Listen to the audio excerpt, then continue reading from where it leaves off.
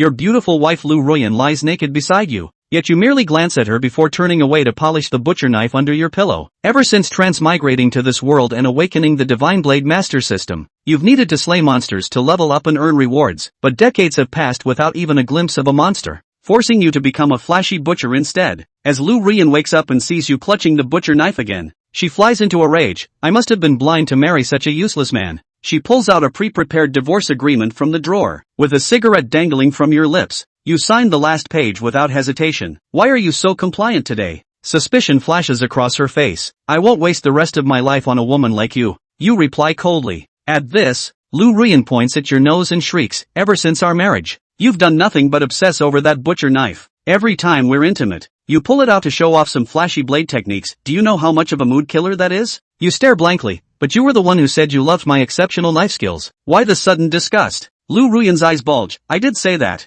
But over the years, how many of my lingerie have you sliced apart? You've nearly shaved off all my body hair. Are you treating me like a slab of pork on your chopping block? An hour later, you and Lu Ruyan arrived at the Civil Affairs Bureau, arguing all the way. In less than 20 minutes, both of you held divorce certificates in your hands. I'll give you 3 days to pack up and get out of my house. Lu Ruyan threw out these words before getting into a brand new Xiaomi SU7 and driving off without looking back. Suddenly, a poster was blown by the strong wind and landed right on your face. You angrily pulled it off, only to be immediately captivated by its contents. It turned out that multiple mysterious portals had recently appeared in the country, and many citizens had lost their lives after accidentally entering them. The government decided to recruit a suicide squad from the public, broadcasting the mission live nationwide to raise awareness about the dangers of these portals. An hour later, you took a taxi to the registration site for the portal exploration team. The place was crowded with beautiful women in OL uniforms, busy processing applications from eager participants. You pushed through the crowd and approached a recruitment desk. I want to sign up for the suicide squad. The girl behind the desk looked you up and down with a strange expression. Sorry, sir, you don't meet the requirements. We're looking for people with exceptional physical fitness. Hearing this, you expressionlessly lifted the hem of your suit and decisively drew a butcher's knife from your waist. With a loud shout, you swung the knife through the air toward the recruitment sign. With a bang, the marble sign was instantly split in half. The surroundings fell silent, and the crowd gaped in shock. After the strike, you calmly sheathed the knife back into its leather scabbard and stared at the girl. Now, do I qualify to join the suicide squad? The girl's mouth formed an O shape. Snapping back to reality at your question, Uncle, our suicide squad desperately needs an expert like you. I'll process your registration immediately. At 10 a.m. the next day, nearly all citizens of Dragon Nation turned on their TVs. Good morning, dear viewers. I'm your old friend Bing Bing, said the beautiful hostess in the temporary studio, introducing the expedition. 7 chairs were arranged opposite her, each occupied by a suicide squad member, including you. You felt dazed, having assumed ancient martial artists were extinct in this world. You unexpectedly encountered peers upon joining the squad. The hostess then shifted gears. Now, some thrilling news among these 100 heroes. 7 ancient martial artists have emerged. They've formed an elite team, and let me unveil this mysterious squad for you. Simultaneously, the cameraman focused on these 7 martial artists. First introduced was the elite team's captain, young lady Xiao Wanqing from the northern Xiao clan. She carried a fiery red longsword on her back, rumored to be the Xiao family's heirloom treasure, the Phoenix Feather Sword. After briefly presenting Xiao Wanqing, Bing Bing's gaze immediately fell upon the second martial artist. Next is the vice captain, also from the northern Xiao clan, Xiao Mei, a peerless master second only to the current clan leader. Soon, the host finished introducing the first 6 members. At this moment, Bing Bing turns her gaze toward you. Suddenly, you feel uneasy because the other 6 teammates are all formidable figures, while you're just a butcher. In a Mercedes-Benz 4S dealership, you Lily, Lu Ruyan's best friend, sits in the VIP lounge holding her phone and waves at Lu Ruyan. Ruyan, today is the big day of the nationally broadcasted Secret Realm expedition. Everyone's watching the livestream, so probably no one's coming to buy cars. Let's sit down and watch together. Lu Ruyan walks over and plops down beside you Lily. You Lily excitedly says, Ruyan, listen to this. Among the Daredevil team recruited from the public this time, there are actually 7 ancient martial arts masters. Really? Lu Ruyan is slightly taken aback and instinctively asks, do ancient martial arts masters really exist in this world? Why would I lie to you? You Lily shoots Lu Ruyan a glance and then exclaims, quick, look, the host is about to introduce the 7th ancient martial arts master. Just as Lu Ruyan and you Lily huddle together, staring at the phone screen, the beautiful host Bing Bing's excited voice reaches their ears. Next is the final member of the elite team. This person is extremely mysterious. It took the authorities extensive investigation to confirm his true identity. He is Zhang Jing, the current head of the Zhang family from the south. At this moment, the cameraman points the lens at you and zooms in for a close-up. You're completely stunned. What's going on? How did I become the current head of the ancient martial arts Zhang family? Ruyan, isn't that old Zhang? Yu Lily turned to Lu Ruyan in astonishment, who looked equally shocked. I have no idea. Lu Ruyan was completely dumbfounded, staring blankly at the phone screen. Ruyan, that's your husband. The host said Zhang Jing is from a southern ancient martial arts family. What on earth is going on? Faced with Yu Lily's barrage of questions, Lu Ruyan felt her head buzzing, countless doubts flashing through her mind. Could it be that Zhang Jing is a hidden ancient martial arts master living among ordinary people? However, host Bingbing wasn't finished introducing you. Rumor has it that at just 6 years old, Mr. Jiang was thrown into the perilous southern Miao territory by the previous family head. Armed with nothing but a butcher's knife, he slaughtered every beast in the region. In the southern Miao territory, Mr. Jiang earned a terrifying nickname, the Rainy Night Butcher. Bingbing grew more and more excited as she spoke, completely oblivious to your stunned expression. Just as she was about to continue, the director's voice came through her earpiece. Alright, that's enough for the show's effect. Any more and we'll risk blowing our cover. On the other side, Lu Ruyan was on the verge of collapse. Is this really my useless husband? Impossible. Absolutely impossible. She forcibly suppressed the unease in her heart and stared intently at the phone screen. It's starting.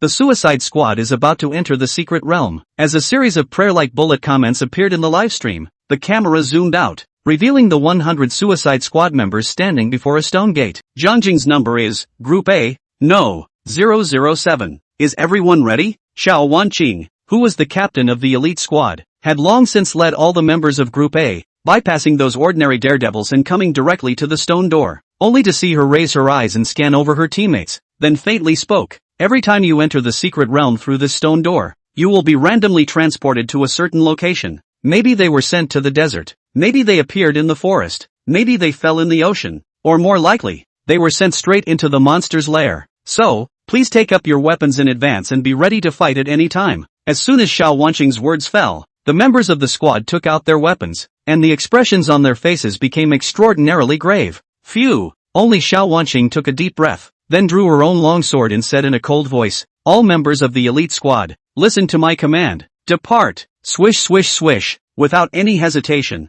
the 7 ancient martial artists of the elite squad, the moment Xiao Wanqing gave the order, the group lifted their feet almost simultaneously and directly stepped into the stone door in front of them. Chapter 7, First Entry into the Secret Realm. Misty Forest. Snap! As Zhang Jing passed through the entrance of the secret realm, he only felt a heavenly rotation, and in the next second, his feet stepped on a soft piece of land. Cold! The temperature around them seemed to have plummeted a dozen degrees. The light also became extraordinarily dim. Zhang Jing subconsciously gripped the killing knife in his hand, then half-crouched his body in a defensive stance, while also squinting his eyes and quickly surveying his surroundings. As far as the eye could see, it was surrounded by a very dense forest. Even if this side of the world was a sunny day, the tall trees blocked out the sunlight, making the entire forest look gloomy.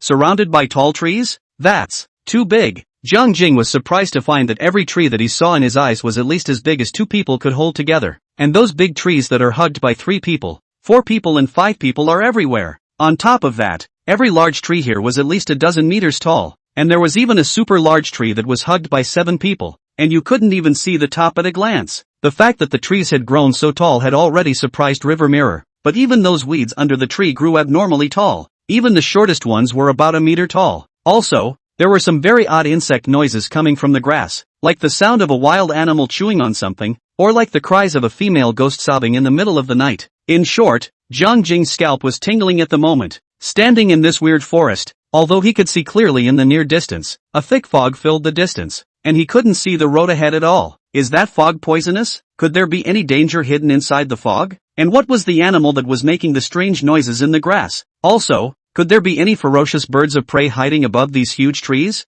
Zhang Jing, who knew nothing about the secret realm, couldn't help but have a series of questions popping up in his mind, and at the same time, he also became more vigilant. Right at this moment, Captain Xiao Wanqing's voice suddenly drifted into the ears of the crowd. Crap! We've been teleported to the Misty Forest. As soon as Xiao Wanqing said this, the 6 squad members, including Zhang Jing, all landed their gazes on her in unison. Wanqing, you said this is the Misty Forest? When Vice Captain Xiao Mei heard the words Misty Forest, her face instantly became ugly. There was also Xiao Long and Xiao Wu, the twin brothers. Their faces became incomparably grave. Not only did they grip the lance in their hands tightly, their eyes were even scanning around quickly, with an appearance of being on the verge of an enemy. On the contrary, the three people in the team, Su Yingru, Xu Gang and Jiang Jing, all looked confused. Obviously, the Xiao family's people must know something about the secret realm. Otherwise, Xiao Wanqing wouldn't have shouted out the name of this place in one breath. There are three characteristics of the misty forest. Firstly,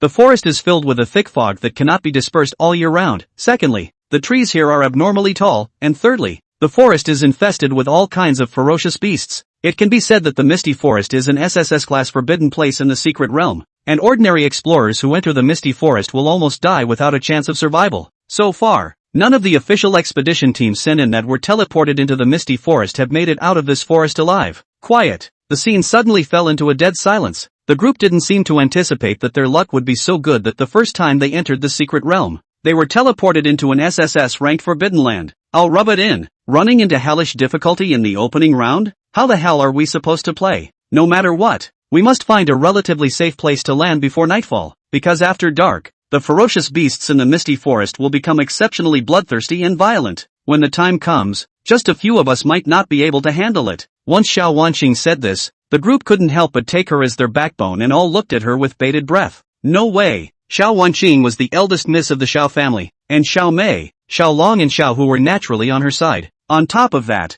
Xiao Wanqing was the captain of the elite squad, and she also had some information about the situation in the secret realm. At this time, Su Yingru, Xu Gang and Jiang Jing, who were the loafers in the team, the wisest choice was to listen to Xiao Wanqing's arrangement. In this forest of crisis, it is definitely better to stay warm in a group than to go it alone. If you want to survive the secret world, you have to follow the one who has the power to keep everyone alive. Obviously, following Xiao Wanqing's command was the best choice for everyone at the moment. Old 3, Old 4, you two are in charge of taking the lead and scouting ahead. The second and the fifth follow me. Always keep an eye on both sides of the group, and also be ready to support the third and the fourth. Old 6 and Old 7 are in charge of breaking the back. After Xiao Wanqing quickly gave this order, all the squad members, including Jiang Jing, all froze in place. Who's the third and fourth? And who are the second and fifth? Who are Old 6 and Old 7 again? Until Xiao Wanqing raised her left hand and pointed to the smart bracelet she wore on her wrist, showing her number in the process. It was at this moment that the crowd came to a realization. It turned out that Xiao Wanqing was using the numbers of the squad members and was addressing everyone. Jiang Jing's number was a group 007, so he was the Old 7 that Xiao Wanqing was talking about. Jiang Jing didn't have much of a problem with this title, but Xu Gang, who was standing beside him, couldn't help but mutter, *********.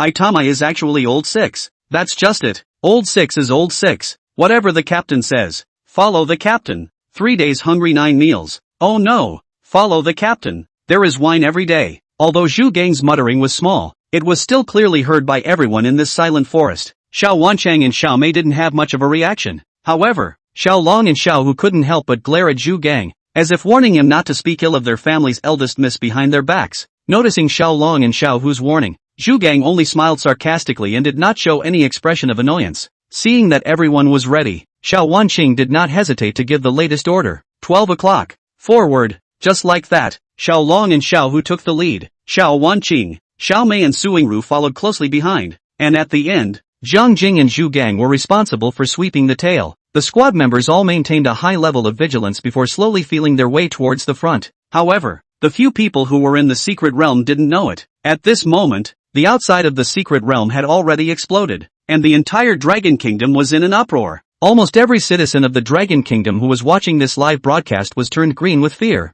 and the screams were even louder, because, except for the elite squad, which was not in danger for the time being, the other 9 groups of the Death Squad were all dealt a devastating blow. The 12 members of Daredevil's second group, they had just entered the secret realm when they were teleported into a dimly lit cave. Before they could get a clear picture of the scene, countless giant poisonous snakes poured out from all around them, dense and overwhelming. In less than a minute, the snakes had completely overwhelmed the 12 daredevils. The 10 members of the third group were teleported to a valley, and before they could start exploring their surroundings, countless fist-sized bees flew over, directly destroying them as a group. The fourth group was transported into a swamp and then torn to pieces by countless giant alligators. Group 5 was transported to a desert and then dragged into the dunes by countless giant scorpions. The 6th group, the 7th group, the 8th group, the 9th group, and the 10th group, without exception, were all teleported inside the monster's lair. To this point, Members of Death Squads 2 through 10. All pawns. Only the 7 ancient martial artists of the elite squad remained, groping their way cautiously through the misty forest. Chapter 8, Ruyan Lu regrets. This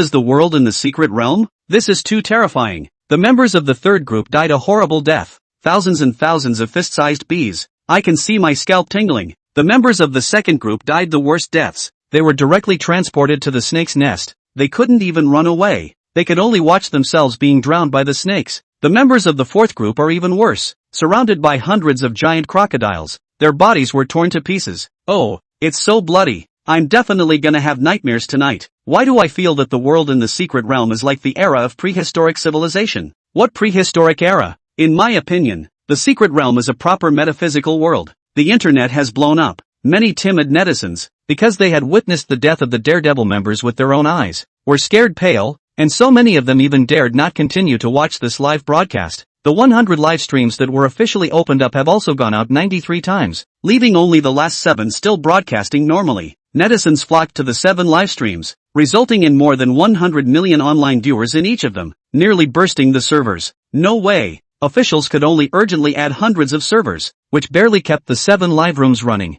That's right, these 7 live rooms were precisely the live rooms of the 7 ancient martial artists of the elite squad. They are also jokingly referred to by netizens as the last 7 seeds of this secret adventure. Mercedes-Benz 4S store, VIP lounge area in the lobby. Lily pounded on her phone for a while and finally entered Jiang Jing's live broadcasting room. Seeing that Jiang Jing was still alive and well, and that there didn't seem to be any dangerous situations around, not only was Lily relieved, even Lu Ruyan, who was sitting beside her, couldn't help but let out a sigh of relief. Ruyan, I didn't expect old Jiang to look quite handsome in this black combat uniform. A woman's focus is never the same as a man's. The men were watching this live broadcast, focusing on the various dangerous situations in the secret realm and how the daredevils were going to deal with the various dangers. And women will only focus on whether the person is handsome or not, or the person looks like a certain celebrity, or the person's temperament does not match the clothes. Anyway, women never get the point. Lily, do you have eyes for river mirror? Lu Ruyan's face changed when she heard this, and her eyes flashed a touch of caution when she looked at Lily.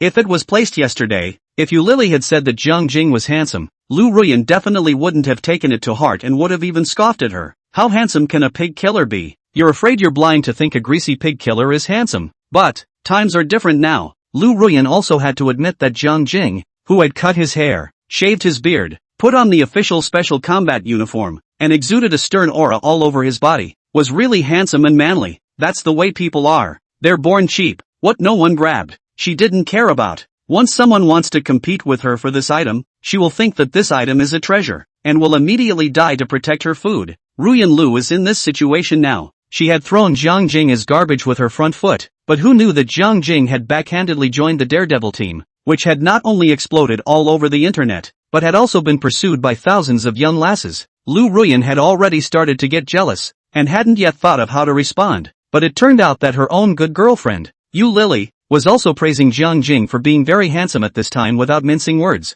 Doesn't that just add fuel to the fire? No way. Definitely can't let Lily know about my mom's divorce with Jiang Jing. Otherwise, with the pissy nature of this little scratchy hoof of Lily, she would definitely try to seduce Jiang Jing in any way she could. Ruyan, are you kidding? Jiang Jing is your husband, and you and I have been good girlfriends for so many years. How could I possibly look at my good girlfriend's man? I'm praising you for having a good eye. Taking Jiang Jing early. In the future, when your wife is a good husband, don't forget about me, your good best friend. Looking at the pleasing smile on Lily's face, although Lu Ruyan pretended to be unconcerned, she couldn't help but feel a hint of bitterness in her heart. Wife by husband? The old lady wants to soar on her husband's back, too, but I'm already divorced from Jiang Jing. How can I be a wife to my husband? No way. Definitely can't let go of such a great opportunity. When Jiang Jing came out of the secret realm, he said that he would drag him to remarry. If he doesn't agree to remarry, I'll pull my daughter over. Jiang Jing loves his daughter so much. I don't believe that for the sake of his daughter, he can still not agree to remarry?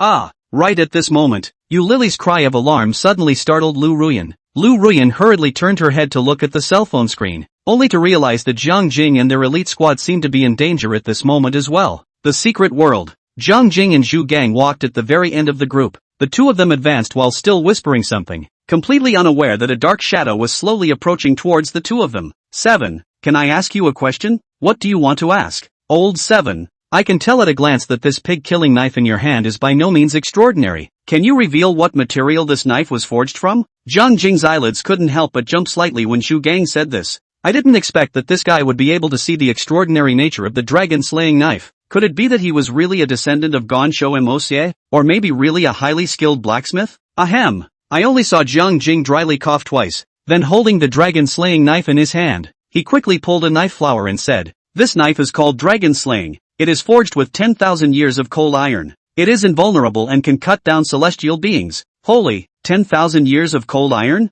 So awesome? Zhu Gang was first taken aback. Immediately afterward, his eyes became blazing. Not only did he stare dead on at the pig-killing knife in Jiang Jing's hand, even a trace of saliva flowed out from the corner of his mouth. Old 6, what's that look in your eye? Old 7, can I make a deal with you and lend me your dragon-slaying sword for a bit of study? Old 6, you want to fart eat? Old 7, don't be so petty. I'm just borrowing it for a bit of research. I promise I won't break your sword. Whoosh! Just then, the dark shadow that had been trailing behind them suddenly sprang out of the grass, only to see this huge black shadow. Not only did it leap up high, but it also lunged down hard towards Zhu Gang's head. Asterisk asterisk asterisk asterisk. What the hell? Zhu Gang's reaction was quick, only to see that he didn't care. He backhanded the sledgehammer and blasted at this black shadow from bottom to top. Boo! After a muffled sound, the black shadow was unexpectedly blown directly into the sky by this hammer from Zhu Gang, and a miserable howl was emitted. It wasn't until this moment that Jiang Jing saw clearly. This black shadow that sneaked up on Zhu Gang was actually a wolf that was bigger than a tiger. Seeing that this giant wolf was about to fall down, Zhu Gang was also ready to swing the hammer for the second time, seemingly wanting to smash the giant wolf to death with a single blow. It was too late, only to see a half-moon-shaped blade suddenly shoot over from a diagonal, grabbing Zhu Gang's hand before he could strike, and ruthlessly slashing at the giant wolf's stomach. Copper head, iron tail, tofu waist. The weakness of an animal like a wolf is in its loins. But, without any surprises, this giant wolf, which was bigger than a tiger, was cut in half on the spot by this blade aura. A large amount of blood spilled down from midair, and Zhu Gang's head, shoulders, and face were stained with a lot of wolf's blood because he couldn't dodge in time. Holy 7, how can you be so violent? When the host introduced you just now, I didn't really believe it at all, but I didn't realize that you're really the Rainy Night Butcher. Chapter 9, Talent, Ancestral Dragon Bloodline. Ding. Host kills mutant giant wolf. Blood value +2. Ding. Congratulations to the host's chi and blood value for breaking through to 500 points or more, and his rank is automatically raised to a 2-star martial artist. Ding. Congratulations to the host for gaining 3 skill points. Ding. Congratulations to the host for obtaining an upgrade pack. Please open it. After Jiang Jing killed the mutant giant wolf, a series of system beeps immediately rang in his ears. At the same time, a long-lost warmth came from within his body, which was the feeling that his chi and blood values were increasing. 5 years. It's been 5 whole years. As early as 5 years ago, Jiang Jing was stuck at the bottleneck of 499 points of chi and blood value, and since then, he had never tasted the feeling of increasing chi and blood value. Unexpectedly, this time, only just after entering the secret realm, he had raised his chi and blood values to over 500 points and managed to be promoted to a 2-star martial artist. Sure enough, the secret realm was an upgraded blessing tailor-made for him. By the way, the system has also rewarded you with an upgrade pack. Should I open it now to take a look? At this moment,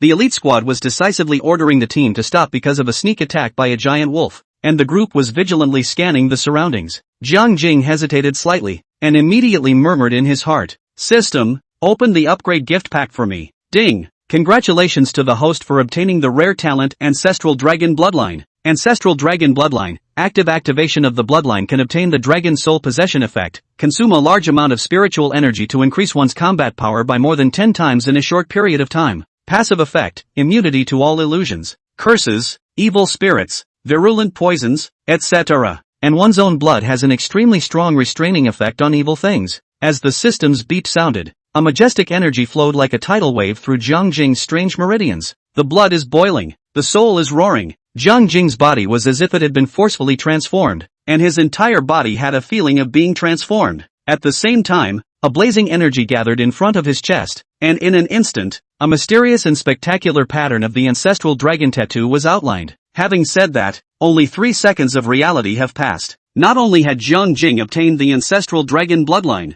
but he had also condensed a well-proportioned muscular body, exuding an ineffable androgynous charm all over his body. To sum it up, it's gotten better looking. Host, Jiang Jing. Rank, 2-star martial artist. Talent, ancestral dragon bloodline. Blood value, 501. Mental power, 100. Kickboxing, basic kickboxing. Stance, basic footwork. Blade technique, blast wind blade technique. Blade chi. Skill points, 3. Aha! What did I see? Was that the legendary sword aura just now? Handsome. So handsome. Uncle Zhong's sword is simply dominating. My god. Is this an ancient martial artist? A single slash split such a large wolf in half. Rainy Night Butcher. Really lives up to his name. Uncle Jiang, may I ask if your old man still accepts disciples? Master is above. Please accept my disciple's obeisance. The youngest daughter is 18 years old, as beautiful as a flower, and obedient. May I ask if Uncle Jiang still lacks a little maid to warm the bed beside him? The internet blew up again. Jiang Jing's dominating and incomparable slash just now was relayed in real time to all the netizens watching online.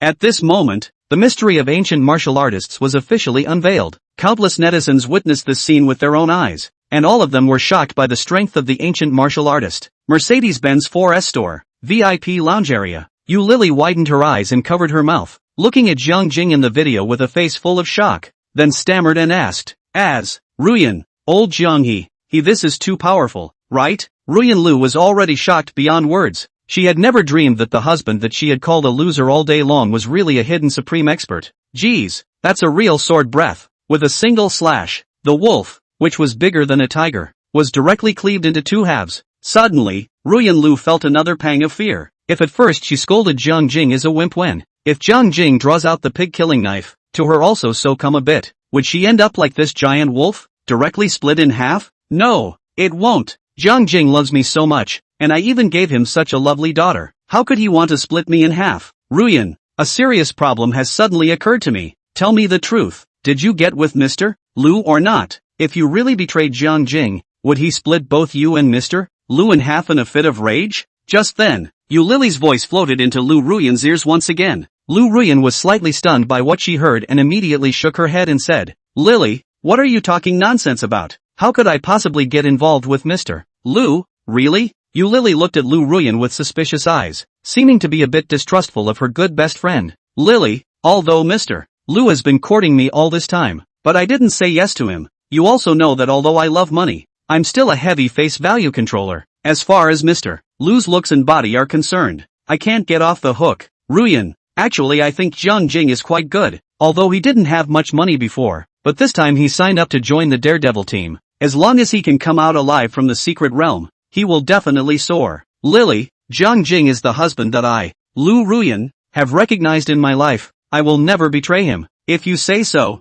Ruyan Lu's mood was complicated. She regretted divorcing Jiang Jing on impulse. At the same time, she was also calculating in her mind what methods she should use to coax Jiang Jing back to remarry her. And, before remarrying Jiang Jing, she must hide the matter of her divorce from Jiang Jing, and absolutely must not let this little scratchy hoof of Yu Lily know about it. Fireproofing your girlfriends. Ruyan Lu didn't want her best friend to steal her own crystal. The secret world. Jiang Jing had just finished checking his personal attribute panel when a pattering sound was heard in his ears. It wasn't just Jiang Jing who had discovered the abnormality. All the members of the entire elite squad had sensed that a dangerous aura had approached. Swish swish swish. The grass around them suddenly lit up with a green light. Upon closer inspection, it wasn't a green light, but a pair of wolf eyes. Each pair of wolf eyes was as big as a human fist, not only glowing with an eerie green light, but also a bloodthirsty murderous aura. 1, 2, 3. In the vigilant eyes of the elite squad members, thousands of mutated giant wolves noiselessly burrowed out of the grass. At this moment, if one were to pull the camera into mid-air,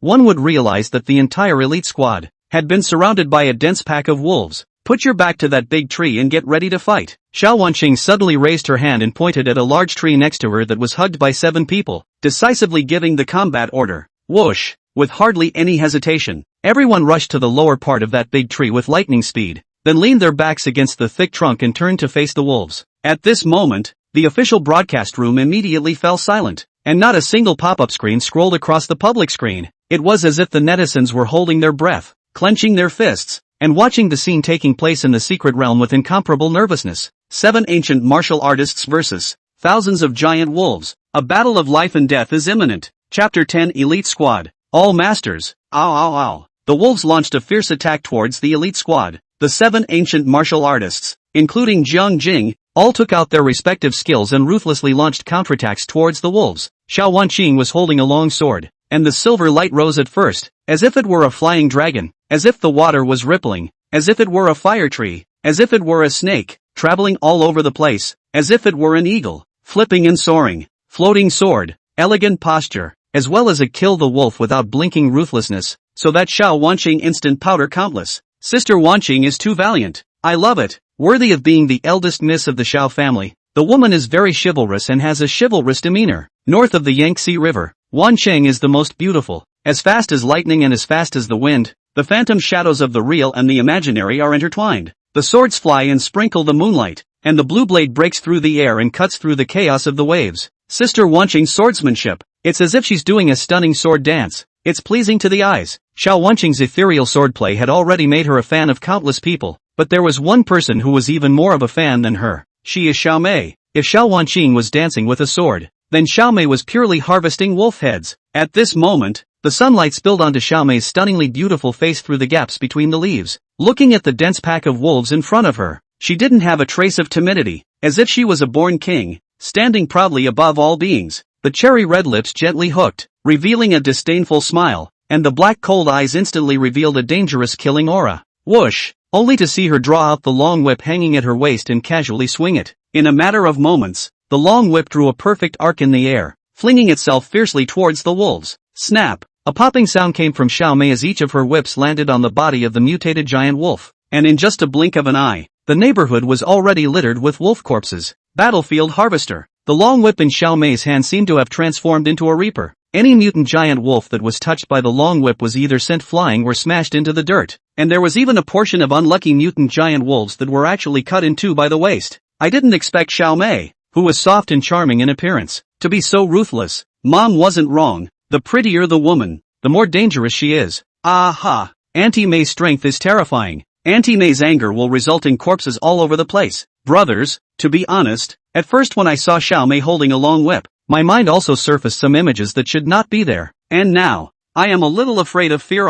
Dude, not every whip is a turn-on. I was holding a small whip in my hand, and I was so proud of myself that I didn't know how to fall all over the mud. Upstairs, how dare you sing? Do you believe that Auntie Mei will give you a whip and directly cut you in two? Xiao Wanqing's ethereal, Xiao Mei's ruthlessness, had already brought a deep and incomparable impression to all the water friends watching online. But, the two brothers of the Xiao family, Xiao Long and Xiao Hu, their performance was not at all inferior to Xiao Wanqing and Xiao Mei. Only to see the two brothers waving their lances, a powerful wind erupted in the air like a streak of lightning, shooting out sharply in all directions. As the saying goes, an inch is as good as an inch. Under the cooperation of the two brothers, any mutant giant wolf that dared to approach their side was either swept to the ground or jerked out. In a short period of time, a vacuum was unexpectedly formed in the vicinity of the two brothers, and not a single mutant giant wolf was able to take half a step closer to their side. Good gun law. The dragon throws the world to pieces. The lone gun 9 times. The country's border is extinct. The ruthless world's 100 soldiers, condensing the way to the pit of 10,000 people.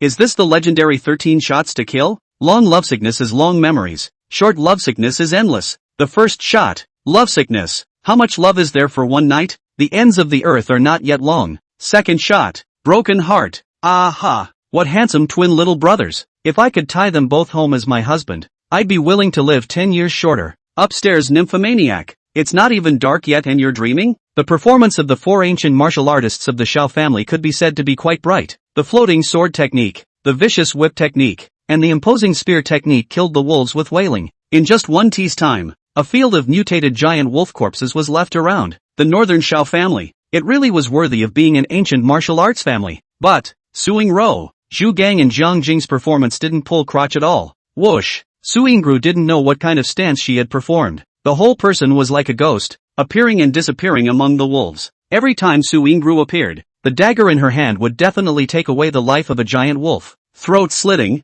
backstabbing, strangulation, disembowelment, all sorts of assassination methods were about to be played out by Su Yingru. Watching her ghost-like figure, flexible and athletic posture, the unexpected assassination technique, especially when she was half squatting, her long legs outlined an extremely beautiful arc. A movie character, Catwoman, suddenly flashed through River Mirror's mind. That's right, Su Yingru was like a catgirl, with a body that was sexy and hot to the extreme. Faced with such a beautiful landscape, even Jiang Jing, A 40-year-old man couldn't help but take the time to take a few more glances. Aha! Shadowsoft's sister is so sexy. Love it, divine, dark, Nightwalker. I'm starting to believe a little now that Su Ingru is really an assassin. Shadowsoft is truly beautiful and valiant. One step kills a wolf. 1,000 miles do not leave a trail. After the matter whisks away the clothes, deep hiding body and name. What a cold woman. Even through the cell phone screen, I can sense the cold aura emanating from Su Ingru. Me too. I always feel a chill down my neck. I'm scared. Spicy next door. Go to hell for me. Fatty. Right at this moment, a bellowing cry instantly attracted everyone's attention. Chukong actually freaked out, only to see him waving his giant hammer with both hands. His entire body spun rapidly, like a gyroscope that had been pumped to the extreme, and plunged headlong into the wolves. Boom boom boom. Ouch. Shu Gang's move gyroscopic spin instantly caused immense destruction to the wolves. In just a blink of an eye, dozens of mutated giant wolves were smashed away. Some of these giant wolves had their heads smashed open, some had their vertebrae broken, some had their forelimbs or hind limbs broken, and some were directly smashed into a piece of meat cake. Wherever Zhu Gang passed through, any giant wolves that stood in his way were immediately cleared. When he went on such a rampage, the harvested wolf heads instantly surpassed Xiaomei. *******. Old Six is such a cowbeer? Looked away. I didn't realize Six was an expert. Invincible rotating sledgehammer. Thunderbolts and lightning create a cold light. Is this Zhong Wuyan's big move, Hurricane Hammer? In a word, heifer broke into an elephant herd. Cowbeer is big. Sixth brother is mighty. Sixth brother is domineering. I'm a fan now. Sixth brother's aura. A proper team MT. Chapter 11 Advanced Blade Technique. Mad Dragon Slash. The Secret World. The elite squad had their backs to a large tree and were fighting off an entire pack of wolves. Compared to the wonderful performance of his 6 teammates, Zhang Jing was a bit mediocre at the moment. He just keeps throwing knives. But, with every strike of his blade, he was bound to slaughter a mutated giant wolf. The main focus is the word fast. Ding. Host kills the mutated giant wolf. +1 blood value. Ding. Host kills the mutated giant wolf. +1 blood value. Ding. Host kills the mutated giant wolf. +1 blood value. Listening to the system beeps that kept ringing in his ears and feeling the rapidly increasing blood value in his body, Zhang Jing's heart became more and more anxious. Before upgrading, Zhang Jing could raise his blood value by 2 points by beheading a mutant giant wolf. However, after upgrading to a 2-star martial artist, Zhang Jing could only raise his blood value by 1 point when he killed a mutated giant wolf. Those aren't the point. The point was that both his blast wind blade technique and blade chi were single attack skills. To put it simply, Zhang Jing could only decapitate 1 mutant giant wolf each time he used his sword. Looking at the remaining 6 ancient martial artists of the elite squad, they were able to take away at least 2 or 3 mutant giant wolves with each strike, especially Zhu Gang. This reckless man, once his big move was on, he directly stuck into the wolves and started the harvesting mode. Although the wolves were numerous, there was always a moment when they were killed off, right? In Zhang Jing's eyes, these mutant giant wolves could all be experience value. I'm sorry. By robbing me of my experience value, I am blocking me from improving my strength and leveling up. I can't stand my uncle, but I can't stand my aunt, brother Tuzi. I want to learn the advanced blade skill. Seeing that the number of wolves was decreasing, Zhang Jing suddenly clenched his teeth and directly chanted silently in his heart. Ding! Will the host consume 3 skill points to automatically comprehend an advanced blade technique? The system's beep came from his ears, and Zhang Jing barely hesitated, immediately answering in his mind. Yes. To comprehend a primary martial art, you only need to consume 1 skill point. To comprehend an intermediate level martial art, you need to consume 2 skill points. To comprehend advanced martial arts, you need to consume 3 skill points. On top of that, learning martial arts must be done in a gradual manner, without skipping levels. To put it simply, Zhang Jing could only learn intermediate martial arts if he learned primary martial arts, and then he could go on to learn advanced martial arts. Fortunately, he had already learned the beginner level martial skill, blast wind blade technique, as well as the intermediate level martial skill, blade chi.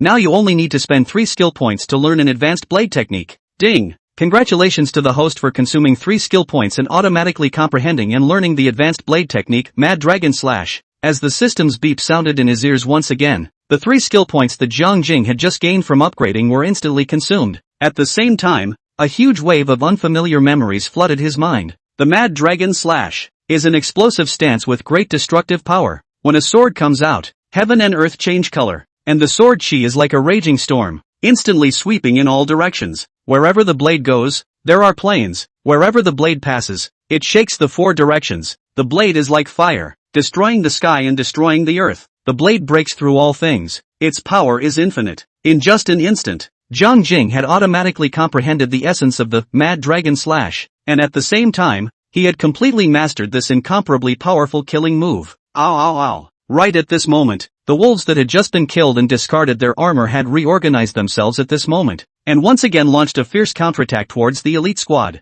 Jiang Jing was instantly delighted. The opportunity to brush up on your experience value. Here it comes. Drink! Only to see Jiang Jing suddenly shouted violently. The whole person suddenly leaped up in the air, the pig-killing knife in his hand, but also by his hands raised above his head. Mad Dragon Slash. As Jiang Jing roared out, his body rotated 360 degrees in midair before he raised his pig-killing knife high and slashed down viciously towards the ground. Rumble! After a loud bang, the killing knife slammed heavily into the dense wolf pack with a thunderous force. Whoosh! In a blink of an eye, thousands of light red blade chi burst out from the pig-killing knife, then shot out in all directions in a fast and furious manner. Blow up! River Mirror's blade energy exploded. This scene was as if a bomb had been dropped on the wolves, and countless shrapnel exploded, taking away the lives of a large number of mutated giant wolves in an instant. Asterisk asterisk asterisk asterisk. River Mirror opened wide? Cow beer. Mighty. Bully. This knife, it simply lights up my dog's eyes. Rainy Night Butcher. Really lives up to his name. Aha.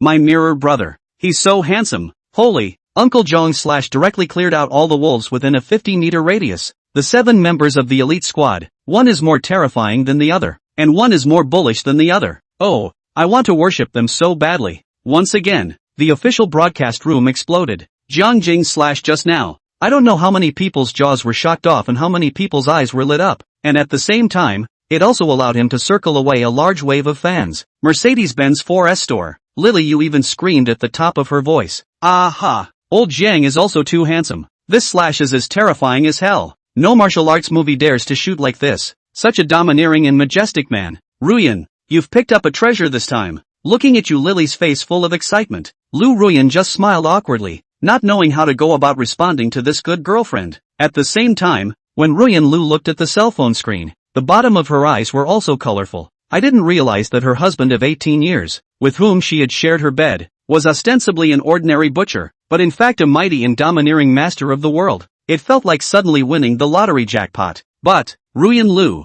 however, tore up this lottery ticket in advance. Now that she knew that this lottery ticket had won the first prize, Ruyan Lu's intestines were almost green with remorse. Jiang Jing, Jiang Jing, you are obviously a supreme expert. Why are you hiding these things from me? Could I have divorced you if you had told me all this earlier? And, old mother accompanied you to eat so many years of suffering, did not enjoy your one day of blessings, and now only just divorced you. Turn your eyes, you are going to soar. No way. The seat of Mrs. Jiang can only be mine. Lu Ruyan's eyes suddenly flashed a touch of determination, only to see her quickly took out her cell phone, quickly edited a WeChat, and then sent it to a friend named General Lu. Lu Ruyan, Mr. Lu, I'm sorry, but I'm sorry I can't promise you that thing you told me last time. I have my own family, and I love my husband very much. I will never betray him. After sending this WeChat, Lu Ruyan took a deep breath, just ready to delete Mr. Lu from the friends list, but who knows, the other party gave her back a WeChat. Mr. Lu Ruyan,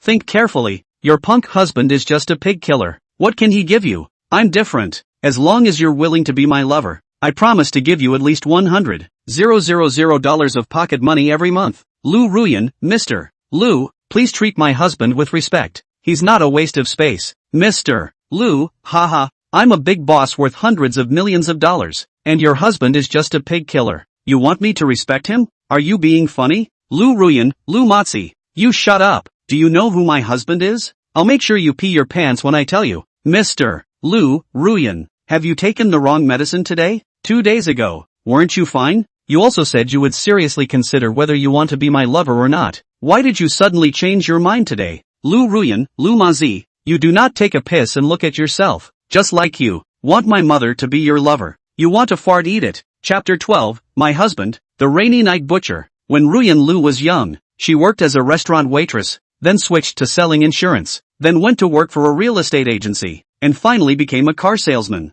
Mr. Lu, formerly known as Lu Dahai, is the boss of a network game company, and is nicknamed Lu Mazi because of his pockmarked face. Lu Dahai was buying a car in a BMW 4S store when he met Lu Ruyan, the sales manager responsible for receiving him. At that time, Lu Dahai took a first glance at Lu Ruyan. Although Ruyan Lu was already close to 40 years old, she had taken good care of herself and looked like a 30-year-old young woman. Exquisite and charming face, mature and plump body, bare waist, thin and fat buttocks, together with a pair of long legs. It is simply the ceiling of the young women's world. This kind of super invincible big mature woman is not only a huge killing force for young boys, but also has a fatal attraction to old men. Lu Dahai, who was already in his 50s, saw Lu Ruyan's twisting, fat buttocks, and a fire that could not be extinguished sprang up in his heart on the spot. Thus, Lu Dahai found a way to get to Lu Ruyan's WeChat, and then spent nearly half a year, slowly playing good relations with her. During this recent period of time, Lu Dahai even sends a bouquet of flowers to Lu Ruyan every day, and at the same time on WeChat,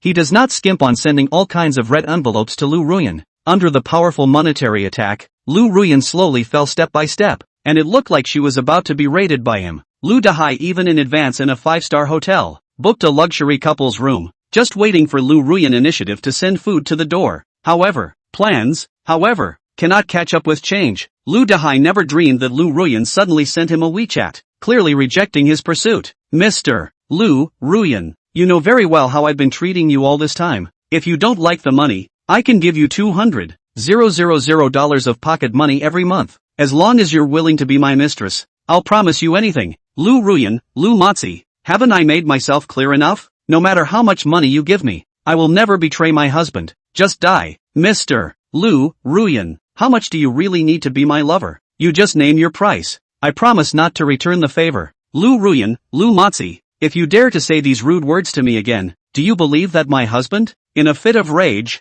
will directly split you in half? Mr. Lu, oh, I'm the boss of such a big company. Would I be afraid of a pig killer? Lu Ruyan, don't say you're just a small boss. Even if you're a big CEO worth hundreds of billions of dollars, in front of my husband, you'll still have to do the same thing with your tail between your legs. Same time frame, Lu Dahai sat in his office. He only saw that he opened his computer and entered the official live broadcasting room, watching the live broadcast of the secret adventure while chatting with Lu Ruyan on WeChat. Marred. Lu Ruyan the stinking cousin. In these 6 months, Lousy has spent almost $500,000 on her, and as a result, she won't even let me touch her. After spending so much money on me and refusing to sleep with me, where in heaven is such a cheap thing? The more Lu Dahai thought about it, the more angry he became, only to see him pick up his cell phone, quickly edited a WeChat and sent it directly to Lu Ruyan. Mr. Lu Ruyan Lu, you've spent nearly $500,000 of my money in the past 6 months. How should this account be settled again? Willow Ruyan, oh, you can find my husband to settle this account. Mr.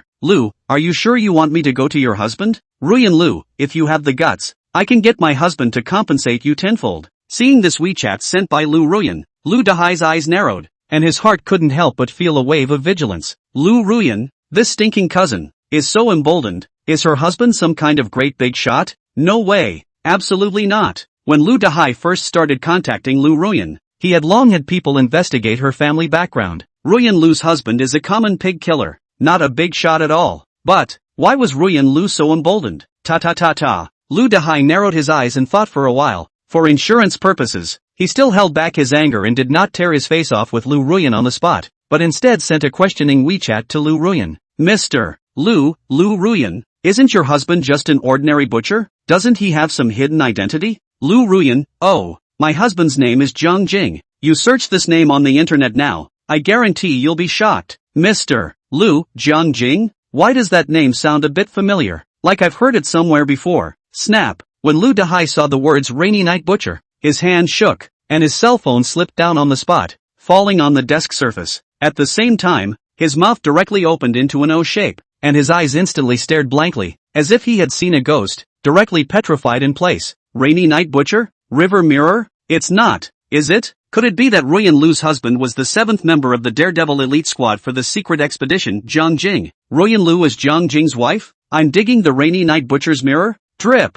Right at this moment, Lu Ruyan sent another WeChat to Lu Dahai. Oh, no. To be precise, Lu Ruyan sent Lu Dahai a photo of her in Zhang Jing's wedding photo. Lu Dahai clicked on the photo, and then stared at the eyes, scalp numb, back cold, staring at the photo of the man. The small heart is more plopping wildly jumped up. That's right, that's him, that murderous, Rainy Night Butcher River Mirror. He's really Ruyan Lu's husband. 1 second, 2 seconds, 3 seconds. Lu Dahai suddenly reacted, only to see a slight hesitation. He hastily edited several WeChat replies to Lu Ruyan. Mr. Lu, MS. Lu, I'm sorry, I was blind before. I shouldn't have thought of you. Mr. Lu, Miss Lu. Oh no, Mrs. Jiang, you are generous. Don't get on my bad old man's bad side. I promise I will never harass you again. Mr. Lu, by the way, the 500,000 yuan I spent on you before, take it as my filial piety to your old man. I hope you treat me as a fart to let go.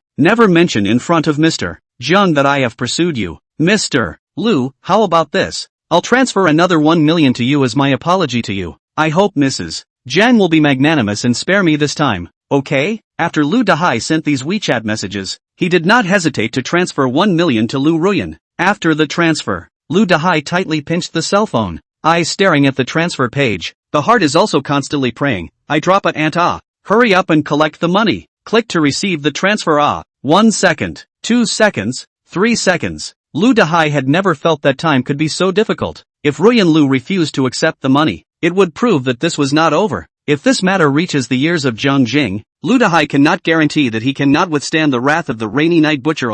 Transfer received. I don't know how long it took, but the chat page suddenly popped up with a message reminder that Lu Ruyan had received $1 million transfer from Lu Dahai. Seeing this scene, Lu Dahai couldn't help but let out a sigh of relief, and his originally hanging heart slowly relaxed, only to see that he wiped the cold sweat on his forehead and was just about to send a WeChat to Ruyan Lu. Who knew that Ruyan Lu had sent a WeChat over before him? Lu Ruyan, I've taken the money, and I've forgiven you. From now on let's pretend we've never known each other and delete each other. Lu Dahai. Chapter 13, The Wolf King appears. A demonic beast that can spit wind blades. The secret world. Zhang Jing held a pig-killing knife and unleashed a massacre on the wolves with impunity. Ding. Host kills the mutated giant wolf. +1 blood value. Ding. Host kills the mutated giant wolf. +1 blood value. Ding. Host kills the mutated giant wolf. +1 blood value. Listening to the system beeps ringing in his ears. Feeling the crazy increase in blood value in his body, Zhang Jing became more and more excited, and his strikes became more and more vicious. The whole person was like a maniac. Rumble. Coincidentally, at this moment, the official live broadcast locked the camera on Zhang Jing's body, while Zhang Jing held his killing knife in his hand and quickly rushed into the wolves, casting another berserker dragon slash. With one blade, heaven and earth changed. Thousands of blood-red blade chi were like the scythe of the god of death, crazily harvesting the heads of the mutated giant wolves. Any mutated giant wolf that was touched by the blade chi was invariably split into two. A rain of blood sprinkled down from the sky. Not only did it dye Zhang Jing into a bloody man, even his 6 teammates were not spared. All of them were drenched into a soupy mess. Aha! Old 7, you reckless man, why do you have to make the scene so bloody? Can't you strike a little lighter? Shu Gang's yelling suddenly came through. Zhang Jing took the time to look back at him, and suddenly realized that apart from Zhu Gang, the other 5 teammates had all stopped attacking the wolves, and were all frantically dodging the rain of blood that was falling from the sky. Good chance. This big wave of experience value is all mine. Whoosh! Without any hesitation, Zhang Jing suddenly lowered his head and sank his shoulders, then quickly ran around this big tree that was hugged by 7 people. Mad Dragon Slash. Zhang Jing ran while waving the killing knife in his hand, and in the eyes of the stunned crowd,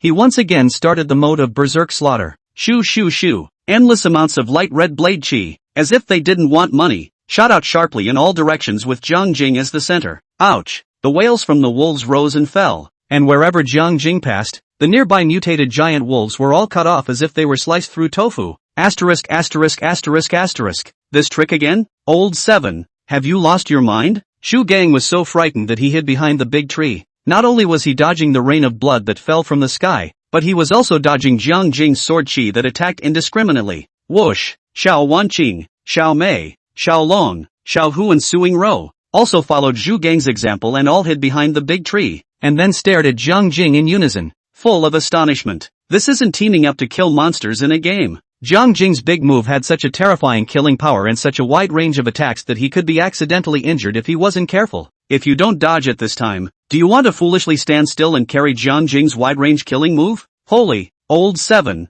the madman, has opened wide again. Just how much true chi does he have? How can it withstand such consumption? Also, does he have an undying grudge against these giant wolves? His eyes are all red from killing, and he doesn't see him stopping to rest for a while? The scene got a little comical for a moment. Zhang Jing was running frantically around the tree. While running, he executed the Mad Dragon Chop, as if it was a moving turret, constantly firing out densely packed blade chi in all directions. His 6 teammates, on the other hand, all hid behind the big tree. They were only seen staring at Jiang Jing's running route, adjusting their positions at any time, carefully dodging the sword chi that was roaming the sky in an indiscriminate attack. Aha! Brother Mirror is killing crazy. The Rainy Night Butcher is too ruthless. When he goes crazy, he doesn't even spare his own people. Brother Mirror was crowned a god in one battle. When the host introduced Jiang Jing before, I still don't believe it. How can one person and one sword kill through the southern region of Miaozhong? Now, I'm directly kneeling to Jiang Jing. The god of Kong is awesome.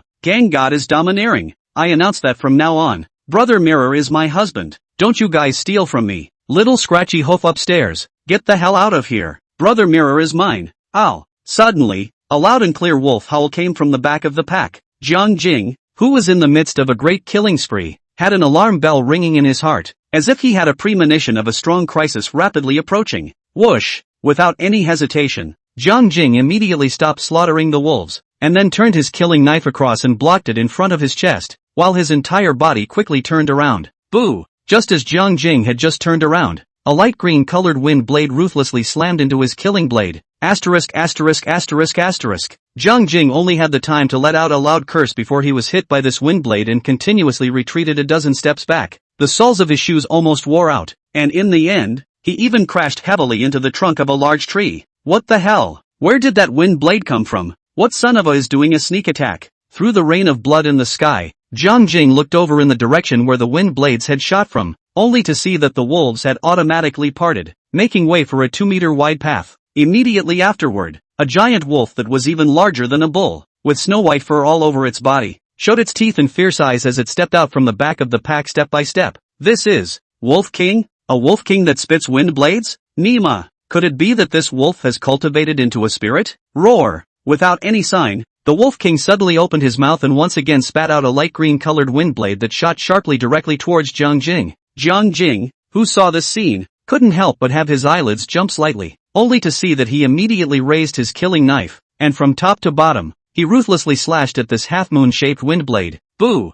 After the slash, the wind blade was instantly split in half, but the wind blade's momentum did not decrease, slashing through both sides of Jiang Jing's body, left and right, and finally blasted fiercely into the tree behind him, and left 2 deep scratches on top of the tree trunk. So strong. Jiang Jing stared at this Wolf King. The hands holding the pig-killing knife couldn't help but tremble slightly, and a trace of blood was vaguely flowing out of the tiger's mouth. Just now, with that slash, Jiang Jing seemed very relaxed and casual, but in fact, he had already used all of his strength. However, he just barely managed to cut the wind blade in half. If the Wolf King fired a wind blade towards him again, Jiang Jing could only choose to dodge it, and would definitely not dare to go back to a hard catch. Everyone be careful. This is a powerful demonic beast. Never confront it head-on. Be careful of the wind blades that come out of its mouth. Old 6 and Old 7. You two find a way to stall it, and the rest of you follow me to attack from behind it. Right at this moment, Captain Xiao Wanqing's voice suddenly drifted over. Jiang Jing also knew that this moment was definitely not the time to be a hero,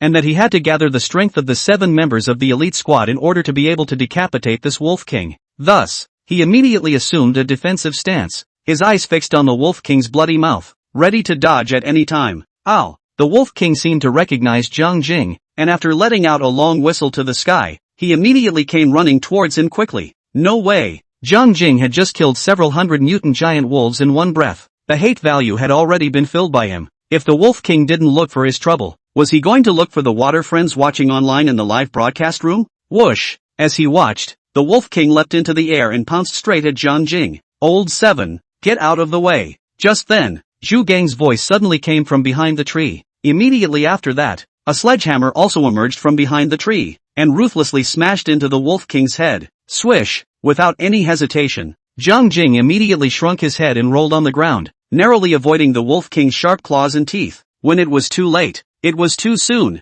Jiang Jing had only just dodged out of the way when Old 6's giant hammer smashed into the Wolf King's head. Boo! After a loud bang, the Wolf King was smashed headfirst onto the ground. However, before Zhu Gang could let out an excited cry, the Wolf King instantly bounced up from the ground, and also opened his mouth, spraying a wind blade towards Zhu Gang at close range. Nima! Zhu Gang was instantly startled and subconsciously raised his giant hammer, blocking it in front of his body. Boo! After another loud bang, more than 200 pounds of Zhu Gang unexpectedly even with a hammer, Together with the wind blade was blown away, and finally also heavily smashed in another large tree not far away. Chapter 14, the best moves are used, and the Wolf King storms out. Asterisk asterisk asterisk asterisk. The Wolf King boss has made his shining debut. A Wolf King that can spit wind blades? Is this damn thing in a big metaphysical movie? What kind of world is in the secret realm? Is it really the kind of metaphysical world in novels? Since there are wolves that spit wind blades, are there any fire-breathing dragons inside the secret realm? I don't know if there are any giant dragons, but I do know that if the elite squad can't do away with this Wolf King, it's a straight game over. Elite squad, go for it. The official livestream blew up again. Countless pop-ups were scrolling frantically on the public screen of the live broadcast room. This isn't a movie, it's a live broadcast. Of the entire 100 Daredevil members, 93 had been sacrificed so far, leaving only the last 7 ancient martial artists languishing in the secret realm. More importantly, this was only the first day that the Daredevil team entered the secret realm. There were still 9 days behind them, and there was no telling what kind of dangers the elite squad would encounter. That official jingle is not wrong. Cherish your life and stay away from the secret world. Ow! The Wolf King suddenly snapped, only to see it roar up to the sky, its fur standing up all over its body, and its pair of fist-sized eyes even turned blood red. Not good. The demonic beast has entered a violent state. Everyone don't hold back. I'll make the strongest strike for me. I'll focus on it for seconds. Xiao Wanqing decisively gave the order to attack with all her might, and at the same time,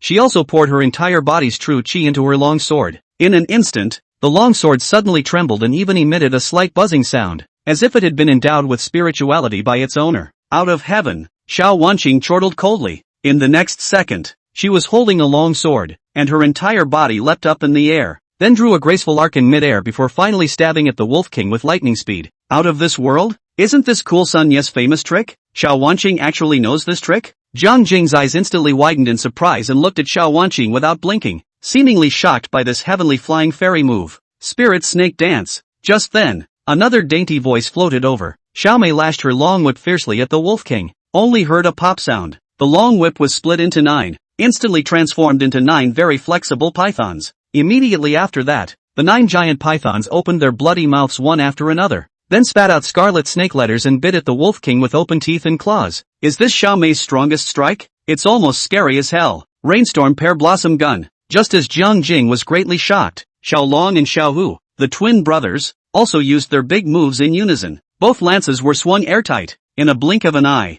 thousands of gun shadows appeared, and then in a fan shape, carrying an unrelenting momentum, they fiercely blasted at the Wolf King. Holy, skyward flying fairy plus spiritual snake dance plus rainstorm pear blossom gun x2. All the people in the Xiao family are really not simple. Ghost dance kill. Another petulant voice came out as Su Yingru also used her big move. In Jiang Jing's dumbfounded eyes, Su Yingru instantly disappeared in place, and in the next second, unexpectedly appeared directly to the left of the Wolf King. Swish swish swish, only to see Su Yingru holding a dagger in each hand. She first stabbed the Wolf King's stomach viciously, and immediately after, her figure disappeared again. In the next second, Su Yingru's figure then appeared on the right side of the Wolf King, and at the same time, the dagger in her hand once again viciously stabbed at the Wolf King. After stabbing, Su Yingru's figure instantly disappeared again. By the time Su Yingru showed her form again, she unexpectedly came to the front of the Wolf King and slashed her dagger towards the Wolf King's neck. 1 second, 1 cut, 1 flash, combined with Su Yingru's elegant stance and floating steps, it was almost like dancing a delightful waltz. Ghost dance kill, as the name suggests. Thunderstruck. Just then, there was a loud bang in the sky and old Six shone. That's right, Shu Gang's roar came from above his head. Jiang Jing snapped his head up to see that at some point, Shu Gang had jumped into midair, only to see him holding a rounded stomach, with both hands holding a huge hammer high in the air. He descended from the sky and ruthlessly smashed into the Wolf King. None of this is the point. The point was, above Zhu Gang's huge hammer, there was a dazzling ray of golden aura. This hammer definitely had the power of a thunderbolt. Whoever dares to carry it hard will surely be out of luck. Boom boom boom. After all that, only 3 seconds of reality had passed. In just a single breath of effort, Xiao Wanqing, Xiao Mei, Xiao Long, Xiao Hu, Su Yinglu and Zhu Gang, all used their respective great moves and blasted at the Wolf King who had already gone berserk. What's Mirror doing? He was only slightly stunned, but he didn't realize that his teammates' big moves had already bombarded the Wolf King's body. The ground shook, smoke filled the air, dirt splatters, true chi shoots out in all directions. 6 ancient martial arts experts, each using their strongest strike. The destructive power caused was definitely not inferior to a small missile. However, When the smoke and dust slowly dispersed, a huge and incomparable figure gradually appeared in everyone's line of sight. Wolf King, it's amazing it's still alive. Although it was covered in wounds at the moment, with blood staining its snow white fur red, and even its left eye had been stabbed blind by Su Ingru. But it didn't go down. It still stood tenaciously in its original position. Then with that intact right eye open, it stared ferociously at the 6 culprits who had just attacked it. Asterisk asterisk asterisk asterisk. This didn't even kill it? This is not scientific. Chu Kong couldn't help but yell out even though he was breathing heavily. It was too late. The Wolf King suddenly raised its neck and opened its bloody mouth. A dazzling light also lit up from its mouth. Shoo shoo shoo. In just an instant, countless wind blades were ejected from the Wolf King's mouth, and then shot sharply in all directions at lightning speed. Asterisk asterisk asterisk asterisk.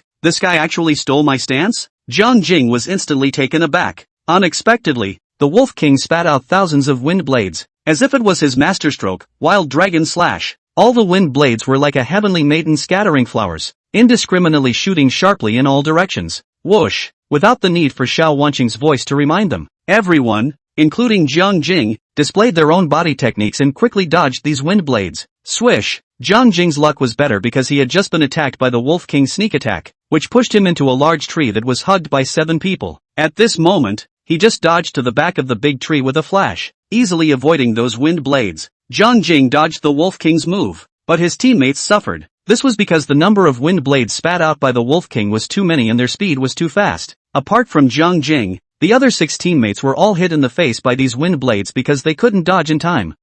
Only a muffled grunt was heard as Su Ingru was hit hard by a wind blade. Her entire body flew backwards and finally fell to a place less than 5 meters away from Jiang Jing. Shoo shoo shoo. In just a blink of an eye, a dozen more wind blades followed. Despite Su Ingru's efforts to make evasive movements, there were still 7 or 8 wind blades that left bone-deep wounds on her body. Fresh blood seeped out, and Su Ingru's clothes were instantly dyed red. However, the Wolf King was still opening his bloody mouth, and as if he didn't want any money, he continued to launch countless wind blades in all directions. It's over. Looking at the densely packed wind blades in front of him, shooting sharply like a swarm of bees, Su Ingru couldn't help but wail. A look of despair appeared on her face, and a trace of strong unwillingness flashed under her eyes. Chapter 15, Dragon Soul Possession. White-haired river god not to be messed with. Su Ingru didn't expect it either. Her all-out strike only blinded one of the Wolf King's eyes and did not fatally injure it. But it was this strike that completely enraged the Wolf King. The remaining few teammates, at most, only had to face 7 or 8 wind blades alone, while Su Ingru had more than 50 wind blades flying over in front of her.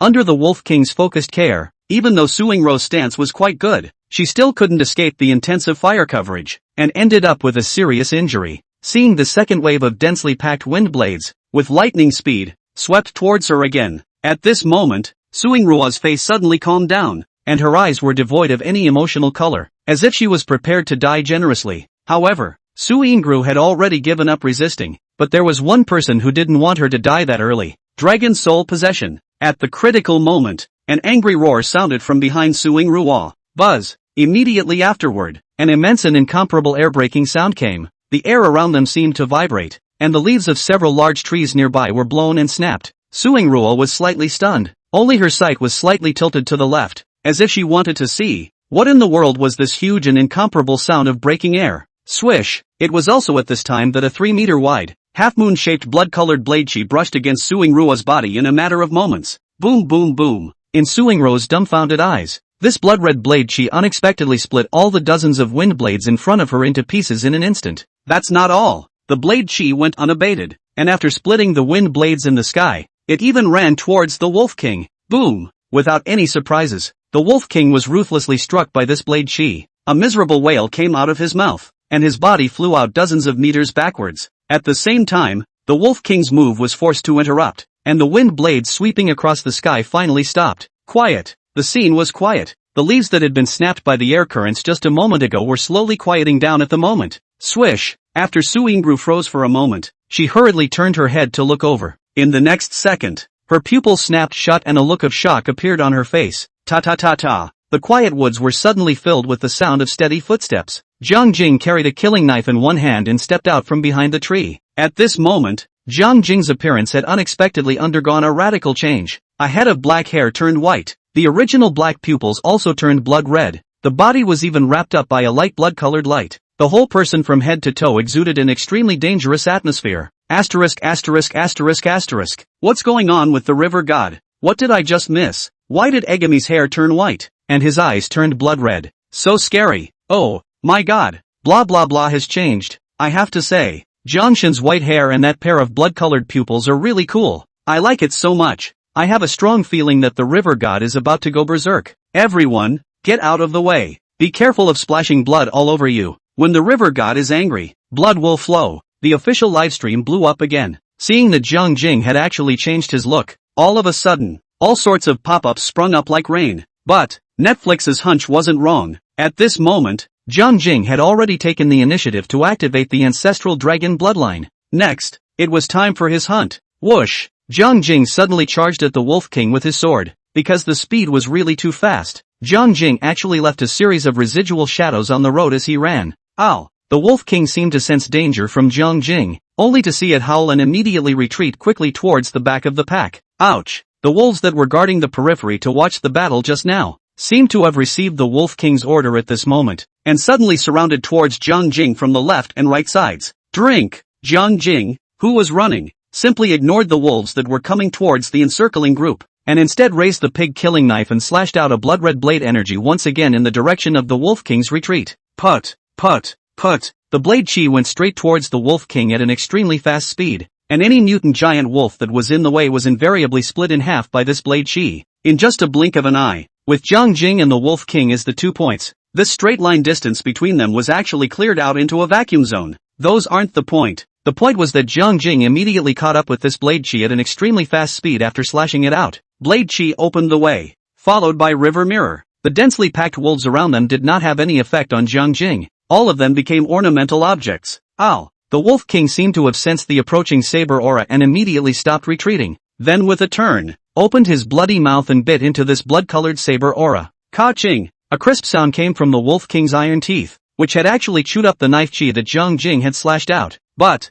Jiang Jing didn't expect this blade chi to cause fatal damage to the Wolf King. All he wanted was for the Wolf King to open his bloody mouth, because his killing move had been brewing for a long time. Ding! The Wolf King had just bitten into the knife chi that Jiang Jing had slashed out, when he suddenly felt as if an extra hard object had come out of his mouth. This hard object, flat and icy, was still pointed at one end and very sharp, as if a fishbone was stuck in its mouth. Ha ha ha ha ha, die for me. Just then, Jiang Jing's maniacal laughter suddenly rang in the Wolf King's ears. The Wolf King fixed his eyes and was shocked. At some point, Jiang Jing actually took the pig-killing knife in his hand and shoved it directly into its mouth. Mad Dragon Slash. Without any hesitation, Jiang Jing instantly cast his best move. This wasn't an ordinary Wild Dragon Slash, but a super move where Jiang Jing had activated his ancestral dragon bloodline and gained a 10x combat power boost. More importantly, yes, Jiang Jing shoved the killing knife into the Wolf King's mouth. That is to say, the thousands of blade chi generated by this move would explode inside the Wolf King's body.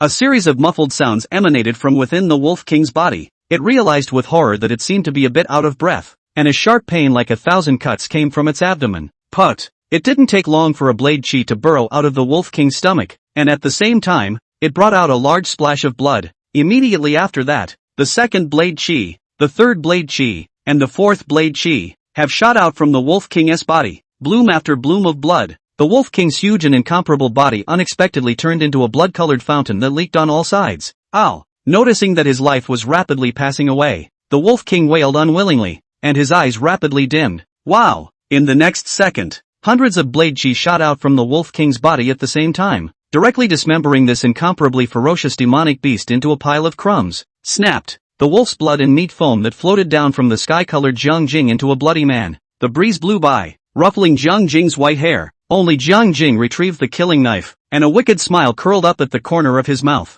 It so happened that this smile was captured by the smart bracelet and relayed in real time to the 1 billion online viewers in the Dragon Kingdom. Asterisk asterisk asterisk asterisk. Why do I feel a chill running down my back when Jiangshan smiles like this? Aha! My scalp is splitting open. What a wicked smile. A smile that makes my heart tingle all the time. The white-haired river god is definitely a super scary and dangerous person. Nima, dismembering the Wolf King boss with a single slash. The white-haired river god is so ferocious. Rainy Night Butcher, white-haired river god, please take my knee. Mirror brother is simply handsome. I love you so much. Chapter 16. Things go awry and the wolves attack suicidally. Ding. Host kills the mutant wolf king. Blood value plus 100. Ding. Congratulations to the host's chi and blood value for breaking through 1000 points, and his rank is automatically raised to a 3-star martial artist. Ding. Congratulations to the host for gaining 3 skill points. Ding. Congratulations to the host for obtaining an upgrade pack. Please open it. After Jiang Jing killed the wolf king, a series of system beeps immediately rang in his ears. At the same time,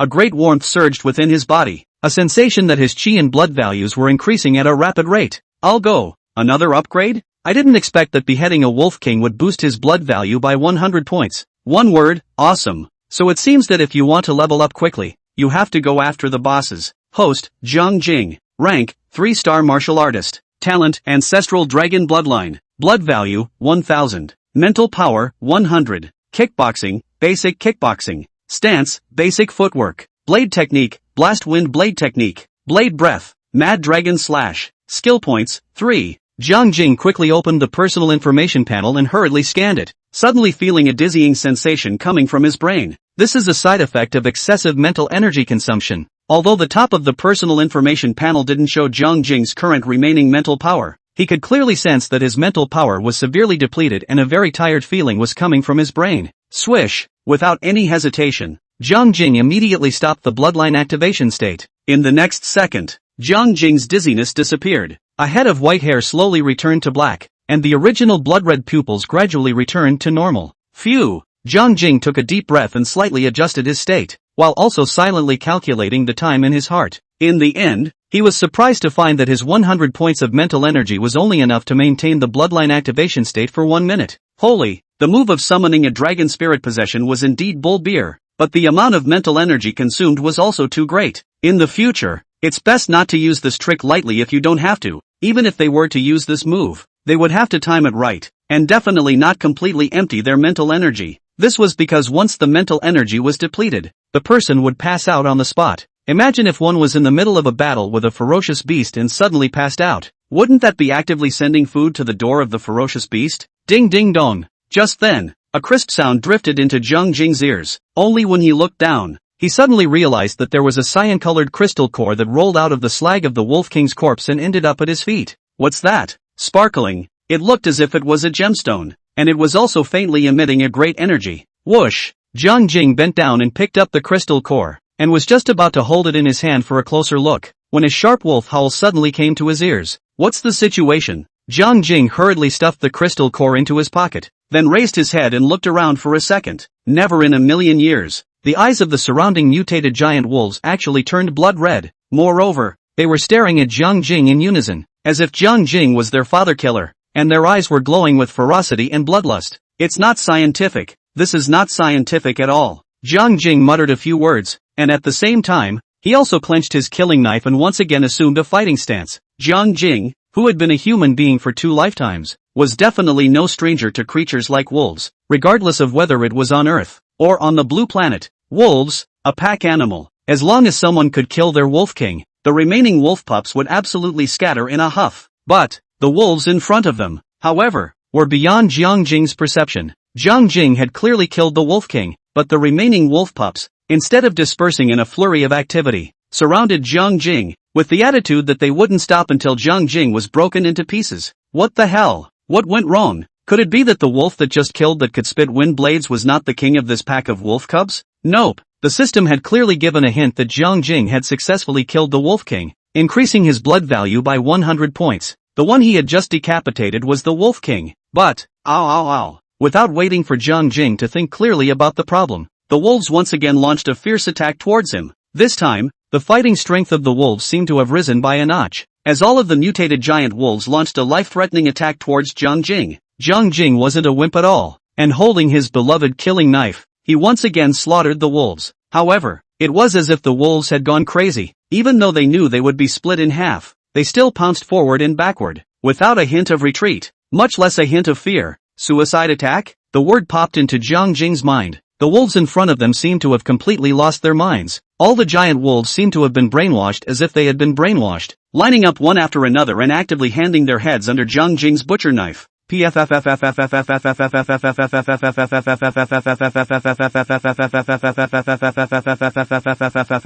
Jiang Jing wielded his killing knife as if he was cutting leeks. After killing one batch after another, his arms were starting to go numb, but he still didn't scare off the wolves. For some reason, as Jiang Jing killed, his heart suddenly began to grow fuzzy. He only took the time to glance at his teammates and realized that they were all dealing with the wolves' suicidal attacks, and each of them had their hands full, their stamina and true chi depleting rapidly. After surveying the situation around them again, they suddenly realized that in the thick fog that filled the surroundings, an endless number of mutated giant wolves had sprung up, joining in a steady stream to encircle them. Mud. Where did all these wolf cubs come from? Have all the giant wolves in the entire misty forest converged here? Mad Dragon Slash. Seeing an opportunity, Jiang Jing slashed out a big move, clearing out the mutant giant wolves within a dozen meters around him. Then he quickly ran in the direction of his teammates. When Jiang Jing rejoined his teammates, the captain Xiao Wanqing suddenly shouted loudly, "The wolves are too numerous. If we continue to fight, sooner or later, we'll all be exhausted here." "Captain, so what do we do now?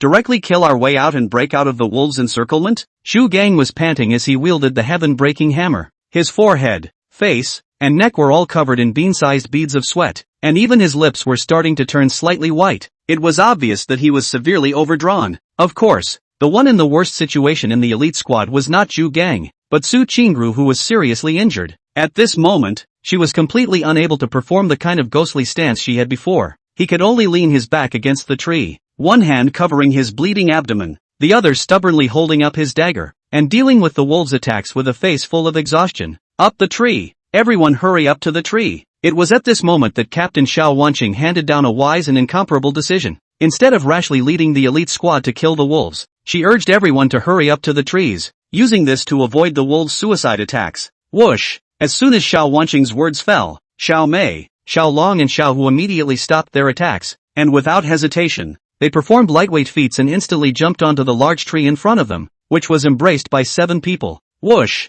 Xiao Wanqing's movements weren't slow either, only to see her dodge to Su Yingruo's side, and then ruthlessly slash out her sword, decapitating the 5 giant wolves that surrounded her. Immediately after, Xiao Wanqing wrapped her arms around Su Yingruo's waist and jumped with vigor, her feet nodding twice on the trunk of the tree, finally taking Su Yingruo with her as she leaped onto the tree. Knock! Knock! Knock! Right at this moment, a dull sound came, catching Jiang Jing's attention. Only Jiang Jing turned his head just in time to see Zhu Gang put the heaven-breaking hammer on his back. Then, like a nimble monkey, he flew up the thick tree trunk and climbed upwards. In just a blink of an eye, Zhu Gang climbed to the first branch of the tree that was closest to the ground, but at least 7 meters high. This scene was a sight to behold for Jiang Jing. Holy, is this a move that a 200-plus pound fat guy can do? That's too flexible. Old 6, you're really 6. Chapter 17, The Embarrassment of Not Knowing Lightness of Being. Old 7, what are you still gawking at? Hurry up and come up. From the trees came the shouts of Yugo. At this moment, the entire elite squad of 7 members, other than Jiang Jing,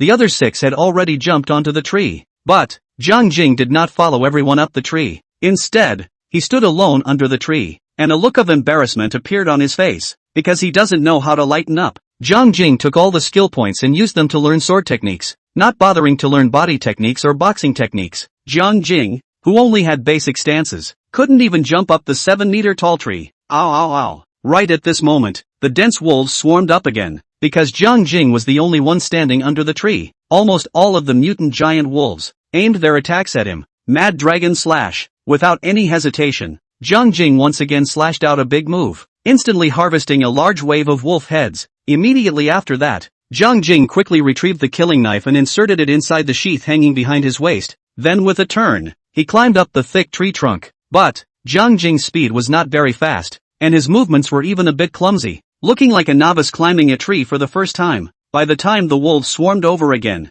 Jiang Jing had already climbed as high as 6 meters, only missing the last meter to touch the first branch. However, accidents happen at this time. Just as Jiang Jing reached out and grabbed the branch, he didn't realize that the branch looked sturdy, but it was actually fragile. Ka-ching! Jiang Jing had just grabbed the branch with both hands, and before his body could flip up, the branch suddenly snapped open. Asterisk asterisk asterisk asterisk. Jiang Jing only had time to let out a loud curse before his entire body plunged downward along with the broken branches. Ow ow ow. The mutant giant wolves surrounding the tree unexpectedly howled in unison, only to see that each of them had raised their heads, opened their bloody mouths, and their eyes were glowing with excitement as they stared at the descending Jiang Jing. The scene was as if as soon as Jiang Jing landed on the ground, the wolves were immediately going to tear him to pieces. Mud, this is too much luck, isn't it? Since I can't hide, I will fight with this group of people. Jiang Jing, who was in mid-air, suddenly flashed a cold aura in his eyes, and his right hand flew to the back of his waist, gripping the hilt of the pig-killing knife. He had thought that a big battle was inevitable, but before Jiang Jing's body hit the ground,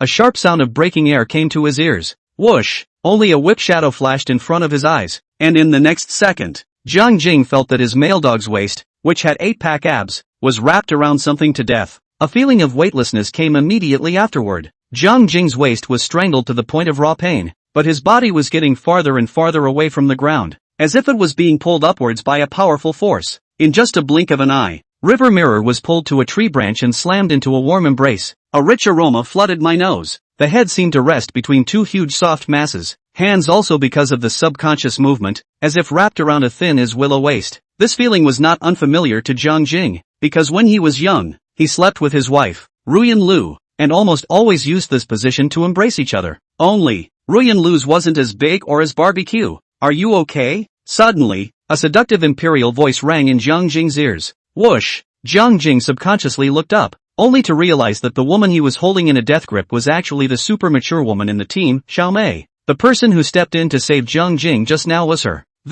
Looking at Xiao Mei's calm, watery eyes, Jiang Jing couldn't help but blush with old age and hurriedly let go of her, while also sitting up straight and saying, "Thank you, you're welcome." Xiao Mei retrieved the long whip and hung it on her waist, then turned around and quickly straightened her slightly messy clothes. However, when Xiao Mei turned around again, she suddenly realized that Jiang Jing was staring straight at her, and there seemed to be a flash of inexplicable light in her eyes. For some reason, Xiao Mei's pretty face suddenly flushed with a blush.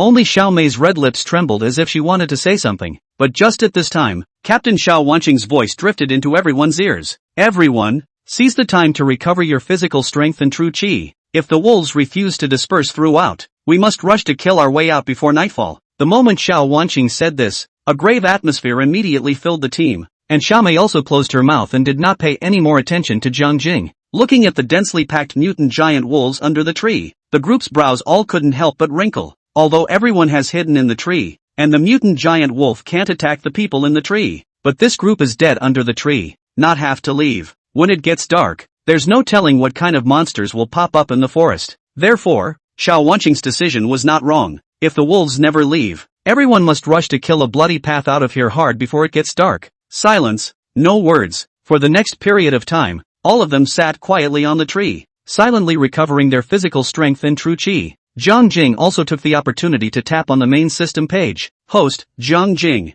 Rank, 3-star martial artist. Talent, ancestral dragon bloodline. Blood value, 1088. Mental power, 100. Kickboxing, basic kickboxing. Stance, basic footwork. Blade technique, blast wind blade technique. Blade breath, mad dragon slash. Skill points, 3. Looking at his pitiful 3 skill points, Jiang Jing suddenly hesitated a bit. According to the system, martial arts were divided into 5 levels: elementary martial skills, intermediate martial skills, advanced martial skills, top martial skills, and divine martial skills. Learning primary martial arts costs 1 skill point, learning intermediate martial arts costs 2 skill points, and so on, and learning divine martial arts costs 5 skill points. Most importantly, you can't skip levels in learning martial arts. You have to progress step by step. In other words, Jiang Jing had already learned the beginner, intermediate and advanced blade techniques, and if he wanted to learn the top blade technique next, he would have to spend 4 skill points. Obviously, the 3 skill points that Jiang Jing currently had left were not enough for him to learn a top-tier blade technique. Logically speaking, Jiang Jing could have kept these 3 skill points and waited until he had upgraded to a 4-star martial artist before learning a top-notch blade technique. But, the current situation simply didn't allow Jiang Jing to do so. Being in the midst of a crisis-ridden secret world, one never knows which will come first, the accident or tomorrow. What's more, the elite squad was still besieged by the wolves now, and later on, everyone would have to fight for their lives to kill their way out. At this moment, being able to raise 1 more point of strength was the same as having 1 more hope of surviving. Brother Unicorn, I want to learn beginner's stance. Without much hesitation, Jiang Jing gritted his teeth and made a decision right away. Ding! Will the host consume 1 skill point to automatically comprehend an elementary stance technique? The system's beep came from his ears, and Jiang Jing decisively answered in his heart. Yes. Ding! Congratulations to the host for consuming one skill point and automatically comprehending and learning the primary stance technique, clear wind steps. With the system's beep ringing in his ears once again, Zhang Jing's skill points were deducted by 1, while a huge wave of information surged in his mind. Xingfeng steps is a light lifting technique. Simply by following a specific running route and pouring true qi on top of one's legs, one can increase one's movement speed. If you learn the clear wind steps, you can walk 800 miles in a day without feeling tired. Chapter 18 Encyclopedia of Heavenly Materia. The Secret World. Misty Forest. Zhang Jing had automatically comprehended the essence of the clear wind steps in just an instant, and at the same time, he had also completely mastered this elementary body technique. However, Zhang Jing wasn't satisfied, but continued to murmur in his heart, "Brother Tuzi, I want to learn intermediate body technique." Ding! Will the host consume 2 skill points to automatically comprehend an intermediate level stance? Yes. Ding! Congratulations to the host for consuming 2 skill points and automatically comprehending and learning the intermediate level stance technique, instantaneous flash. As the system's beep sounded in his ears once again, Zhang Jing's skill points were instantly deducted, while another huge wave of information surged in his mind. Instantaneous flash is a bizarre displacement footwork. One step leaves a residual shadow in its place, but itself can instantly reach any place within 10 meters. The only disadvantage of this footwork is that it cannot penetrate obstacles, and can only reach its destination smoothly by trying to bypass obstacles on the way to displacement. In another split second of effort, Zhang Jing automatically realized the essence of instantaneous flash, and thoroughly mastered this intermediate level stance. However, Zhang Jing, felt a little disappointed, because the clear wind steps could only increase the speed of movement, and the instantaneous flash was also a displacement step. Neither of these 2 body techniques could allow Zhang Jing to fly. It seemed that only advanced or above advanced stances could make one fly through the air and leap up in midair. Right. The system seemed to have rewarded an upgrade pack when the level was raised to a 3-star martial artist. As soon as he thought of this, Zhang Jing's eyes couldn't help but light up slightly, and he immediately murmured in his heart, "Brother Tuzi, open the upgrade pack for me." Ding! Congratulations to the host for obtaining a copy of the Encyclopedia of Heavenly Materials and Treasures. Encyclopedia of Heavenly Materials and Treasures. This book records detailed information on all heavenly materials and treasures in the universe, with relevant illustrations and videos. As the system's beep sounded, a majestic stream of information suddenly surged into Zhang Jing's mind like a tidal wave. Good up. Head hurts. It felt as if someone was holding a pump and desperately trying to pump up their head. It's going to blow up. Zhang Jing's face instantly turned a little pale, only to see that he couldn't help but stretch out his hands and cover his head in death, and his body couldn't stop trembling. However, the feeling comes and goes quickly. In just a blink of an eye, Zhang Jing's head returned to its original state, and all the discomfort disappeared. Phew! Zhang Jing repeatedly confirmed that his head wasn't broken, and then he couldn't help but let out a long breath. It's going to be dark soon. We must find a way to kill our way out. We definitely can't stay here for the night. Right at this moment, Captain Xiao Wanqing's voice drifted into the crowd's ears again. Zhang Jing hurriedly looked up, only to realize that the sun, which was still hanging above his head, had shifted to the west at this moment, and was about to fall below the mountain. On top of that, the light in the entire misty forest dimmed, and the surrounding temperature seemed to have dropped several degrees. If everyone has no other opinions, then get ready for battle and let's just kill our way out of here. Xiao Wanqing stared at the densely packed wolves under the trees and took a deep breath before gripping the long sword in her hand tightly, and her eyes became stern. The remaining few members of the elite squad also picked up their weapons, ready to fight at any time. Wait! Just at this moment, a voice interrupted the crowd. Only after Zhang Jing shouted this, in the eyes of the crowd's astonishment, he immediately climbed quickly up the trunk of the large tree. It didn't take long before Zhang Jing climbed to a place more than 10 meters above the ground, and also sat on a tree branch and began to look around. 7. What are you doing? Shu Gang couldn't help but open his mouth to inquire, while also watching Zhang Jing's every move with a face full of curiosity. Of course, Zhu Gang was not the only one who felt curious. The rest of the people looked at Zhang Jing with curious eyes. Where is it? Is it blocked by a tree? It shouldn't be. Hey, found it. Zhang Jing ignored Zhu Gang's loud inquiry, only to see that he searched for himself and seemed to have discovered something about the situation. His mouth couldn't help but let out a soft exclamation, and his face also revealed an expression of excitement. Soon, Zhang Jing climbed down from the tree and sat back down beside Xiao Mei. 7. What have you found? Shu Gang, who saw this scene, couldn't help but move over from the branch of the tree next to him. The remaining few people in the team, including the injured Suing Ruo, all followed Zhu Gang's example and surrounded towards Zhang Jing. One good news and one bad news. Which would you all like to hear first? The corners of Zhang Jing's mouth curled slightly, deliberately selling the idea. Old 7. What time is it? And you're still in the mood for jokes? Shu Gang glared disgruntledly at Zhang Jing, and although he hid it well, Zhang Jing still caught a look of eagerness to know the answer from his face. Let's hear the bad news first. What made the crowd slightly surprised was that Xiao Wanqing, the seemingly stern captain, instead of speaking out and accusing Zhang Jing, was very cooperative with him and even took the initiative to pick out the bad news to be heard. Ahem. Zhang Jing dryly coughed twice, then returned in a serious manner. The bad news is that we accidentally intruded into the guarded land of the mutant wolves. Before we leave this place, even if we decapitate the leader of the wolves, they will still launch an undying attack on us. As soon as Zhang Jing said this, Shu Gang couldn't help but interject and ask, what is a guarded place?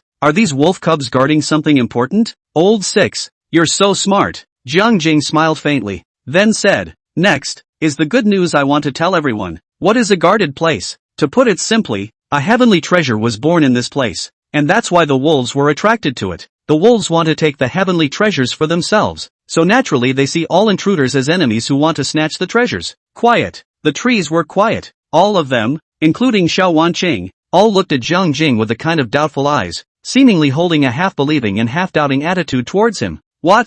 You guys don't believe me? Zhang Jing cried and laughed as he shook his head. The reason he knew all this was all because he had digested a copy of the Encyclopedia of Heavenly Materials and Treasures. On top of that, Zhang Jing had just climbed to the top of the tree and looked around, and had already spotted the light emanating from the heavenly material treasure, and had also determined its approximate location. Of course, Zhang Jing definitely wouldn't make the secret of the system public. It was his biggest card. Even his precious daughter didn't know the secret. Zhang Jing, our priority now is to find a way to get out of here, and then find a relatively safe place to spend tonight. As for the heavenly treasure you mentioned, do you think that with the strength of the 7 of us, we can take it away from the wolves? What's more, it's going to be dark soon. Once the sun goes down, the strength of these mutated giant wolves will go up several notches, and we won't be able to cope at all. Xiao Wanqing frowned, not being tempted by the heavenly treasures, but instead gave a very sensible analysis. However, Zhang Jing, waved his hand in a carefree manner and said, I have a solution here that will allow everyone to get out of the trap without any problems. Do you guys want to hear it? What way? Chapter 19, People die for money. Birds die for food. I'll distract the wolves. You guys take the opportunity to escape. Zhang Jing didn't give everyone any time to react, and after throwing down these words, he directly leapt down from the tree in front of the dumbfounded eyes of the crowd. Boo! After landing on the ground, Zhang Jing first made a wild dragon slash, clearing out all the giant wolves surrounding the tree, and then he performed the clear wind steps he had just learned, and sped off in a certain direction. Whoosh! Zhang Jing was fast. The two body techniques, Qingfeng steps and instantaneous dodge, made him look like a living loach, constantly dodging left and right among the wolves. In just a blink of an eye, Zhang Jing had rushed out hundreds of meters away, and the wolves hadn't even touched the corner of his coat. Holy, this stance of old 7, cow beer. Looking at Zhang Jing's rapidly departing figure, Shu Gang couldn't help but let out a sigh of admiration, then reacted and hurriedly shouted, AI, old 7, don't be impulsive, hurry back. At this moment, Zhang Jing, who was already 500 meters away, couldn't hear Zhu Gang's shouts at all. Even if Zhang Jing heard Zhu Gang's shouts, it was impossible for him to return. Ow. Right at this moment, the wolves seemed to sense something, only to see them turn their direction in unison, then chased after Zhang Jing in the direction he had left. In just 3 seconds, the wolves that were still defending the tree were all gone, not even a single hair left behind. Quiet. The trees were quiet. All the members of the elite squad fell into silence as the group looked in the direction that Zhang Jing had left, and every one of their faces was filled with complex expressions. Captain, what do we do now? Shu Gang swept a glance at the silent crowd and finally landed his gaze on Captain Xiao Wanqing's face. Phew! Xiao Wanqing took a deep breath and quickly glanced at Zhang Jing's departing direction before she clenched her teeth and said, while old 7 has lured the wolves away, let's hurry and leave this place. After saying these words, Xiao Wanqing no longer hesitated and immediately jumped down from the tree, then hurried towards the opposite direction from the wolves. Xiao Mei, Xiao Long, and Xiao Hu also followed suit and jumped down from the tree, and followed closely behind Xiao Wanqing. Shu Gang hesitated for a moment, only to see that he couldn't help but let out a sigh before he decisively jumped down from the tree and quickly chased after Xiao Wanqing and the others. However, Shu just ran a few steps forward and suddenly remembered that there was another team member in the tree, Su Yingru. Swish! I only saw Zhu Gang stop his advance in a hurry, then turned around and shouted at Su Yingru. Old 5, what are you still dawdling for? Hurry up and go. Quiet. The trees were quiet. No one responded. Until this moment, Zhu had just realized that the tree was surprisingly empty, and there was no figure of Su Yingru at all. Where are the people? Did old Five just leave with the captain? Asterisk asterisk asterisk asterisk. Each one of you runs faster than a rabbit. Can't you take care of Fat Master's emotions? Shu Gang couldn't help but spit out a couple of sentences before he turned around and quickly chased towards Xiao Wanqing and the others. Ha! Did Su Yingru run in the wrong direction? Instead of running after the captain, why is she still chasing towards the river god's side? No way? Could it be that Su Yingru wants to go and support Jiangshan? Su Yingru has injuries on her body, and instead of choosing to leave at this time, she even ran over to support Jiangshan. Isn't this dragging Jiangshan's leg? What do you know? Jiangshan just saved Su Yingru's life. The little ninny is obviously worried about her savior. Ha ha, I can't repay you for saving my life, but I can only return the favor with my body. Nonsense. Su Yingru is simply fooling around. Dense pop-ups scrolled up on the public screen of the live broadcast room. Shu Gang didn't know where Su Yingru had gone,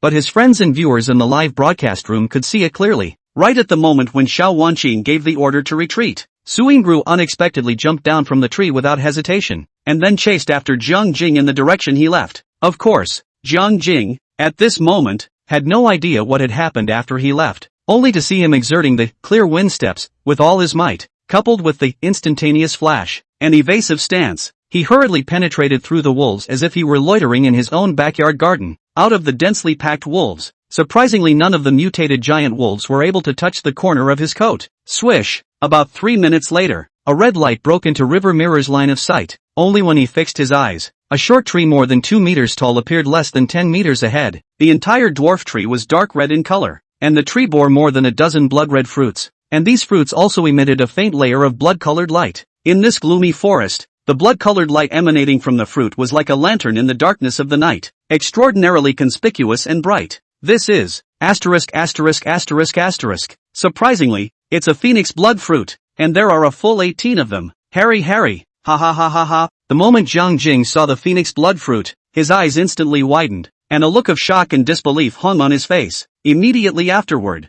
Jiang Jing cast instantaneous flash, without hesitation, directly passing through the dense wolf pack and instantly arriving in front of the short tree. Ouch! Jiang Jing's move naturally angered the wolves as well, only to see countless mutated giant wolves, roaring in anger while pouncing ferociously towards Jiang Jing. Mad Dragon Slash. Jiang Jing, who had long been prepared for battle, fiercely urged the true chi in his body and used his own big move right at the wolves. Whoosh! Thousands of saber chi burst out, then swept out in all directions, and in just a blink of an eye, a vacuum was cleared around them. Ding! Host kills mutant giant wolf. Blood value plus 0. 5. Ding! Host kills mutant giant wolf. Blood value plus 0. 5. Ding! Host kills mutant giant wolf. Blood value plus 0. 5. A series of system beeps came to his ears. Jiang Jing, who had already been promoted to a 3-star martial artist, could only increase his chi blood by 0.5 now that he had hunted and killed a mutant giant wolf. That's not the point. The point was,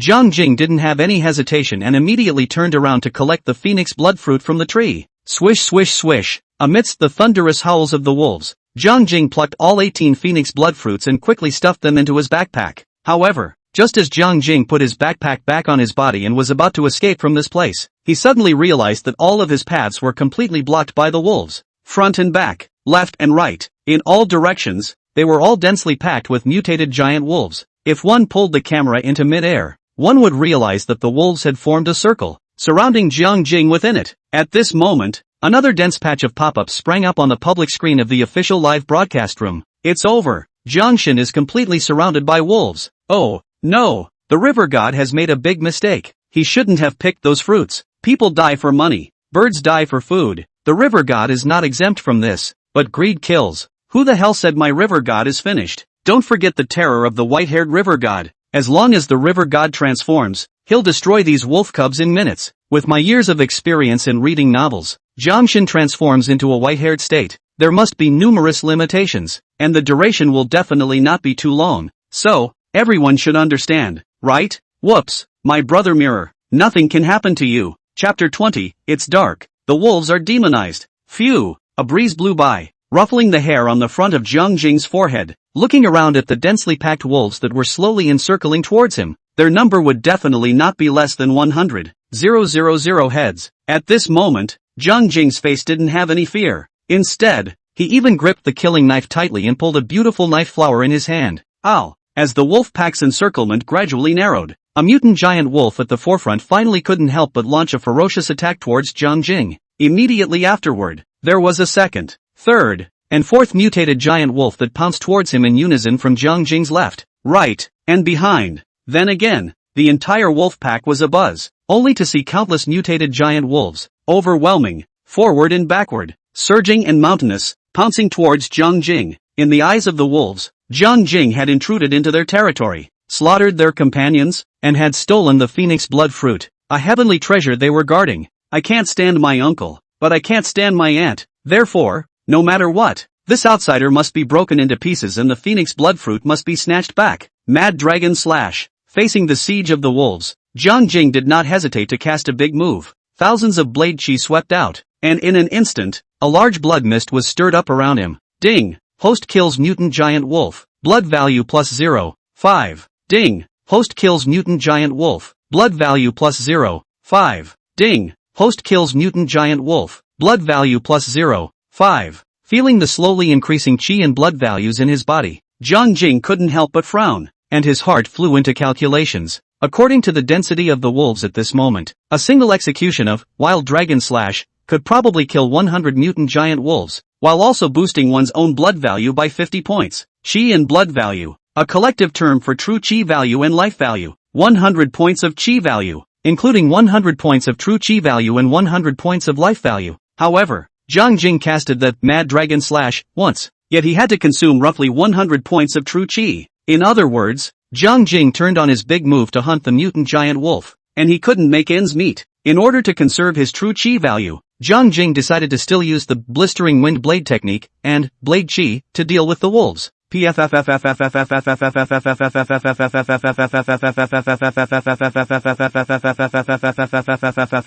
Ow. Blades were flashing, wolves were snarling, and blood was splattering. Jiang Jing's back was against the phoenix blood fruit tree, and the pig-killing knife in his hand was danced impervious to the wind, and all the mutant giant wolves that approached within 3 feet of his side were all cut in half by him, spilling blood on the spot. 10 minutes, 20 minutes, 30 minutes. As time passed by, Jiang Jing's side was already piled up with wolf corpses, and the nearby land was dyed scarlet by wolf blood, and a strong smell of blood was wafting in the air. But the wolves were still desperately attacking him. Tick. I don't know how long it took, but a drop of sweat slid down Jiang Jing's forehead, slid down to his chin, and then dripped down from his chin to his feet. Tick, tick, tick tock. A second, third, and fourth drop of sweat slid down immediately afterward. At this moment, Jiang Jing's forehead was already covered with dense beads of sweat, and the right hand that was wielding the sword was beginning to go numb. None of this is the point. The point was, Jiang Jing realized that his true chi value,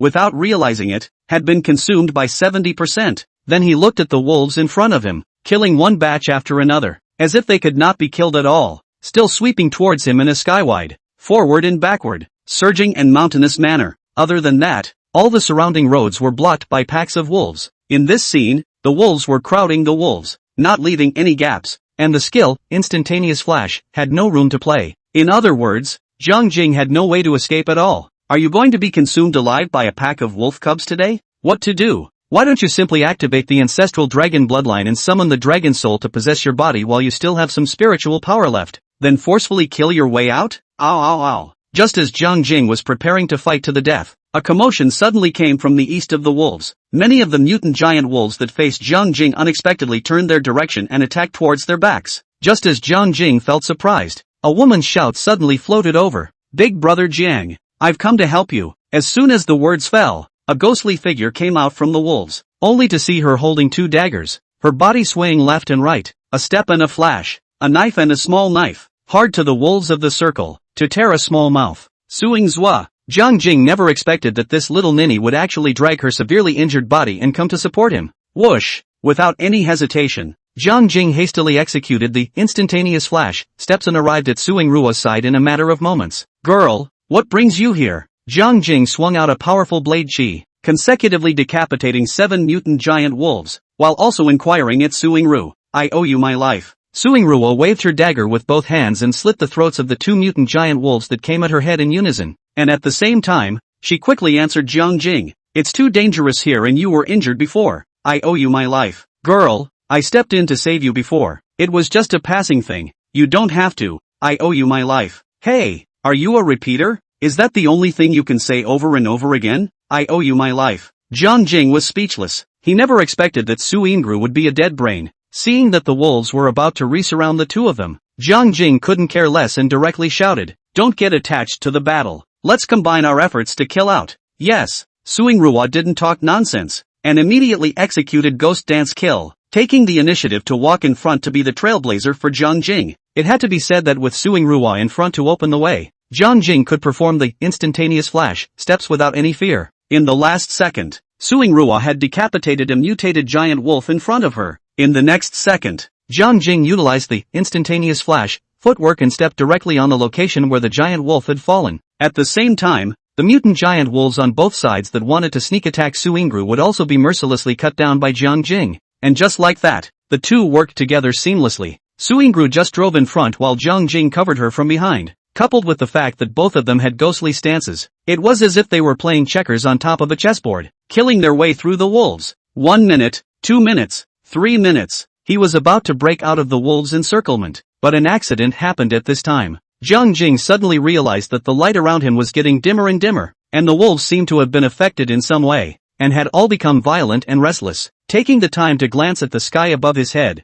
Jiang Jing instantly changed his face. No good. It's getting dark. These mutated giant wolves seem to have been affected in some way. Their strength has risen by more than a notch. Jiang Jing slashed over a mutated giant wolf. Who knew that this giant wolf quickly got up from the ground again and then continued to launch a ferocious attack towards him. So Jiang Jing increased his strength and once again gave this mutant giant wolf a slash. Who knows? The mutant giant wolf that had been slashed twice consecutively, once again jumped up like a nobody and lunged headlong towards Jiang Jing again. Mud, die for me. In a fit of rage, Jiang Jing directly slashed out a 2-meter-long blade chi, which cut off this mutant giant wolf. Ding! Host kills the dark giant wolf. Blood value plus 10. Listening to the system beeps coming from his ears, Jiang Jing's face became even more grave. Wasn't it a mutant wolf? How did you suddenly turn into a dark wolf? Moreover, beheading a dark giant wolf had actually increased his blood value by 10 points. Could it be that all these mutant giant wolves were demonized after dark? But then again, the increase in blood value from decapitating a dark giant wolf was 20 times that of decapitating a mutant giant wolf. Sure enough, high risk means high return. If it wasn't for the fact that the true chi in Jiang Jing's body was severely depleted and wasn't enough to support him to continue fighting, he would have definitely stayed here to have a painful fight and take the opportunity to brush up his martial arts level. Chapter 21, 4-star martial artist. Advanced light skill. The secret world. It was completely dark. In Jiang Jing's dumbfounded eyes, all of the mutated giant wolves, a black light emerged from their bodies, and their originally blood-red eyes turned grayish-white. Deadly grayish kind of color, like a zombie's eyes. Those aren't the point. The point was, Jiang Jing sensed an aura of danger in each of the mutated giant wolves. Sensing that the situation was not good, Jiang Jing hurriedly shouted to Su Yingru in front of him, "Girl, quickly stop these mutant giant wolves." Ah! Before Jiang Jing could finish his words, a miserable scream came from the front, as if Su Yingru had suffered some heavy blow. Her entire body flew backwards, while a large mouthful of blood sprayed out of her mouth. Swish! Jiang Jing was instantly startled, and quickly reached out to hug Su Yingru. Right at this moment, Jiang Jing's corner of his eye suddenly glimpsed that 7 or 8 giant wolves pounced over in front of him. A dozen giant wolves pounced over on the left and right sides, and even behind him, several giant wolves launched a sneak attack. It was too late. Jiang Jing didn't even think about it, and immediately instilled all of his true chi into the pig-killing knife, and then hugged Su Yingru and leaped high into the air, slamming the knife hard into the ground. Super Mad Dragon Slash. Densely dotted blade chi shot out sharply in all directions like a heavenly maiden scattering flowers. Ding! Host kills the dark giant wolf. Blood value plus 10. Ding! Host kills the dark giant wolf. Blood value plus 10. Ding! Host kills the dark giant wolf. Blood value plus 10. In just a split second's effort, a vacuum appeared within a 50-meter radius with Jiang Jing as the center. Corpses are everywhere, and blood is raining from the sky. This scene was like placing a meat grinder in the middle of a wolf pack, instantly harvesting a large wave of wolf heads. Ding! Congratulations to the host's chi and blood values for breaking through 2,000 points, and his rank is automatically raised to a 4-star martial artist. Ding! Congratulations to the host for gaining 3 skill points. Ding! Congratulations to the host for obtaining an upgrade pack. Please open it? Listening to the system beeps coming from his ears, Jiang Jing was first slightly stunned, followed by an expression of surprise and joy on his face. I didn't expect it to escalate at a critical time. Mud. If it wasn't for the severe depletion of true chi, true Tama would have wanted to do it again. Ow ow ow. Jiang Jing's frantic slaughter did not scare off the wolves. In just a blink of an eye, all the dark giant wolves once again surrounded towards Jiang Jing and Suingru. At this moment, there was not much true chi value left in Jiang Jing's body, and Suingru had also temporarily lost her combat power due to the siege from the dark giant wolf. If he continued to tangle with the wolves, sooner or later he would be exhausted here. So, Jiang Jing made an immediate decision. Brother Unicorn, I want to learn advanced body techniques. Ding. Will the host consume 3 skill points to automatically comprehend an advanced stance technique? Yes. Ding. Congratulations to the host for consuming 3 skill points and automatically comprehending and learning the advanced stance technique, Ladder Cloud Zone. A system beep sounded in his ears, and Jiang Jing's skill points were instantly deducted, while a huge wave of information surged in his mind. Ladder Cloud Vertical Stretching, which can be called the lightest of the lightweights. As long as there is a borrowing point, it is possible to lift itself up in mid-air, glide for a distance, and then make a 2-stage leap in the air. In just a moment's effort, Jiang Jing had automatically comprehended the essence of the ladder cloud vertical stretching, and had completely mastered this one-of-a-kind divine light skill. At that exact moment, countless dark giant wolves also surrounded the area, once again launching an attack towards Jiang Jing and Suingru. Ladder clouds. Jiang Jing no longer hesitated, decisively holding Suingru, who had fallen into a weakened state, gently pointing his toes towards the ground, and rushing to catch the dark giant wolf before it pounced over. He leapt and flew into mid-air. Ow ow ow. Seeing that Jiang Jing wanted to escape, quite a few dark giant wolves fought to leap up towards the sky, and at the same time opened their bloody mouths, seemingly wanting to drag Jiang Jing and Suingru down. However,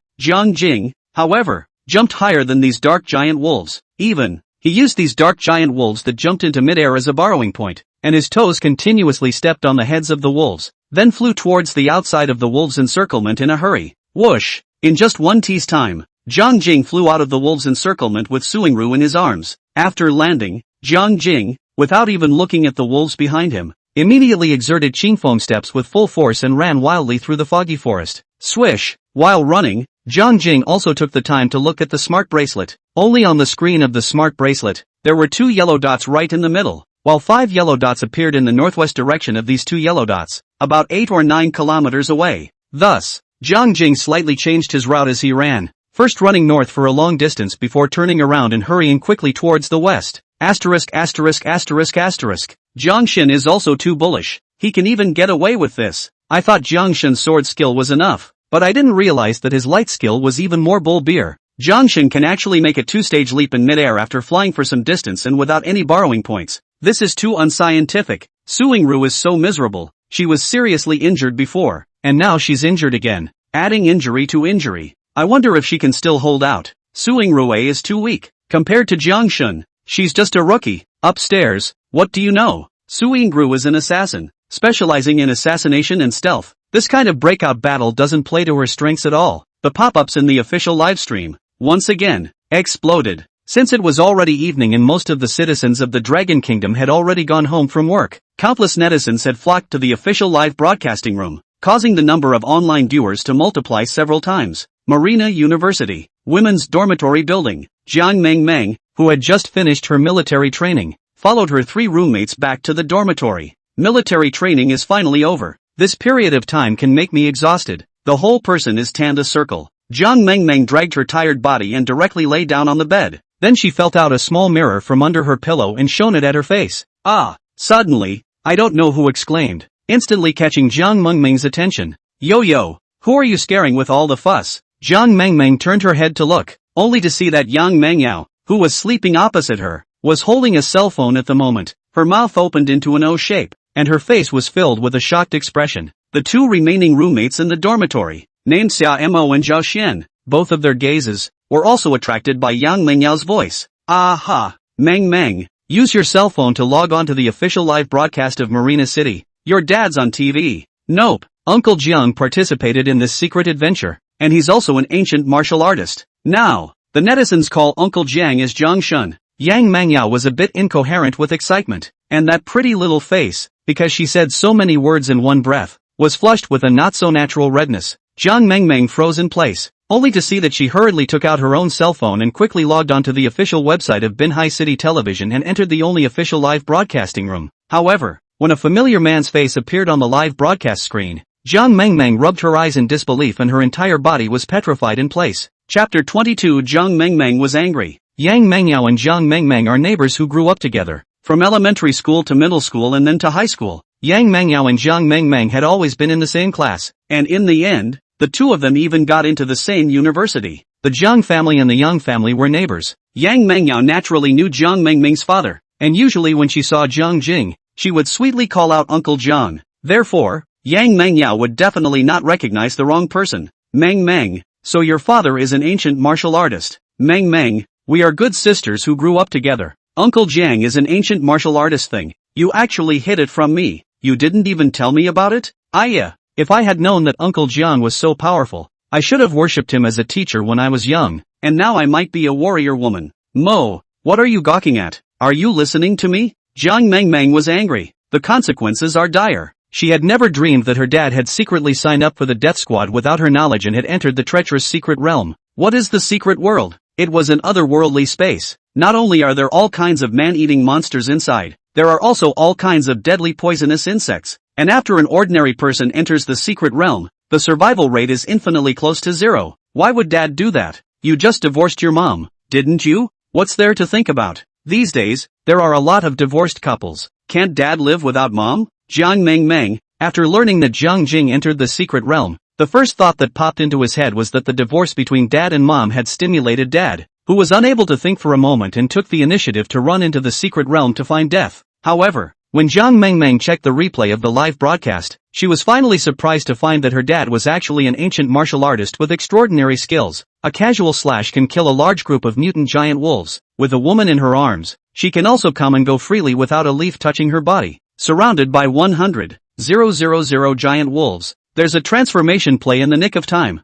A head of white hair, blood-colored pupils, all covered with the aura of murder. A knife will be the Wolf King split into a pile of meat foam slag. And who he is? Dad was obviously an ordinary pig killer. How did he suddenly become the rainy night butcher who kills people all over the southern Miao frontier? Is this my dad? Dad was so good? Why is it that I, as a daughter, never knew dad was such a bully? Hiss. Jiang Mengmeng thought she was dreaming, so she fiercely pinched her arm, and was almost brought to tears by the pain. This is not a dream. Dad, he's really into the secret world. Moreover, he was really an ancient martial artist with extraordinary skills. Meng, is Jiangshan really your father? Mo, your dad is so handsome. I didn't expect that I would become roommates with Jiangshan's daughter. If I post this to my circle of friends, I don't know how many people will die of envy. Meng, your father is an ancient martial artist. So do you know martial arts as well? Xia Mo and Zhao Xian both gathered around. The two women were holding their cell phones while watching the live broadcast, while chattering and asking questions, making so much noise that Jiang Mengmeng's head was about to explode. But Jiang Mengmeng's face, however, was a bit ugly. It wasn't until this moment that she finally reacted to the fact that the 1 million Longhua coins that her dad had given her had actually come from settling in fee. The money is an official settlement for every daredevil.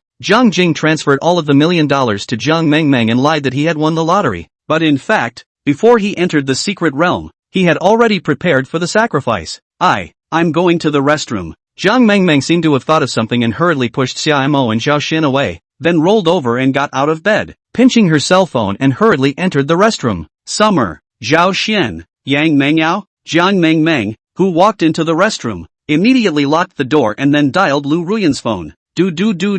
The phone rang 3 times and was soon answered. Jiang Mengmeng didn't wait for the other party to speak, and immediately asked in a fiery voice, Mom, do you know where Dad is right now? I know. Your father, that old immodest one, is playing handsome in the secret realm at the moment. A mature female voice came from the other end of the phone, and her tone was a bit sour, as if she had spilled her vinegar. Jiang Mengmeng, Mom, why are you talking in a gloomy manner? Dad has entered the secret realm. I don't know if he'll come out alive. And you're actually saying he's playing it cool? Ruyan Lu, hey, damn girl, what kind of attitude is that? I'm your mom. How dare you talk to me in that tone? Jiang Mengmeng, Mom, if you hadn't insisted on divorcing Dad, would he have signed up for the death squad? Would he have gone into the secret world to explore? Lu Ruyan, your father signed up to join the death squad. That was a decision he made himself. What's it got to do with me? Jiang Mengmeng, I don't care. If anything happens to Dad, I will never forgive you. Do. Jiang Mengmeng argued with Lu Ruyan on the phone for a few sentences, and finally threw down a harsh sentence and hung up the phone of her own accord.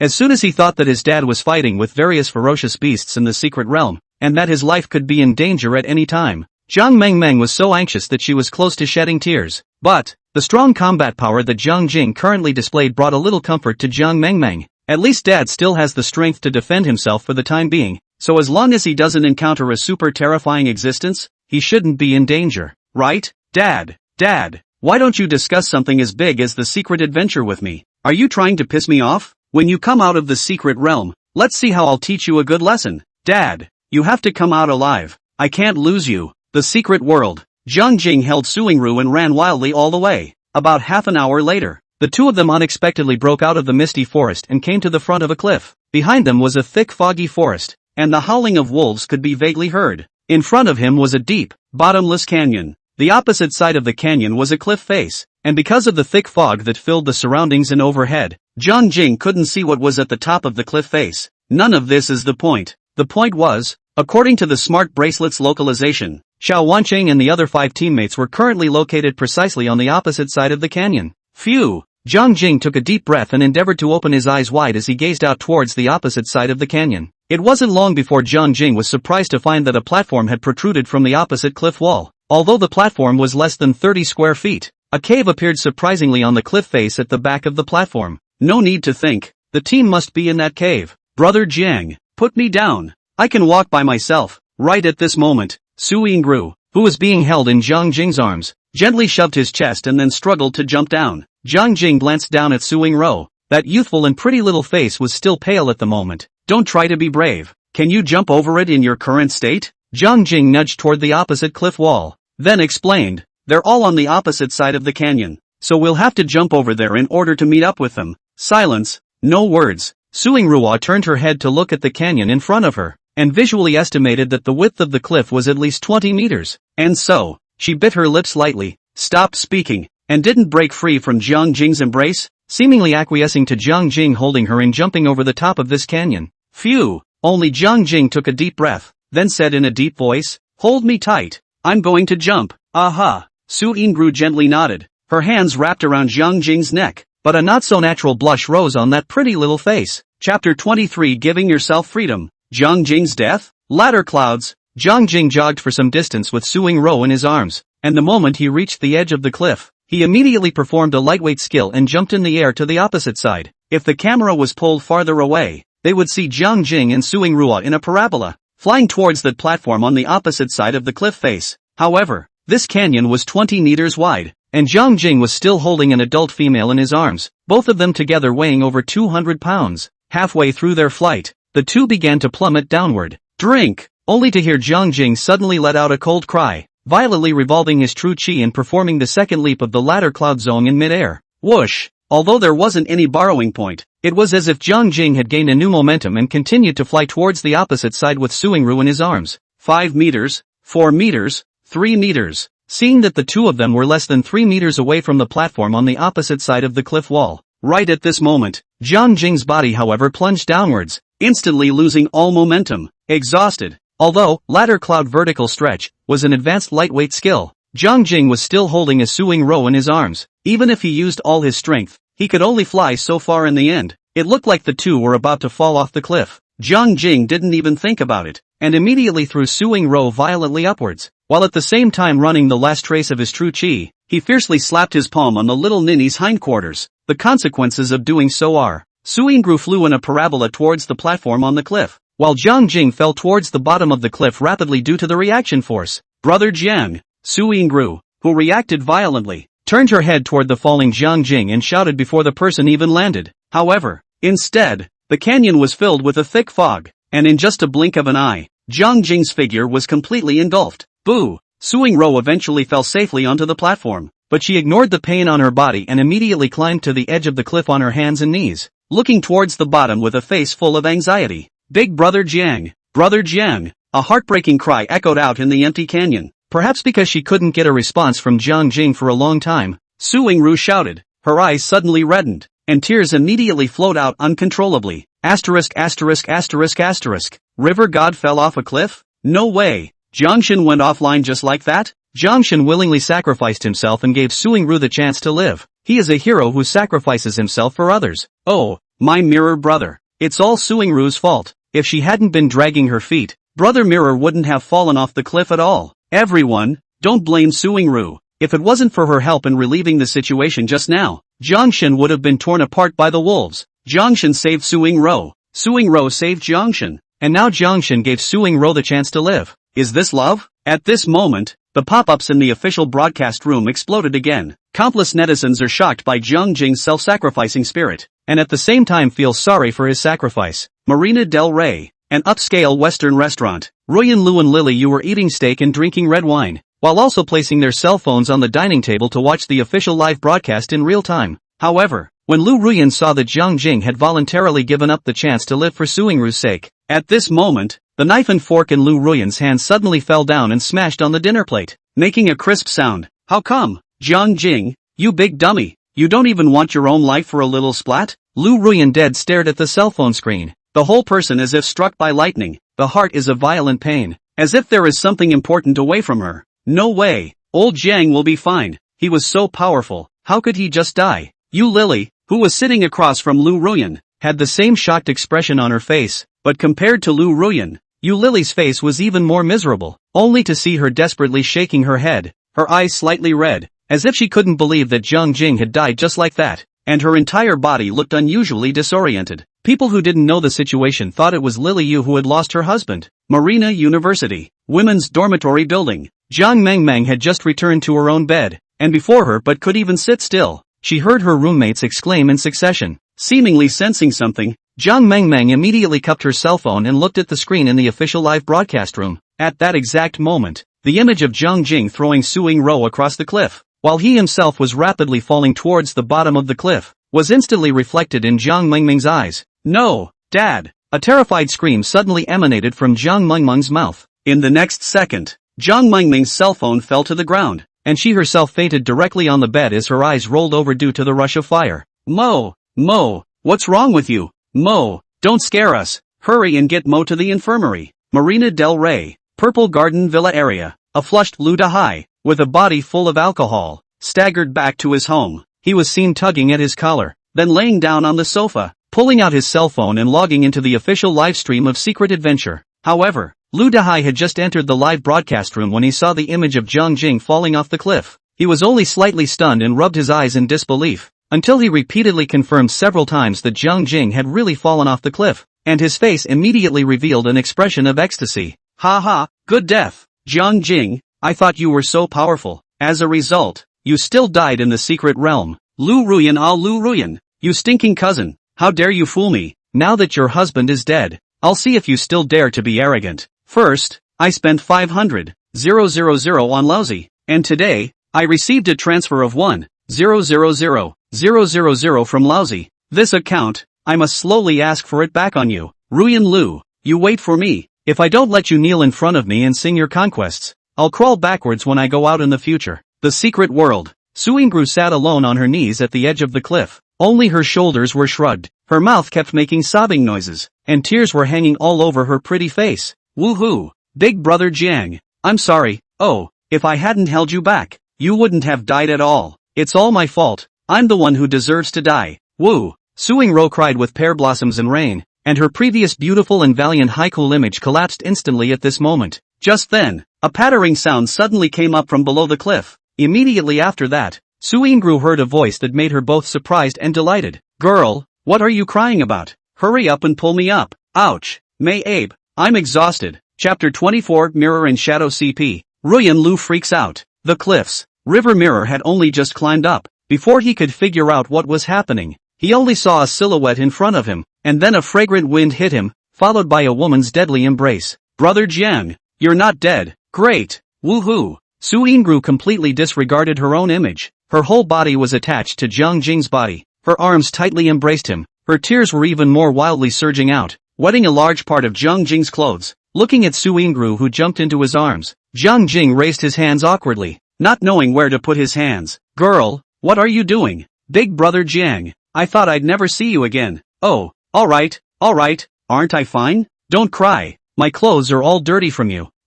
Sorry. Perhaps it was because he noticed that the posture of the two of them seemed to be a little too ambiguous. Suingru hurriedly let go of Jiang Jing, then turned her head and quickly wiped away her tears, but her pretty face couldn't help but blush. Silence, no words. River Mirror was organizing his clothes. Suing Rue, on the other hand, lowered her head and rubbed her fingers uneasily with both hands, as if she was somewhat afraid to look into Jiang Jing's eyes. The atmosphere was a little awkward. Only after Jiang Jing had organized his clothes did he turn his head to Suing Ru and ask, "Let's go into the cave to look for them, shall we?" "Aha." Suing Rua answered softly, perhaps remembering the scene of being held in Jiang Jing's arms just now. Her pretty face, which had just returned to normal, couldn't help but blush again. At this moment, the pop-ups in the official broadcast room boiled over again. "Aha! Brother Mirror isn't dead. That's great. What kind of man is the river god? How can a small cliff be difficult for him? Gangnam-style cow beer. Ha!" Suingru is actually blushing. There's definitely something wrong with this woman.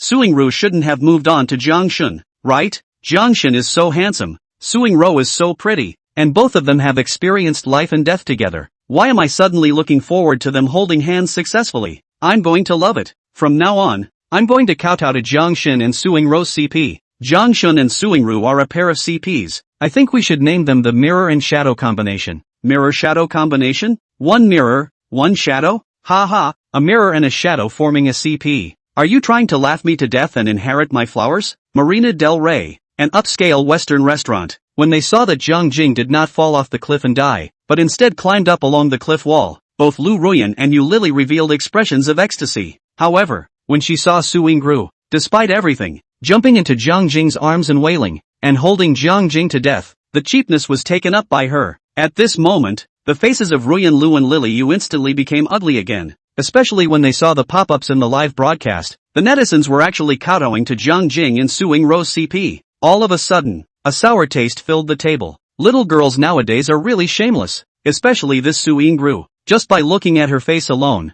I can tell that she's an uncompromising little vixen. How dare she seduce the man of my mother? Who gave her the guts? Lu Ruyan stared dead at the cell phone screen, looking at Jiang Jing and Suingru who were hugging each other, and her whole body was about to explode with anger. On top of that, the knife and fork that Lu Ruyan cupped in her hand, unknowingly used a lot of force, and the steak in the dinner plate was about to be poked and prodded by her. Ruyan, you're right. This Suingru. At a glance, I know she's not a good person, hugging someone else's husband and crying and pouting. All green tea flavor. Just shameless. Yu Lily couldn't help but follow Lu Ruyan's words and scold Suingru a few times, but her eyes are staring at the video of Jiang Jing. Eyes flashed a touch of joy. The whole person also from the previous state of lost soul. Instantly full-blooded resurrection over. People who didn't know the situation thought that Lily Yu's husband had come back to life. Marina del Rey, Purple Garden Villa area. Lu Dahai painfully took a hot shower, then draped himself in a robe, hummed a cheerful tune in his mouth, and reclined on the sofa.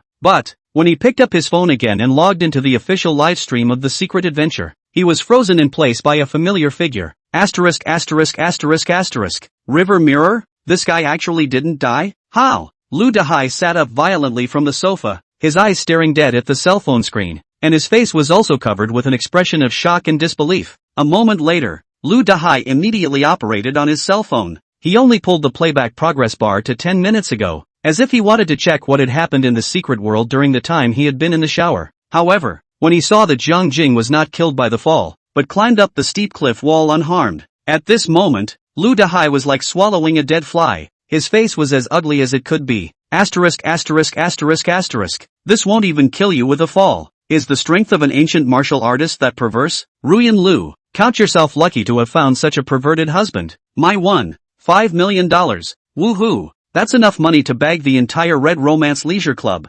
Mud. Wealth goes to people's peace and quiet. This time it'll be a breakthrough. Ah shucks. What bad luck. Marina University. On-campus infirmary. Jiang Mengmeng had just woken up leisurely from her hospital bed when she heard her roommate's cheers filled with surprise. Uncle Jiang is not dead. Great. I didn't realize that Uncle Jiang slowly climbed up along the cliff face. I've known for a long time that Uncle Jiang is blessed with a great life. How could he lose his life so easily? Ha? Mo, you're awake? Mo, I have good news for you. Your dad didn't die. He climbed up from the bottom of the cliff. As soon as she heard her dad's news, Jiang Mengmeng instantly came to her senses, only to see her struggling to sit up in a hurry. She reached out and took the cell phone handed by Yang Mengyao, and her eyes quickly glanced at the screen. Upon seeing that Jiang Jing was still alive and well, with no missing arms or legs, and no visible injuries on his body, at this moment, Jiang Mengmeng couldn't help but cover her mouth. and her entire body couldn't stop trembling from excitement and ecstasy. Mo, your dad is awesome. Mo, you have such a handsome, awesome hero dad. I'm envious of you. Meng, does your father still take goddaughters? What do you think about me being your godsister? Mo, I want to be your godsister too. Looking at Xia Mo and Zhao Xian, who were clustered around him and full of currying favor, as well as Yang Mengyao, who was standing on the side and full of envy. At the bottom of Jiang Mengming's heart, a sudden surge of pride emerged. Dad, although you secretly signed up for the death squad without my permission this time, even, you hid your identity as an ancient martial artist, 18 whole years, even I, my own daughter, didn't know about it, but, for the sake of you being such a face to me, I'll reluctantly forgive you this once, but, you must come out of the secret world alive for me. I don't want any glory, wealth or fame, as long as you are safe and healthy, and preferably stay by my side for the rest of your life, I will be satisfied. Chapter 25, Splitting the Spoils. Old Six gets furious. The secret world. Zhang Jing and Su Yingru drilled into the cave one after the other. The cave was extremely narrow at first, but only through the people, and then dozens of steps. Open up. Zhang Jing also didn't expect that inside was actually a very spacious cave, with strange stalagmites and stalactites everywhere. Fascinating and amazing. However, before Zhang Jing had a chance to take a good look at the cave, he was caught by a sound of fighting and yelling, only to see that in the center of the cavern, there were actually 3 men fighting each other, and next to them, there were 2 women watching the battle. On top of that, by a stalagmite not far from the battle site, there was also a giant python with a reddish body lying. This python is really big. The body was thicker than a bucket, and visually it was at least 10 meters long, but it lay motionless, with a shocking pool of blood beneath its body. When Zhang Jing moved his sight to the head of this giant python, he realized that the python's head had already been smashed to pieces. In other words, the python was as dead can be. Hey, no need to think. This must be Old Six's handiwork. Only his sledgehammer could have made such a fatal wound. Mard, you Shao family members don't talk about martial virtues.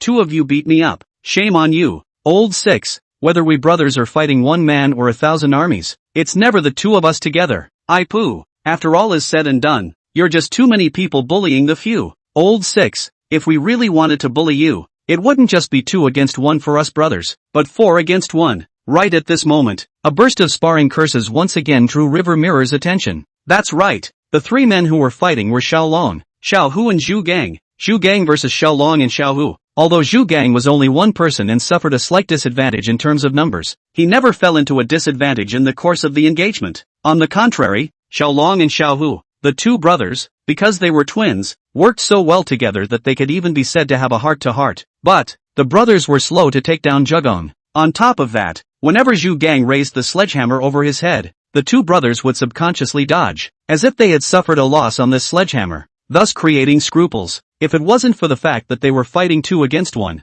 it was estimated that Xiaolong and Xiaohu would have already lost to Zhu Gang. Just then, Zhu Gang seemed to be completely enraged, only to see him frantically working his true chi. The sledgehammer in his hand instantly glowed with a dazzling golden light. Mard, since you guys don't talk about martial virtues, then don't blame Master Fatty for my ruthlessness. Xiaolong and Xiaohu were both taken aback, but the brothers were not at all abashed. Xiaohu was even more arrogant as he shouted, Fatty Zhu, do you think our brothers will be afraid of you? If you have any moves, you can just use them. Seeing that Zhu Gang, Xiaolong and Xiaohu had all fought with real fire, both sides seemed to be ready to use their big moves to fight to the death. Stop! At the critical moment, Zhang Jing hastily shouted out, what are you all doing? Quiet! The cave seemed to be quiet for a second. Immediately after that, Zhu Gang put down the sledgehammer in his hand, and Xiaolong and Xiaohu also lowered the lances they had just raised. All 3 of them turned their heads and looked at Zhang Jing and Su Yingru in unison. Of course, Xiao Wanqing and Xiao Mei, who had been watching the battle from the side just now, also cast their gazes over towards them. 7. Zhu Gang took a look at Zhang Jing actually came back alive, and also brought the injured Su Yingru back along with him. Only seeing his eyes rolled, he immediately revealed an expression of excitement and ecstasy, and immediately afterward, he took a step and joyfully ran over towards Zhang Jing's side. Old 7, you're not dead? Great! Whoops, I thought you couldn't come back. Do you know that just now I have been worrying about you, lest you have any shortcomings? It's a good thing you're okay. Otherwise, I would have really died of sadness. Zhu Gang jogged all the way to Zhang Jing's front, and also pulled his arm, checking him out from head to toe, and his face was even filled with a concerned expression. Zhang Jing looked at Zhu Gang with an odd expression on his face, only to feel goosebumps falling all over his body. What's the situation? Do I know you well? You Old Six, Who are you showing that look to? However, before Jiang Jing could react, the next words that came out of Zhu Gang's mouth made him almost stagger and fall to the ground. Old 7. I was just teamed up and bullied by these two assholes. They bullied me for being alone based on the fact that they were outnumbered. Old 7. You're my good brother. You have to help me in this matter. Later on, the two of us will join forces and teach them a hard lesson. And after it's done, I'll share half of the Lingji with you. Although Jiang Jing had yet to figure out what had happened, he had keenly captured one word from Zhu Gang's mouth, Lingji. Old 6. Wait a minute. Only Jiang Jing hurriedly waved his hand to interrupt Zhu Gang's words, then frowned and asked, what Lingji? Also, why are you guys fighting here? Just then, Xiao Wancheng and Xiao Mei both walked over. However, Zhu Gang's face changed as if he was watching out for Xiao Wanqing, and he immediately pulled Jiang Jing to the side. Xiao Wanqing, who saw this scene, didn't show any expression on her 10,000-year-old ice-cold face. She simply stopped her advance, then stood still and waited. Old 7. Let me tell you, this Xiao family is very selfish and self-serving. Don't let their appearance fool you. Zhu Gang was like a guard against thieves, first carefully glancing at the four people from the Xiao family before he came to Jiang Jing's ear and whispered out the sentence.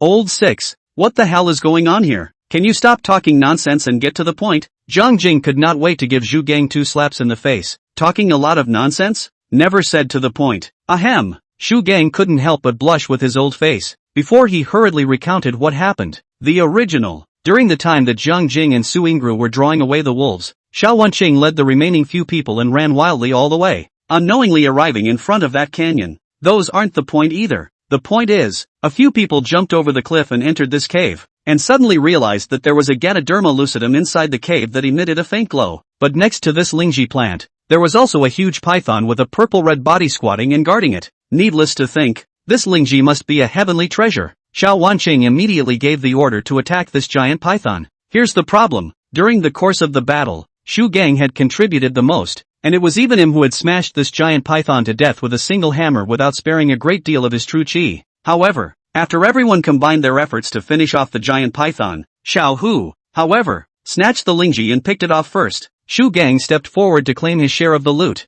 but was ruthlessly rejected by Xiao Hu, and Xiao Hu also said that heavenly treasures belong to those who can get them. Whoever gets them first. Chu Kong was really angry. Why did he contribute the most and in the end he didn't get any share of the benefits? Thus, Zhu Gang then clashed with Xiao Hu. Xiao Long, who was the older brother, couldn't see his younger brother being bullied, so he also joined the fight and helped Xiao Hu to fight against Zhu Gang. This incident is, in a nutshell, a case of dividing the spoils. Chapter 26, A City of Great Beauty. Just a table. Inside the cave, Jiang Jing's brow was almost wrinkled into a Chuan character. If things are really like what Lao Lu said, then the Xiao family's people have to defend 5, 6, 7. I think it's time we had a squad meeting. Right at this moment, Captain Xiao Wanqing's voice suddenly drifted over. Jiang Jing turned his head to see that at some point, Xiao Long and Xiao Hu had already built a bonfire inside the cave. At this moment, all 4 members of the Xiao family were sitting around the campfire. Xiao Mei also took out a pan from her backpack and was cooking instant noodles on the campfire. Swish!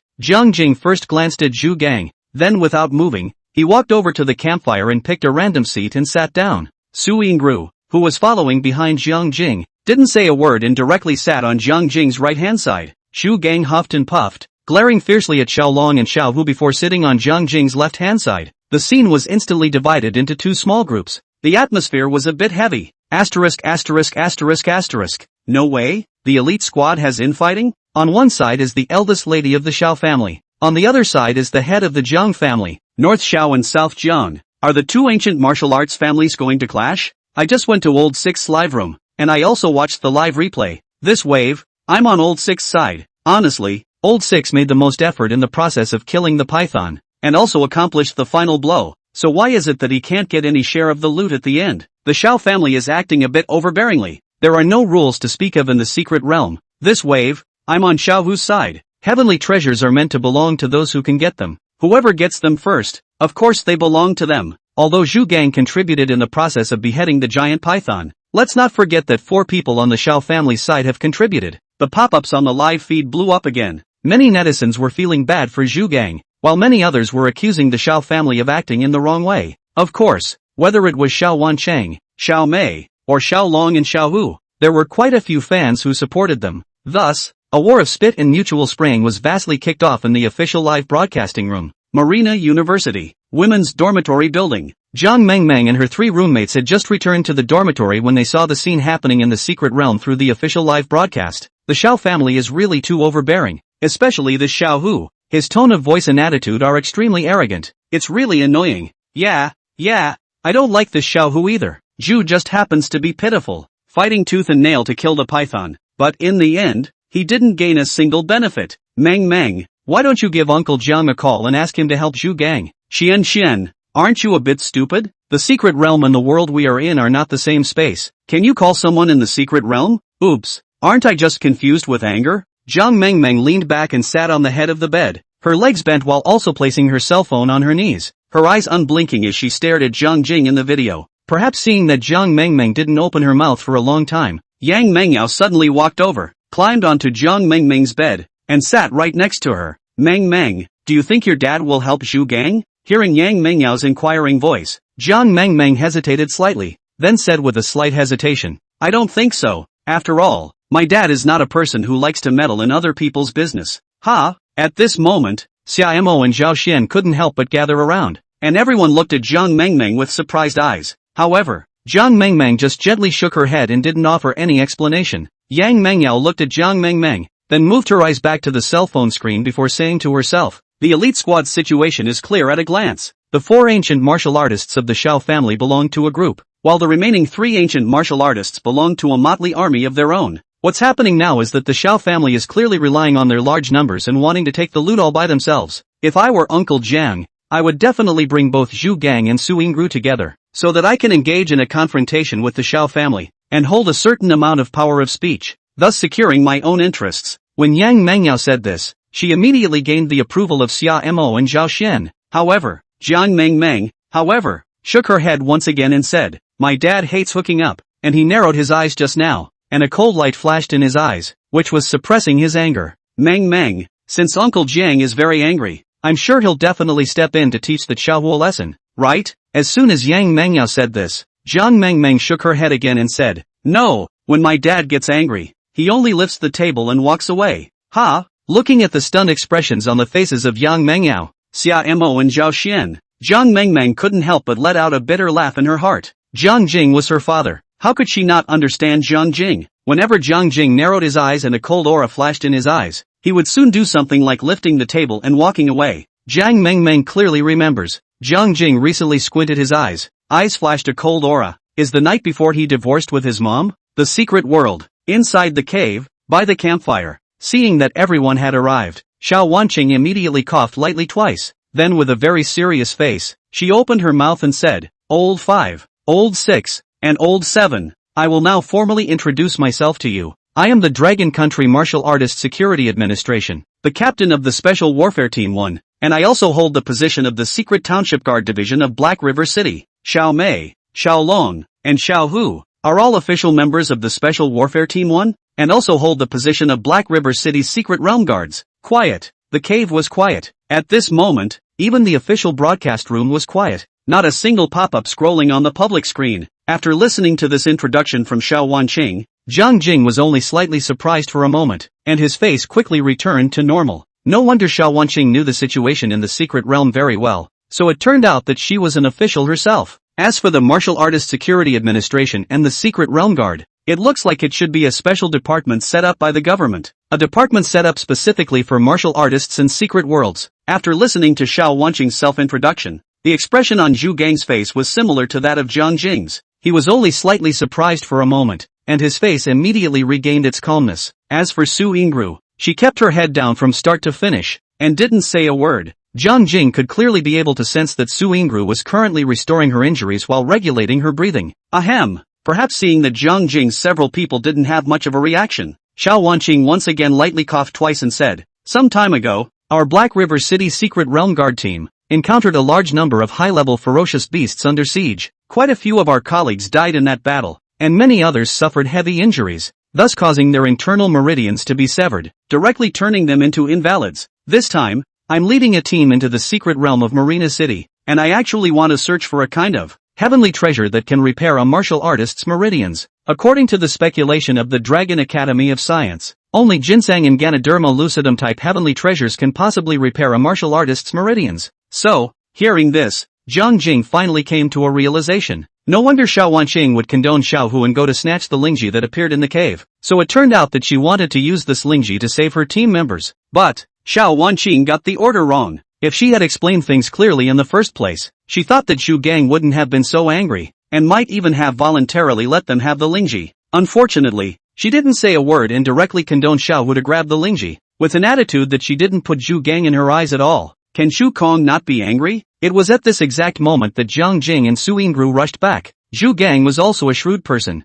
Immediately seizing the opportunity, he took the initiative to lean over to Jiang Jing's side, and also made Xiao Wanqing mistakenly think that the three of them had formed a small group. Seeing that things were getting bigger and seemed to be going beyond control, Xiao Wanqing had to gather everyone to sit down and then explain things clearly. To put it simply, Xiao Wanqing was bullying Zhu Gang from the very beginning. Later, seeing that Zhu Gang defected to Jiang Jing, she chose to sit down to negotiate, wanting to trivialize the matter. Through this matter, Jiang Jing was able to see Xiao Wanqing's character. Aha! She's a phenom, a mere watchman in a pretty skin. Oh's a plant. Chapter 27. In this world, there is never fairness. So, this Lingji, we will definitely not give it away. I hope you understand. After Xiao Wanqing finished her last sentence in a decisive manner, her eyes immediately stared at Jiang Jing in a deadly manner, as if she wanted to see through his inner thoughts at this moment through the subtle expressions on Jiang Jing's face. Throughout the entire elite squad, only Jiang Jing made Xiao Wanqing impervious, coupled with the fact that Jiang Jing also has a layer of Jiang family head identity,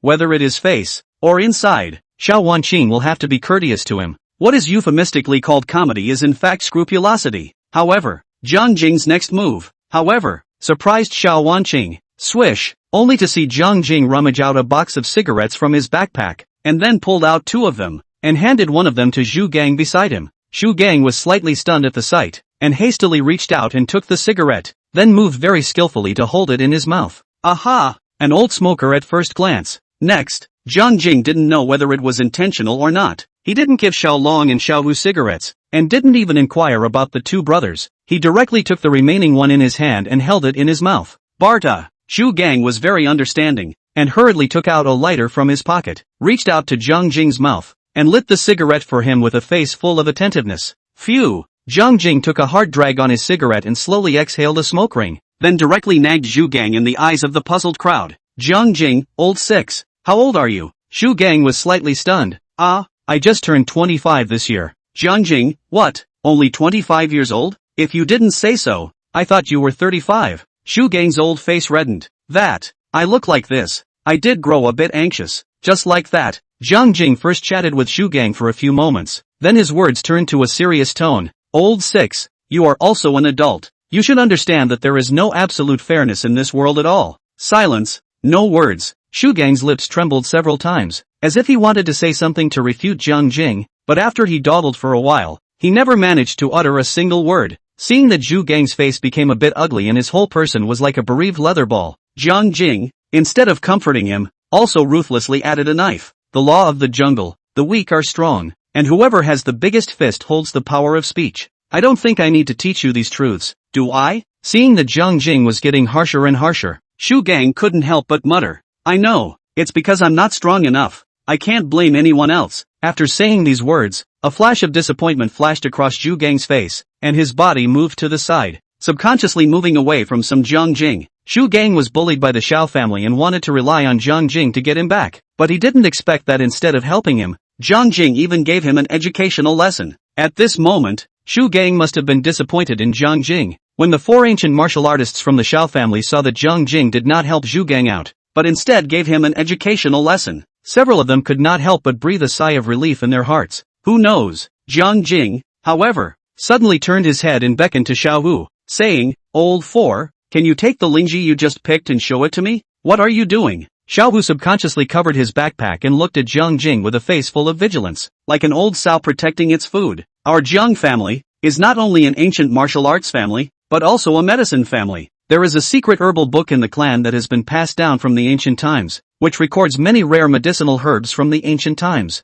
I just want to verify if the various heavenly treasures in the secret realm could be the rare medicinal herbs from the ancient times. The moment Jiang Jing said this, all the members of the elite squad, including Zhu Gang who was still sulking, all showed surprised expressions. What does that mean? If the various treasures in the secret realm are the rare medicinal herbs of the ancient times, then Jiang Jing, who is familiar with the secret books of herbs, is a professional treasure connoisseur. In an instant, Jiang Jing's importance immediately rose several feet in the hearts of the crowd. Old 4, take out the lingji and show it to Mr. Jiang. Xiao Wanqing hesitated slightly and immediately gave Xiao Hu an order. At the same time, Xiao Wanqing's address to Jiang Jing also changed from Old 7 to Mr. Jiang. Swish, Xiao Hu no longer hesitated. Immediately opened his backpack and carefully held out a plastic bag from inside. Don't underestimate the plastic bag. This was the latest invention of the Dragon Academy of Science, which could ensure that the aura would not naturally evaporate from the heavenly treasures contained in the bag. Mr. Jiang, this is the Ganoderma I just picked. Please take a palm.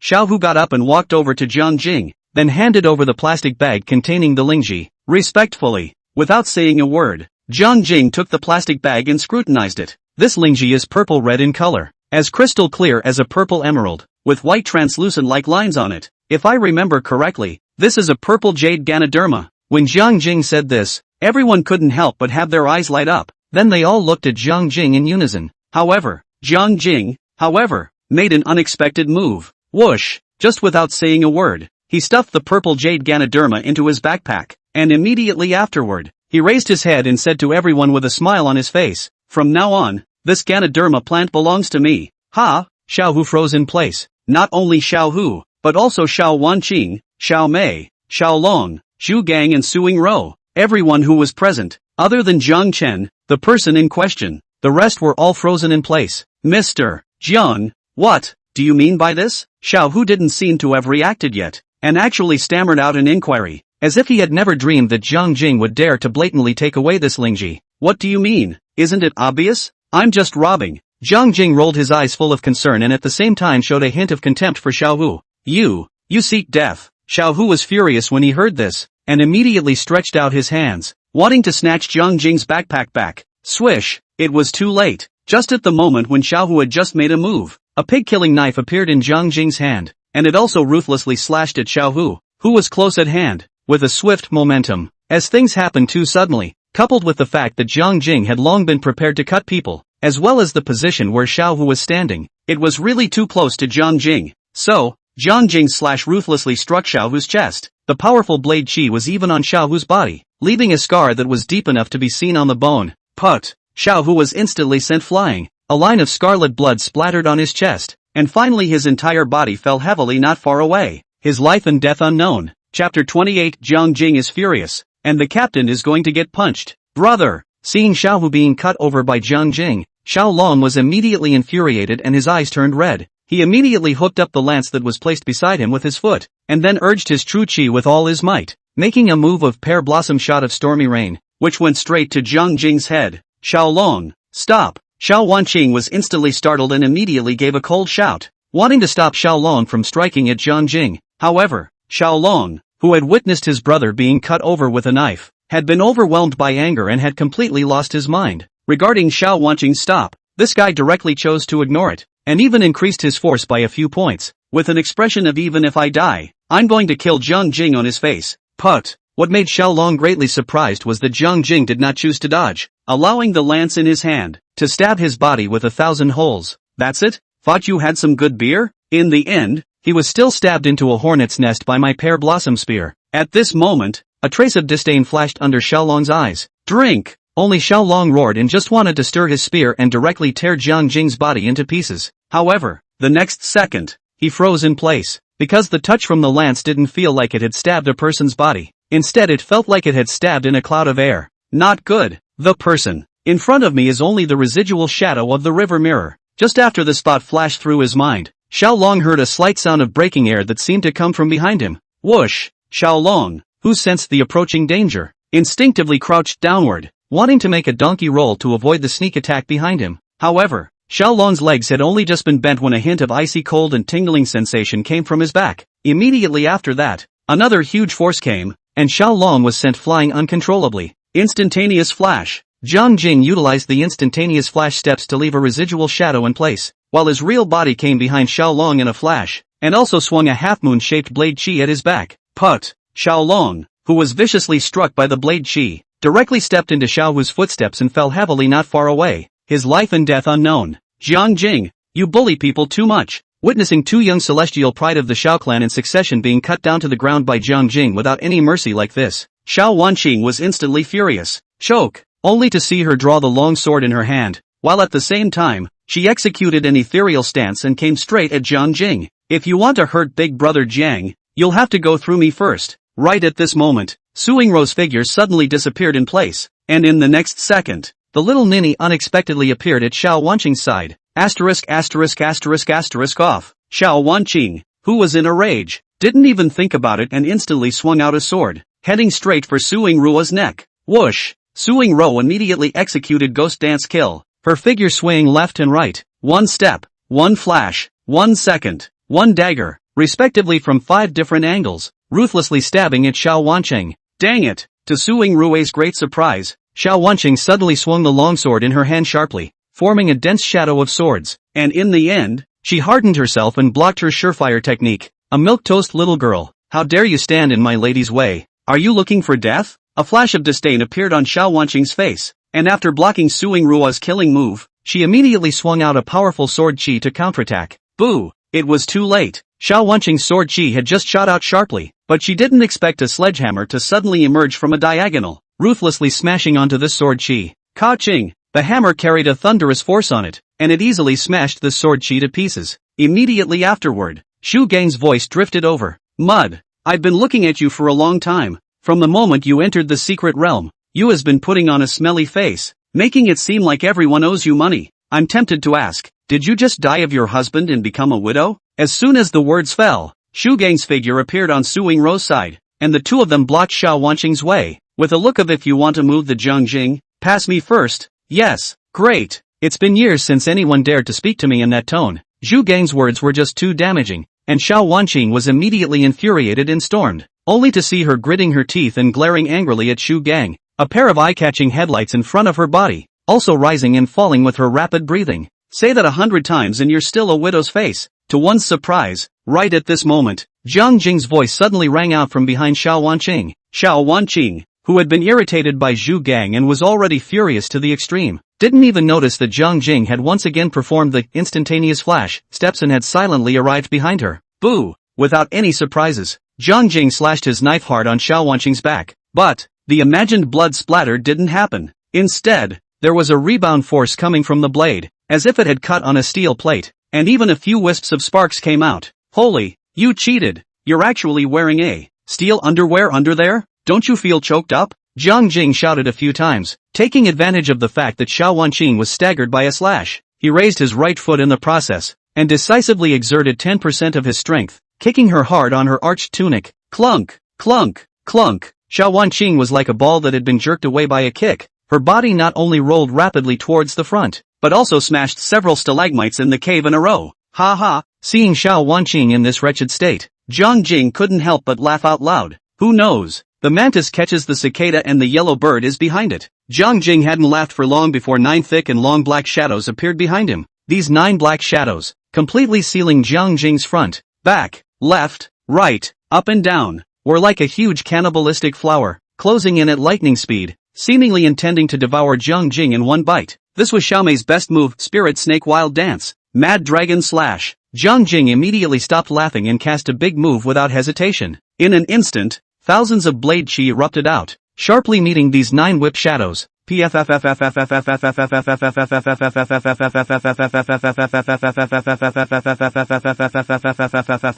to Jiang Jing's dismay, the blade chi crashed into the whip shadows like fragile glass crashing into a steel plate, and instead of cutting through these whip shadows, it shattered apart. And the 9 huge whip shadows in front of him only paused for that much time before continuing to whip fiercely towards Jiang Jing.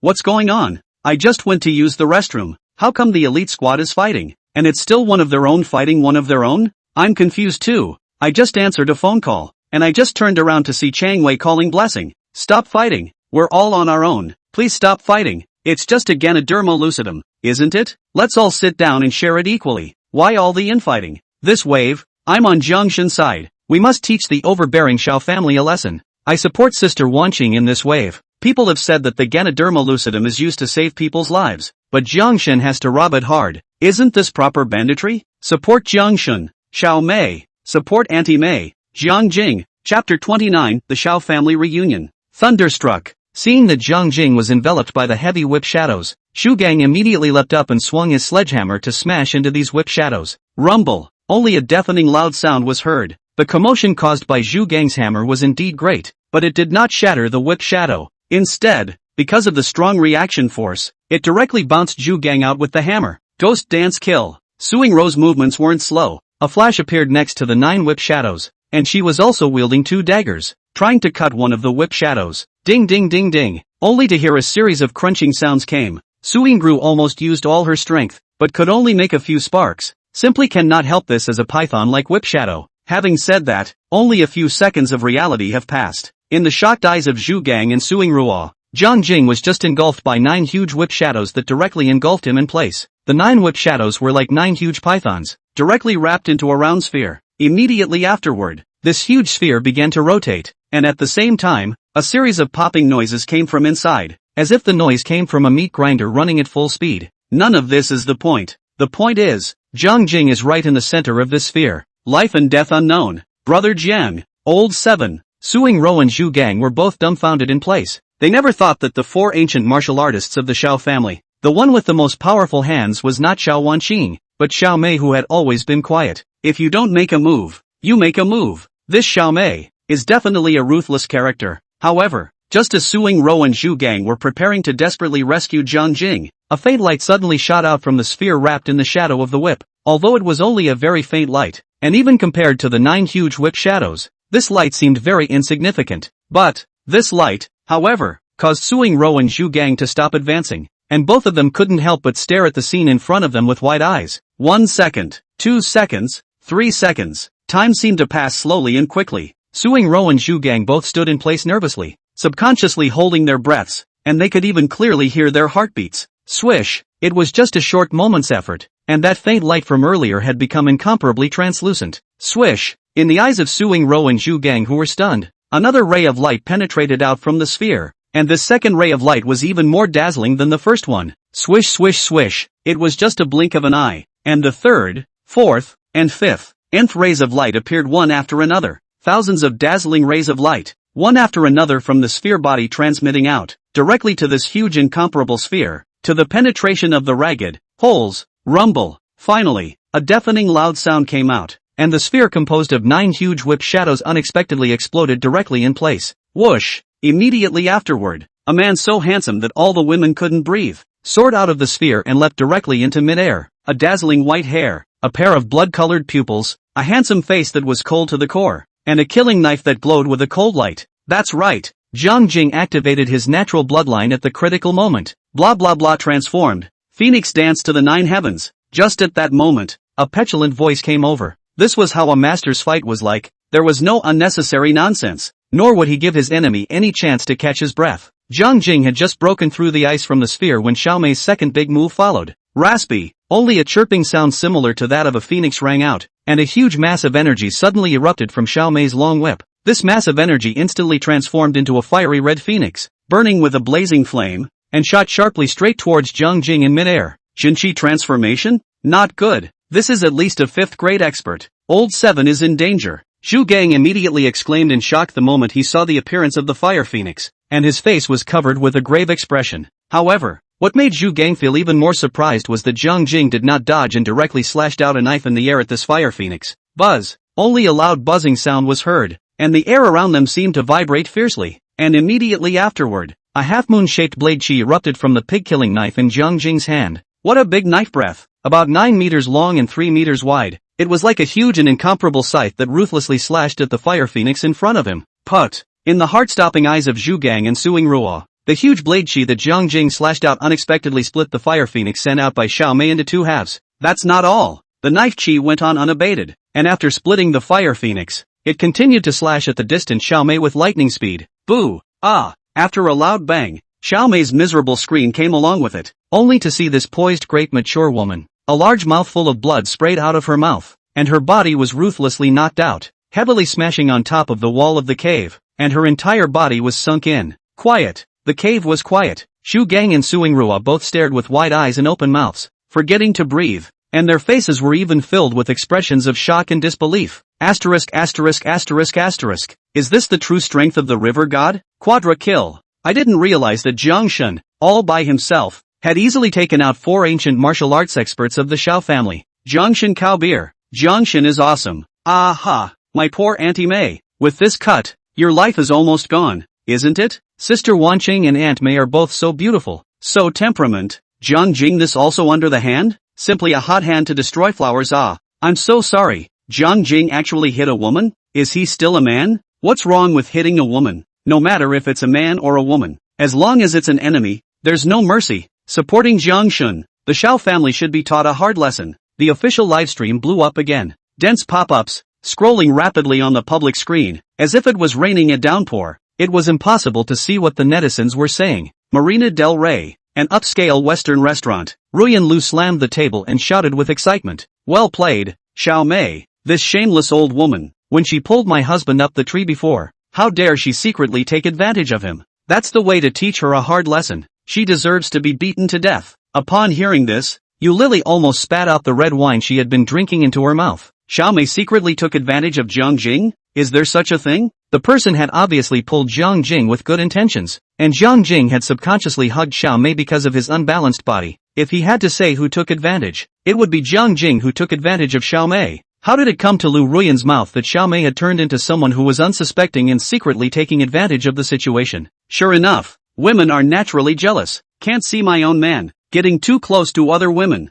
How handsome. This time, Yu Lily did not follow Lu Ruyan's words to scold Xiao Mei. She was seen staring intently at her cell phone, her eyes glowing slightly, a light spring-like smile at the corner of her mouth, and only Jiang Jing's handsome figure remained in her eyes. Chapter 30. I'm just learning from you guys. Snap. River Mirror fell from mid-air. The moment his feet stepped on the ground, his full head of white hair instantly turned back to black, and his blood-red pupils returned to normal, only to see that he first glanced at the wretched Xiao Mei. Then he made a turn and walked toward Xiao Wanqing, who was not far away. River Mirror, what are you doing? Don't you forget, we're all on the same team. Aren't you afraid of arousing the wrath of the higher-ups in the Dragon Kingdom by mutilating your teammates like this? Xiao Wanqing had only been kicked hard by Jiang Jing, and although her butt hurt terribly at the moment, it was much lighter than the injuries Xiao Mei, Xiao Long and Xiao Hu had suffered. Ta. Jiang Jing didn't say a word, just a cold face, walking step by step to Xiao Wanqing. Swish! Xiao Wanqing raised her longsword once again,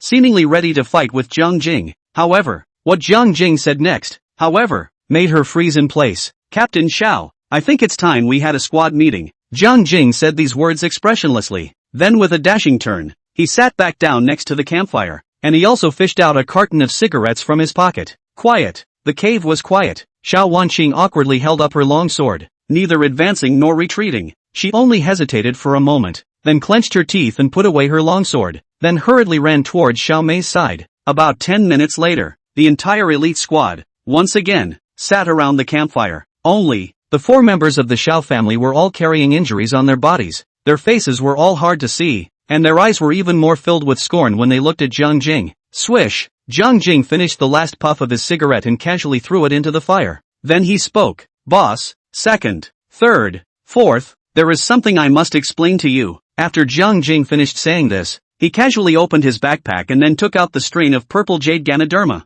This Lingji is called purple jade Lingji, and on the surface, it exudes a rich spiritual qi all over its body, much like a spiritual herb that can be used as medicine. In fact, it is highly poisonous. If an ordinary person mistakenly eats the purple jade Ganoderma, they will definitely perish on the spot. Ancient martial artists who accidentally consume the purple jade Ganoderma will become a cripple even if they don't die. After Jiang Jing said these words, he immediately threw the purple jade Ganoderma on the ground, then drew out his pig-killing knife and directly split it into 2 halves. Put! To the great surprise of the people, just as the purple jade Ganoderma was split in half, a strong stench instantly filled the air. The purple jade Lingji that had just been crystal clear turned into a black Lingji in an instant. As black as ink. No need to think about it. It's a poisonous Lingji. This stuff is highly poisonous to us humans, but it's a great tonic for some snakes, insects, rats and ants. The reason I snatched this Lingji is because I was worried that you guys would accidentally be poisoned to death. Now, can you understand my good intentions? Jiang Jing finished chopping the purple jade Ganoderma,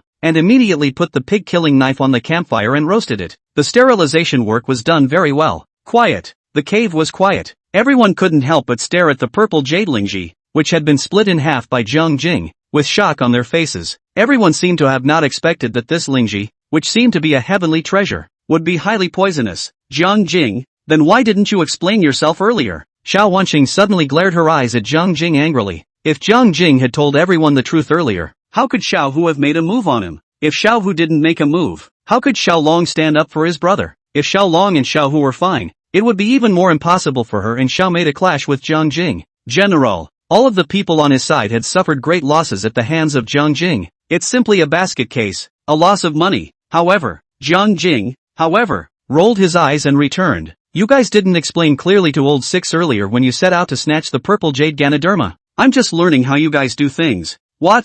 Slap yourself in the face and finally feel the pain? Upon hearing this, Xiao Wanqing's face instantly darkened, and her entire body was infuriated enough, only to see her glaring fiercely at Jiang Jing. Her teeth were clenched to the point of cackling, and the pair of eye-catching car headlights in front of her chest were rising and falling with her rapid breathing. If eyes could kill, Jiang Jing would have already been glared to death 100 times by Xiao Wanqing. Ha ha ha ha ha. It was at this exact moment that Zhu Gang suddenly couldn't help but laugh out loud. He was seen covering his stomach with one hand and pounding the ground desperately with the other, the whole thing laughing so hard that tears were coming out of his eyes. Who was the one who bullied me just now based on the fact that there were so many people? Now you finally get a taste of being bullied, right? It's called retribution. Retribution comes fast. Ha ha ha ha ha. The four ancient martial artists from the Xiao family had all been severely taught a lesson by Jiang Jing, so they naturally didn't dare to get angry in front of Jiang Jing. But this brat Zhu Gang was gloating on the sidelines with a villainous look, instantly igniting the anger of the four members of the Xiao family. Fat ass, you got the guts to say that again?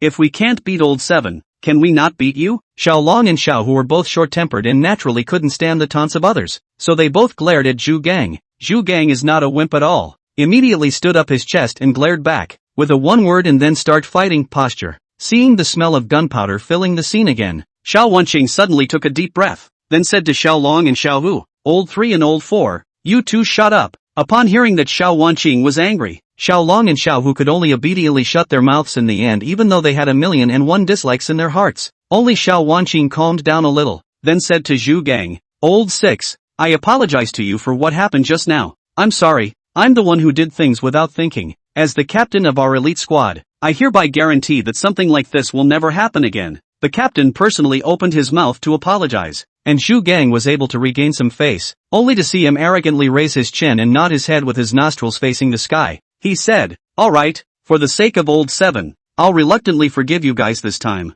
Xiao Wanqing, Xiao Mei, Xiao Long and Xiao Hu. Asterisk. Jiangshan is so domineering. I thought Jiangshan wanted to monopolize the purple jade Ganoderma. After all this, it turns out that Jiangshan is changing his mind and giving an educational lesson to the Xiao family. Ha ha, it's called doing unto others as they do unto you. A slap on someone else won't feel pain, but only on yourself will you feel pain. I won't even hold up the wall. I'll obey Jiangshan, my mirror brother. He's simply handsome. Chapter 31. Open the gift bag. The storage ring. Night. A blood moon hung in the sky. There were all sorts of strange noises coming from the misty forest. There were howls, bites, battles, and footsteps made by ferocious beasts running wildly through the forest. General, the ferocious beasts made so much noise in the night that the entire earth seemed to be trembling slightly, causing all the members of the elite squad to be nervous for a long time. Fortunately, the location where the elite squad was located was very hidden, and as of now, for the time being, no ferocious beasts had discovered that they were hiding here. Snap. Sitting by the campfire, Jiang Jing casually ate a bit of dry food for dinner, and then he habitually lit a cigarette for himself. Swish! Taking advantage of the fact that everyone was busy with their own business and no one spoke up, Jiang Jing decisively clicked on the main system page. Host, Jiang Jing. Rank, 4-star martial artist. Talent, Ancestral Dragon Bloodline. Blood value, 2030. Mental power, 100. Kickboxing, Basic Kickboxing. Body technique, Qingfeng steps, Instantaneous flash. Ladder cloud vertical stance. Blade technique, Blast wind blade technique. Blade breath, Mad dragon slash. Skill points, 0. Jiang Jing had just learned that the martial artists in this world were divided into 9 ranks through his casual conversation with Zhu Gang while eating dinner. The lowest rank was a 1st grade martial artist, and the highest was a 9th grade martial artist. The system also categorized martial artists into 9 ranks, with the lowest being a 1-star martial artist and the highest being a 9-star martial artist. The two differ only in their designation. Everything else is exactly the same. Those aren't the point. The point was that after Jiang Jing had risen to a 4-star martial artist, The system also rewarded him with an upgrade gift pack. Jiang Jing was so busy breaking out from the wolves earlier, then rejoining his teammates, followed by a series of events, that he didn't have time to open this gift pack. Now that I'm finally free, of course I'm going to open the gift bag and check it out. Brother Unicorn, open the upgrade packet for me. Ding! Congratulations to the host for obtaining a storage ring. Storage ring, upgradable, contains 100 cubic meters of independent space that can be used to store all inanimate objects. Note, this ring is automatically bound to the host. It cannot be dropped, traded, or destroyed, and once the host dies, the ring will automatically be retrieved by the system. Swish! Above Jiang Jing's left little finger, a ring as black as ink suddenly appeared. The ring seemed to be made of pure iron. There was no pattern on it. It was just a bare circle. It looked like a piece of ground floor goods, giving people a very cheap feeling. However, an expression of ecstasy appeared on Jiang Jing's face. It's a storage ring. Carrying a private space with you, you can access all kinds of items at will, which is simply a godsend for traveling at home, transporting couriers, killing people and destroying corpses. Although this storage ring only had 100 cubic meters of space, it was clearly marked on the ring upgradable. Swish! Jiang Jing immediately moved his eyes to the 3 words upgradable, not realizing that the next second, a line of very small fonts popped up in his field of vision. Material required for upgrading, empty underworld stone X1. Suddenly seeing the words empty underworld stone, Jiang Jing was first slightly stunned, and his face soon revealed a crying and laughing expression. This was because in ordinary veins, empyrean stones would not appear at all, and it was only in the deepest parts of some large veins that were nourished by rich spiritual chi that 1 or 2 pieces would occasionally be born. To put it simply, the empty plagioclase thing is a scarce commodity and not easy to get. But, even if the storage ring couldn't be upgraded for the time being, it still had 100 cubic meters of initial space, which was enough for Jiang Jing. Swish! With a sudden movement of his mind, Jiang Jing's backpack, which was placed beside him, was immediately received inside the storage ring. Swish! Jiang Jing once again moved his mind, and the backpack was taken out again, and placed back in its original position just now. Just seeing Jiang Jing thought briefly, he directly opened his backpack, then put his left hand into it. In the next second, the 18 phoenix blood fruits in the backpack, a wolf king's crystal core, as well as cigarettes, dry food, and some wilderness survival supplies, were all put away in the storage ring. A storage ring. It's really convenient. But, just as Jiang Jing was having a good time, a vomiting sound suddenly came from his side, and at the same time, a smell of blood quickly filled the air. Jiang Jing hurriedly turned his head to take a look, just in time to see a trace of blood hanging by the corner of Suing Ruo's mouth, and her small face turned deathly white. During the daytime, Suing Ruo was first heavily injured by the Wolf King, then dragged her heavily injured body to support Jiang Jing, and was injured again when she broke out, and in the end, she still managed to hold on and fight with Xiao Wanqing for 2 moves. Honestly, it was a miracle that Mei-san could hold back until now to spit out blood. Swish! Only to see Jiang Jing flip his wrist,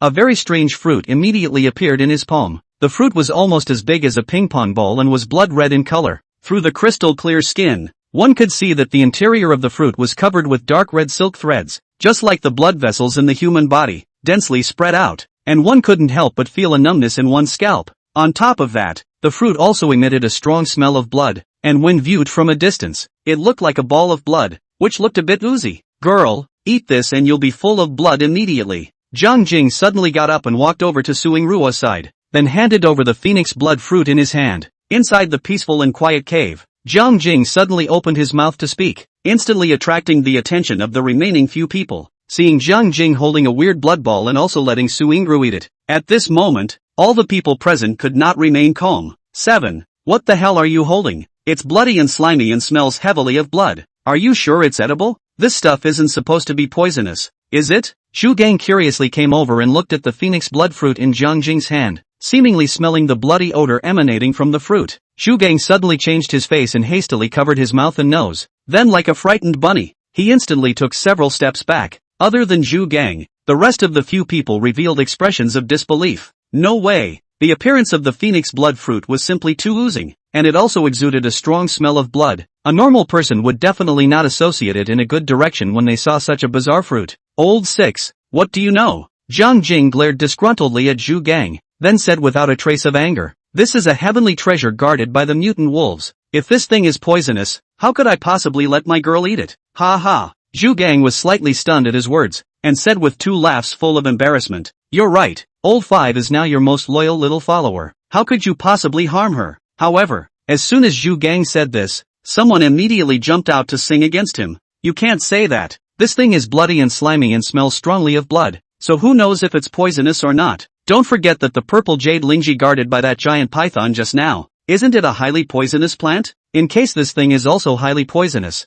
who will be responsible for what happens to old 5? Although Xiaohu was disliking Zhu Gang, his eyes were looking towards Jiang Jing, as if he was provoking him with these words, asking him to explain what this fruit was all about. However, Jiang Jing, did not eat this set of things, and directly shoved the fruit into Suing Ruo's hands, then sat back to his original position and continued to smoke silently. Quiet. The cave was quiet. Seeing that Jiang Jing refused to explain the origin of this fruit, Xiaohu muttered twice in a self-interested manner, then closed his mouth and stopped talking. Soon, everyone's eyes were focused on Suing Ruo's hands. Looking at this bizarre and oozing fruit, Xiao Wanqing finally couldn't help but raise her voice to remind, Old 5, you have to think about it, in case this fruit is poisonous. However, without waiting for Xiao Wanqing to finish her sentence, Su Yingru made an unexpected move. Ka-ching, only to see that she didn't even think about it, and instantly brought the fruit to her mouth and took a big bite, and also chewed it without any hurry, as if she was eating fruit after a meal. The main thing was a relaxed and casual.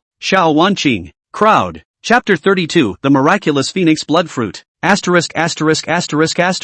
It's not, is it? Su Yingru actually ate it without hesitation? How much trust is this in the river god? Is this love? Jiangshan has saved Su Yingru's life more than once. I'm sure he definitely won't harm Su Yingru. Not afraid of 10,000, just afraid of what might happen. I mean, in case Jiangshan accidentally looks away and feeds the poisonous fruit to Su Yingru. I personally feel that Jiang Jing is possibly using Su Yingru as a lab rat. He obviously picked a dozen or so fruits, but he didn't eat any of them himself. Instead, he took them to Su Yingru first. Everyone, savor, upstairs. Don't think of Jiangshan as so bad. How can a hero who can sacrifice himself to save others be a bad guy? There is an old saying in the Dragon Kingdom that it's hard to paint a tiger's skin, but it's hard to paint a bone, and you can't know the face of a man without knowing his heart. Upstairs, I'm going to the big house. The official livestream blew up again. Some people loved Jiang Jing, and naturally, some people hated Jiang Jing. Jiang Jing's fans were embracing him, which also made some black fans extremely upset,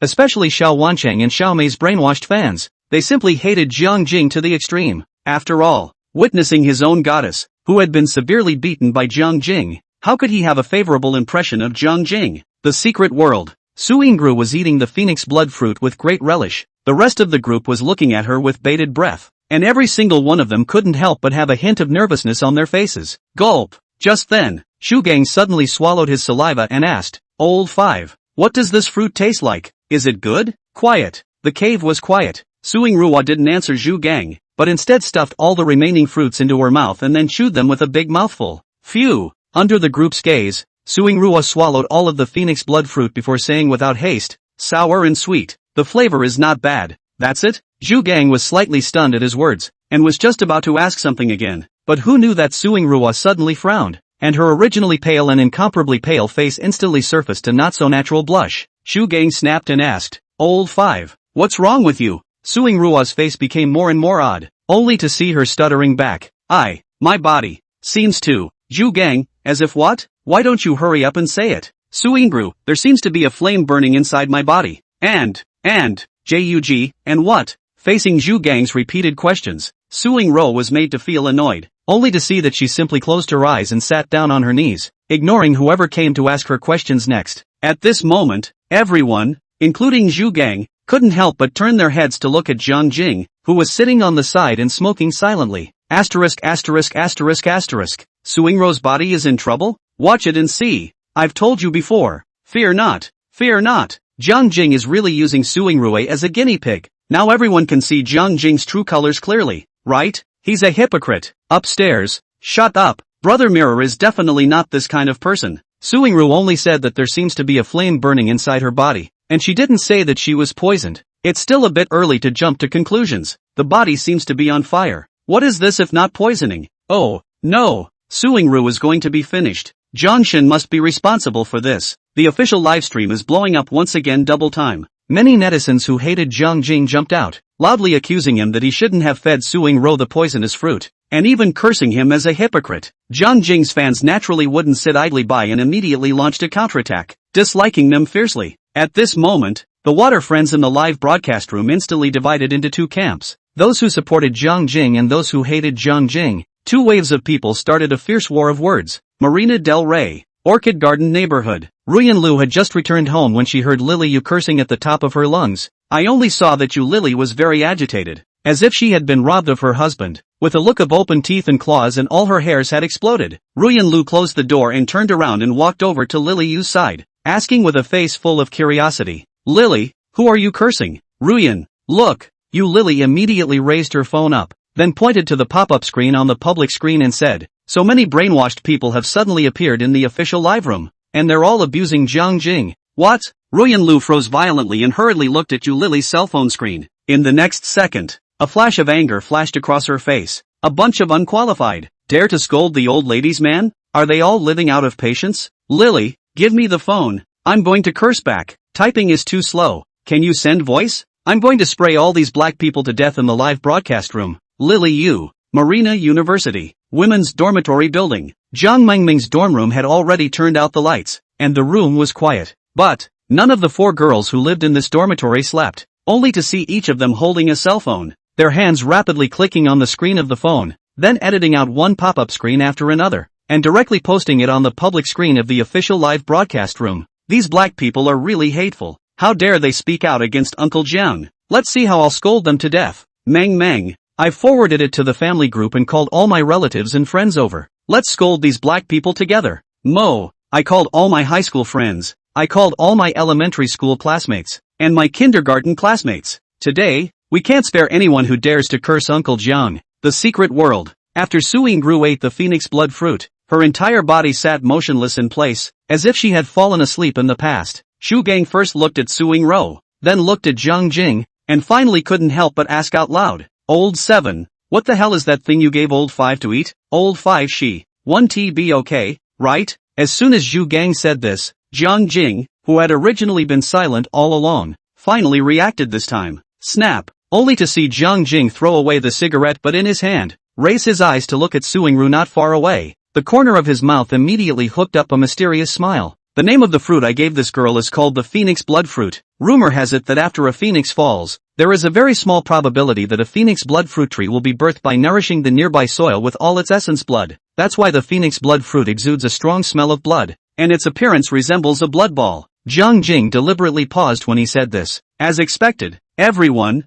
including Xiao Wanqing, cast their gazes over, and every single one of them had a shocked expression on their faces. Phoenix? This legendary beast, does it really exist? Shu Gang was anxiously scratching his ears and immediately voiced out inquiring. Old 7, you go on to say, what exactly are the effects of the phoenix blood fruit? At this moment, not only was Zhu Gang filled with curiosity, the entire elite squad was looking at Jiang Jing. Each and every one of them had their ears perked up. Ha! Jiang Jing smiled gently and said without haste, as for the effects of the phoenix blood fruit, there are a total of 3. First, the phoenix blood fruit can cure internal injuries. No matter how much internal injuries you've suffered, as long as you swallow a phoenix blood fruit, you'll immediately recover. Secondly, the phoenix blood fruit can cleanse the marrow and veins, and the power of the phoenix true flame contained within the fruit can calcify all impurities within the body, drastically improving a martial artist's cultivation physique. Of course, compared to the last effect of the phoenix blood fruit, both of the above effects are inadequate, because the last effect of the phoenix blood fruit is just too counterintuitive.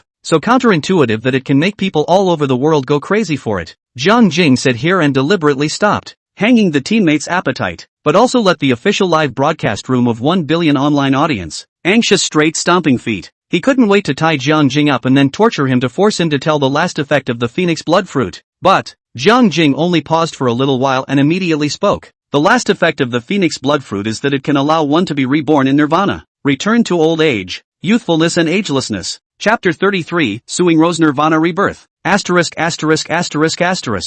did Jiangshan just say? The phoenix blood fruit can make people return to their old age and youthfulness? Really? Jiangshan shouldn't be bragging, right? Hasn't Su Yingru already eaten the phoenix blood fruit? Whether it's true or not, the answer will be revealed immediately. Personally, I feel that Jiangshan would never lie to anyone. If phoenix blood really has such heaven-defying effects, then Jiangshan was not wrong when he said that the whole world would go crazy for it. Brother Mirror, I am your most good, obedient, and docile little wife. I want the phoenix blood fruit. Can you send me one? Mirror brother, I am 18 years old. I look like a flower. In the hall, in the kitchen, outside is a noblewoman. Bed is, you shameless little hoofers. Jiang Jing is my husband. You are not allowed to seduce him. Hubby, don't mind them. Give me the phoenix blood fruit. I'll keep it for you. The official livestream blew up once again. Jiang Jing's sentence returned to old age, youth forever, as if a shocking thunderbolt, directly to the entire dragon country caused a big earthquake. Netizens watching online have dropped countless jaws, concerned about this live broadcast of all walks of life bigwigs, but also have been jaw-dropping.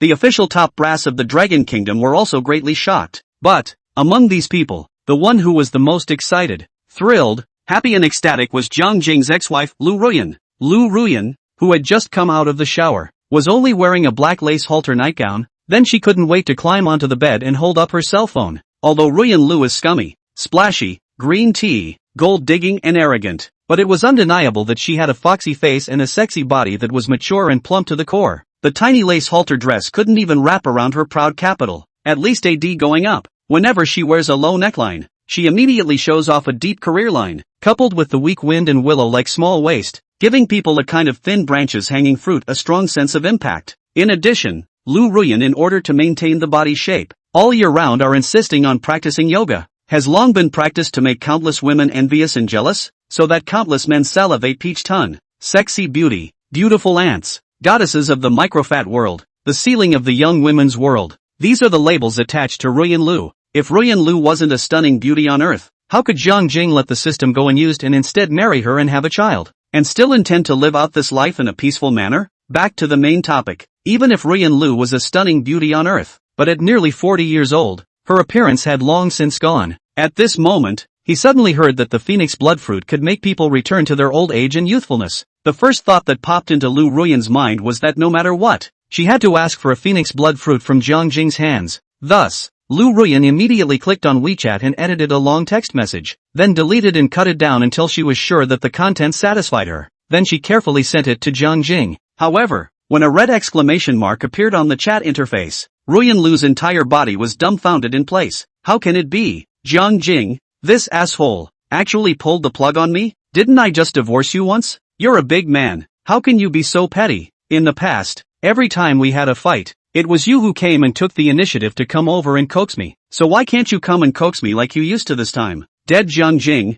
stinking Jiang Jing, asshole Jiang Jing. Men, really none of them are good. The secret world. Inside the empty cave, Suing Rua sat cross-legged by the campfire, and a full 10 minutes had already passed. During this time, everyone in the entire elite squad, including Jiang Jing, was staring at Suing Ru in death. Buzz. Suddenly, a powerful energy erupted from Suing Rua's body. Not only did this energy turn into a red flame, firmly clinging to the surface of Suing Rua's body, but it was also tossing and turning, like a flame that was blazing. True Qi transformation. Old 5, this is a realm breakthrough? Shu Gang suddenly exclaimed in shock. His eyes instantly flashed with a blazing light, only to see him fiercely turn his head, his eyes glowing as he looked at Jiang Jing. That look, no need to guess to know that he looked at Jiang Jing's phoenix blood fruit. However, Shu Gang's lips had only just twitched a little bit, and he hadn't even uttered the first word yet, when another abnormal situation appeared on Suing Rua's side, only to see the flames on Suing Rua's body have drilled into her body, and in a moment it disappeared cleanly.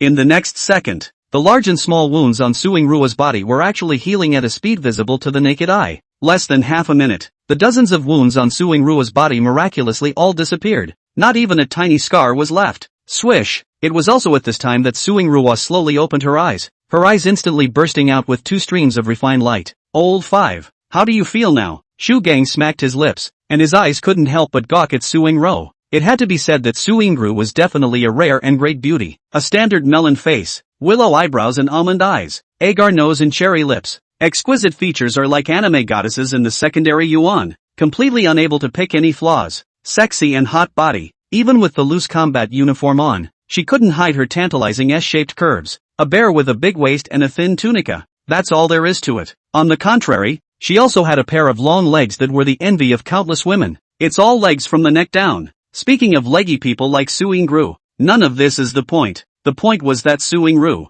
who had eaten the phoenix blood fruit, her entire aura had undergone a radical change. If the previous Suing Ru was a haughty and wild little beauty, then the current Suing Ru was a cold fairy with a dusty temperament. Aha! Cold and stunning, with a hint of flirtation. It felt as if the charisma value was instantly magnified 10,000 times after the transformation of the American girl warrior. Whoosh! What was slightly surprising was that Su Yingru did not answer Zhu Gang's question. Instead, she stood up from her spot and walked quickly to Jiang Jing's front. Brother Jiang, thank you. After Su Yingru said these words, her pretty face suddenly flushed with a hint of redness, and a complex look flashed through her beautiful eyes. Although Su Yingru had just been in meditation, the voices of the bystanders had drifted into her ears without missing a word. She had never expected that the phoenix blood fruit that Jiang Jing had given her was actually the heavenly treasure that the group of mutated giant wolves had guarded before. One must know that Jiang Jing, in order to get the phoenix blood fruit, he had braved the wolves' lair alone and almost lost his life there. And now, Su Yingru only spat out a mouthful of blood.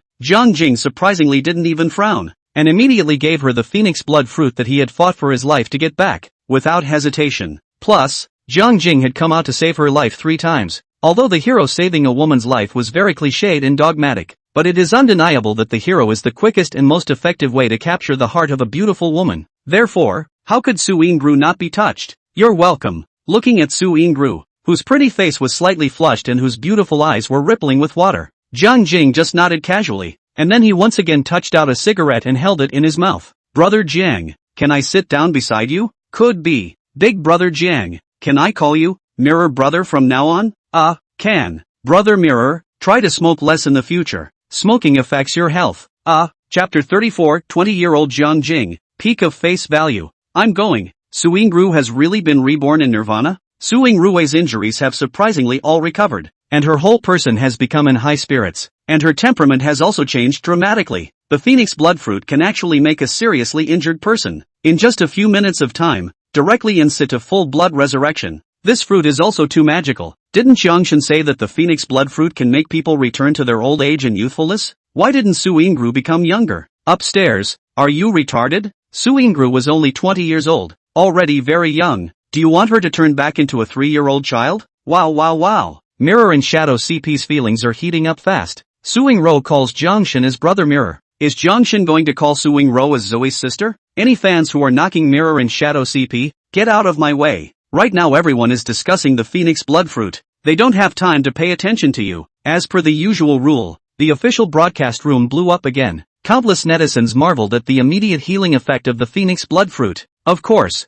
there is also a part of the netizens, but they are questioning the efficacy of the phoenix blood fruit to make people rejuvenate and youthful. After all, eat phoenix blood fruit of Su Yingru, just recovered the body's injuries. The person also became spiritual. As for the return to old age and youth forever, from Su Yingru's body, there was no visible change at all. It's not just the netizens who have questioned it. The entire elite squad, with the exception of Su Yingru, the rest of them maintained a half-hearted attitude towards what Jiang Jing said. Old 7, you said that the phoenix blood fruit can cure internal injuries. This I believe. You said that the phoenix blood fruit can cleanse the marrow and cut down the veins, drastically enhancing a martial artist's cultivation physique. This I also believe. But you said that the phoenix blood fruit can make people return to their old age and youthfulness. Isn't this a bit exaggerated? Xiao Wanqing hadn't said anything from beginning to end, and had been silently focusing on Su Yingru's condition. Seeing that Su Yingru's injuries had recovered, and that she had also broken through the realm, her strength had advanced even further. It could be said that the first 2 effects of the phoenix blood fruit were all confirmed. But, the last effect of the phoenix blood fruit, and the one that most moved Xiao Wanqing's heart, was not clearly revealed. Therefore, Xiao Wanqing couldn't remain calm. Not only Xiao Wanqing, even the mature and steady Xiao Mei's eyes lit up. Old 7, you should have obtained more than just one phoenix blood fruit, right? Perhaps unable to resist the temptation of returning to old age and eternal youth, Xiao Mei reached out and ran her hand through the hair on her cheeks before she cheekily inquired to Jiang Jing. Ha! Jiang Jing suddenly smiled gently, and with a flip of his wrist, a phoenix blood fruit instantly appeared in his palm. Eldest, you guessed right. I still have a phoenix blood fruit in my hand. As soon as Jiang Jing said this, everyone, including Su Yingru, couldn't help but drop their gazes on this phoenix blood fruit. Su Yingru's expression was fairly normal. After all, she had just eaten a phoenix blood fruit, so naturally, she was immune to the second phoenix blood fruit. But, Xiao Wanqing, Xiao Mei, Xiao Long, Xiao Hu and Zhu Gang, however, all couldn't help but breathe heavily the moment they saw the phoenix blood fruit. However, without waiting for the crowd to open their mouths to speak, Jiang Jing stuffed the phoenix blood fruit into his mouth and then chewed it in a big gulp. Old 7, you, Zhu Gang was dumbfounded. Xiao Wanqing was also dumbfounded. Xiaomei was even dumbfounded in place. Everyone was gawking at Jiang Jing. For a moment, an absolute silence fell over the scene. What are you all looking at me for? Is there a flower on my face? Jiang Jing swallowed the phoenix blood fruit in 3 or 2 bites, then even touched his face and looked at the crowd in confusion. Old 7, do you still have the phoenix blood fruit in your hand? Nope. No more? You're not lying to us, are you? I only got a total of 2 phoenix blood fruits. One was given to old 5 and one I ate myself. 1 plus 1 equals 2. Such a simple arithmetic problem. Can't you all do the math? Jiang Jing lied. It was called a face without redness, without gasping for breath. If the majority of netizens hadn't seen with their own eyes that Jiang Jing had plucked 18 phoenix blood fruits from the tree, at this moment, they would have definitely been fooled by his acting skills. After all, in his last life on Earth, Jiang Jing was a professional actor who ran on movie sets during the day and worked as a resident singer in bars at night. Life is all about acting. Buzz. Just as the crowd fell silent, a powerful energy aura suddenly erupted from Jiang Jing's body. Not only did this energy turn into a red flame that firmly clung to the surface of Jiang Jing's body, but it was also constantly tossing and turning, like a flame that was blazing. At this moment, Jiang Jing hurriedly stopped talking and also closed his eyes, as if he was trying to digest the medicinal power of the phoenix blood fruit. True Qi transformation again? Could it be that old 7 has broken through as well? Shu Gang first exclaimed in shock, then he associated something and immediately changed his tone and shouted, "That's not right. This is not a true Qi transformation, but a special effect that comes with the phoenix blood fruit. Only the very best heavenly materials and earthly treasures will show this special effect similar to the transformation of true Qi. The powerful energy that erupted from the phoenix blood fruit is transforming old 7's body." Quiet. The cave was quiet. Xiao Wanqing, Xiao Mei,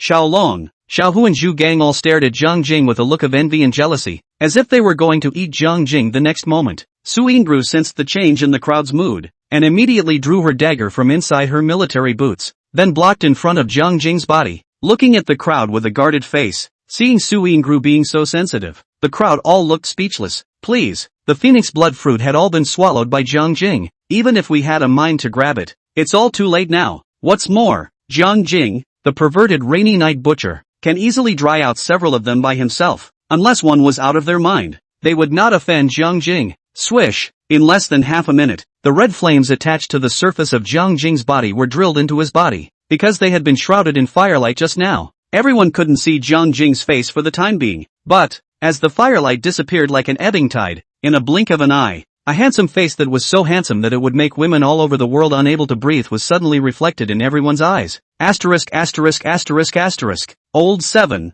You've really gotten younger? I'll go. The phoenix blood fruit can really make people return to their old age. Old 7. The way you look now, I look at least 20 years younger. Brother Mirror, I didn't expect you to be so handsome when you were young. It's simply amazing. Old 7. I'll ask you one last time. Do you still have any phoenix blood fruit in your hand? If there is, I'm willing to exchange my entire fortune with you. The entire elite squad was agitated, because after Jiang Jing ate the phoenix blood fruit, he unexpectedly changed from a 40-year-old uncle to a young 20-year-old in just a few minutes. To know, the 20-year-old River Mirror, that's the peak of his face. Even a woman as arrogant as Lu Ruyan was mesmerized by the 20-year-old Jiang Jing. At this moment, Jiang Jing, who had returned to the age of 20, naturally made everyone envious. None of this is the point. The point was that Jiang Jing's temperament had also changed radically. If the previous Jiang Jing was a handsome uncle who was mature and a little bit gangly, then the current Jiang Jing was an aristocratic son of extraordinary temperament, elegant and classy with a hint of gangliness. It felt as if the charisma value had instantly exploded after the nightgown masquerade transformation. Seeing Jiang Jing and Su Yingru standing together,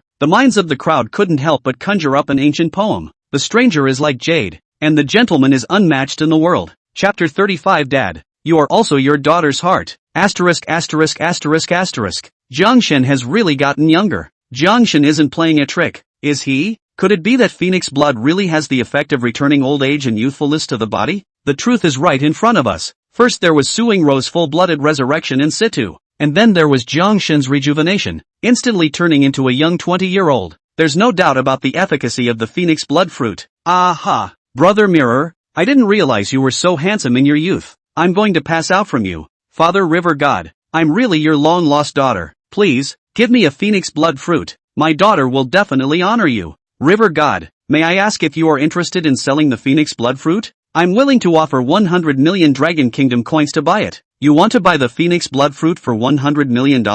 Upstairs, you want to eat. I'm willing to pay 1 billion Dragon Kingdom dollars. I'll give you 1.5 billion. I'll give you $2 billion. Marina del Rey, Orchid Garden neighborhood. You Lily drank some wine tonight. Lu Ruyan was worried that it was not safe for her to go home alone, so she simply left her to spend the night in her house. In the face of her best friend's generous retention, Yu Lily cannot refuse. It wasn't the first time she had spent the night at Ruyan Lu's house anyway, so she stayed at ease. 11 p.m. Just finished showering out of the Yu Lily. Saw Lu Ruyan lying on the bed, eyes glowing staring at the cell phone screen. Mouth is constantly chanting, hair, this time really big. Ruyan, what has made you so happy? Yu Lily walked over while rubbing her half-dried hair and casually sat next to Lu Ruyan, then also poked her head to look at her cell phone screen. However, look no further. On Lu Ruyan's cell phone screen, a handsome face that was so handsome that it made women all over the world unable to breathe appeared. None of this is the point. The point was that Lily Yu was incredibly familiar with this face. Even on countless lonely nights, this face would always appear in her dreams and become the only male protagonist in her spring-like beauty dream. That's right, Yu Lily saw Jiang Jing in her youth. The little prince of pork, as he was called, was handsome, suave, elegant, and unrivaled. Think of the year, if not Lu Ruyan took the initiative to take the first step to confess with Jiang Jing, and then also launched a fierce pursuit of Jiang Jing, and Yu Lily but take into account the feelings of girlfriends, embarrassed and Lu Ruyan to compete. Maybe, Jiang Jing's wife is not necessarily Lu Ruyan yet. After all, whether it was her looks, or her figure, Yu Lily didn't lose to Ruyan Lu at all. And Yu Lily also cooks a good handful of dishes. On the hall, down to the kitchen, out of the house is a noblewoman. That is, Lily, I'm really going to get rich this time. $2 billion. Someone online has offered $2 billion for a phoenix bloodfruit. There are still 16 phoenix bloodfruits in Jiang Jing's hand. Give me one to eat, then give one to my precious daughter. There are still 14 left. 2 billion times 14. That's 28 billion Longwood dollars. Geez, so much money. I'm going to be a rich woman soon. Ha ha ha ha. Ruyan Lu had already fallen into a huge fantasy. Her mouth kept chanting about the phoenix bloodfruit and 28 billion, and her entire pretty face was also reddened beyond recognition due to her excitement to the extreme. Ruyan, what's going on? What are you chanting about? Also, how did he suddenly become younger? Jiang Jing? Lily Yu is a bear of a woman. Even though Ruyan Lu had revealed a lot of information, she still couldn't guess that it was all because of the phoenix bloodfruit in Jiang Jing's hand. It wasn't until Ruyan Lu patiently told Yu Lily what happened one by one. In the next second, Yu Lily's mouth opened into an O shape, and her pair of charming peach blossom eyes also became miserably bright. Hoo. The sound of rapid breathing suddenly rang out, and Yu Lily, who was even better than Lu Ruyan and had at least an E+ proud capital, was also undulating up and down and trembling as she breathed. Can phoenix blood really make people return to their old age and youthfulness? Geez, there's actually such a magical fruit in the secret realm? If I ask Jiang Jing for a phoenix blood fruit, will he give it to me? Not only am I Lu Ruyan's best friend, but I'm also Mo's godmother. Over the years, I've always treated Meng Meng as my own daughter, and Jiang Jing is so precious to his daughter. As the saying goes, don't look at the face of the monk. As long as I take the initiative to ask Jiang Jing for a phoenix blood fruit in my capacity as Meng Meng's godmother, he should be too embarrassed to refuse me, right? Marina University, Women's Dormitory Building, Dorm Room 206. Although it was already close to midnight at this moment, all 4 girls in the dormitory had not yet fallen asleep, and instead, they even let out an exclamation and a scream, all of them looking unusually excited. Meng Meng, your dad has actually gotten really young. Yeah. I didn't realize your dad was so handsome when he was young. Meng Meng, Uncle Jiang looks about the same age as you now. If the two of you were to walk down the street, people who don't know the situation would think you're brother and sister. Aha! How wonderful it would be if I had such a handsome father. It would be nice if I had such a handsome boyfriend. Mo, I have to ask, is your dad single? 18-year-old girls are at the age of love. Jiang Mingming's 3 roommates, after seeing Jiang Jing become a young man of 20 years old, they were all ruthlessly electrified by his handsome face, and their little hearts couldn't help but plop jump up. Silence, no words. Jiang Mengmeng had completely frozen in place. She only saw her staring stupidly at the river mirror on her cell phone screen, and her mind couldn't help but recall some past events. Dad was really handsome when he was young. At that time, it seemed like there were a lot of pretty ants gathered around Dad's pork stand, winking at him both explicitly and implicitly. Jiang Mengmeng was still young at that time, and thought that the pork sold by his father was very popular, and then grew up a bit to realize that the drunkenness was not wine. Those ants didn't even come to buy pork. They came for Dad. But, Dad was a very principled man, incredibly loyal to his family and his marriage. Despite the tempting price offered by many pretty ants, they failed to impress Dad. and for so many years, Mom was the only woman around Dad. Jiang Mengmeng had always thought that her father and mother would be together forever, and that they would surely live out their lives lovingly and happily. But, and then I don't know what happened. Mom began to dislike Dad in all kinds of ways, disliking him for being poor, disliking him for being incompetent, disliking him for not knowing how to be romantic, disliking him for only being able to kill pigs day after day, year after year. Sometimes Jiang Mengmeng wanted to tell her mom, Dad worked early and hard every day to make money for the sake of the family, and even refused the advances of many of his aunts. Dad has quietly given so much to this family and never had a single complaint, so how can Mom dislike him? But, whenever Jiang Mengmeng tried to talk to Lu Ruyan about this, the moment she opened her mouth, she would be met with Lu Ruyan's abuse. Over time, Jiang Mengmeng did not dare to mention this matter in front of Lu Ruyan, and at the same time also more heartbroken Dad. More for Dad feel worthless. Nowadays, Jiang Mengmeng finally grew into an adult. She no longer feared Lu Ruyan, and finally had the courage to accuse Lu Ruyan of mistakes. Unfortunately, it's all too late. Dad and Mom are still divorced. But, while Jiang Mengmeng was sad, she was also quite happy for her father, because Dad finally broke free of his chains and left the cage without having to be trapped in this bad marriage for the rest of his life. On top of that, Dad has rebooted his own life. Isn't that something to be happy about? When she was young, Jiang Jing often hugged Jiang Mengmeng and whispered in her ear, "My precious daughter, your daddy's heart." Thinking of this, Jiang Mengmeng's eyes suddenly reddened, only to see her raise a hand, her fingertips gently stroking the cell phone screen, as if she wanted to touch the Jiang Jing on the screen. Only after a long time did Jiang Mengmeng murmur in a low voice, "Dad, you must come out of the secret realm alive, because you're a daughter's heart." 2. Chapter 36 Brother Mirror. I want to sleep next to you. Approaching midnight, everyone in the elite squad felt sleepiness coming on. After all, after a whole day of intense killing and fleeing for their lives, even if everyone was an ancient martial artist and their physical qualities far exceeded those of ordinary people, they would still be tired and exhausted. Snap! Just then, Xiao Wanqing clapped her hands, drawing everyone's attention. She only saw her glance at the time and said, "It's almost 12 midnight now. Everyone must be tired after a whole day of fighting. Next, I'll arrange who will be on watch tonight. The oldest 3 and the 4th guard the first shift, from now until 2 a.m. Aunt May and I guard the second shift, from 2 to 4 a.m. Old 6 and 7 guard the third shift, from 4 a.m. to 6 a.m. As Xiao Wanqing was speaking, Jiang Jing keenly captured an epithet. Auntie May? Xiao Wanqing actually called Xiao Mei an aunt? Don't they have the same last name? Since they are of the same race and surname, why don't they call them aunties, or aunts, instead? Isn't Xiao Mei a member of the Northern Xiao family? Just as this thought flashed through his mind,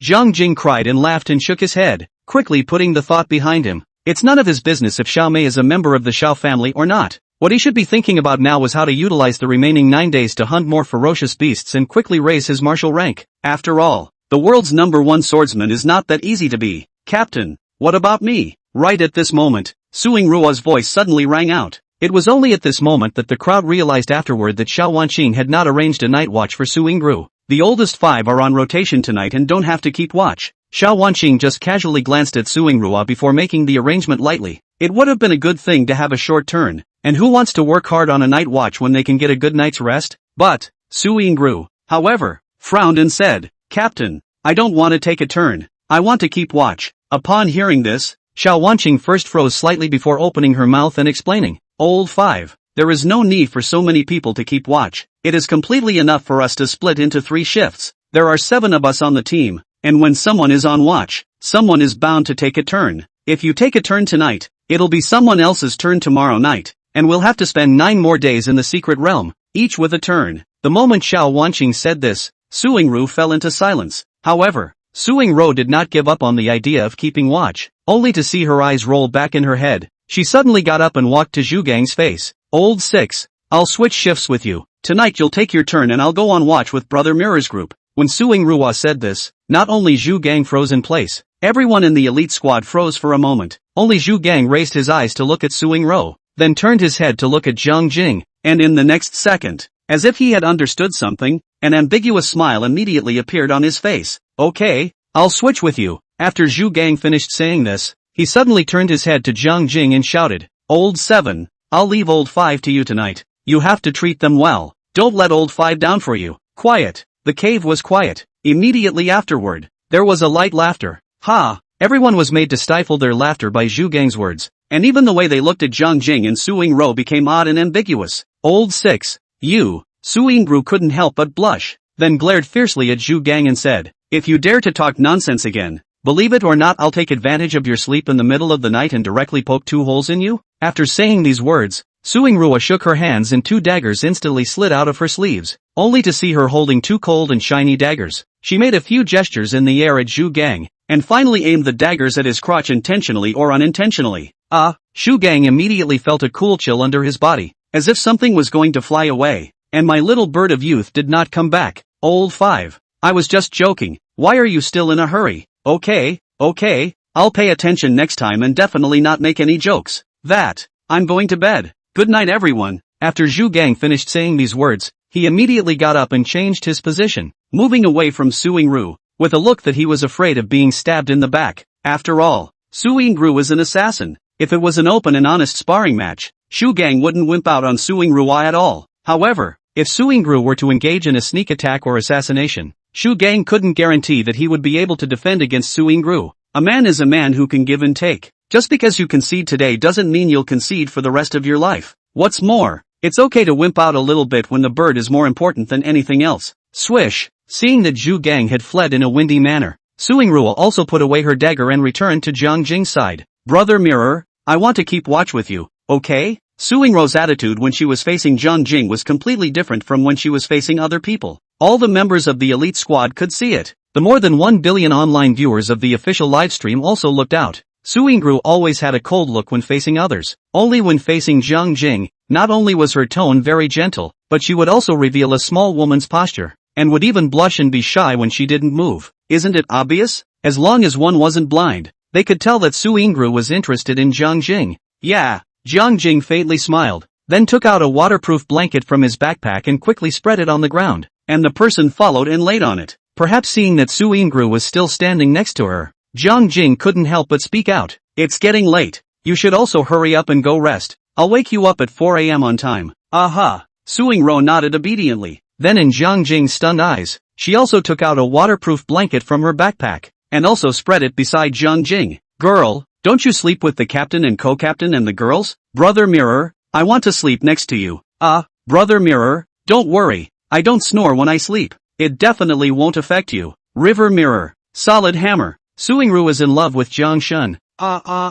Mirror and Shadow CP's feelings are heating up fast. This is all sleeping together. Tomorrow will be the official announcement of being together. The pair of CPs, Jiang Shen and Su Yingru, are really a handsome man and a beautiful woman. A man and a woman. A match made in heaven. CP fans all get out of my way. What's so great about Su Yingru? I'm prettier than her. My body is better than hers. And my bear is bigger than hers. Jiang Shen is the right choice to be with me. River God's great aunt, upstairs. Look at my ID name. Egami's second aunt, hee. River God's third aunt, hands a little slow. Only grabbed the youngest. River God's ninth aunt, Laosan. You're already fast enough. I'm number 9 in line. River God's aunt 108. 966. Did I say something? Asterisk. How come there are all Jiang Shen's wife's fans? And they've even numbered themselves? Oh, woman. Chapter 37. The little girls nowadays. They are not to be trifled with. The second half of the night. In the secret realm, the misty forest, the sky suddenly pattered with light rain. Jiang Jing was sleeping soundly when he suddenly sensed that someone had approached his side, and immediately opened his eyes, while his right hand quickly gripped the killing knife. Relax, it's me. Right at this moment, a high and cold imperial voice drifted into Jiang Jing's ears. Jiang Jing couldn't help but narrow his eyes, and after getting a good look at Xiao Wanqing's overwhelmingly beautiful face, his tense body gradually relaxed. Of course, Xiao Wanqing's voice also woke up Su Yingru. The little ninny snapped her eyes open, and then as Jiang Jing did, not only did she quickly draw her dagger, she even took a defensive stance. It's time, it's your turn to keep watch. After Xiao Wanqing threw down these words, she only glanced faintly at Jiang Jing before turning around and walking over to the campfire to sit down. Jiang Jing first rubbed his eyes, then raised his wrist to look at the smart bracelet. 4 a.m. Sharp, not a penny more, not a penny less. That's pretty much right on time. Gulp. Su Yingru, perhaps a little thirsty, pulled out a water bottle from the side pocket of her backpack, unscrewed the cap and drank. Jiang Jing yawned and stretched a big waist, and his eyes also quickly scanned the situation inside the cave. Xiao Long and Xiao Hu slept on the west side of the bonfire pile. Shu Gang slept on the north side of the bonfire pile. and Xiao Wancheng and Xiao Mei had just returned from the night watch and were currently laying down waterproof blankets on the east side of the bonfire pile. However, Jiang Jing had only casually swept a glance, but in the next second, his eyes seemed to be drawn to something. Right in front of Jiang Jing's right side, Xiao Wanqing had already sat down and placed both of her hands on the bonfire pile to keep warm. As for Xiao Mei, she was currently turning her back to Jiang Jing's side, half kneeling on the ground and pouting as she spread the waterproof blanket. It's important to know that most middle-aged women have one thing in common, a big butt, and Xiao Mei is one of the best. The baggy combat pants froze and she wore them tight. Looking over from Jiang Jing's angle, he could just see an exploding arc of fullness, giving off a feeling of fatness and beauty. If Ruyan Lu's was a peach, then Xiao Mei's was a peach. Big beautiful woman. Fruit of the loom beer. Brother Mirror, would you like some water? Right at this moment, Suing Ruo suddenly handed over the water bottle, only to see a hint of anticipation on her face, her eyes unblinking as she looked towards Jiang Jing. Ah, thanks. Jiang Jing, who had come back to his senses, hastily withdrew his gaze, and at the same time took the water bottle handed by Suing Ru. Gollum, Gollum, Gollum. Without any hesitation, Jiang Jing held up the kettle and took a big gulp, but only halfway through the drink, he suddenly noticed that something was wrong. How come this water tastes better and better? And so on. Where's the scent coming from? Swish. Jiang Jing hurriedly took the water bottle away from his mouth, looked down, and was finally surprised to find that there was actually a lipstick mark remaining on the mouth of the bottle. It was only at this moment that Jiang Jing reacted violently. Suing Ro just drank water from this kettle, and that lipstick mark on the mouth of the bottle was also left by her. Is this the same as indirect kissing? No wonder it smells so good. Or strawberry. Brother Mirror, what's wrong? Seeing that Jiang Jing drank halfway but stopped, and also noticed the lipstick mark she left on the mouth of the bottle, Suing Ro's long eyelashes suddenly trembled, and her pretty face couldn't help but emerge a touch of redness. Nothing. This water is pretty good. Jiang Jing pursed his lips in embarrassment, then lifted the water bottle and drank a few more mouthfuls of water before handing it back to Suing Ru. Seeing that Jiang Jing didn't dislike her lipstick marks, Suing Ruo's face instantly flashed with a touch of delight. Brother Mirror, why don't we go to the cave entrance and keep watch then? Okay. Although it's already 4 o'clock in the morning, there are still quite a few night owls squatting in the official broadcast room. These people seem to want to see if the elite squad would run into any surprises during the latter part of the night. Results. Couldn't wait for the unexpected situation, but waited for Jiangshen and Suing Ro's dog food. At this moment, the official live broadcasting room, which had been silent for quite some time, immediately became boisterous again. Asterisk. Jiangshen and Suing Ro drink the same bottle of water. The two of them are considered to be indirectly kissing, right? Mirror and Shadow CP aren't going to be together for real, are they? Suing Ro likes Jiangshen, and Jiangshen has quite a crush on Suing Ro. I think these two have something going on. Mother is against this marriage. Brother Mirror is mine. We drank the same bottle of water, didn't we? It's not like we're sleeping in the same bed. So what's the big deal? Suing Ruo is too young, and Brother Mirror might just think of her as a younger sister. Yes.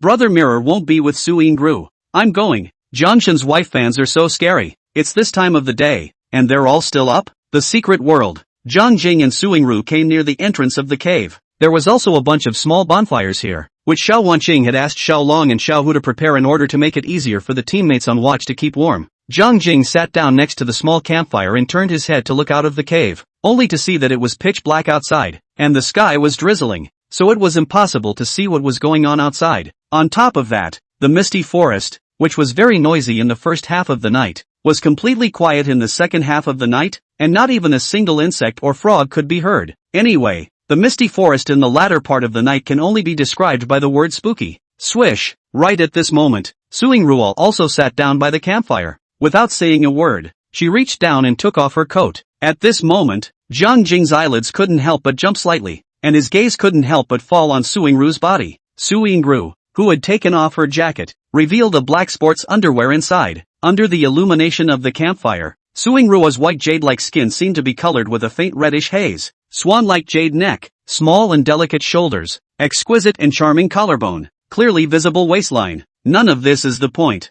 Jiang Jing never thought that Suing Ru was the kind of extreme woman who was thin in clothes and material in clothes. The car's headlights are at least derated by eye, coupled with a section of the waist as thin as a willow. Immediately has a kind of thin branches hanging fruit feeling. Hey, are all the little girls growing up so well these days? It's really something. Swish. In Jiang Jing's surprised and puzzled eyes, Suing Ro pulled out a needle and thread box from her bag. Then holding her jacket, she began to sew and mend it under the illumination of the campfire. So, she was mending her clothes. Jiang Jing looked at Suingru, who was seriously mending her clothes, and after a slight hesitation, he took off his own jacket and casually threw it to Suingru. "Girl, put my clothes on first. It's a bit cold near the cave entrance. Be careful of catching a cold." River Mirror was still wearing a black undershirt underneath. Even though this undershirt wasn't warm, Jiang Jing's powerful qi and blood values were enough to allow him to withstand this cold. "Brother Mirror, I'm not cold, so hurry up and put your clothes on." Suingru's face changed slightly and immediately threw back Jiang Jing's clothes. "If you're told to wear it,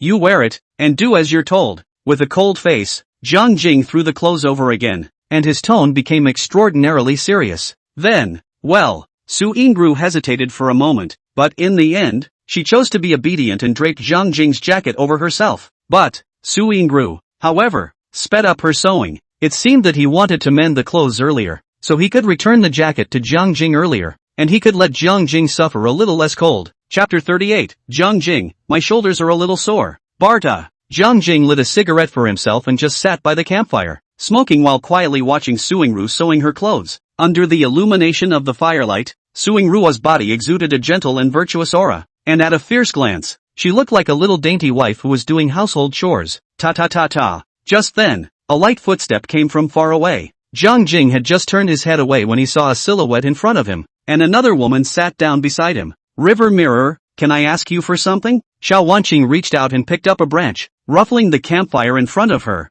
then turned her head to look at Jiang Jing with an expression of desire to speak. "What is it?" Jiang Jing's eyes narrowed and he looked at Xiao Wanqing without moving, and his mind couldn't help but recall what happened in the evening. At that time, Jiang Jing kicked Xiao Wanqing's back tunic. That amazing bouncing power was a bit of a flashback for Jiang Jing until now. Doesn't your Jiang clan have a secret book of herbs that records many rare medicinal herbs from the ancient times? I would like to ask, in a situation like a martial artist having all their meridians broken, which kind of spirit herb is needed to repair them? Xiao Wanqing had taken the initiative to put down her stature to beg Jiang Jing for the sake of her subordinates, and from this point of view, her heart was actually not bad. It was only that she was the eldest miss of the Xiao family, born with a golden key, and had a slightly haughty temper. Ouch, my shoulders are a little sore and uncomfortable. At this time of year, if anyone can squeeze my shoulders, maybe I'll be in a good mood and I'll answer whatever people ask. The corners of Jiang Jing's mouth hooked up in a gangly and handsome smile. He was not a good person, nor did he care to be good.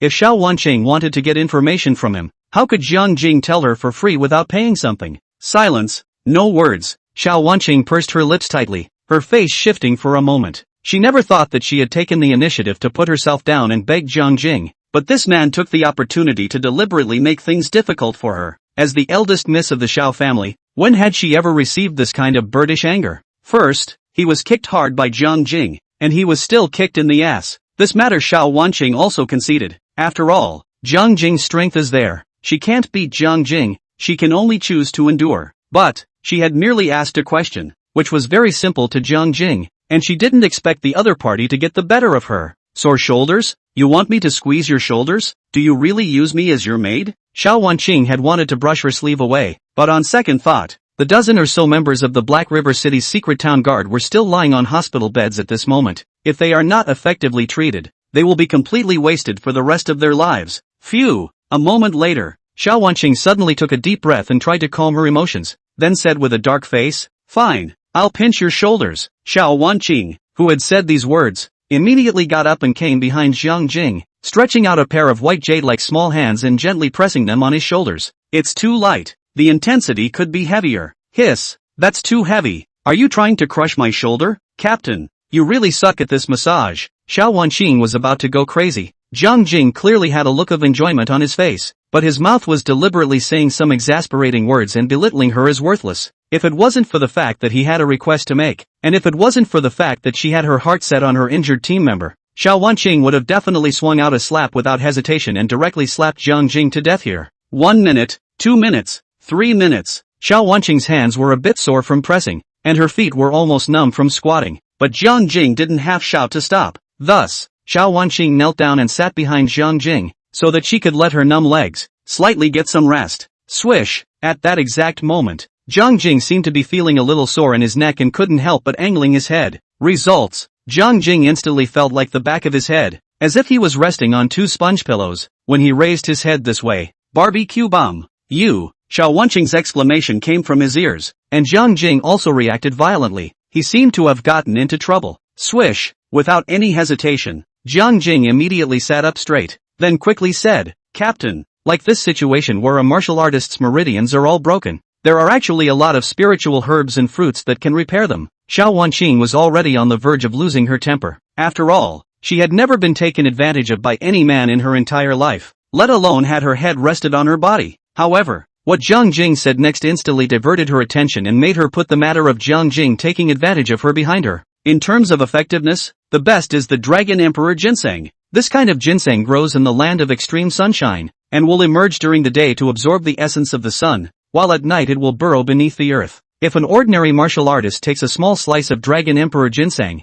not only can it repair broken meridians, but it can also drastically increase the value of qi and blood, and it can even strengthen the body and forge the physical body. Xiao Wenqing got a satisfactory answer and immediately shook off Jiang Jing, then walked into the cave without looking back. When asked for something, she stuck her eye out. After utilizing it, it is immediately discarded. This is a perfect example of tearing down a bridge and killing a donkey. Jiang Jing was directly speechless, but Xiao Wenqing did not pursue Jiang Jing for taking advantage of her, which made Jiang Jing slightly relieved. Barta! Only Jiang Jing lit a cigarette once again and was about to enjoy the taste of nicotine. Who knows? There was another footstep in his ear. Immediately afterward, a fragrant wind came, and another woman sat down beside Jiang Jing. Xiao Mei? Jiang Jing glanced at the woman beside him, and an odd expression surfaced on his face as well. River Mirror, I want to ask you something. Xiao Mei stroked the hair on her cheeks, and her pretty face seemed to be flushed with a faint blush, as if there was something that was difficult to talk about.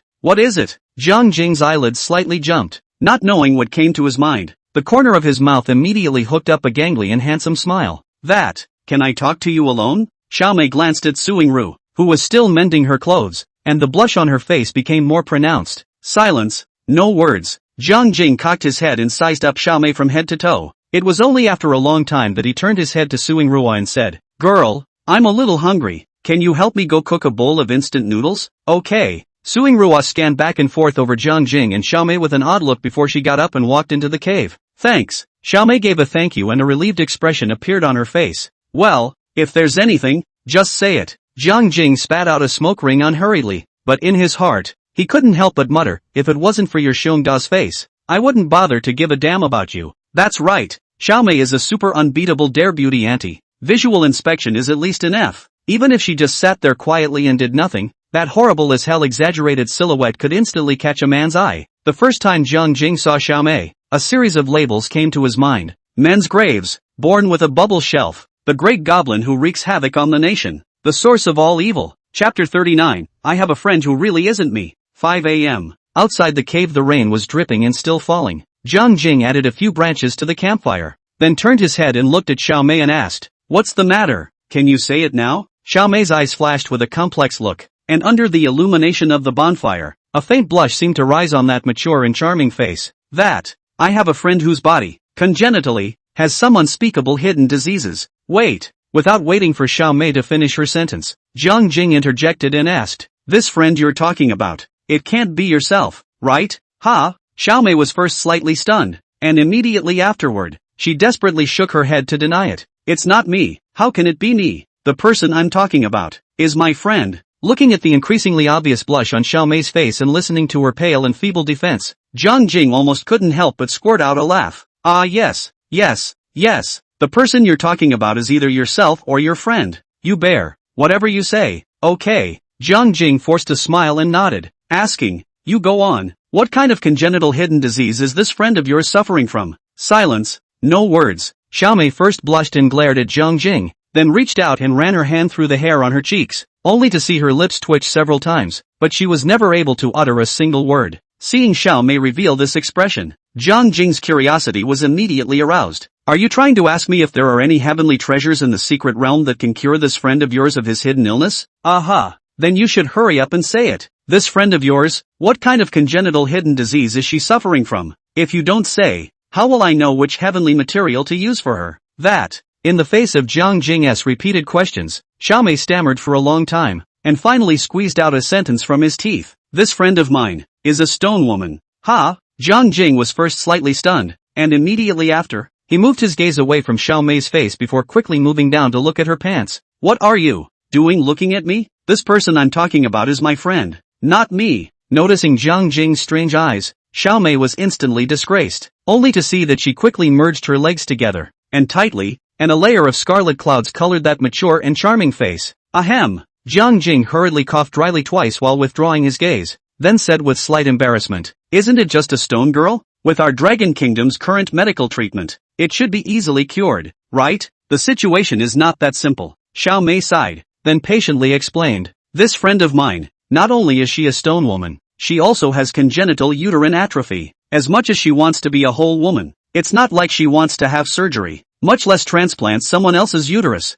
After all, there's a big difference in nature between owning and borrowing from someone else. Since she had already said it, Xiao Mei no longer squirmed and simply told Jiang Jing everything in her head. Oh, so that's it. Jiang Jing nodded, then looked at Xiao Mei with a smirk and said, It seems that this friend of yours, more or less, has some psychological cleanliness. Swish, Xiao Mei's pretty face couldn't help but redden again, but she quickly adjusted her emotions before asking with a serious face, Jiang Jing, can you help me with this friend? Silence, no words. Jiang Jing didn't answer Xiao Mei at first, but stroked his chin and fell into deep thought. Xiao Mei didn't bother Jiang Jing, she just sat quietly beside him, her eyes staring straight at him, and her eyes were also glowing with a hint of anticipation. After half a day, Jiang Jing suddenly let out an ouch, and then patted his thighs and said, I've been running for a day, and my legs are sore. If someone could give me a whack on the leg, maybe I could remember any heavenly treasures that could help your friend here. When Jiang Jing said this, his eyes were looking straight at Xiao Mei, so he thought that the meaning had been expressed very clearly.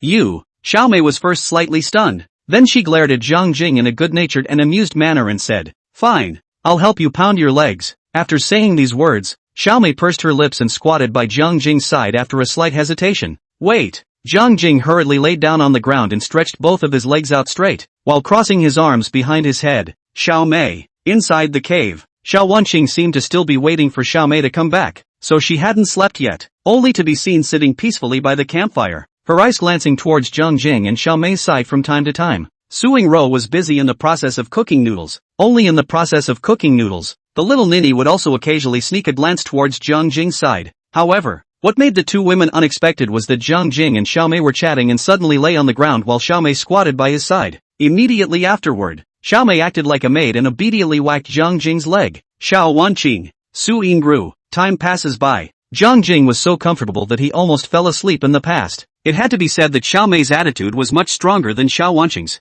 Not only is she more patient than Xiao Wanqing, but she will also take the initiative to ask Jiang Jing if the strength is appropriate. And where is the soreness? Do you want to help you in pinching the shoulders, pressing the back and so on? The main focus is a gentle and thoughtful one. Say whatever it takes to serve Jiang Jing well. Jiang Jing, who was lying on the ground, could take in Xiao Mei's flank with just a slight lift of his eyelids. The mountains are different from each other, and the heights are different from each other. It had to be said that Xiao Mei, who was mature and plump to the extreme, looked over from the side, and her hip curves were especially exaggerated. It's like printing a lowercase c on a balloon and then blowing up that balloon, so that lowercase c immediately becomes a capital C. In rural terms, a woman like Xiao Mei is definitely good to have. Xiao Mei, in fact, this disease of yours, it's very easy to heal. Just eat one earth heartfire lotus flower. It will take care of your hidden disease in minutes, and it will even give you a stronger body. The moment Jiang Jing said this, Xiao Mei's leg pounding immediately stopped, only to see her hastily turn her head towards Jiang Jing, inquiring in a very urgent tone, Really? What you said about the earth heartfire lotus flower, can it really cure my hidden disease? Ha! Jiang Jing couldn't help but laugh. Xiao Mei had previously said that it was her friend who was suffering from a hidden disease, but it turned out that Jiang Jing had only lured her with words for a bit, and the woman had revealed her foot. Looking at Jiang Jing with a bad smile on his face and his eyes still looking towards between her legs from time to time, Xiao Mei also reacted violently. She only saw her glaring at Jiang Jing in a shy and anxious manner, and at the same time reached out and pinched him hard on his thigh. Not me. I'm talking about a friend of mine. It really wasn't me. Hey, where are your eyes looking? You want to try glancing at me again? I'll kick your ass. Chapter 40 You bear, you're right about everything. Asterisk.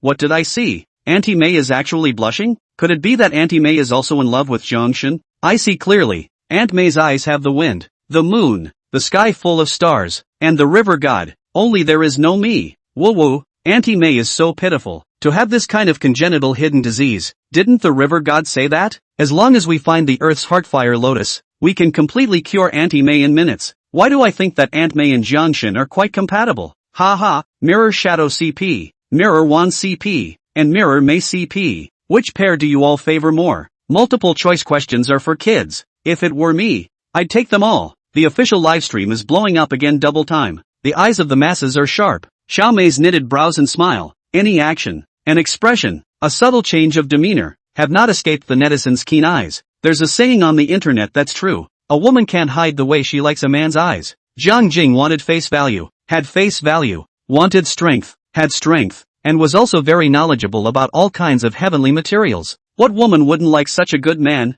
On top of that, Jiang Jing and Xiao Mei were about the same age and belonged to the same generation, so there wouldn't be any generation gap. Look at it this way. It seemed that within the elite squad, only Xiao Mei was the most suitable to speculate CP with Jiang Jing. For a while, the internet was a hot mess. Mirror May CP is officially online. The topic of Jiang Jing and Xiao Mei was also fired up to the top 3 hotspots. The secret world. Xiao Mei viciously threatened Jiang Jing before she opened her mouth to inquire once again. Jiang Jing, can you tell me where I can look for the earthly heartfire lotus? Once he heard this, Jiang Jing's expression became serious as well, only to see him touching his chin and said, the earth heartfire lotus flower is a very magical spirit grass that usually only appears in the vicinity of volcanic lava. The earth firepower contained in the earth heartfire lotus flower can quench a person's body, including the skin, flesh, sinews and bones, and the 5 viscera and 6 bowels, all of which can be quenched once again. To put it simply, by taking 1 earth heartfire lotus flower, you will be able to regain a healthy and perfect body. After listening to Jiang Jing's patient explanation,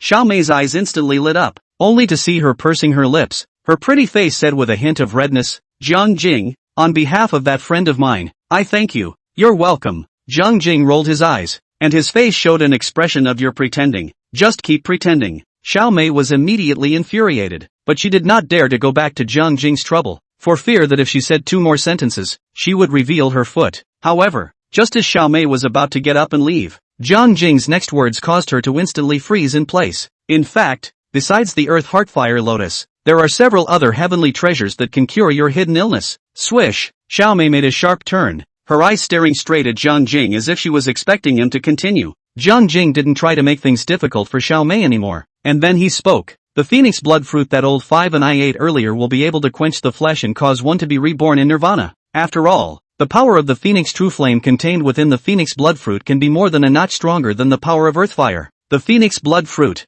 in itself, is a heavenly treasure that is more advanced than the earth heartfire lotus. Quiet. The scene was quiet. Xiao Mei's eyes instantly widened, her mouth slightly opened, and even her breathing became rapid. Jiang Jing wanted this effect. After all, Xiao Mei was a super invincible dare beauty auntie. As she breathed in sharply, a picture of surging, rising waves instantly unfolded before Jiang Jing's eyes. River Mirror was a bit dizzy, got carsick. Whoosh! A fragrant breeze hit Jiang Jing, and before Jiang Jing could slow down from his motion sickness, Xiao Mei sat beside him once again. Brother Mirror, are your shoulders sore? Do you want me to pinch your shoulders and press your back, little sister? Or maybe give you a full body massage? What made Jiang Jing drop his eyes was that Xiao Mei not only called out to him as Brother Mirror in a whiny voice, very carnal, and she even took the initiative to stick over, wrapping her hands around one of Jiang Jing's arms and gently shaking it several times. What a tea flavor, please! Jiang Jing cried and laughed as he shook his head, although the 2 huge soft masses coming from his arms aggravated his motion sickness for a few moments. But, as a strong-willed swordsman, how can he be charmed by beauty? You're 40 years old, so beauty tricks and all that seems a bit out of place for you,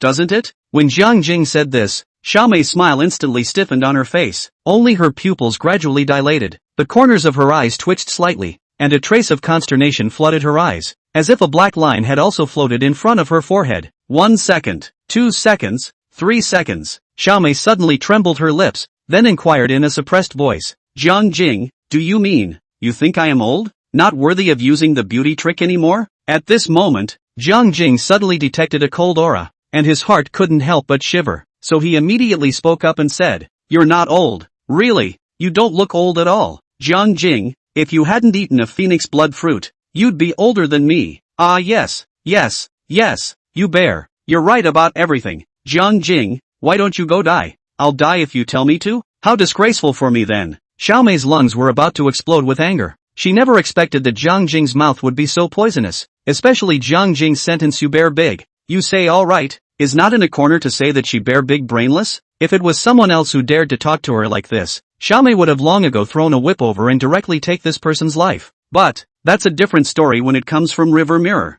Xiaomei not only couldn't beat Jiang Jing, but also had a request from him, so she could only choose to swallow her breath and pretend that nothing had happened, and even had to continue to maintain her smile, not daring to offend Jiang Jing to death. Phew, phew, phew, only to see Xiaomei continuously take several deep breaths, which slowly suppressed her anger, and her mind, which had been swept away by her anger, gradually calmed down. Jiang Jing, I don't want to argue with you. It doesn't make any sense. Xiaomei glanced at Jiang Jing with a complicated face before continuing. Just make a direct offer. I want to buy you a phoenix blood fruit. Jiang Jing's eyes narrowed slightly and he said without blushing, Xiaomei, although I sympathize with you and want to help you, I no longer have any phoenix blood fruit in my hand. Jiang Jing, you can fool them, but you can't fool me. Xiaomei rolled her eyes, then looked at Jiang Jing with a look of contempt and said, when you were organizing your backpack earlier, I inadvertently glanced at it and found that there were at least a dozen phoenix blood fruits inside. Your backpack. You're looking at it wrong. I only have 2 phoenix blood fruits in total. I'll never be wrong. Ah yes, yes, yes, you bear. You're right about everything. Jiang Jing, you're an asshole. Chapter 41, Suing Rose Story. It stopped raining. Xiaomei was also pissed off. What made Jiang Jing somewhat cry and laugh was that Xiaomei didn't return to rest inside the cave, but instead ran outside the cave alone to blow the cold wind. At this moment, her stomach was full of anger, so I guess it would only be slowly extinguished by a cold wind, right? Oh, you're 40 years old, why are you still like a little girl, hiding away and sulking when you can't move? Simply speechless, Jiang Jing stretched a big lazy waist and just wanted to find something to do, but a light footsteps once again came to his ears, and his nose also smelled a strong fragrance. Turning her head to look, it turned out to be Suing Ru walking over with a bowl of instant noodles. Brother Mirror, the noodles are already cooked. Hurry up and eat them while they're hot? Suing Ru handed over the bowl with instant noodles directly. Her gaze was gentle and watery as she looked at Jiang Jing, while her face carried a hint of anticipation. Girl, thank you.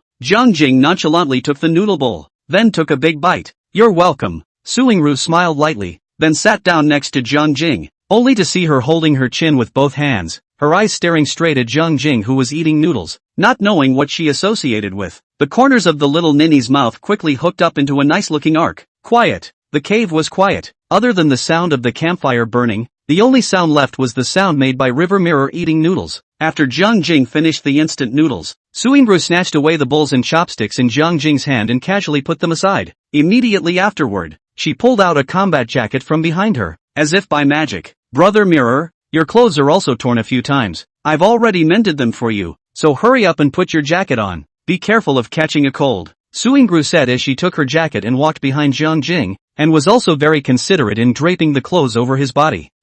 Girl, how is this a good idea? What's there to be embarrassed about? I just mended your clothes in passing. Compared to the favor you've done me, this little thing is nothing at all. Yo, that's a pretty well mended dress. Girl, thanks. Brother Mirror, in fact, you don't have to be so polite with me. In the future, if you have anything, just order me to do it. Oh, what if my brother uses you like a cow or a horse? As long as it's you, I'll do it. Under the illumination of the campfire, Suing Rua's pretty face was colored with another layer of scarlet clouds. Her long eyelashes had been gently trembling, and her eyes seemed to have layers of water waves rippling in them. Jiang Jing had just touched Suing Rua's eyes, and that heart, which had been completely frozen, suddenly and inexplicably jumped. Ahem! Only to see Jiang Jing hastily dry cough twice, immediately fished out a cigarette from his pocket and held it in his mouth. However, when Jiang Jing once again touched his lighter and was about to light his cigarette, a cold wind blew in from outside the cave, extinguishing the fire that spewed out from the lighter. Snap! Jiang Jing tried to light the fire again, but several times in a row, the fire was blown out by the cold wind just as soon as it appeared. Right at this moment, Suing Ru made an unexpected move. Swish! Only to see that she quickly leaned over, then unzipped her jacket and cupped the open clothes in both hands, shielding Jiang Jing from the cold wind blowing from outside the cave. Quiet! Time seemed to have stopped in this moment, since the two of them were too close. A black sports underwear, 2 proud headlights, and a deep career line took up almost the entire field of vision of Jiang Jing. Swish! Jiang Jing couldn't help but blush with his old face, and just as he raised his head, he met Suing Ru's eyes that were gazing with affection. Brother Mirror, hurry up and light a cigarette. Ha! The corner of Suing Ru's mouth slightly hooked, revealing a shallow smile once again. Oh, well, Jiang Jing really wanted to slap himself. His 2 lifetimes had added up to an age of over 60 years. How can you be electrocuted so hard by a 20-year-old girl? As a swordsman with such a weak willpower, what the hell is the point of practicing swordsmanship? Barta! Jiang Jing finally lit the cigarette, and Su Yingru also rebuttoned her clothes. Brother Mirror, can I ask you something? Just as Jiang Jing was prettily smoking his cigarette, Su Yingru's voice once again drifted into his ears. What is it? Jiang Jing glanced at Su Yingru, only to see that on the little ninny's face, there was a faint trace of sadness, as if she had encountered something troubling. Phew! Su Yingru took a deep breath, hesitated for a long time, and finally opened her mouth as if she had gathered enough courage. Brother Mirror, in fact, I only have a short 2-year memory. It's a shock not to hear it. Jiang Jing almost choked on his cigarette, and with a stunned expression on his face, he turned his head to look at Su Yingru and asked, Girl, what do you mean? What do you mean by only having 2 years of memory? Silence, no words. Su Yingru revealed a helpless and heartbreaking smile, only to see her pick up a branch and rattle it in the campfire, and her eyes gradually lost focus, seemingly falling into some sort of memories. Jiang Jing also did not urge Su Yingru, but just smoked a cigarette silently on the side, and the expression on his face was also a bit gloomy. I don't know how much time has passed. Su Yingru finally came back to her senses and gave Jiang Jing an embarrassed smile before she spoke again. Brother Jing, you know what? On the first day I had a memory. I was lying on a cold hospital bed. I don't remember who I am. I don't remember how I ended up in the hospital bed. I seem to have forgotten everything, and with all the strange faces around me, I was really scared. Later, I learned from their conversations that an organization of assassins called the Black Wolves had arranged for me to have an operation to insert a chip into my head. The only thing this chip does is that it allows me to follow the organization's orders unconditionally and never betray it. Hearing this, Jiang Jing's eyelids couldn't help but jump slightly. Although Su Yingru's story hadn't been told yet, he had already guessed the ending. Fruity, Su Yingru continued. Although I have forgotten who I am in the first 18 years of my life, my mind is deeply engraved with skills in fighting, assassination, stealth, camouflage, reconnaissance and counter-reconnaissance, and ancient martial arts cultivation. On top of that, I found that chip in my brain that seems to be failing for some reason. So, under the instinctive survival reaction, I ostensibly pretended that the operation was successful and very obediently cooperated with all the organization's arrangements. Secretly, however, I was secretly investigating my origins while preparing to leave the organization. It was all going very well, and I got advanced access to the database by gaining the trust of the organization. But, just as I was trying to open the database, there was a little accident, and it was that accident that exposed me. Hearing this, Jiang Jing's eyes narrowed as he asked curiously, and then? You then escaped? No. To Jiang Jing's slight surprise, Su Yingru shook her head and said, the organization does not allow any betrayer to appear. All betrayers will only end up in one place, and that is death. Jiang Jing trembled his lips and just wanted to ask something. Who knows? Su Yingru's next sentence directly froze Jiang Jing in place. I didn't want to die, so I wiped out the organization without leaving any of them alive. Put. Jiang Jing almost spat out a mouthful of old blood. He didn't expect Su Yingru to be so fierce. One person had wiped out the entire assassin organization. This assassin organization is too much of a rookie, isn't it? Wanting to use high technology to manipulate powerful ancient martial artists, he didn't expect that he would end up lifting a stone and smashing his own foot. It's called retribution. Chapter 42. Something happened to Xiaomei. Inside the cave, the campfire was burning, and every now and then there would be a slight pop or two. Su Yingru suddenly pursed her lips and looked towards Jiang Jing with some nervousness and uneasiness. Brother Mirror, would you think that I am a murderess with blood on my hands? Jiang Jing was slightly stunned at his words, not realizing that Su Yingru also had an inferiority complex, so he shook his head decisively and said, Girl, you mustn't think like that. Those people were bad people who deserved to die. You killed them well. If it were me, I would not only destroy them all, but I would also go to their homes, dig out all their ancestors, and kill them all again. Put. Su Yingru, who was still a bit jittery, was directly amused by Jiang Jing's last sentence. Brother Mirror can think of this too. Not only do you have to kill people, but you also have to go digging up people's ancestral graves. The Rainy Night Butcher really lives up to his name. It seems that Brother Mirror and I are in the same category. That's nice. Girl, the past is in the past. People have to move on. You're still so young. There's still a long road ahead. Never let a small bad memory interfere with a lifetime of happiness and joy. There are dark places in this world, but there are still large swaths of light. Listening to Jiang Jing's gentle and delicate voice, and looking at the expression of care and affection on Jiang Jing's face, Su Yingru's heart suddenly flowed with a trace of warmth, and her pair of big beautiful eyes gradually became mesmerized. In fact, Suingrua still had some things she hadn't told Jiang Jing. For example, after she exterminated the Assassins organization and returned to the Dragon Kingdom, she found herself unable to integrate into the lives of ordinary people. Her strange and withdrawn character makes her suffer from the cold eyes of the bystanders from time to time. Once, Suingru was molested by a few hooligans, and with just a slight strike, she almost took the other party's life. After this incident spread, the surrounding neighbors all avoided her for fear of accidentally offending her and ending up crippled or perishing on the spot. This also led to the fact that, after Suingru returned to ordinary society, she didn't have a single friend since the beginning, much less anyone who would care about her, understand her, or help her, until River Mirror came along. Brother Mirror, thank you. Suingrua's eyes were flooded with a hint of tears. Her tone was also a bit choked, and her body couldn't stop trembling. I was born in darkness and have never seen the light. But, Brother Mirror, you came along and showed me firsthand what the light is. You are the only light in my life. Silly girl, you've called me brother. Why are you thanking me? Jiang Jing smiled, and at the same time moved towards Suingrua's side, then gently wrapped her in his arms, just like when he was holding his daughter Jiang Mengmeng when he was a child, his palm gently caressing her head. Brother Mirror. Suingru was shy and touched as she leaned in Jiang Jing's arms, smelling the faint smell of tobacco on his body and listening to his strong and powerful heartbeat. The whole person was almost drunk. Time passes by. After about 10 minutes, Suingrua's emotions gradually smoothed out. Jiang Jing also released her at the right time,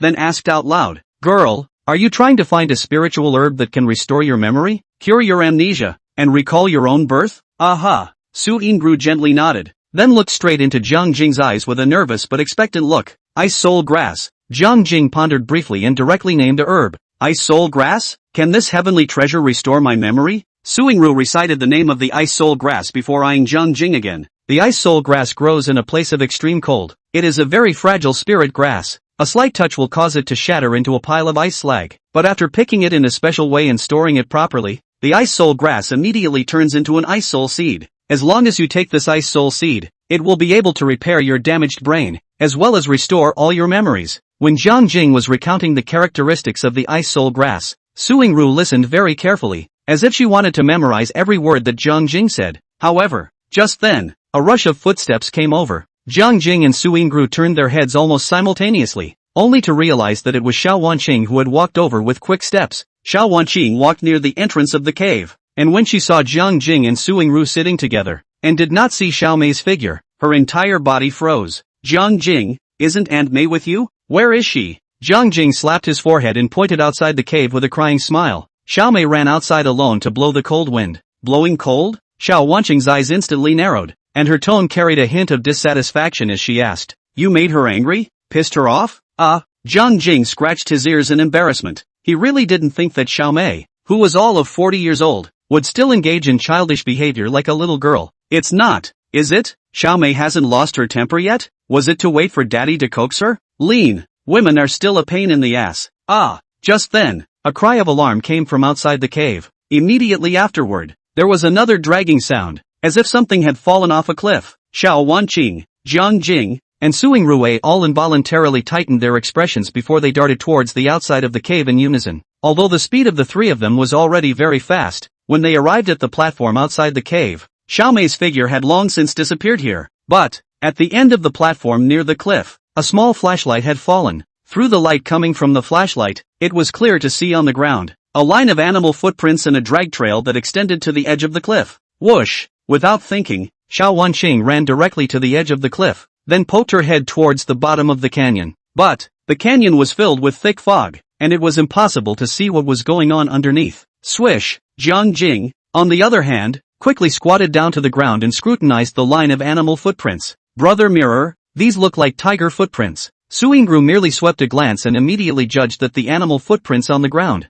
8 out of 10 were left by tigers. However, Jiang Jing, shook his head quickly and said, Not a tiger, but a civet cat. Suingru sniffed and froze slightly, then reacted violently. Everything is big in the misty forest. The trees are big, the grass is big, and the animals are big. If there really was a tiger, it would have been bigger and more massive than a normal tiger, so the footprints wouldn't have been so small. Whoosh! Just as Suingru was pondering, Jiang Jing suddenly got up and rushed to the edge of the cliff without saying a word. In the stunned eyes of Xiao Wanqing and Suingru, Jiang Jing flipped over and hung on the edge of the cliff. then followed the cliff wall and quickly climbed towards the bottom. Brother Mirror, Jiang Jing, it's dangerous down there. Hurry back. Suing Ruo and Xiao Wanqing both shouted out in a hurry, especially Suing Ro. If it wasn't for Xiao Wanqing pulling her to her death, it was estimated that she would have followed Jiang Jing and jumped down together. Xiao Mei was pissed off by me. This is my responsibility and I will definitely not run away from it. You don't have to worry about me.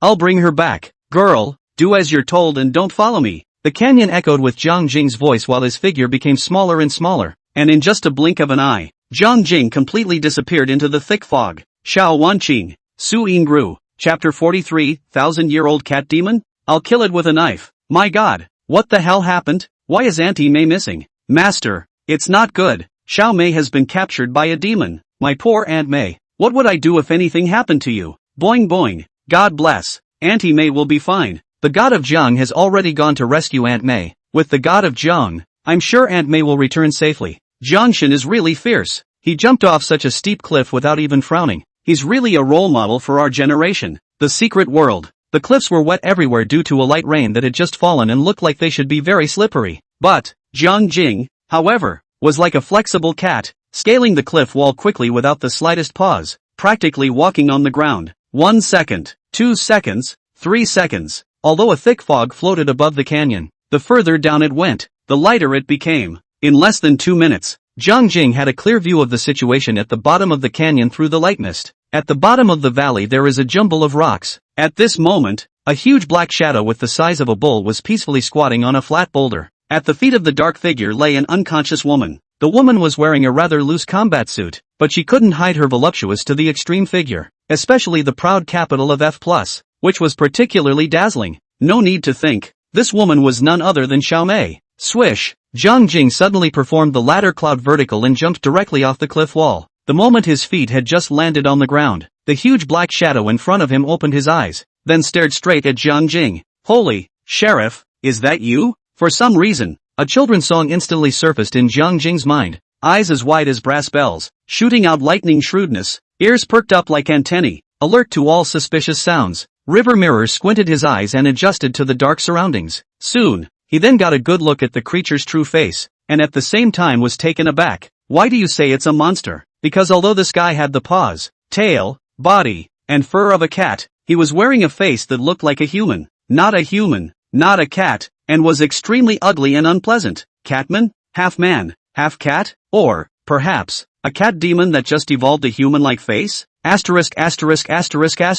What kind of monster is this? The civet cat has become a spirit? How many mice does a cat this big, bigger than even a tiger, have to eat in one meal to fill its stomach? With a human face and a cat body, and eyes that emit a ghostly green light, this is definitely a cat demon that has been cultivated for 1,000 years. River God, hurry up and cut it down. Don't give it any chance to flip. The official livestream blew up again. Countless pop-ups sprang up like rain. But, Jiang Jing couldn't see the pop-ups in the live broadcast room. And even if he could see the pop-ups posted by the netizens, he didn't have the time to pay attention to them at the moment, because the cat demon had already rushed towards him. At the same time, Jiang Jing's nose smelled a strong scratchy odor. This odor is not good. Poisonous. Jiang Jing's face changed slightly, and he just wanted to close his mouth and nose to not smell this strong scratchy odor. However, the ancestral dragon tattoo pattern on his chest, emitted a hot current at this moment, then swallowed the poisonous gas that Jiang Jing had just inhaled into his lungs cleanly. River Mirror reacted violently. His talent, ancestral dragon bloodline. The passive effect was that he was immune to all illusions, curses, evil spirits, virulent poisons, and so on, and his own blood also had an extremely strong restraining effect on evil things. Having said that, only a second of reality has passed. Seeing that the cat demon had already pounced in front of him, Jiang Jing drew out his pig-killing knife without saying a word and ruthlessly slashed down towards the cat demon's head. Dang! Only to see a spark flash by. Jiang Jing's pig-killing knife did not hit the cat demon's head, but instead slashed on one of the cat demon's raised front paw. Needless to say, the cat demon's claws were pretty tough. This guy took a hard hit from Jiang Jing and actually only dropped a few cat hairs, not even leaving a small wound. Meow. The cat demon was slashed back by Jiang Jing's slash, and seemed to feel a bit embarrassed about his face, and immediately let out a roar from his mouth. Only, the roar it gave was rather odd. The first half of the sound was like a cat's purr, but the second half was like a tiger's roar, giving it a disconcerting sound. Noisy. Jiang Jing was a little annoyed by what he heard, and immediately raised the pig-killing knife in his hand and slashed a half-moon-shaped blade chi in the air at the cat demon. Only heard a muffled sound of buzz, the air around him trembled fiercely, and the light red blade energy went straight to the cat demon's head with lightning speed. I had thought that this lightning-fast blade chi would be able to cause some damage to the cat demon. Unexpectedly, the cat demon's stance was very flexible. It just jumped lightly to the side and perfectly dodged the blade chi. However, River Mirror's backstroke followed closely. After slashing out the blade chi, Jiang Jing immediately executed the instantaneous flash footwork and arrived directly in front of the cat demon. Meow! Seeing Jiang Jing, who had suddenly appeared in front of him, the cat demon seemed to be startled, his fur standing on end, and his eyes even flashed with a look of shock. I only saw that the cat demon did not think about it, and immediately opened his mouth, revealing his sharp fangs, and then sprayed a ball of green gas toward Jiang Jing's eyes. That's right, the cat demon spewed out a cloud of dark green gas. In a flash, a foul stench filled the air, and a burning tingling sensation came from Jiang Jing's skin when it was only tainted with a little bit of green gas. No need to think about it. This green gas is poisonous. If it was an ordinary martial artist, facing a cat demon's close-range poisonous gas attack, he would definitely choose to dodge it, and would definitely not dare to fight it head-on. However, Jiang Jing was no ordinary person. His ancestral dragon bloodline wasn't just blown out of proportion. Drink! Only to hear Jiang Jing bellow, not retreating but advancing. His entire body slammed into this mass of dark green gas. Immediately afterward, the pig-killing knife in Jiang Jing's hand passed through the poisonous gas, and then in a swift motion, it was shoved into the cat demon's mouth that hadn't had time to close. That's right, there's that trick again. Jiang Jing had used this move when he had killed the mutant Wolf King. This was because most of the ferocious beasts in the secret realm had skin and flesh as hard as iron, while their internal organs were extremely fragile. So, this move by Jiang Jing was just too good. It's fast and furious, saves time and effort, and is simply the best way to deal with bosses. Mad Dragon Slash. Without any hesitation, the moment the pig-killing knife was stuffed into the cat demon's mouth, Jiang Jing immediately frantically urged his body's true chi and directly made a big move. Swish swish swish, thousands and thousands of blade chi suddenly burst out, and a large portion of them followed the cat demon's mouth and quickly drilled into its body.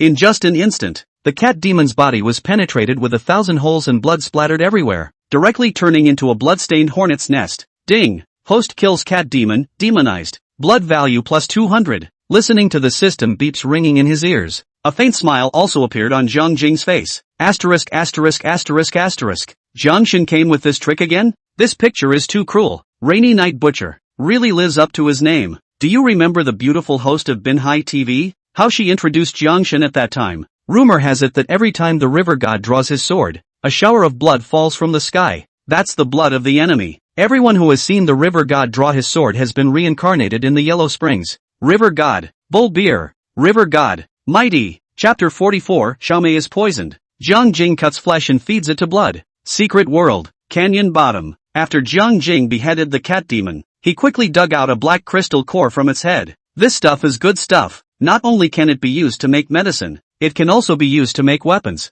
And even after purification through special means, martial artists can directly absorb the energy inside the crystal core to enhance their own chi and blood values. None of this is the point. The point was, Jiang Jing realized that Xiaomei seemed to be poisoned. Not only was the in a coma, but she was flushed and sweating like she was drunk. Swish! Jiang Jing squatted beside Xiaomei and reached out to touch her forehead, realizing that her body temperature was also abnormally high, as if she had a fever. So without saying a word, he immediately carried Xiaomei on his back and prepared to climb back along the cliff face. However, just the moment Jiang Jing turned around, he glimpsed a faint glow out of the corner of his eye. The glow was really faint and still dark green. If it weren't for Jiang Jing's very sharp eyes, it would have probably been overlooked. Ha! What's this? Jiang Jing hurriedly put Xiaomei down. Then with a flash, he came directly to the gap between two huge boulders not far away, only to see a dark green-colored lotus flower, growing alone in the cracks of the stone, and even beside the lotus flower, there was an emerald green lotus flower.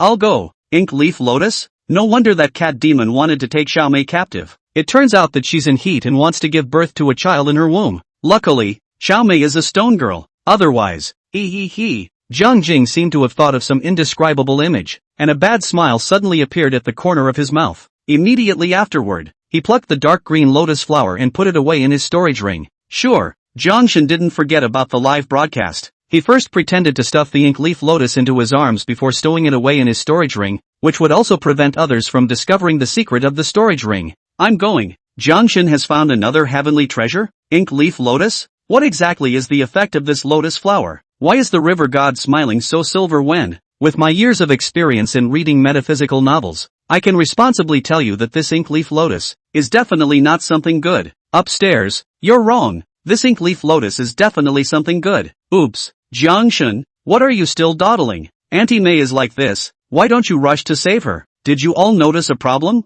Aunt May was poisoned and passed out, but Jiangshan was not poisoned. The cat demon has just sprayed a large cloud of poisonous gas at Jiangshan. But Jiangshan is not at all hurt until now. It's really strange. How can a man who can be called a god be an average person? The secret world. Jiang Jing carried Xiaomei back the same way, and in less than half a quarter of an hour, he climbed up to the platform on the cliff face. Seeing Jiang Jing returning safely with Xiaomei on his back, Suing Ro and Xiao Wanqing couldn't help but let out a sigh of relief. Jiang Jing, Aunt Mei Shi, what's wrong with her? Perhaps realizing that Xiaomei had fallen into a coma and her physical condition was abnormal, Xiao Wanqing frowned and hurriedly walked over to check up on Xiaomei. Let's go back to the cave first. Jiang Jing's face was a bit grave, and with just a simple remark like this, he immediately carried Xiaomei and walked quickly into the cave. When the three of them returned to the cave one after another, Jiang Jing immediately placed Xiaomei by the campfire and then explained to Xiao Wanqing, Xiaomei should have been poisoned. Have you brought any antidotes? Poisoned? Xiao Wanqing was slightly stunned by what she heard and hurriedly rummaged around in her backpack for a while, finally taking out a bottle of lavender potion. Under the watchful eyes of Jiang Jing and Suing Ru, Xiao Wanqing poured the entire bottle of potion into Xiaomei's mouth. Immediately after, Xiao Wanqing squatted beside Xiaomei and carefully observed the changes in her body. Of course, the commotion made by a few people also woke up Xiao Long, Xiao Hu and Zhu Gang who were sleeping. All three of the older men rubbed their hazel sleepy eyes and gathered around with curious faces, and whispered questions about what was happening here. Jiang Jing quickly explained the matter, then also walked over and squatted by Xiaomei's side, carefully observing her situation. 1 minute, 2 minutes, 3 minutes. What made Jiang Jing slightly surprised was that Xiaomei, who had drunk the antidote potion, instead of getting better, her condition even became more and more serious. First of all, Xiaomei's body temperature became higher and higher, and bean-sized beads of sweat all hung on her forehead, face, and neck. Secondly, Xiaomei's breathing and heartbeat were also getting faster and faster, and at the back, it even gave people a feeling that they couldn't catch their breath. Then, Xiaomei's pretty face was also getting redder and redder, white and red, black and white, and finally even a faint trace of death. Captain, what kind of potion did you feed Xiaomei? Jiang Jing couldn't help but frown as he turned his head towards Xiao Wanqing and asked, why do I feel that Xiaomei's situation is getting worse? What I fed Aunt Mei is the latest research invented by the Dragon Academy of Science, the Universal Antidote Potion. This potion can antidote 99% of the toxins in the world. But, how come it didn't work after Auntie Mei drank it? Xiao Wanqing was also a bit flustered, only to see that she reached out and picked up Xiaomei, resting her head on her lap, and her face was also filled with an expression of anxiety and worry. Could it be because the poisoning is too deep and the dose of antidote potion is not enough? Should we no longer feed Aunt Mei a bottle of antidote to try? Xiao Long stroked his chin and gave a suggestion. After Xiao Hu heard this, he immediately took out a bottle of antidote potion from his own backpack before handing it over to Xiao Wanqing. Xiao Wanqing couldn't care less and quickly unscrewed the cap of the bottle and poured it into Xiaomei's mouth. 1 minute, 2 minutes, 3 minutes. As time passed minute by minute, the faces of all the people showed a grave expression, because Xiaomei did not get a little better, but instead, the abnormal condition of her body aggravated a few more points. In other words, this what's-his-name universal antidote potion couldn't solve the poison on Xiaomei's body at all. What to do? Auntie Mei seems to be getting worse. Everyone, think quickly. What else can be done to cure Aunt Mei's poison? Seeing that Xiaomei's situation was getting more and more serious, with the possibility of dying at any time, Xiao Wanqing was as anxious as an ant on a hot pan, and her hands holding Xiaomei couldn't stop trembling. Let me try. Just then, a calm male voice suddenly drifted into the ears of the crowd. The group turned their heads in unison to see that the person who had spoken was Jiang Jing. I don't know when. Jiang Jing actually squatted by the campfire, only to see that he was holding a pig-killing knife in his hand, and had placed the blade on the fire for a while. Immediately afterward, Jiang Jing walked back with the pig-killing knife and resumed squatting by Xiaomei's side. River Mirror, what are you doing? Xiao Wanqing subconsciously hugged Xiaomei and moved back, while at the same time looking at Jiang Jing with wary eyes. However, Jiang Jing, made an unexpected move. Swish, without saying a word, he saw Jiang Jing holding the blade of the pig-killing knife with his left hand. Then with a gentle stroke of his right hand, he instantly cut a slit in the palm of his left hand. Tick, tick tock, tick tock. Blood dripped down Jiang Jing's palm. Jiang Jing hurriedly put his palm to Xiao Mei's mouth, and then poured his own blood, all of it, into Xiao Mei's mouth. Xiao Wanqing, the rest of you? Chapter 45. Xiao Mei's thoughts are written all over her face. When Xiao Mei opened her eyes, she realized that she had already returned to the cave. Her head was still resting on Xiao Wanqing's leg, and Xiao Long and Xiao Hu were both surrounding her. Aunt Mei, you're finally awake. Is there anything else physically wrong? You scared the hell out of us just now when you were unconscious. As Xiao Wanqing's anxious inquiry came from her ears, Xiao Mei subconsciously pursed her lips and suddenly felt a salty taste coming from her mouth. Taking a closer look, he realized that the taste in his mouth was actually blood. Wanqing, what's wrong with me? Xiao Mei struggled to sit up. Her eyes glanced around and realized that Xiao Wanqing, Xiao Long and Xiao Hu were all looking at her with concerned eyes. The other side of the campfire pile, Suing Rou and Zhu Gang both surrounded Jiang Jing's side. Jiang Jing passed a hand in front of Suing Rou, only to see Suing Rou's face with a hint of a heartbroken expression as she was silently wrapping gauze around Jiang Jing's left hand. Zhu Gang, on the other hand, was asking Jiang Jing one after another, Old 7, why is it that your blood can antidote Old 2's poison? Ahem. Jiang Jing dryly coughed twice, then returned without blushing, because I took a special spirit herb when I was a child. Since then, my physique has undergone a radical change. Not only am I immune to most toxins, but my own blood can also detoxify 100 poisons. Zhu Gang immediately widened his eyes and gave a thumbs up saying, Old 7, you're so awesome. Right at this moment, Xiao Wanqing glanced at Jiang Jing with a complicated face before she came to Xiao Mei's ear and softly told Xiao Mei all about what had just happened. I heard that it was Jiang Jing who jumped off the cliff at all costs and saved her from the hands of the cat demon, and then cut her flesh and fed her blood to cure the poison in her body. Xiao Mei's entire body froze in place. She never expected that Jiang Jing, who was all gangly, spoke very venomously, and was particularly petty, would rise to the occasion and save her life. In an instant, Xiao Mei's perception of Jiang Jing changed drastically. It was also at this instant that an inexplicable throbbing also crept into Xiao Mei's heart. Seeing that Suing Gru had already bandaged Jiang Jing's wound, Xiao Mei hesitated a little before she stood up and walked quickly to Jiang Jing's front. River mirror, thank you. Xiao Mei lightly bit her lips and looked at Jiang Jing with an extremely complicated look. Under the illumination of the campfire, Jiang Jing's handsome face that was so handsome that he couldn't pick any faults and had no flaws was like a phantom, exuding a fatal attraction. Poof, poof, poof. Xiao Mei could clearly hear that her heartbeat had sped up by a few points, and her cheeks couldn't help but get a little slightly hotter. No need to thank me. Jiang Jing first waved his hand casually, then his tone changed, and the corner of his mouth revealed a plucky smile and said, We are all children of the Jianghu. We must learn to give our lives to each other. Quiet. The cave was quiet for a moment. This was followed by several spurts of laughter in quick succession. Put, put, put, ha ha ha ha ha ha. Zhu Gang, Suing Rue, Xiao Long, Xiao Hu, and even Xiao Wanqing were all amused by Jiang Jing's words. Swish. At this moment, Xiao Mei's pretty face instantly turned incredibly red, and a deep blush rose under her eyes. Old immodesty. The touching feeling that had just welled up in Xiao Mei's heart also instantly dissipated with Jiang Jing's flirtatious words, only to see her stomp her foot, spit a little in her mouth, and her eyes glared fiercely at Jiang Jing, before she turned around and returned to her position. But, as soon as Xiao Mei sat down, she noticed that the crowd was staring straight at her face with a strange look. Swish, only to see Xiao Mei slightly flustered. She stretched out a hand and touched her face, only to realize that her cheeks were very hot, and she must have been as red as a monkey's. But at this moment, what are you all looking at? What's there to see? Look again, and believe it or not I'll gouge your eyes out. The annoyed Xiao Mei suddenly raised her willow eyebrows and huffed as she yelled something at everyone. However, instead of scaring everyone, Xiao Mei's words with strong threats caused even more laughter. Xiao Mei, asterisk. Auntie Mei's blush is pretty cute, isn't it? Hammered. Once again, the hammer is solid. Auntie Mei has really fallen for Jiangshan. Her face is red like this. Auntie Mei's little mind. Anyone who isn't blind can see it. Aha, my Auntie Mei. You've been conquered by Jiangshan just like that? Gangnam style cow beer. River God, please accept my knee. Mirror Mei CP. Feelings are heating up in a hurry. Marina del Rey. Orchid Garden neighborhood. Ruyan Lu didn't sleep well all night, because she had a long dream. In her dream, she and Jiang Jing successfully remarried and not only became Mrs. Jiang, who was envied by thousands of women, but also lived a luxurious life that she can only dream of. However, good dreams don't last long. Ruyan Lu had only just tasted happiness when immediately a beautiful young woman jumped out and tried to steal her husband from her. So, Lu Ruyan took out 12% of her strength, used all kinds of means, and finally defeated this mistress and successfully guarded her husband. But what Lu Ruyan never expected was that although little 3 was driven away, but then little 4, little 5, little 6, little 7 came out.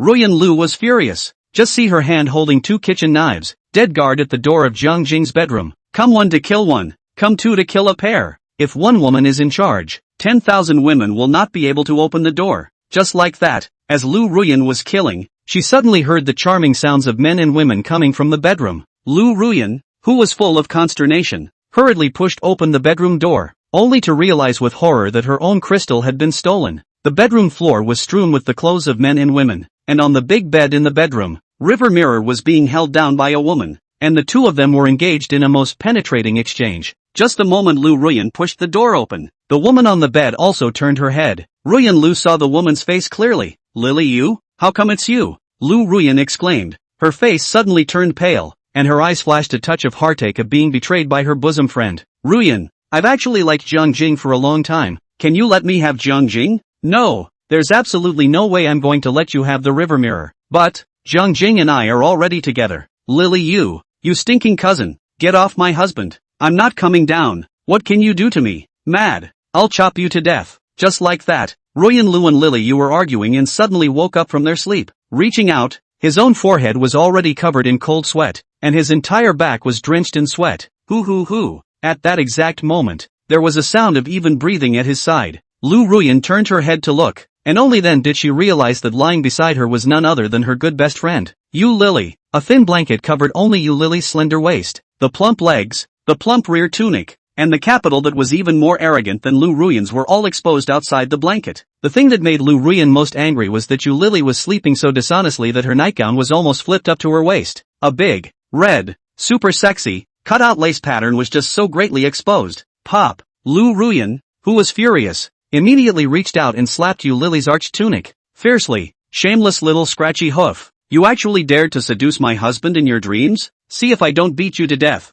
Stop it. Sleepy. Yawn. Yu Lily, who had been slapped, just yawned and rolled over before continuing to fall asleep beautifully. Ruyan Lu. Chapter 46 Luck, Millennium Bell Milk Liquid. 6 a.m. The sky in the secret realm was also blowing slightly. Perhaps it was because of the rain that had fallen last night. This morning, a fog that was even thicker than yesterday's had unexpectedly filled the inside of the forest. How thick is this fog? Visibility is definitely no more than a meter. Reach for the sky. On top of that, in the foggy forest, there were also the low roars and biting sounds of various ferocious beasts, as well as the commotion made by various snakes, insects, rats and ants as they crawled. It felt as if there were countless demons and devils hidden in the forest, swarming and rampaging. Jiang Jing just wandered around the cave entrance and immediately returned to the cave, and also said, the yellow calendar says that it's not advisable to go out today, and going out will surely result in a bloodbath. After saying this, Jiang Jing lazily laid down by the campfire, intending to take a nap. The remaining few members of the elite squad, one after another, also walked near the entrance of the cave and took a closer look at the situation outside. Finally, the crowd had to retreat back inside the cave and sat around the campfire in unison, silently launching themselves into a daze. Jiang Jing was not wrong. It is not advisable to go out today, with such a thick fog filling the outside, and the ferocious beasts in the forest rioting. Going out at this time would be no different than looking for death. But, it seems like another bit of a waste of time for everyone to sit around dry, wide-eyed, doing nothing. Then look at Jiang Jing and Su Yingru. Jiang Jing slept soundly, with a heartless look. Su Yingru, on the other hand, silently guarded Jiang Jing's side, as if she was quite happy to accompany Jiang Jing in this way, completely like a love brain. 1 minute, 2 minutes, 3 minutes, about 2 hours later, the fog outside still hadn't lifted, and someone in the elite squad finally couldn't sit still. Swish, Shu Gang suddenly arose, then wandered around inside the cave. He was seen walking around, groping for something, and occasionally picking up his sledgehammer and banging it against a particular spot. Just then, a figure swung to Zhu Gang's side. Immediately after, an icy voice rang in Zhu Gang's ears. 6. What are you up to? I'm warning you, keep your voice down for me. Don't disturb Brother Mirror's sleep. If you dare wake up Brother Mirror, watch out for me to poke 2 holes in you. Upon hearing this, Zhu Gang's hands, which were holding up the hammer, instantly stiffened in mid-air, and a hint of a crying and laughing expression appeared on his face. He was just about to say something when he saw his lips quivering. But, in the next second, Zhu Gang's face changed violently, and a flash of surprise flashed across his eyes. Wait, I think I found something. Shu Gang hurriedly left Suing Ro alone and quickly squatted in front of a stalagmite, and his nose twitched violently a few times, as if he was a hound dog, smelling something that excited him. Dang! Only to see Zhu Gang wielding his hammer once again. He struck against the stalagmite not lightly, and the stalagmite immediately let out a crisp sound. Empty. This stalagmite is empty. It was as if Zhu Gang had discovered some new continent, and an expression of excitement immediately appeared on his face. Next, in Suing Ruo's puzzled eyes, Zhu Gang violently stood up, quickly swung his sledgehammer, and ruthlessly smashed into the stalagmite. Boo! After hearing only a muffled sound, the stalagmite suddenly broke open. What made Suing Ruo unexpected was that the moment the stalagmite broke, an incomparably rich aura instantly filled the air. Immediately after that, a milky white liquid also emerged from the stalagmite's break. Such a rich aura. No need to think. This must be a spiritual liquid. Harry. Ha ha ha ha ha. Chu Kong was all happy. He only saw that he hurriedly took out a bottle of mineral water from his backpack and quickly poured out all the water in the bottle before he picked up the milky white liquid in an empty bottle. After doing this, Zhu Gang quickly set his eyes on another stalagmite. However, without waiting for Zhu Gang to make a move, there was a person whose speed was faster than his, and the other party actually came to that stalagmite before him. That's right. This person was none other than Suing Ru. The moment she saw the spiritual liquid, Suing Ru reacted violently and occupied an immense and incomparable stalagmite with lightning speed. Brother Mirror, get up! We've found a heavenly treasure. To Zhu Gang's dismay, Suing Ru, who had occupied this huge stalagmite, did not go to knock it open in the first place. Instead, she even shouted out to Jiang Jing, as if she wanted to share this joy with her mirror brother at the first opportunity. Holy! All day long the mirror brother is long and the mirror brother is short. Suppose you can't live without Brother Mirror? It's hopeless when it comes to women with love brains. The extremely speechless Zhu Gang just gave Suing Ruo a look of contempt before flying towards another stalagmite. Of course, this voice of Suing Ruo not only woke up the sleeping Jiang Jing, but also attracted the attention of Xiao Wanqing and the others. Seeing that Zhu Gang had cracked open another stalagmite and collected some milky liquid, a faint aura spread over as well. The moment, whether it was Jiang Jing, or Xiao Wanqing, or Xiao Mei, Xiao Long and Xiao Hu, the crowd all reacted. Those strange stalagmites have treasures inside. Whoosh! Without the need for anyone's reminder, everyone, including Jiang Jing, instantly dispersed in all directions, staring at the stalagmites within the cave. Boom boom boom. Only a dull sound was heard, and the originally peaceful and quiet cave instantly turned into a lively quarry. What a rich aura! These milky white liquids, couldn't they be the legendary spiritual liquid? I don't know if this is a spiritual liquid, but I just drank a drop of it and felt my own chi and blood values rise by a large margin. Holy, one drop can make the chi blood value go up by a large margin? So powerful? Say nothing more. Hurry up and collect the spirit liquid. Half an hour later, the stalagmites in the cave were all smashed. In addition to the stalagmites, the walls around them were smashed out with a number of craters. When everyone sat around the campfire again, every single face was filled with expressions of happiness and joy. It was because every single person in the elite squad had collected at least 2 bottles of spirit liquid. As for Zhu Gang and Suing Ru, who were the first to discover the spiritual liquid, the 2 of them had each collected 3 bottles. Brother Mirror, I'll give you all my spirit liquid. Suing Ru held 3 bottles filled with spirit liquid and handed them over to Jiang Jing as if offering treasure. However, Jiang Jing, smiled and shook his head, saying, "Girl, I don't need this. It's better for you to keep it for yourself." Brother Mirror, the spiritual liquid can raise a martial artist's chi and blood values. How could you not need it? A trace of loss suddenly flashed under Suing Ruo's eyes, as if she was sad and upset that Jiang Jing had rejected her good intentions. Of course, any expression on the little ninny's face didn't escape Jiang Jing's sharp eyes. Only Jiang Jing stroked his chin in thought, then patiently explained, "This is not a spiritual liquid, but 1,000-year-old bell milk. Taking 1,000-year-old clockwork liquid can indeed raise a martial artist's chi and blood values. But, as I said before, I took a special spirit herb when I was a child, and my physique underwent a radical change. Therefore, the 1,000-year bell milk liquid is ineffective against me and cannot raise my chi and blood values, so giving it to me would be a waste of resources." Although Jiang Jing was making up lies, there was one thing that he didn't lie to Suing Ru. Because the system clearly stipulated that the host could only rely on fighting monsters to raise their chi and blood values, no matter if they were taking heavenly herbs and earthly treasures, or with the help of external objects, they could not raise their chi and blood values. What goes around comes around. Jiang Jing didn't dwell on this point. After all, he was already upgrading as fast as a rocket by fighting monsters to raise his chi and blood values. One cannot be too greedy. Greed is no good. So this isn't a spiritual liquid, but 1,000-year-old clockwork liquid? After listening to Jiang Jing's explanation, Suingru somehow let out a slight sigh of relief, and the loss in the bottom of her eyes disappeared. Only seeing her blinking, she looked towards the 3 bottles of 1,000-year-old clockwork liquid in her hand, and she couldn't help but have some thoughts bubbling up in her heart as well. With these 1,000-year-old bell milk liquids, one would be able to rapidly increase one's strength, and one should soon be able to catch up with Brother Mirror in the path of martial arts, right? Come on, Su Young-soo, you can't be a burden to Brother Mirror. If you want to do it, be Brother Mirror's best helper. Chapter 47, Jiang Jing live streaming with goods. The whole internet boils. Inside the cave, aside from Jiang Jing, the rest of them began to meditate and cultivate. To a martial artist, a 1,000-year-old bell jar is definitely considered a treasure for cultivation. Not only could it help martial artists quickly raise their chi and blood values, but it would not leave any after effects. But, the 1,000-year bell's milk liquid was not some superb heavenly treasure. In the Encyclopedia of Heavenly Materials and Treasures, it was only ranked in the middle to upper reaches, not even in the top 100. Not even comparable to the ink leaf lotus that Jiang Jing had picked at the bottom of the canyon last night. At the bottom of the canyon, ink leaf lotus, a top-grade heavenly treasure. Its shape is dark green throughout the body. 16 petals have a strong aphrodisiac effect. Ordinary people eat, can strengthen both kidneys, replenish the essence, benefit the gas, nourish the spirit. Those aren't the point. The point is, the lotus seeds of the ink leaf lotus can increase longevity. One lotus seed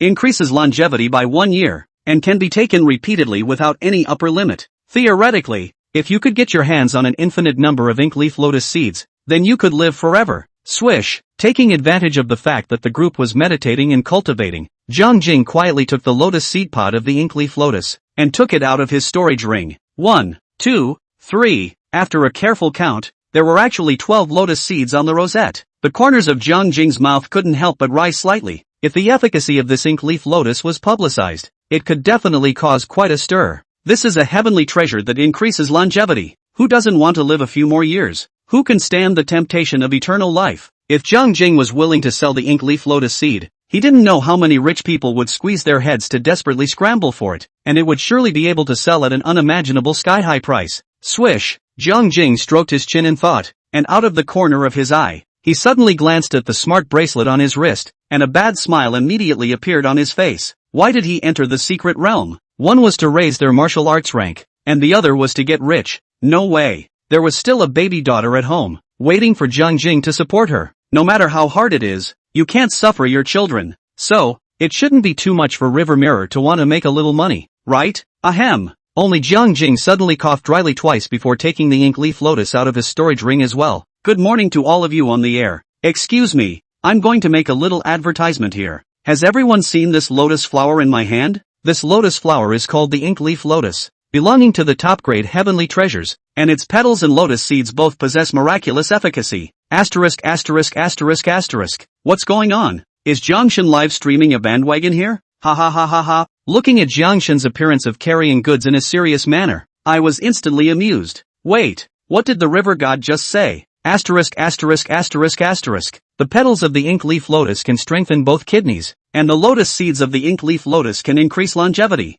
Really? There have been rumors on the internet before that there are spiritual fruits in the secret realm that can increase longevity. I didn't expect that I would finally see it with my own eyes today. Ink leaf lotus seeds. One increases longevity by 1 year. Jiangshan has 12 lotus seeds in his hand, and he wants to pack them up and sell them together? Jiangshan, if what you say is true, I'm willing to pay 100 million for all of your ink leaf lotus seeds. You want to buy 12 lotus seeds for 100 million? You want to eat it? I'll give you $1 billion. I'll give you $2 billion. Don't argue with me, all of you. I'll give you $5 billion. The official broadcast room was really blowing up this time. It simply exploded in place. Jiang Jing live with goods caused a sensation. Definitely no less than a 12-magnitude earthquake. Because what he was selling was not ordinary goods, but heavenly treasures that could increase longevity. At this moment, most of the top tycoons in the Dragon Kingdom were almost all paying attention to this live event. Among these top tycoons, there is no shortage of senile old men who are approaching the end of their lives. Just at this moment, Jiang Jing but suddenly took out the ink leaf lotus seeds ready to sell. How could it not let these tycoons go crazy? The pop-ups in the official broadcast room were almost all taken over by various bids. The price of 12 ink leaf lotus seeds, even more so, climbed rapidly from 100 million Dragon Country dollars to 10 billion, and the price continued to rise, with no intention of stopping at all. However, just as the major tycoons were frantically bidding to compete, Jiang Jing's voice once again sounded in the live broadcast room. I hereby solemnly promise that the efficacy of the ink leaf lotus is absolutely true, and if it's fake, I'll compensate you for it. In addition,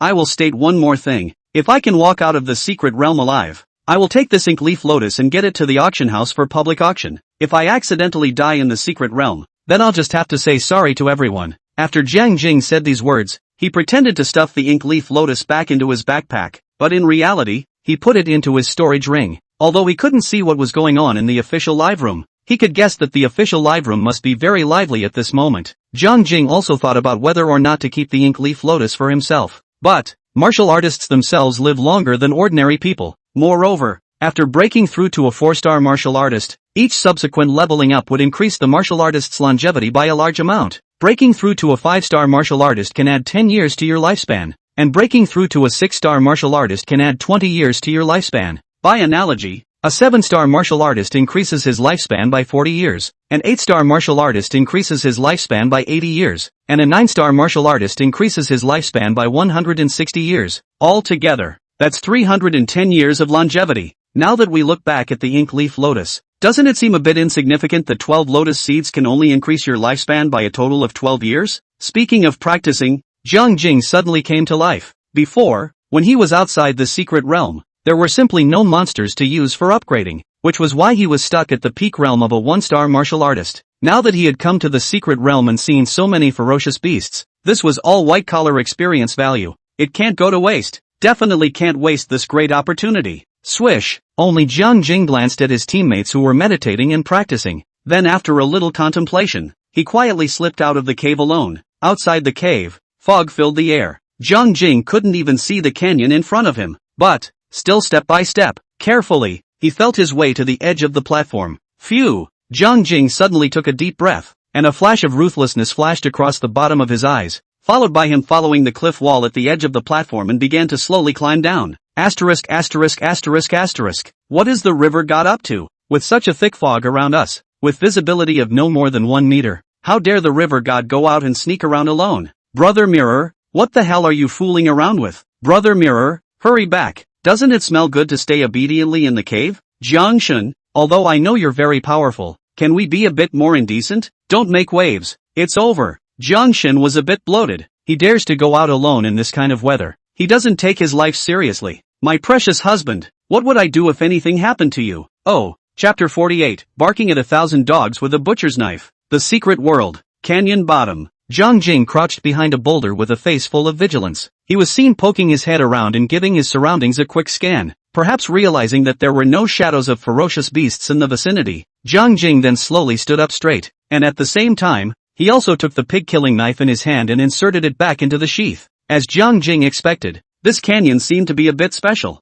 The higher up the canyon, the thicker the fog became, and instead, the lower down the canyon, the lighter the fog became. At this moment, Jiang Jing, who was standing at the bottom of the canyon, could clearly see everything within dozens of meters around him. In other words, walking in the bottom of the canyon, the effects of the fog can be completely ignored. Ta-ta-ta-ta. In the empty canyon, Jiang Jing took unhurried steps and carefully explored from south to north. On the way, Jiang Jing had passed by the cat demon's corpse, as well as the place where the ink leaf lotus was growing, and had even passed through the piles of messy rocks, but had never found any traces of the ferocious beasts. It's not, is it? Such a big canyon, and not a single ferocious beast? Have all the beasts gone to the forest for a meeting? As Jiang Jing walked, he couldn't help but touch a cigarette from his pants pocket and held it in his mouth, then skillfully touched the lighter again, ready to light the cigarette. Coincidentally, at that moment, there was a near 90-degree turn ahead. Jiang Jing quickly lit the cigarette, smoothly stuffed the lighter back into his pants pocket, and immediately turned down the curve.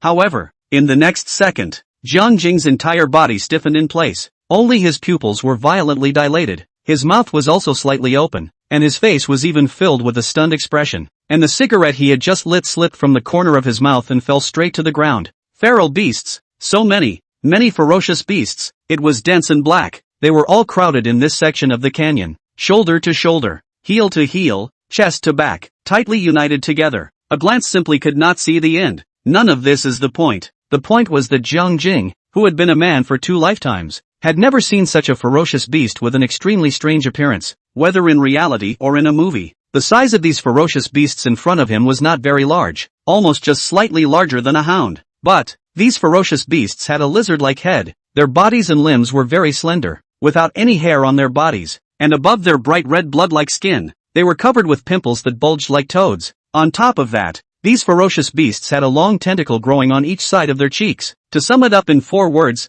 ugly as hell. Suddenly, it was unknown which ferocious beast had discovered Jiang Jing, and a roar like a baby's cry immediately escaped from its mouth. Immediately afterward, the dense group of ferocious beasts in front of them almost turned their heads in unison towards Jiang Jing's side. Awkward. Embarrassment with a capital C. Suddenly was tens of thousands of pairs of eyes so straight staring. Even if Jiang Jing's skin is thicker, at this moment is also a bit overwhelmed. Oops. I'm sorry, am I interrupting your meeting? If you don't welcome me, so I go. After Jiang Chen finished his last sentence, he immediately made a turn and tried to return the same way, not even bothering to pick up the cigarette that fell on the ground. Although it is said that a single spark can start a prairie fire, arson burns the mountain, and the bottom of the prison will sit through. But, at this point, who the hell cares? Staying alive is most important. In legal terms, it's called emergency shelter. The moment Jiang Jing turned around, thousands of ear-piercing hisses suddenly rang out behind him. Jiang Jing stumbled and almost fell to the ground. He knew that he had stirred up a hornet's nest this time, and it was clearly impossible to slip away quietly. Swish! Only Jiang Jing quickly scanned the surroundings and soon realized that on the cliff wall not far ahead, there was a not too big and not too small notch. The alcove was generally rectangular in shape, and there wasn't a lot of room inside, almost enough for 2 people to stand in side by side. Whoosh! Without any hesitation, Jiang Jing suddenly accelerated and rushed directly into this alcove, while also drawing his own killing knife and turning around to prepare for battle. Rumble! A deafening sound suddenly came, and Jiang Jing clearly sensed that the earth beneath his feet was shaking viciously. The next second, not far ahead of the corner, a large dense tentacle monster. They were like zombies going crazy in a movie, adopting a stacked approach and surging towards Jiang Jing like a tidal wave. I'm Gonlin Grains. I'll fight you all. Jiang Jing subconsciously gulped and somewhat nervously raised the killing knife. After all, these strange-looking beasts in front of him were unknown creatures that he had never met before, and in the case of not being able to figure out the strength of the other party, Jiang Jing's heart actually didn't have a clue. You, eat me. In less than a moment's time, the first tentacle monster ran in front of Jiang Jing, and without hesitation, Jiang Jing slashed out a knife, heading straight for the tentacle monster's head. Put! A blood flower bloomed open, and Jiang Jing was overjoyed. He never expected that this blade would easily and effortlessly split the tentacle monster's head in half. At the same time, a system beep sounded in Jiang Jing's ears. Ding! The host kills the hell demon dog. +2 to his blood value. I'll go. It turned out that the name of these ugly and ungainly tentacle monsters was Hell Demon Dogs. The name is quite scary. Demon Dog from Hell. It sounds like it should be a very scary and ferocious beast, right? Results: casually chopped to death. It's not much of a strength. After the first Hell Devil Dog was killed by Jiang Jing, there were immediately 2 more Hell Devil Dogs, one on the left and one on the right, pouncing towards him. No way. River Mirror hid inside an alcove, meticulously. Even though there were thousands of Hell Demon Dogs, only 2 Hell Demon Dogs at most could attack him at a time. Put! Jiang Jing quickly swung out 2 knives. In a flash, 2 blood flowers bloomed in unison. Following the first Hell Devil Dog, 2 more Hell Devil Dogs died under Jiang Jing's knife. Ding! The host kills the Hell Demon Dog. +2 to his blood value. Ding! The host kills the Hell Demon Dog. +2 to his blood value. Listening to the system beeps coming from his ears again, and looking at the 3 corpses of the Hell Devil Dogs at his feet, Jiang Jing's heart, which was originally still a bit suspended, was completely put down at this moment. Mud, thought you guys had some good beer? Results: on this? Come on, you guys come over here, let's see how I'm going to hack you to death. Grandpa! Jiang Jing was instantly excited. Although he could only raise his blood value by 2 points for every Hell Devil Dog he killed, it couldn't be helped that there were a lot of Hell Devil Dogs. If we killed all the Hell Demon Dogs in front of us, we would be able to ascend at least 2 or 3 levels, right? Thus, Jiang Jing decisively turned on the slaughter mode. For a moment, blood floated and limbs flew about. Jiang Jing was like a supreme god of killing, mercilessly harvesting the heads of the Hell Demon Dogs. A butcher's knife cuts down 10,000 dogs. ********. River God Bold Beer. Aha! The river god is on slaughter mode again. My blood is boiling. Holy, I thought Jiangshan was going to be finished this time, but I didn't expect the plot to reverse so quickly. So many ferocious beasts. My scalp is about to split. In the face of tens of thousands of horrible beasts, Jiangshan is not a wimp at all. Life and death is not a matter of concern. If you don't serve, Then do it. I'm going to directly give Jiangshan an E. Rainy Night Butcher. Really lives up to his name. Mirror brother. Go for it. Brother Mirror, the way you kill monsters. You're really handsome. Chapter 49 Official Announcement. The era of universal martial cultivation has arrived. 12 noon. The official Dragon Kingdom suddenly released an announcement. Full text of provisional program on opening ancient martial arts training to citizens of the Dragon State. Annex 1 Classification of ancient martial artists. Annex 2 Basic requirements for the recruitment of martial artists by the Ancient Martial Arts Authority for the entire country. Annex 3 Precautions related to the testing of gas and blood values. Annex 4 Generalized Chi Training Technique.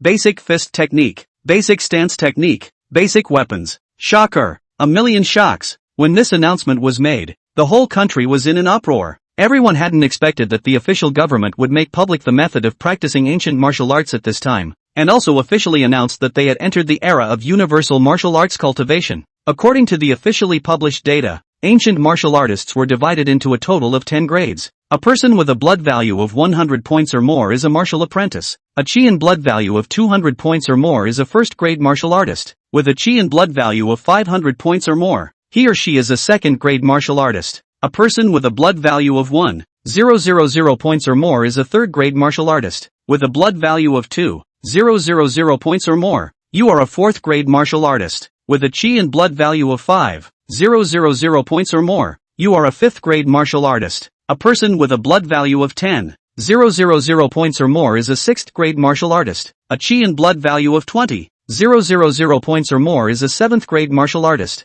A person with a blood value of 50,000 points or more is an eighth-grade martial artist. A person with a blood value of 100,000 points or more is a ninth-grade martial artist. As for the blood value of ordinary people, it was usually under 100 points. The generalized chi practicing technique is an internal martial art suitable for all people to practice, and practicing this technique for a long period of time can increase one's chi and blood values. Of course, different people have different body types. Those with good talent who cultivated the generalized chi practicing skill would naturally increase their chi and blood values faster, and those with poor talent who cultivated the generalized chi practicing skill would naturally increase their chi and blood values slower. As for the basic fist technique, basic body technique and basic weaponry, they were all introductory martial arts techniques for ancient martial artists. On top of that, a special department, the Martial Arts Administration, was officially announced. What is the Martial Arts Authority? Simply put, all ancient martial artists within the Dragon Kingdom are under the jurisdiction of this department, which also has the power to mobilize all local armed forces.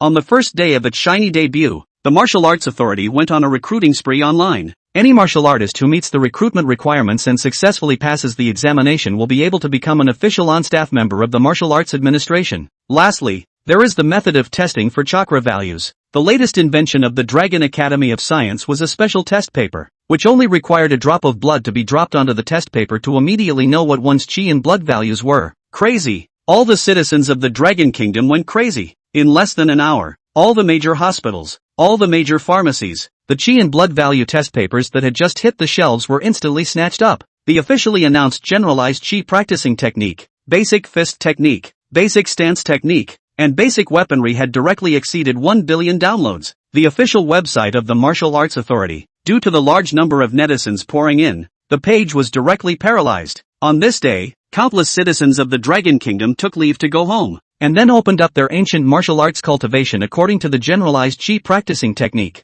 On this day, there were many well-talented people whose chi and blood values broke through to over 100 points and were officially declared martial apprentices. On this day, the officials sent a large number of police forces to maintain order on the streets, as if they were worried that these people who had just practiced ancient martial arts would not be able to control their excitement and thus cause some kind of turmoil in the society. All in all, today's Dragon Kingdom was particularly lively, literally 100 times more lively than the New Year. Marina del Rey, Orchid Garden neighborhood. Lu Ruyan, who was in an OL outfit, huffed and puffed as she returned home, casually throwing her bag on the sofa before she couldn't help but crack up. What a bunch of people. When I said I was Jiang Jing's wife, instead of believing me, they laughed at me for being a toad trying to eat swan meat. Am I the toad? Obviously I'm the swan. Lily, you're my good best friend. Why didn't you help me out just now? What are you doing standing around all by yourself stupidly fuming? Lu Ruyan exasperatedly poured herself a cup of water, and just after taking a small sip, she glanced out of the corner of her eye at Yu Lily who was following her. Yu Lily,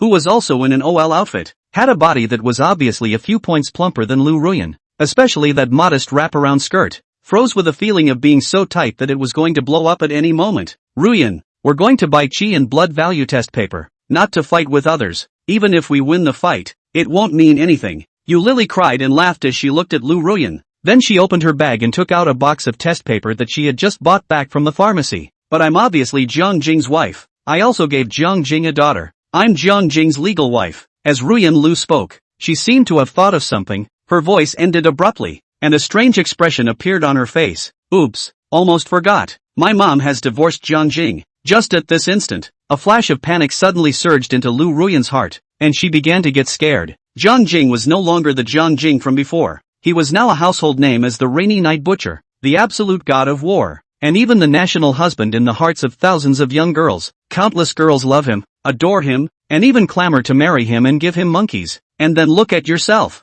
A middle-aged woman who is nearly 40 years old. Her face has aged and her body has begun to deform. And it is still me who has been disliking Jiang Jing, even forcing Jiang Jing to go through the divorce procedure. So why would River Mirror still want me? As soon as she thought of this, Lu Ruyan became even more fidgety, always feeling that something important had been lost by her, and that she wouldn't be able to get it back for the rest of her life. Coincidentally, at that moment, Lily Yu's voice drifted over again. Ruyan, it's an indisputable fact that you are Jiang Jing's legal wife. By the time those people know your true identity, they naturally won't dare to treat you with this kind of attitude anymore. Alright, don't be angry. Let's just take a chi and blood value test, shall we? I've heard that some people are born with higher chi and blood values, and are 1 in a million wizards in practicing martial arts. So maybe there's one of us? Yu Lily took a box of test paper and smiled as she sat down next to Lu Ruyan, then unpacked the box and handed over one of the pieces of test paper. Silence, no words. Ruyan Lu hastily adjusted her emotions and reached out to take the test paper. The so-called chakra value test paper looks a lot like an auntie's napkin,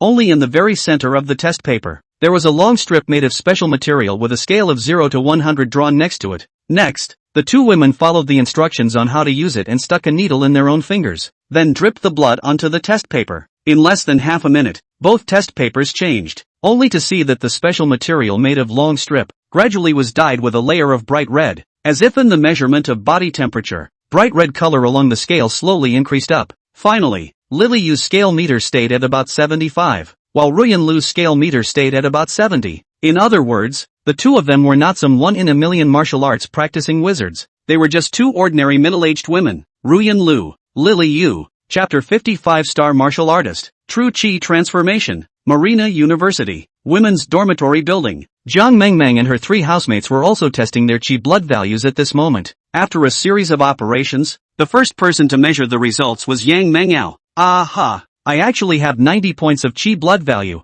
only 10 points short of becoming a martial apprentice. Yang Mengyao was full of excitement as she held up the test paper, and then showed the test results in front of the eyes of several roommates, with a pair of lovely big eyes that were about to smile into 2 crescent moons. I only have 85 points of blood value. Xia Mo glanced at her own test paper and then at Yang Mengyao's test paper, and a look of envy appeared on her face as well. 85 points of blood value is already pretty good. I'm even weaker than you, with only 80 points of blood value. A touch of loss flashed across Zhao Xian's face, but she quickly adjusted her emotions before looking at Jiang Mengmeng, who had yet to produce a result. At this moment, not only Zhao Xian, but also Yang Mengyao and Xia Mo, everyone landed their eyes on Jiang Mengmeng. Mo, how many points of blood value do you have? No results yet? You're the daughter of the river god, so your blood value definitely won't be low. Meng, quickly let us take a look at your test paper. We're really curious as to how much your chi and blood values are. Silence, no words. Jiang Mengmeng didn't answer her roommate's questions, but stared at the test paper in her hand in a slight daze.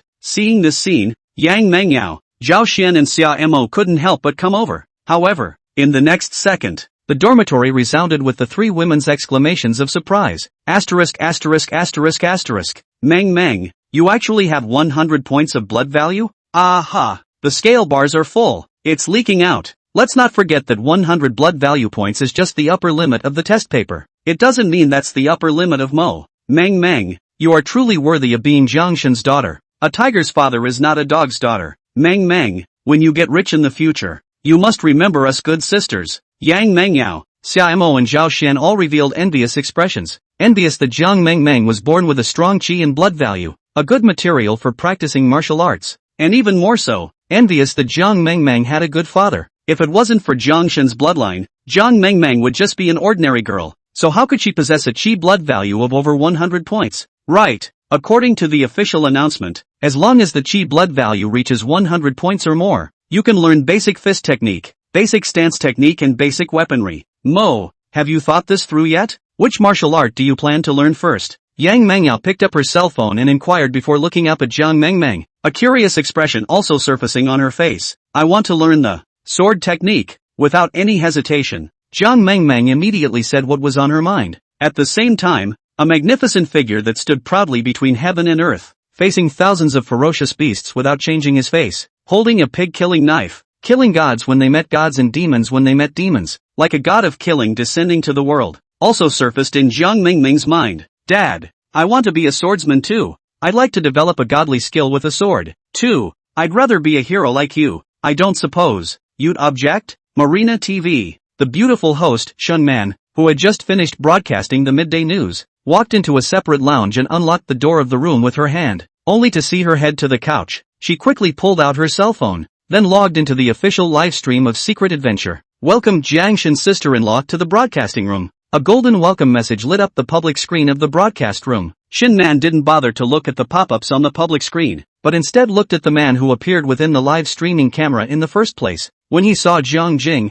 one man and one sword, killing the hell demon dogs to the point of losing their armor and screaming, Shin Man's face immediately surfaced a touch of adoration, and a pair of charming Danfang eyes gradually became infatuated, and her eyes even rippled with layers of water waves. That's right, Shin Man had a thumping feeling at the first sight of Jiang Jing. Thus, Jiang Jing had just stepped into the secret realm. Shin Man immediately changed her screen name to Jiang Shen's great-aunt. The first time we met on the coastal radio station, we were mistaken for life at first sight of the river mirror. The secret world. Jiang Jing was like a tireless brute bull, killing from the morning until the afternoon, without resting for half a minute during that time. In front of him, the corpses of the hell devil dogs were almost piled up into a small mountain. The nearby earth was dyed red with blood, and a strong smell of blood was wafting in the air. Ding! Congratulations to the host's chi and blood value for breaking through 5,000 points, and his rank is automatically raised to 5-star martial artist. Suddenly, a series of system beeps rang in Jiang Jing's ears. Ding! Congratulations to the host for gaining 3 skill points. Ding! Congratulations to the host for automatically comprehending Qigong True Qi transformation. Ding! Congratulations to the host for obtaining an upgrade pack. Please open it. To Jiang Jing's great surprise, this upgrade not only gained 3 skill points, as well as an upgrade gift pack, but also automatically comprehended a Qigong True Qi transformation. Coincidentally, at this time, the Hell Devil dogs, who had already been killed and discarded their armor, suddenly regrouped and once again organized a siege against Jiang Jing. All of you, go to hell. Jiang Jing didn't hesitate to push his True Qi with all his might, then backhandedly held the pig-killing knife, and from right to left, he slashed fiercely towards the group of hell demon dogs. Boom! Only a deafening humming sound rang out, and the air around them seemed to tremble fiercely, and in the next second, a blinding light lit up from the killing knife. Whoosh! In Jiang Jing's shocked and delighted eyes, a giant blade chi that was about 9 meters long, 3 meters wide, and half a meter thick erupted from the pig-killing knife in an instant. That's not all. The moment the knife chi had just detached from the blade, it immediately transformed into a giant scythe, and then from right to left, as fast as lightning, it mercilessly slashed at the group of hell demon dogs. Put, put, put. In just a blink of an eye, countless blood flowers blossomed out, and the hundreds of hell demon dogs in front of Jiang Jing were unexpectedly cut off in unison. I'll go. Is this the power of true chi transformations? The attack power seems to have instantly doubled or tripled. At this moment, Jiang Jing was completely confident that he could press Xiao Mei to the ground and rub her hard even without activating his natural bloodline. Asterisk asterisk asterisk asterisk. Jiang Shen, this knife, I trampled directly kneel. The giant scythe that the river god slashed out just now. Is it the legendary True Chi transforming into a form? That's right, it's definitely a True Chi transformation. I remember that old Six said earlier that only martial artists above the 5th grade can transform their True Chi into form. So, Jiang Shen is a 5th grade martial artist, right? Xiao Mei is also a 5th grade martial artist, but she was rubbed on the ground by Jiang Shen. I bet Jiang Shen is at least a 6th grade or higher martial artist. Brother Mirror, you've been killing all day, hurry up and take a rest. Brother Mirror, if you're exhausted, my sister will be heartbroken. Baby hubby, I want to discuss something with you. The rice in my hometown is ripe, and I need a giant sickle to harvest it. Upstairs, you want to eat. Chapter 51 Encyclopedia of Monsters. You, Jiang Jing was indulging in the joy of the upgrade when a sharp hissing sound suddenly came from his ears. In the next second, the group of hell demon dogs that were frantically surrounding Jiang Jing immediately fled as if they had received an order to retreat. In just one breath's effort, Jiang Jing could no longer see a single hell demon dog in his line of sight. All that was left of the empty canyon was a field of mutilated dog corpses, the blood-soaked earth, and the enduring smell of blood in the air. Phew! Jiang Jing didn't go after these hell demon dogs. Instead, he casually found a seat and sat down, then fished out a cigarette and held it in his mouth. I did get a little tired after killing dogs all day. Have a cigarette first to slow down. Jiang Jing lit the cigarette and took a beautiful drag, and instantly also opened the personal information panel with his mind. Host, Jiang Jing. Rank, 5-star martial artist. Talent, ancestral dragon bloodline. Blood value, 5120. Mental power, 100. Kickboxing, basic kickboxing. Body technique, Qingfeng steps, instantaneous flash. Ladder cloud vertical stance. Blade technique, blast wind blade technique. Blade breath, mad dragon slash. Qigong, true qi transformation. Skill points, 3. The personal information panel underwent a small change. Underneath the column of blade technique, there was an additional Qigong, as well as the skill that Jiang Jing had just automatically comprehended, true qi transformation. Swish! Jiang Jing just casually scanned the information before closing his personal panel and mumbled in his heart. Brother Tuanzi, open the upgrade pack for me. Ding! Congratulations to the host for obtaining a copy of the Monster Encyclopedia. As the system's beeps rang in his ears, a huge wave of information flooded into Jiang Jing's mind. Encyclopedia of Monsters. This book contains detailed information on all the monsters in the universe, with relevant illustrations and videos. At this moment, Jiang Jing's eyes widened, his mouth opened slightly, and a look of surprise appeared on his face. It's a good book, as the saying goes, if you know your enemy and know yourself, you will win 100 battles. With this monster encyclopedia, Mom no longer needs to worry about Jiang Jing, like a blind man who can't feel the enemy's bottom.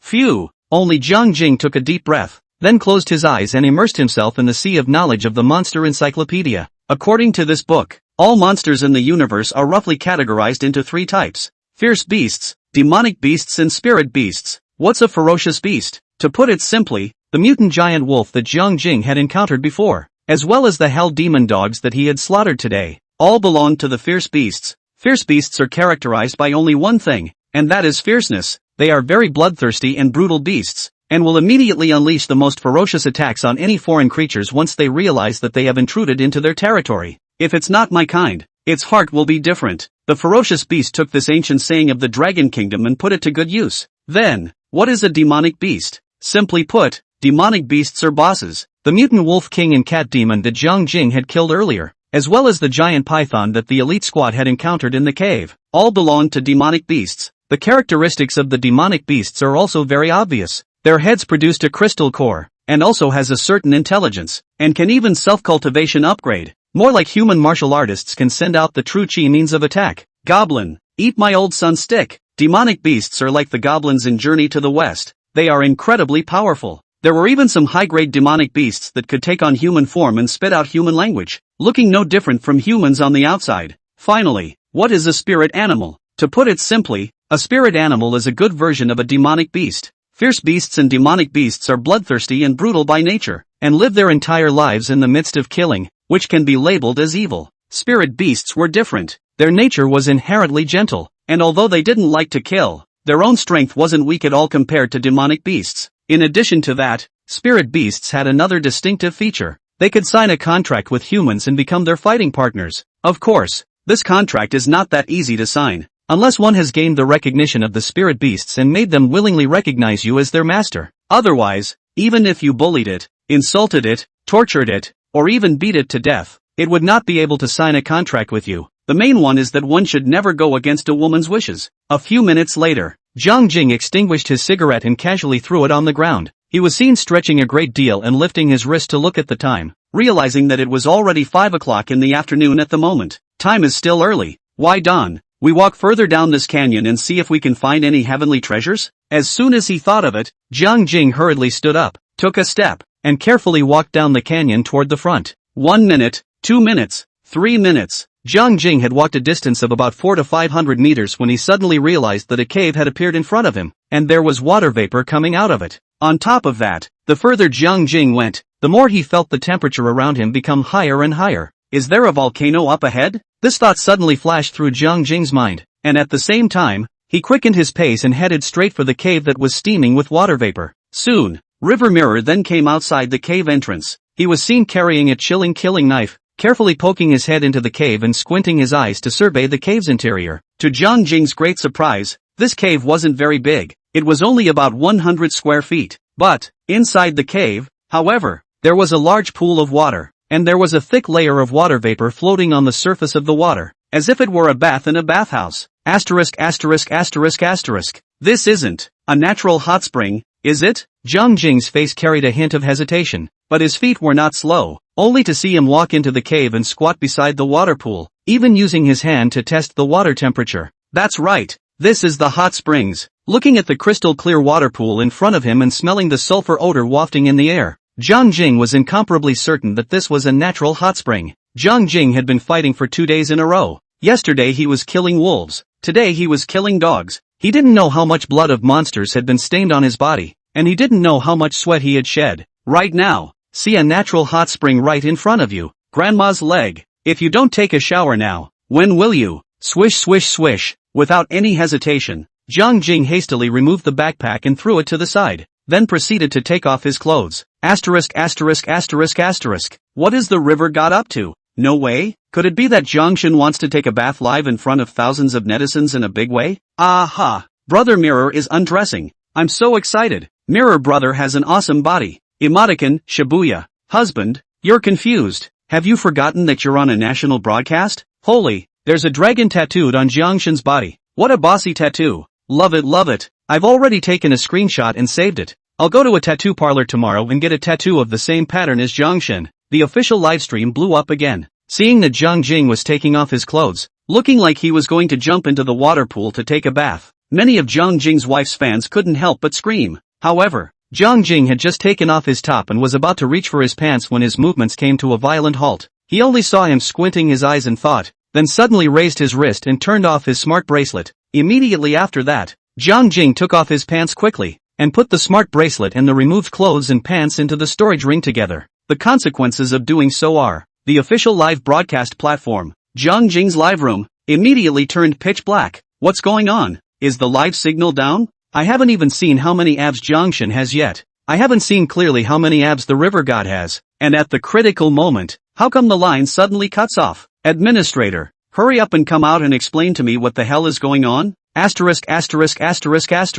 I've taken off my skirt and you're telling me it's disconnected? Jiangshan's wife fans, stop arguing. Just now it was obviously Jiangshan himself who turned off his smart bracelet. He didn't want you to watch him take a shower only. What does this have to do with the administrators? I don't care. I want to see Jiangshan take a bath. Administrator, I limit you to immediately restore the signal of Jiangshan's live room within 1 minute, or I'll go to the official website to complain about you. Women, indeed, are all unreasonable creatures. Chapter 52, Looking for River Mirror? Which is not as important as taking a bath. The Secret World. Inside a cave on a cliff face, Xiao Mei, who was in the middle of meditating and cultivating, suddenly slowly opened her eyes, and a nice-looking arc curved up along the corners of her mouth. Phew! Only to see her gently exhale a mouthful of turbid breath, then raised her right hand, palm facing upwards, with her 5 fingers spread out. Swish! Suddenly, a wisp of light golden true chi erupted from his palm and quickly coalesced into a small snake. Under Xiao Mei's astonished and joyful gaze,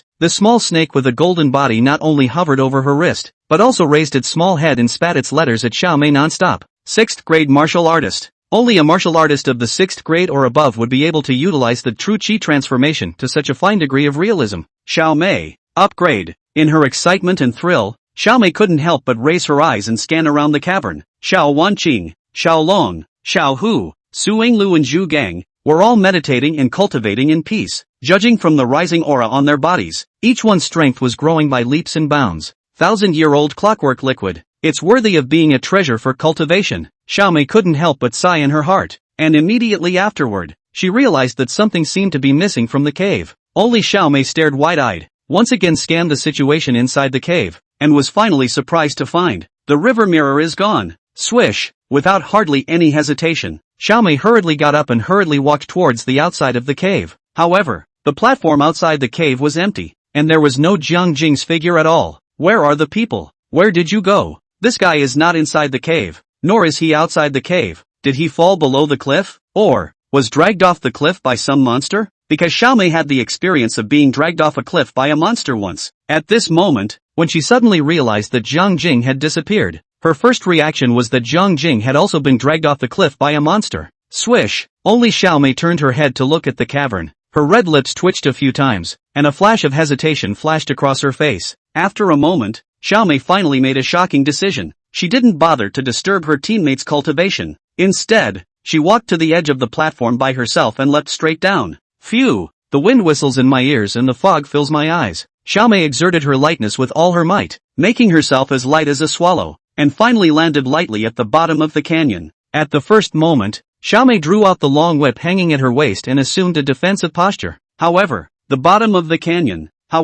was silent and there was not even a ghost shadow around, which made Xiaomei slightly relieved. Next, it was time for Xiaomei to make her choice. This canyon ran from south to north, and she couldn't see the edge on either side, and she didn't know if Jiang Jing was in the north, or in the south. But, just as Xiaomei saw a very familiar pile of rocks, almost subconsciously, she lifted her feet and walked towards the north. Soon, Xiaomei discovered the corpse of a cat demon in a pile of rocks. Immediately afterward, she noticed a series of human footprints on the ground. No need to think, Jiang Jing must have gone to the north. And, from the footprints left behind by Jiang Jing, it appeared that he wasn't dragged away by the monster. Instead, it was as if he was taking a stroll, walking slowly towards the north side of the canyon. After obtaining this conclusion, Xiaomei immediately let out a slight sigh of relief, and her originally hanging heart slowly relaxed. At the same time, Xiaomei couldn't help but get curious. What the hell did River Mirror go and do? Why did he head north of the canyon instead of south? Did he find any more heavenly treasures?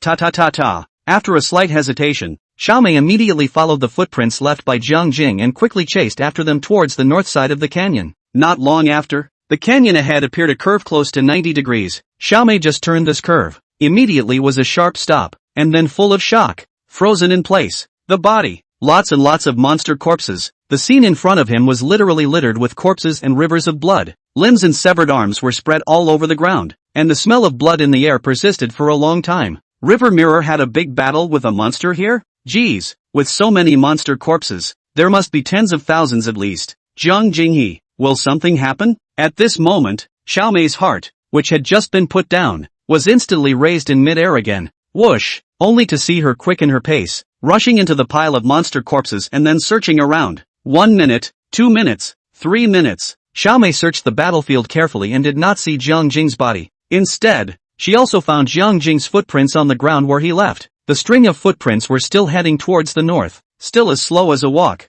In addition to that, Xiaomei also found a cigarette butt left by Jiang Jing on the ground. Phew! At this moment, Xiaomei couldn't help but let out a long breath, and her heart, which had just been lifted in mid-air, was slowly put down again. Ta. Next, Xiaomei still lifted her foot towards the north and continued to chase over. She would like to see. Jiang Jing sneaked out alone. In the end, went to do something bad. About a minute later, Xiaomei's advancing steps suddenly stopped as a cave appeared right in her line of sight, and water vapor was still rising outward from the entrance. The sudden appearance of such a conspicuous cave in this quiet canyon naturally caught Xiaomei's attention and curiosity as well. She only hesitated for a moment, then cautiously approached the cave, and then she probed and looked towards the inside.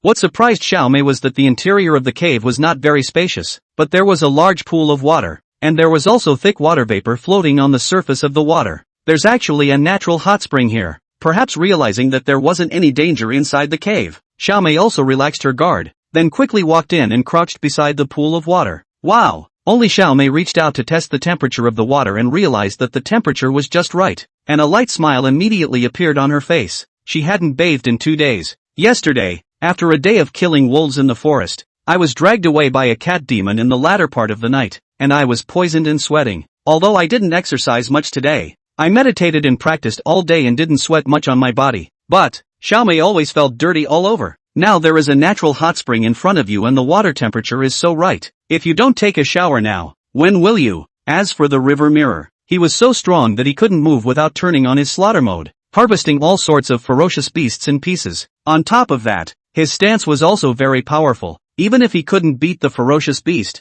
wouldn't he still know how to escape? He's 40 years old. Where do I need to worry about his safety? Better take a shower first. It doesn't seem too late to search for River Mirror after taking a shower. Swish swish swish, Xiaomei immediately stood up and took off her jacket, revealing a sexy little black lace camisole inside. Seemingly thinking of something, Xiaomei suddenly stopped the action of taking off her pants, then quickly raised her wrist and directly closed the smart bracelet. It's being broadcast live across the country. If we don't turn off the smart bracelet and interrupt the live signal, wouldn't it be the same as staging a restricted movie in front of 1 billion viewers? Swish! After turning off the smart bracelet, Xiaomei removed all her clothes in 3 tries. Finally, only to hear plop a light sound. Nothing to wear. Xiaomei, with an incomparable elegant diving posture, directly jumped into the mouth of the water mist-filled hot springs in front of them. Asterisk asterisk asterisk asterisk. Auntie May's live signal has been interrupted as well? I don't think so. The way I saw Auntie May just now, it looks like she wants to go down to the hot springs. I didn't realize that inside Aunt May's, she was wearing such a sexy little lace camisole. I love it. I love it. That's not the point. Brothers,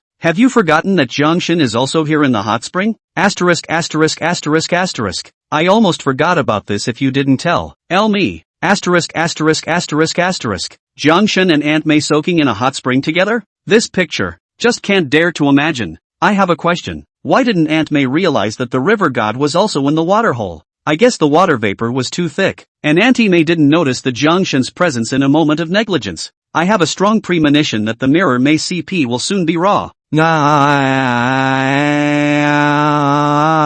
Chapter 53 Jiang Jing, you have to be responsible for me. Jiang Jing was a curious person. He was comfortably soaking in the hot springs when a bubble suddenly appeared on the surface of the water, instantly attracting his attention. After a brief moment of daze, Jiang Jing thought that there was some heavenly treasure under the water, so he sank to the bottom of the pool with a dive. Next, Jiang Jing held his breath and gave the bottom of the pool to search back and forth several times. The results: nothing was found. Wow! Just then, Jiang Jing suddenly heard a movement coming from the water, as if something had fallen into the water pool. It's not a demonic beast attacking, is it? Jiang Jing's heart snapped, and he immediately fought to swim up towards the surface. However, right after Jiang Jing surfaced, he realized that the surroundings were empty. Not to mention the demonic beasts, there was not even a single ghost shadow. What's the situation? Did I just hear it wrong? No way. Absolutely not. How could I mishear such a loud sound of falling water? I'm not deaf. How could I mishear it? Swish! Jiang Jing secretly raised his guard in his heart,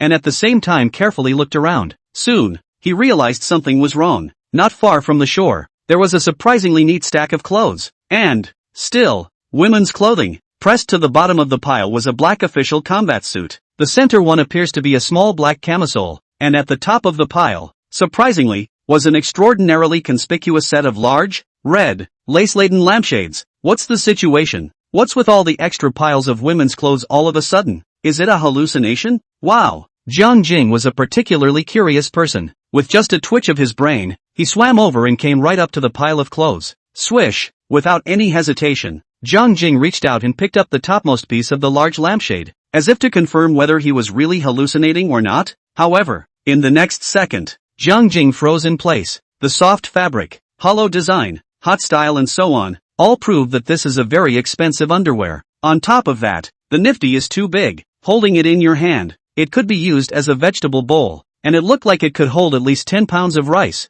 G-rated. Identification complete. It was also at this moment that a mature and plump figure suddenly surfaced in Jiang Jing's mind. Xiao Mei. In the entire elite squad, only a big beautiful woman like Xiao Mei could match this underwear. For the rest of you, I'm afraid you'll have to use this thing as a helmet. Wow! Just as Jiang Jing faintly froze, something unexpected happened. A woman suddenly emerged from the otherwise quiet water. She just appeared, greatly and unobtrusively, less than 3 meters away from Jiang Jing. Clear water out of hibiscus, naturally unadorned. She only raised her hands and gathered all the hair in front of her forehead behind her head, then wiped it on her face before slowly opening her tightly closed eyes. Quiet. The scene was quiet. It was as if time had been pressed on pause by the god of creation in this moment. Jiang Jing foolishly looked at Xiao Mei, and his entire body was petrified. It had to be said that although Xiao Mei was already a 40-year-old woman, she didn't look much different from a 30-year-old young woman. Her charming face couldn't help but make one's heart pound, especially the beauty mole at the corner of her eye, which added a bit of softness and charm. Mature and plump to the extreme body, fine branches hanging fruit, even just a slight glance, immediately have a kind of let a person in place to explode feeling. It's simply a great demon that wreaks havoc on the country. Of course, Xiao Mei was also gawking at Jiang Jing. It must be said that Jiang Jing, who ate the phoenix blood fruit, his face value returned to the peak age of 20. A simple word handsome is not enough to describe his demonic appearance. Plus, Jiang Jing had a well-proportioned muscular body, especially the 8-pack abs on the male dog's waist, which was simply the biggest killer for women. Even though Xiao Mei was a mature woman, she was ruthlessly electrified by Jiang Jing's charm at this moment. 1 second, 2 seconds, 3 seconds. I don't know how long it took, but Xiao Mei suddenly screamed, covered her body with both hands, and quickly sank, leaving only a head exposed on the surface of the water. At the same time, her pretty face also swish sound became red, not only from her face to the bottom of the neck, even the tip of the 2 ears, also stained a layer of scarlet clouds. Jiang Jing, why are you here? Despite being too ashamed to raise her head, Xiao Mei stammered and questioned Jiang Jing. Holy, I haven't even asked you how you came to be here. You asked me first instead? Jiang Jing also sank his body into the water, leaving only his head exposed to the surface of the water, and then cried and laughed as he looked at Xiao Mei. Xiao Mei, when I came here, there was no one here at all. River mirror, hey, coincidentally, there was no one here when I came. Xiao Mei, Jiang Jing, can you turn around first? Jiang Jing, why should I turn around? Why don't you turn around? Do you want to peek at my bath? Xiao Mei, you're an asshole. River mirror, yes, you bear. You're right about everything. Originally, Xiao Mei had already been so humiliated that she couldn't raise her head. Not only did her speech become stilted, her eyes also dodged and flickered, completely unsure of how to face Jiang Jing. But, the last words that Jiang Jing uttered were as if they carried some sort of magic spell, instantly igniting Xiao Mei's anger. Wow! Only to see Xiao Mei's face turn cold, she instantly didn't care and directly stood up from the water pool. Just as Jiang Jing was dumbfounded, Xiao Mei didn't say a word and immediately jumped to the shore by exercising her light power. Next, ignoring Jiang Jing's strange look, Xiao Mei ran her true qi and evaporated the water droplets all over her body. Then she put on her clothes one by one. During the entire process, Xiao Mei was not avoiding Jiang Jing's gaze at all. There seems to be a sense of brokenness. Seeing this scene, even if Jiang Jing was as thick-skinned as he was, he felt a little embarrassed. Thus, Jiang Jing also performed a light skill and jumped to the bank on the other side of the water pool. He only saw that he followed Xiao Mei's example and first used his true qi to steam dry the water droplets all over his body, then took out his clothes from his storage ring and quickly put them on. 2 minutes later, Jiang Jing, who was fully dressed, had just turned around when his gaze met Xiao Mei's peach blossom eyes that contained hidden anger. Silence, no words. Xiao Mei didn't say a word, but just blocked Jiang Jing's body and stared straight into his eyes, looking as if she was raising an accusation. Ahem. Jiang Jing hurriedly coughed dryly and just wanted to open his mouth to say something. Who knows? Xiao Mei's next words, however, caused Jiang Jing to stagger and almost fall to the ground. Jiang Jing, since you looked at my body, you have to be responsible for me.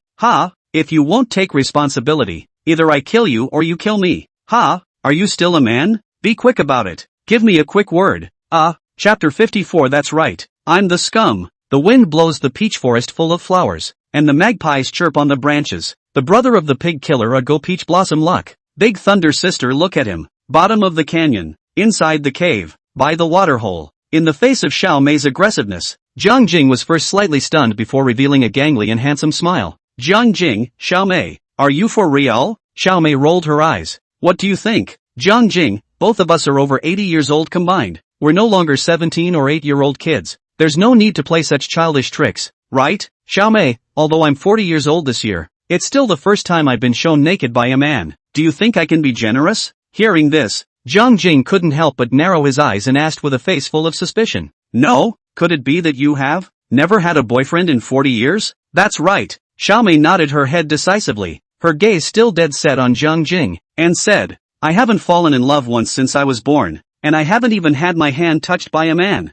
River mirror. Seeing that Jiang Jing was silent again, and his face also had a look of not quite believing it, Xiao Mei was immediately ashamed and angry, and she could not wait to pinch Jiang Jing's ear and twist him 360 degrees. Perhaps thinking of something important, Xiao Mei's face suddenly surfaced another flash of worry, only to see her pursing her lips. She carefully opened her mouth and asked, Jiang Jing, are you already married? In Xiao Mei's opinion, Jiang Jing was so outstanding that there must be no shortage of various suitors around him. Plus, Jiang Jing was already 40 years old, and a man of his age would normally have already gotten married and had children. So, wasn't he a little too impulsive just now? Going to force him like this without asking him clearly, in case Jiang Jing has already started a family? Wouldn't you be breaking up someone else's family by doing this? Well, I'm married. Jiang Jing's light reply immediately caused Xiao Mei's eyes to dim. But, without waiting for Xiao Mei to come back to her senses, Jiang Jing's next words caused her eyes, which had dimmed, to blossom with a dazzling light again, but,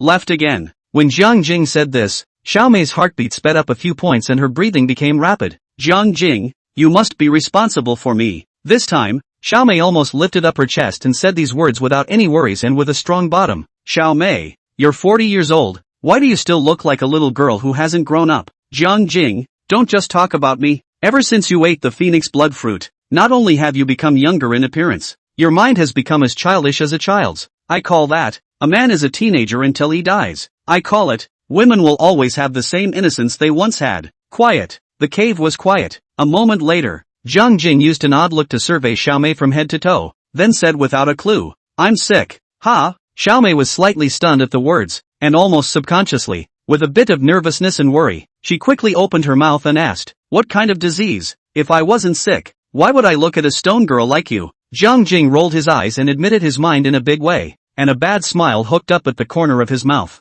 Xiao Mei froze in place. Jiang Jing's sudden scratching almost flashed Xiao Mei's waist. After a short period of frothing, Xiao Mei's pretty face turned red with a swish, only to see her shyly glancing at Jiang Jing, and then immediately withdrew her gaze in a panic. Although it was only a glimpse, Jiang Jing clearly saw that Xiao Mei's flirtatious peach blossom eyes and her beautiful eyes had already swirled with layers of water waves. Jiang Jing, what do you mean by that? What made Jiang Jing feel greatly amused was that Xiao Mei was still a raging expression just now, but he didn't expect that at this moment. He had turned into a shy little girl, and his speech was once again stammered. Don't you hold me responsible? Jiang Jing suddenly straightened his clothes and then took a step in front of Xiao Mei. It was only until the distance between the two of them rapidly closed, infinitely approaching zero, that Jiang Jing stopped. Whoosh! Without any sign, Jiang Jing suddenly stretched out a hand and wrapped it around Xiao Mei's waist that was as thin as a willow, and also pulled it towards his arms with force. What do you want? Xiao Mei let out a soft cry. Her whole body slammed into Jiang Jing's arms,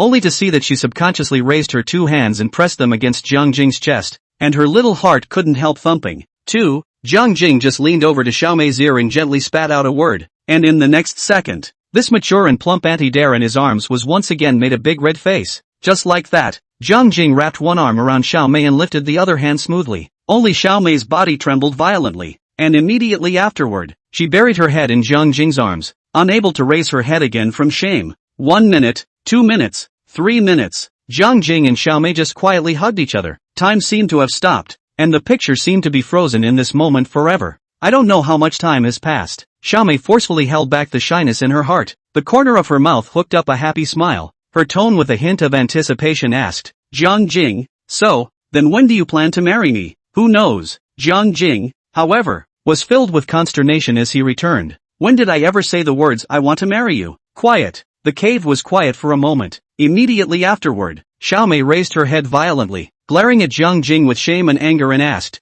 you don't intend to marry me, so why did you put your hand into my clothes? In the face of Xiao Mei's questioning, Jiang Jing, however, explained without haste, I just want to see if there is any me in your heart. Xiao Mei was instantly furious. Bastard. Hurry up and take your hands off me. Jiang Jing smiled playfully and said back, didn't we have a good chat just now? Why are you so angry all of a sudden? Xiao Mei gritted her teeth and said, I kind of understand, so you're a complete and utter dead scum. Jiang Jing smiled faintly and said, oh, since you already know that I'm a scum, do you still want me to be responsible for you? Silence, no words. The cave was quiet again. Xiao Mei pinched Jiang Jing's wrist and yanked it a few times, as if she wanted to yank his hand out of his clothes. However, Jiang Jing's strength was so great that it was like a lock made of steel that could not be undone when it was fastened. Xiao Mei repeated her attempts several times and was never able to tug Jiang Jing, so she gritted her teeth and reached out to pinch Jiang Jing's ear. Ouch, ouch, ouch, ouch. Hurry up and let go. You let go first. You melon, you want to murder your own husband?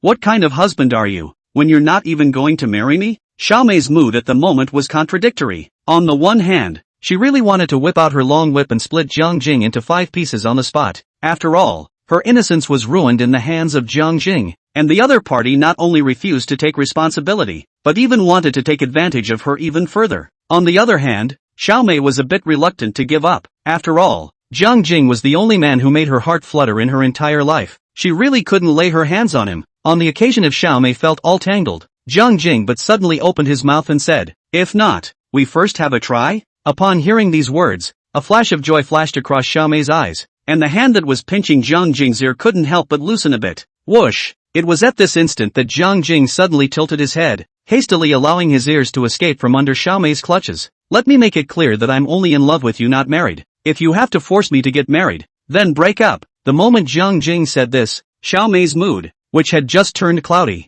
instantly turned from sunny to stormy. Jiang Jing, you dead scum. I'll shark you. If you can kill me, what's the harm in me standing and letting you do it? Look at the whip. Are you for real? Good good good. Eat my knife. Spirit snake dance. Mad dragon slash. Chapter 55. Netizen, Zhangshan and Aunt May are both very wrong. Canyon bottom. Knives flashed. Whips and shadows were heavy. Jiang Jing and Xiaomei were both holding their breath, and both sides fought back and forth. Boo! After another head-on confrontation, both Jiang Jing and Xiaomei seemed to have fought with real fire, only to see the two of them stop unanimously, and then frantically activate their true chi, as if they were both brewing their respective big moves, preparing to deal the heaviest blow to the other party. However, just at this incredibly critical moment, suddenly there were two different cries, coming from the south side of the canyon. Auntie May, Brother Mirror, what are you doing here? Jiang Jing and Xiaomei, who were in the process of brewing a big move, first froze slightly, then turned their heads in unison to follow the sound and looked over, only to see two graceful and elegant silhouettes that were rapidly rushing towards their side.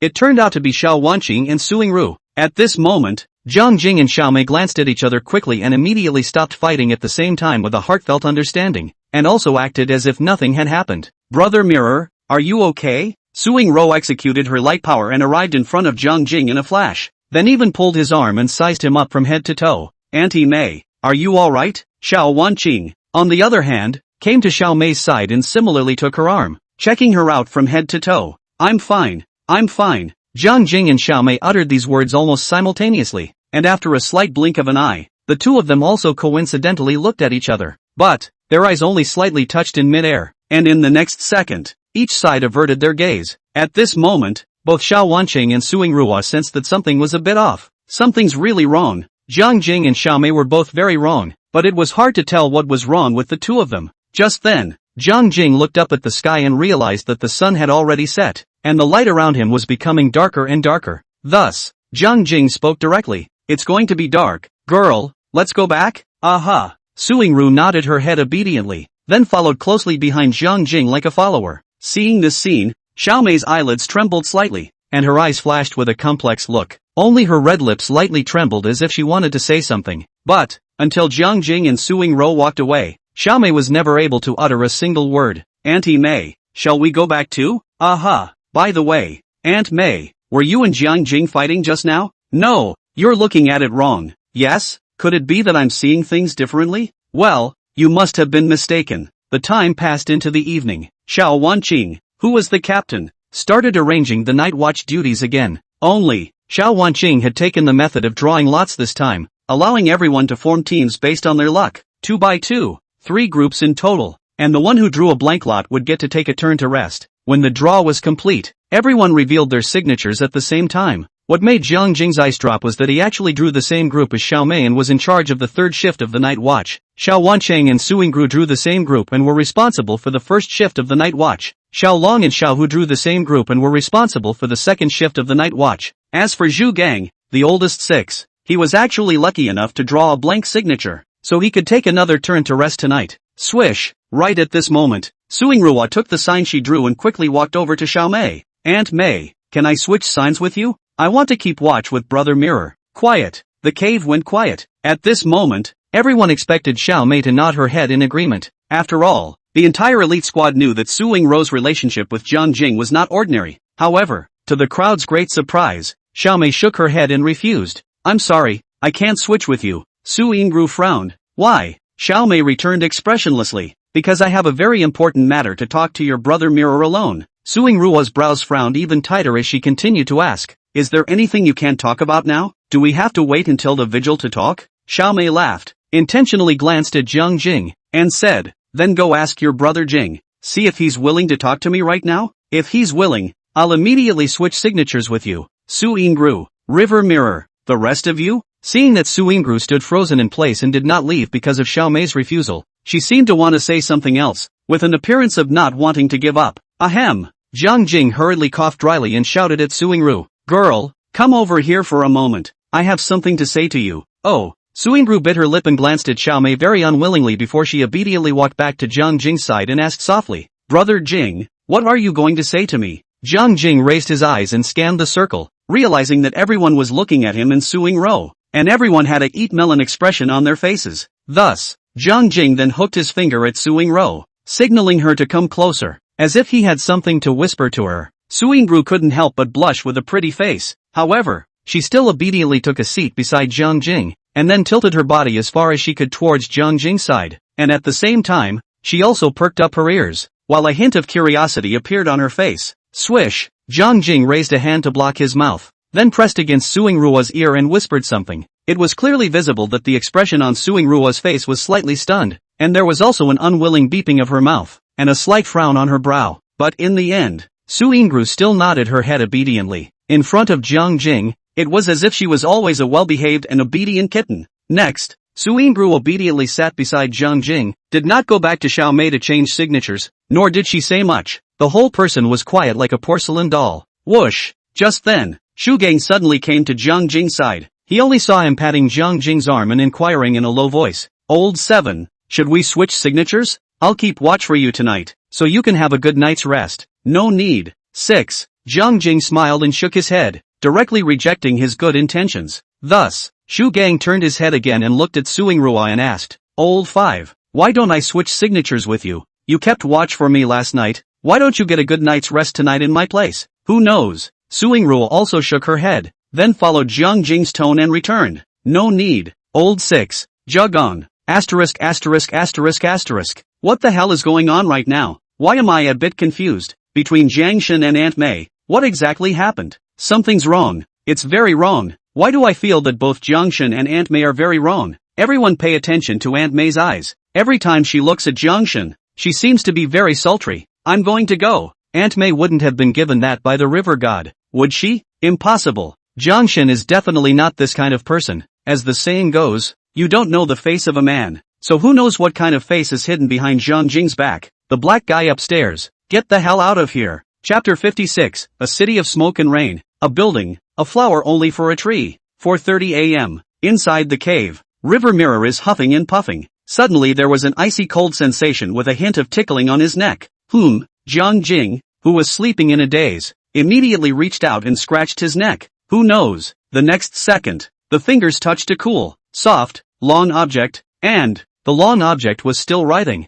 Swish! Jiang Jing was startled violently and immediately opened his eyes. Looked no further, only to see a small snake with a light golden color all over its body, not only crawling up to his neck, but also spitting scarlet letters and opening a pair of green eyes, staring straight at him.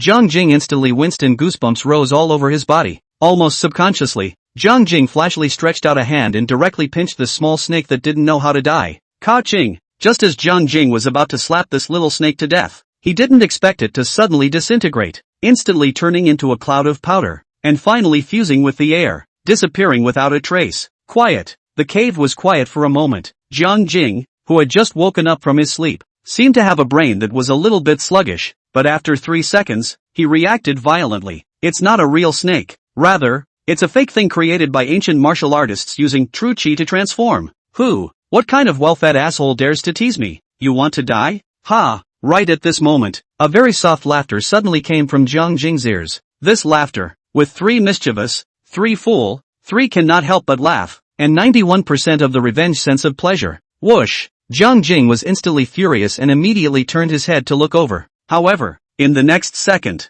a mature and flirtatious face came into his eyes. Xiaomei. At this moment, Xiaomei was sitting less than 3 meters away from Jiang Jing, only to see her covering her mouth with more than a light laugh. A pair of charming peach blossom eyes, all bent into 2 crescent moons. Perhaps worried about waking up her teammates, Xiaomei tightly covered her mouth to prevent herself from letting out too much laughter, with a look of enduring it. But, as her shoulders shook, the pair of large, extraordinarily striking headlights trembled along with her body. It's a wobbly scene. Jiang Jing's attention was instantly attracted, and the anger that had just bubbled up was thrown out of his mind. Lean, why is my head a little dizzy? Getting carsick? Swish! Just as Jiang Jing faintly froze, Xiaomei's laughter stopped, Only Xiao Mei gestured at Jiang Jing and then pointed in the direction of the cave entrance. Immediately afterward, she stood up silently and walked straight toward the small campfire at the entrance of the cave. Phew! Jiang Jing adjusted his breathing and rubbed his face with both hands before raising his eyes and scanning the surroundings. At the moment, the guys are sleeping. Even Xiao Long and Xiao Hu,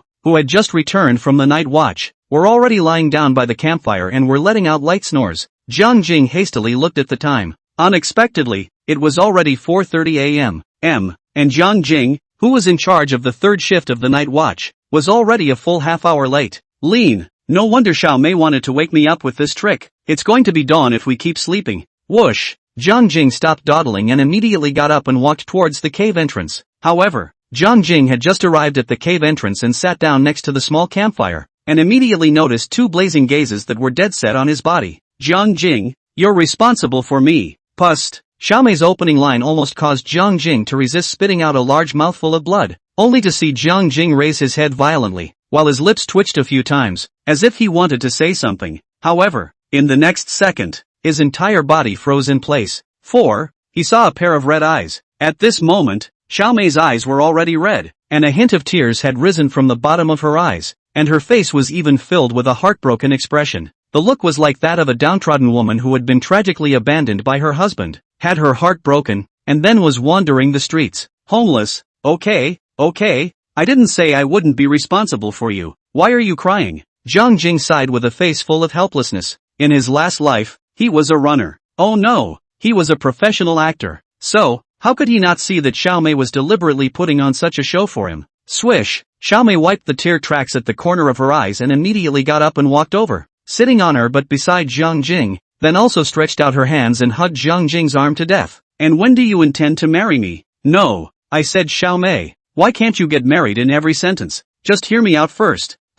Before Jiang Jing could finish his words, Xiao Mei suddenly raised a hand and quickly covered his mouth. Next, Xiao Mei's pretty face inexplicably flushed with a hint of redness. She only saw her stroke the hair around her cheeks, then said in a slightly seductive tone, Jiang Jing, if you marry me, there will be unexpected surprises. What surprise? Jiang Jing was slightly stunned, and his curiosity was instantly aroused. I'll tell you if you promise to take me as your wife first. No way. Explain to me first, what do you mean by unexpected surprise? I'll go. Xiao Mei, you're not trying to cheat on the marriage, are you? A flash of intense skepticism appeared on Jiang Jing's face. He even moved to the side, pulling away the distance between himself and Xiao Mei, as if he had become very wary of Xiao Mei. Xiao Mei, who saw this scene, was so anxious and angry that she couldn't wait to directly pounce on him and then take two hard bites on Jiang Jing. Phew. I only saw Xiao Mei take 3 consecutive deep breaths, trying to adjust her emotions, before she slowly opened her mouth and said, the surprise is, I will be your rightful wife after you marry me in marriage. As for you wanting to take concubines in the future, who and how many, I won't object. In short, you must take me as your wife. After saying these words, Xiao Mei was already too shamed to raise her head, and a layer of scarlet clouds were colored above the tips of both ears. Then look at the river mirror. His entire body froze in place. Not only were his eyes wide open, his mouth was also opened into an O shape, and his face was filled with an expression of shock and disbelief. A few moments later, Jiang Jing suddenly took a deep breath, then carefully asked, Xiao Mei, are you a woman who crossed over from ancient times? Silence, no words. The scene was quiet for so many seconds before the sound of Xiao Mei's answering voice in a ghostly tone resounded. I'm not traveling from ancient times, but I'm a very feudal and traditional woman at heart. A city of smoke and rain, a building, a flower only for a tree, a bright moon and a pool of night, a tea only in a pot of arms. I've allowed you to take a concubine. This is already my biggest concession. If you still refuse to marry me, then I'll have no choice but to die. Chapter 57, Phoenix Bloodfruit as Bride Price. Marrying wife Xiao Mei. A city of smoke and rain, a building, a flower only for a tree to bloom, a bright moon and a pool of night, a tea only into the arms of a pot. The meaning of these 2 lines of poetry in Xiao Mei's mouth was actually not difficult to understand. A loft is so rooted in a city that it doesn't mind that there are other buildings in the city. A flower grows on a tree. It doesn't mind that there are other flowers on the tree. A bright moon hangs high in the night sky. It does not mind the stars in the sky to share this night sky with it. Pouring tea into the pot. Wouldn't mind adding some more goji berries, honey, ginseng, deer antler or whatever. As long as the pot is big, you can add whatever you want. Aha! There's nothing wrong with understanding it that way. That's what Xiao Mei expressed. Jiang Jing, give me a quick word. Are you willing to marry me? Just then, Xiaomei's voice floated over once again. Under the illumination of the bonfire, her exquisite face was haggard with a sense of weakness and powerlessness, and the pair of charming and seductive peach blossom eyes were all a pleading color at this moment. Phew!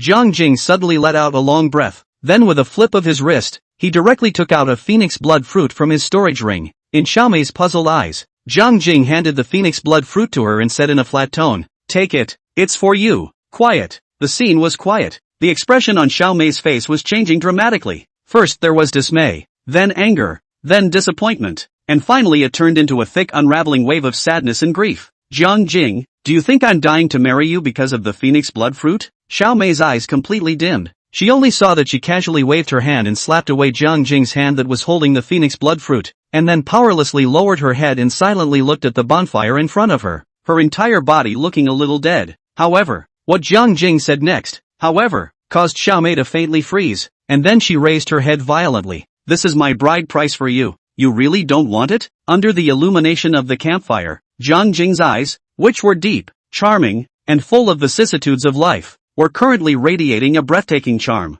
On top of that, the plucky smile by the corner of Jiang Jing's mouth was like a naughty kitten that burrowed into Xiaomei's heart, and it kept scratching at her heart. Jiang Jing, what do you mean by this?" At this moment, Xiaomei's pretty face instantly became incredibly red, and her speech began to stutter again. "Have I not expressed myself clearly enough?" Jiang Jing cried and laughed as he glared at Xiaomei, then handed the phoenix blood fruit to her once again and said, "I'm marrying. This phoenix blood fruit is my bride price for you. A bride price. Do you want it?" Upon hearing these words, Xiaomei's eyes violently blossomed with a flash of surprise, only to see her reach out and snatch the phoenix blood fruit without saying a word. It seemed to be worried that Jiang Jing would backtrack. Xiaomei merely hesitated for a moment and immediately brought the phoenix blood fruit to her mouth and took a big bite. River mirror. Less than a minute. Xiaomei then ate the phoenix blood fruit, only to see her take out a tissue from her pocket and wipe her mouth with a very elegant movement. Then she turned her head to look at Jiang Jing, who was full of shock. Perhaps it was because she noticed that Jiang Jing was staring straight at her.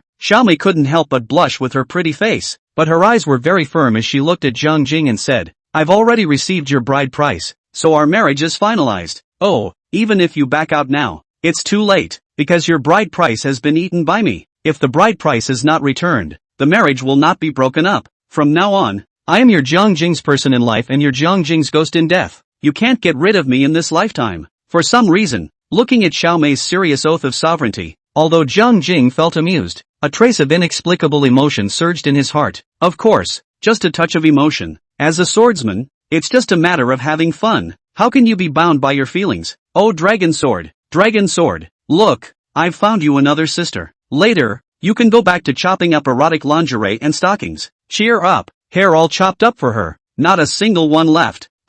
Looking at the bad smile at the corner of Jiang Jing's mouth, Xiaomei inexplicably shivered, and in her heart, she always felt that her husband was a bit strange, but she couldn't tell why. Only Xiaomei trembled her lips and just wanted to say something, but in the next second, her face changed violently. Swish! Without any hesitation, Xiaomei immediately sat down on her knees. Immediately after that, a powerful aura erupted from her body. Only a piece of red light was seen, firmly clinging to the surface of Xiaomei's body, and it was still tossing and turning, like a flame that was blazing. That's right, the medicinal power of the phoenix blood fruit completely exploded. Xiaomei is about to be reborn in nirvana. At this moment, Jiang Jing was suddenly a bit nervous, and there was a bit of anticipation in the nervousness. I wonder if Xiaomei's appearance will be as beautiful as it is now when she becomes younger. Does the body lose weight? G-class headlights, they don't shrink, do they? The heavens are full of spirits, the earth is full of spirits, and all the gods and goddesses are manifesting themselves. Don't ever shrink.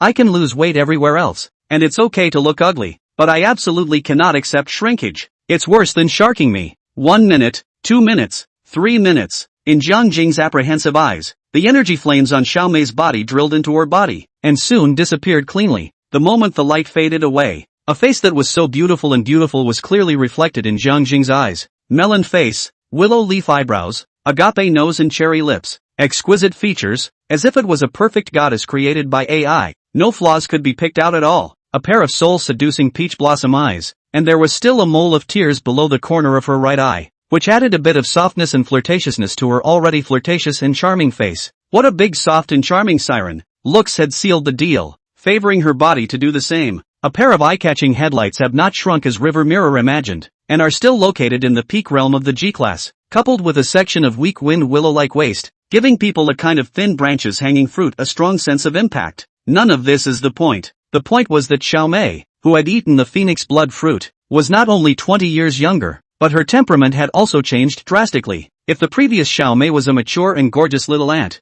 then the current Xiaomei was an imperial sister who came out of an anime and exuded a sexy and flirtatious aura all over her body. Aha! Simply charming to the bone with a hint of nobility. The charm value was instantly magnified 10,000 times. Looking at the beautiful young and hot Xiaomei in front of him, Zhang Jing's mind couldn't help but conjure up an ancient poem. The clouds want to dress up and the flowers want to look beautiful. The spring breeze brushes the threshold and the dew is thick. If I hadn't seen it from the top of the Jade Mountain, I would have met it under the moon on the Yao Tai platform. Chapter 58. Ruyan Lu was furious. Marina del Rey, Orchid Garden neighborhood. Lu Ruyan purposely set an alarm clock and woke up at 4 a.m. Then picked up her phone and logged into the official live streaming platform. She wanted to see what Zhang Jing and Xiaomei were up to. Yesterday afternoon, Zhang Jing turned off his smart bracelet before taking a shower, causing the signal of his live broadcast to be interrupted. Ryu understood. After all, she didn't want to let her friends and viewers across the country to appreciate the River Mirror bathing in a big way. However, Ruyan Lu never expected that after Zhang Jing, Xiaomei also came to that cave. Not only did Xiaomei test the water temperature, but she also took off her jacket and seemed to be ready to jump into the water pool for a bath as well. Next, in Lu Ruyan's shocked and angry eyes, Xiaomei turned off the smart bracelet and interrupted the live signal. Time passes by. Lu Ruyan waited and waited anxiously until the flowers were all gone. However, neither Zhang Jing nor Xiaomei had reopened the smart bracelet, and both of their live broadcasts were in a closed state, and they had never regained their connection. What's going on? What the hell are Zhang Jing and Xiaomei doing? A man and a woman, sharing a room, and both of them have their clothes off and are soaking in the same pool. The image, full of mosaic, is unimaginable. Anxious and angry Lu Ruyan, she couldn't wait to fly to the secret realm on the spot, and then carry Xiaomei out and beat her violently. Are you blind? My husband, a living man, is taking a bath in the water hole, and you pretend not to see him, and you even want to go down and take a bath with him? Can you order some Billiken? How in the world did you do something so unconscionable and shameless? Just when Lu Ruyan was so anxious that she wanted to go crazy,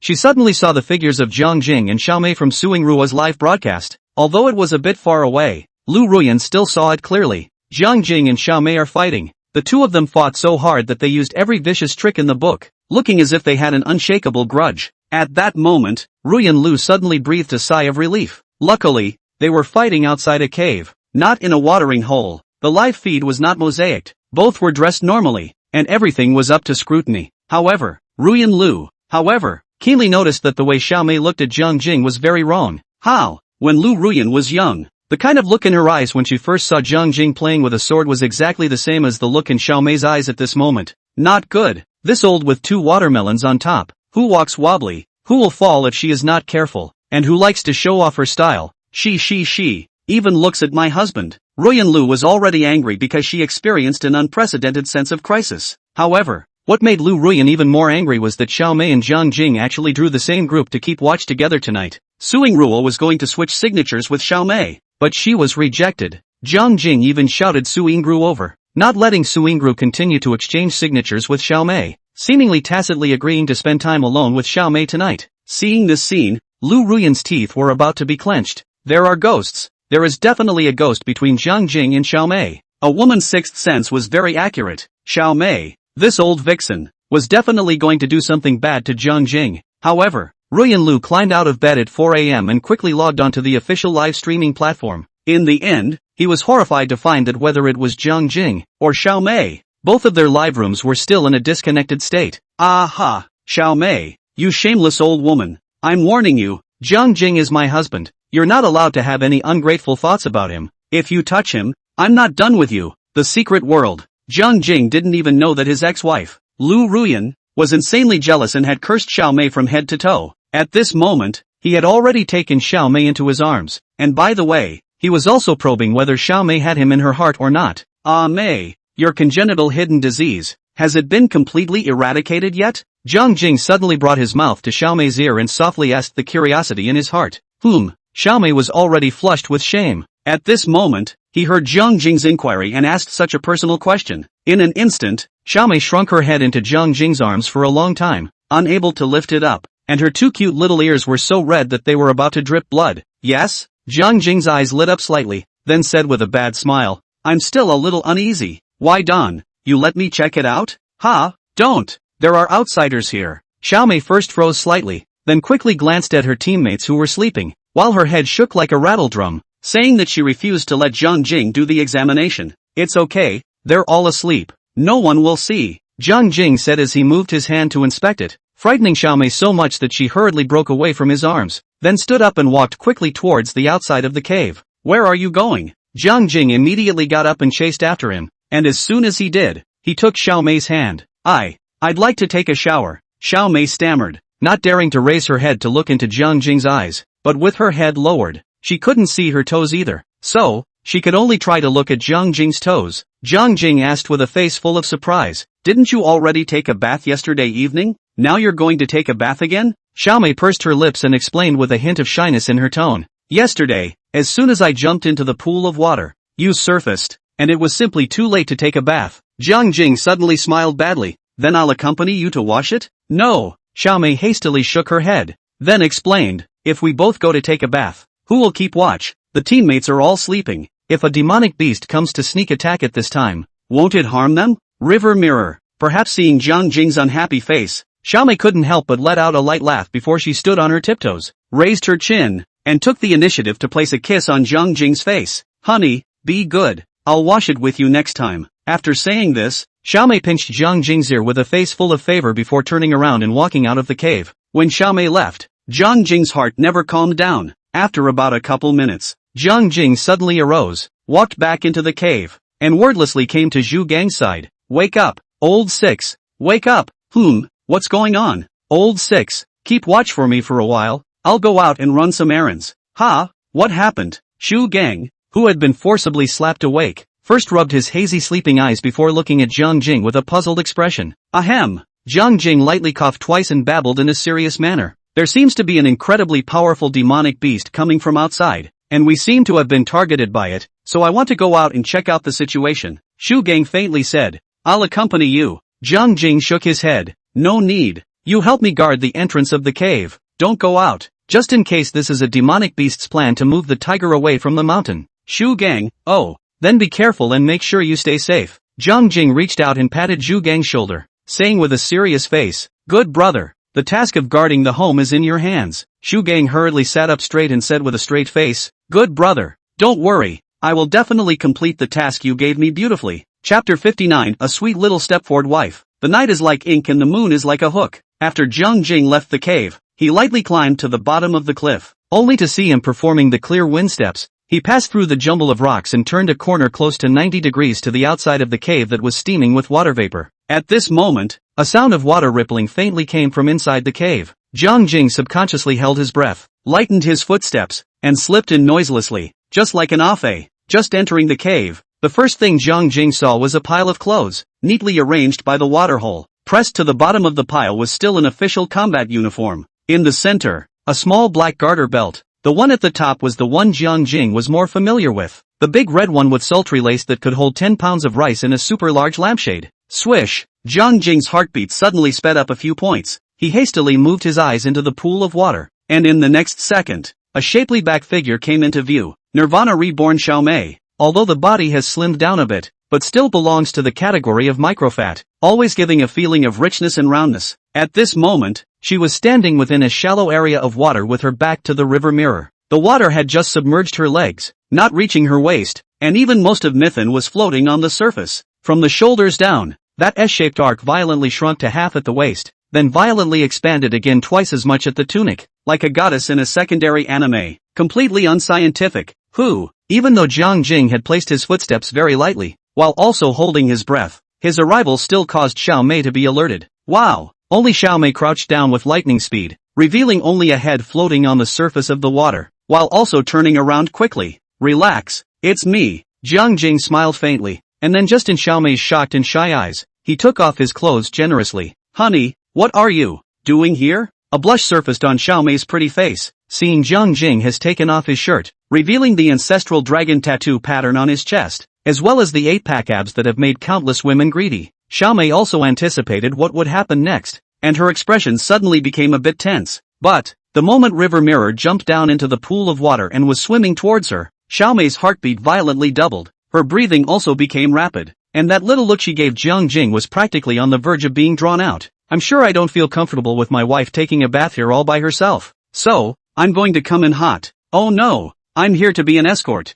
Jiang Jing wrapped his arms around Xiaomei, staring at her overwhelming face from close range, and his eyes blossomed with two blazing rays of light. Honey, so, who's on watch over there? In the cave? Looking at Jiang Jing's blazing eyes, smelling the faint smell of tobacco on Jiang Jing's body, listening to Jiang Jing's strong and powerful heartbeat, and feeling the warmth coming from Jiang Jing's body, Xiaomei was at once nervous and at a loss for words. Don't worry, I've woken up old Six. He'll keep watch for us, Jiang Jing said as he raised a hand and slowly hooked Xiaomei's chin. Xiaomei's pretty face was getting redder and redder, and although she was so shamed that she closed her eyes, her hands gently hugged Jiang Jing. Swish! Without any words, Jiang Jing suddenly lowered his head and kissed Xiaomei's delicate red lips. Embrace and kiss each other. Time seemed to stand still. The air around them seemed to be tinted with an ambiguous color. 1 minute, 2 minutes, 3 minutes. There was a sudden wave in the pool of water. Xiaomei quickly hummed out a euphonious song after she exclaimed. An hour later, Jiang Jing leaned against the edge of the water pool with a big grin. The upper half of his body was exposed to the water. A cigarette was still in his mouth, and his eyebrows were completely stretched out. Xiaomei, on the other hand, snuggled up to Jiang Jing obediently, but her face still remains a touch of red. The corners of her mouth is also hung with a trace of happy smile. Looking at the river mirror of that small eyes, tender, water waves rippling, the eyes were filled with Jiang Jing's figure. It was as if the whole heart could only accommodate the river mirror, and could no longer accommodate the rest. Honey, why don't I rub your back? Even though Xiaomei had just experienced a storm and her body was already tired, she gritted her teeth and reached over to bring a small bottle of bath soap from the shore. No, you. Jiang Jing shook his head, originally wanting to let Xiaomei have a good rest and not toss and turn so much. But, Xiaomei had already poured the bath solution onto her hands and rubbed out the foam. Then again, she gently stroked her soft little hands onto Jiang Jing's back. Honey, be good. Oh, turn your body around. Listening to Xiaomei's tone of voice that was like coaxing a small child, Jiang Jing cried and laughed, but at the same time, a trace of warmth flowed through his heart. Immediately, Jiang Jing turned his body around and directly plopped down on the edge of the water pool. Quiet. The cave was completely quiet. Xiaomei's white jade-like hands gently stroked over Jiang Jing's back, up and down, carefully and gently rubbing, pinching and pressing him as if he were treating a treasure he especially cherished. Jiang Jing couldn't help but narrow his eyes. I didn't expect Xiaomei to be so gentle that she would melt his entire being. I don't know how much time has passed. Xiaomei's voice drifted over once again. Hubby, I see that your hair seems to be a bit dirty. Why don't I help you wash it again? Jiang Jing let out a soft Xiaomei immediately made some shampoo and lightly caressed Jiang Jing's head, then rubbed the foam left, left and right, and her 10 slender fingers pinched his scalp. Jiang Jing comfortably closed his eyes, and with a feeling in his heart, he casually recited, 2 tales of peach blossoms brewed as wine, 10,000 cups are not as gentle as you. Quiet. The scene was quiet. Xiaomei's movements as she was washing Jiang Jing's hair paused slightly. Immediately after, it was as if she had gained some kind of supreme honor, and she immediately became even more energetic. The moment Xiaomei finished washing Jiang Jing's head, Jiang Jing turned his body around. Xiaomei suddenly used a voice that was gentle to the extreme and said, Hubby, why don't I rub your feet again? Ha, that won't be necessary. Jiang Jing sniffed slightly and subconsciously pulled his foot back a bit. Who knows? Xiaomei, however, said with incomparable seriousness, serving one's husband is an obligation that every wife should fulfill, and as long as you're happy, I'll be happy as well. Jiang Jing, is this the legendary, particularly feudal and traditional woman? How is it that all the merits of feudal traditions have been preserved while none of the demerits have been left? At this moment, a passage suddenly surfaced in Jiang Jing's mind. To truly love someone is to feel inferior. She would be afraid that she wasn't good enough, wasn't pretty enough, wasn't good enough, didn't give enough, didn't deserve the one she loved. Perhaps, Xiaomei is in the same state of mind now, isn't she? Wow! In Jiang Jing's dumbfounded eyes, Xiaomei suddenly took a deep breath and quickly sank under the water, then also pinched his feet. Immediately, Xiaomei began to pinch Jiang Jing's feet very attentively, before and after, back and forth. Every toe was not spared. Jiang Jing cried and laughed as he looked at the splash of silhouette in the water. Visually, physically and psychologically, he was greatly satisfied. LOL, you can't find such a sweet little stepford wife by beating your head against the wall. What more can a man ask for when he has a wife like this? Chapter 60 Monster at the bottom of the waterhole? Gulp. A very soft sound suddenly came from within the quiet cave. Jiang Jing, who was enjoying his wife's attentive service, snapped his eyes open, and his gaze was as quick as lightning as he quickly looked towards the center of the water pool. There, on the surface of the water, surprisingly, another bubble came up. Why does River Mirror use the word again? Because yesterday when he was taking a dip here, a bubble came out of the water as well. At that time, Jiang Jing even deliberately sank into the water out of curiosity and searched the entire bottom of the pool back and forth several times. But, Jiang Jing did not find anything, but instead also played a time difference with Xiao Mei, causing a series of subsequent things, and finally came together with Xiao Mei by mistake. At this moment, a bubble was seen rising out of the water again. Jiang Jing was incomparably certain that there must be something hidden underneath this pool of water. Swish! Without any hesitation, Jiang Jing scooped up Xiao Mei in the water. Without waiting for Xiao Mei to open her mouth to speak, Jiang Jing quickly said, "Wife, you take a rest first. I'm going to dive into the bottom of the pool to investigate." Ha! Xiao Mei was slightly stunned by what she heard, and hurriedly glanced at the calm and incomparable water, then asked with a frown, "Hubby, could it be that you found something in the water?" "Nothing yet." Jiang Jing shook his head and smiled back, "But just dive down and see." After saying these words, Jiang Jing immediately plunged into the water with a jerk, and in less than a moment's time, the whole person sank to the bottom of the pool. As far as the eye could see, there was a rocky sand. At the bottom of the entire pool of water, not a single plant grew. In other words, that bubble on the surface of the water just now was definitely not made by some algae or other plant. On top of that, there wasn't any crack in the ground at the bottom of the pool,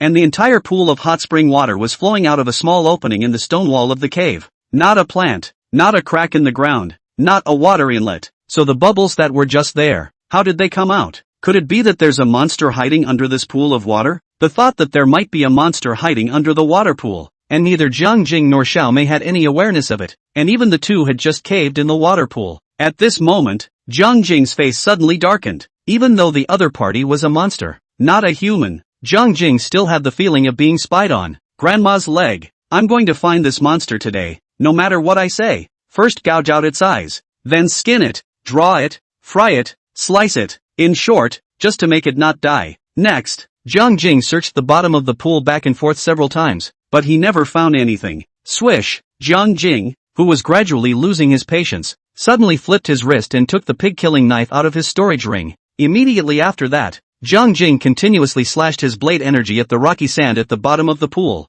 opening an indiscriminate bombardment mode. Boom boom boom. Whoosh! Under Jiang Jing's continuous bombardment, there was suddenly a snow-white figure that burrowed out of the rocky sand at the bottom of the pool, then swam to the surface again with lightning speed. This snow-white figure was probably only as big as a palm of an adult, but the other party's speed was so fast that it was like an arrow off the string, and in just a blink of an eye, it flashed past Jiang Jing's side. Want to run? It's not that easy. Jiang Jing roared in his heart. It was so hard to find this guy, and how could he let this peeping Tom slip out from under his nose? Swish! Without any hesitation, Jiang Jing immediately executed the instantaneous flash step. In the last second, Jiang Jing, who was still at the bottom of the water hole, in the next second, it appeared on the surface of the water and stopped the little monster in its tracks. Squeak! To Jiang Jing's slight surprise, the little monster let out a mouse-like squeal, and its tiny body forcefully twisted in midair. Immediately afterward, it made a very silky turn and sped towards the cave entrance location,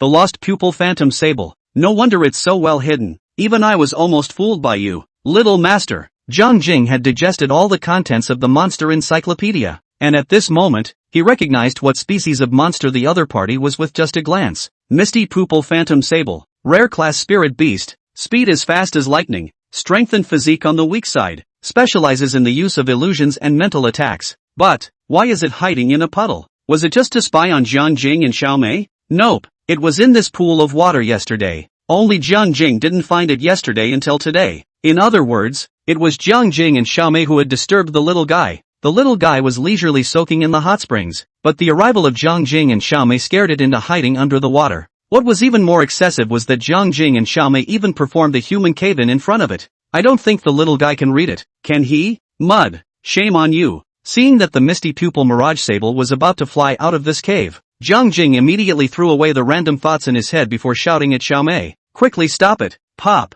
As soon as Jiang Jing's words fell, a whip shadow appeared at the location of the cave entrance. Just as Jiang Jing sank to the bottom of the water, Xiao Mei had jumped to the shore, put on her clothes, and went on alert. At this moment, a small mink was suddenly seen coming out of the water and trying to escape towards the cave. Without the need for Jiang Jing to make a sound to remind him, Xiao Mei waved her long whip and lashed out at the misty pupil mirage sable in a swift manner. Squeak! The misty pupil phantom sable just screamed as its body forcefully twisted once again, not only dodging Xiao Mei's attack, but also flying towards the outside of the cave at an even faster speed. However, Xiao Mei's tactics were more than that. Just when the mystic pupil phantom sable thought that he could escape without any problems, 8 long whip shadows suddenly dangled down above the cave entrance. Each whip shadow transformed into a golden python, which then intertwined with each other, laying a huge net that directly blocked the hole. The misty pupil phantom sable was only slightly stunned for a moment before the 9th whip shadow emerged from behind it and viciously lashed at its head. Pop! After a crisp sound, the misty pupil phantom sable screamed miserably, and its small body was smashed to the ground by the whip.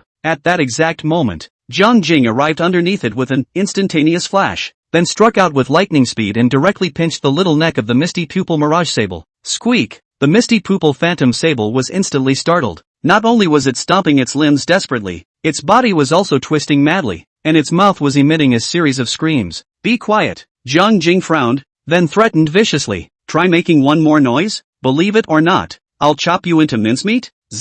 Perhaps understanding the human language, the pupil phantom sable immediately stiffened in place, a pair of ruby-like eyes, but also looked at Jiang Jing in horror. The small body also could not stop trembling. However, in the next second, Jiang Jing's head was slightly dizzy, and his vision suddenly became blurry. What's going on? Why is there a sudden feeling of wanting to sleep? River Mirror shook his head violently, trying to keep himself awake, but when he once again looked at the misty calcupal phantom sable, he was horrified to find that what he was pinching in his hand was not a misty calcupal phantom sable at all, but the neck of his precious daughter Jiang Mengmeng. Daddy, you're pinching me so hard. Oh, Jiang Mengmeng looked at Jiang Jing pitifully, her eyes red, a look of aggrieved blah, which Jiang Jing gave heartache bad. However, just as Jiang Jing was about to let go of Jiang Mengmeng, the ancestral dragon tattoo on his chest suddenly became hot, and in the next second, a wave of warmth surged into his brain. Ka-ching! In just an instant, the image in front of Jiang Jing shattered apart, and Jiang Mengmeng's figure disappeared without a trace. Asterisk asterisk asterisk asterisk.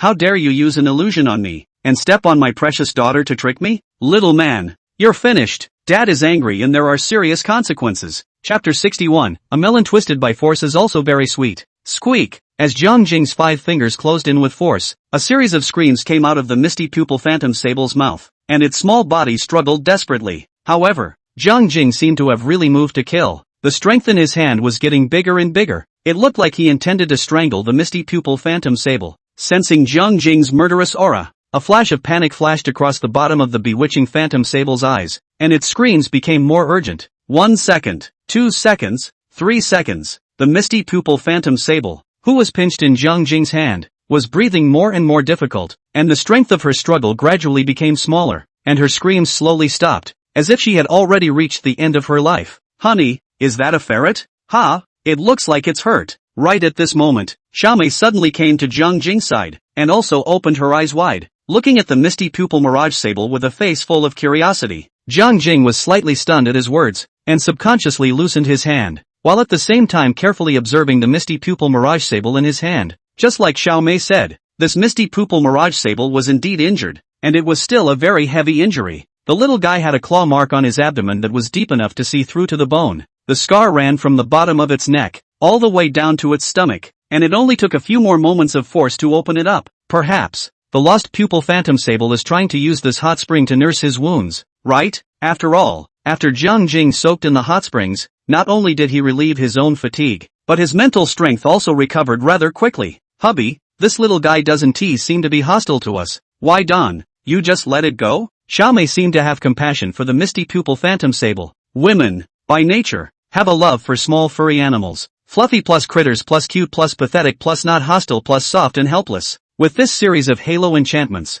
not to mention Xiao Mei, even Jiang Jing was a little bit reluctant to do so. But, Jiang Jing's heart was hardened, and he did not intend to let go of the misty pupil phantom sable so easily. After only a brief thought, he spoke. Little one, I know you can understand human language. I now give you 2 choices. First, I can let you go, but before I do, I'll have to beat you up real bad, because you used illusions on me, and used my precious daughter to trick me, and that is something I absolutely cannot tolerate. As soon as Jiang Jing said this, the misty pupil phantom sable, who had just taken a few breaths, immediately became tense again. In the eyes of the mystic pupil phantom sable, Jiang Jing was not only ruthless and cold-blooded, but also that tattoo pattern on his chest caused it to feel a sense of scorn and fear from the depths of its soul. On top of that, the mystic pupil phantom sable was in a state of serious injury, and if it was beaten up by Jiang Jing, the chances of it surviving were infinitely close to zero. So, can the misty pupil phantom sable not be afraid? Ha! Seeing that the mystic pupil mirage sable revealed an expression of fear,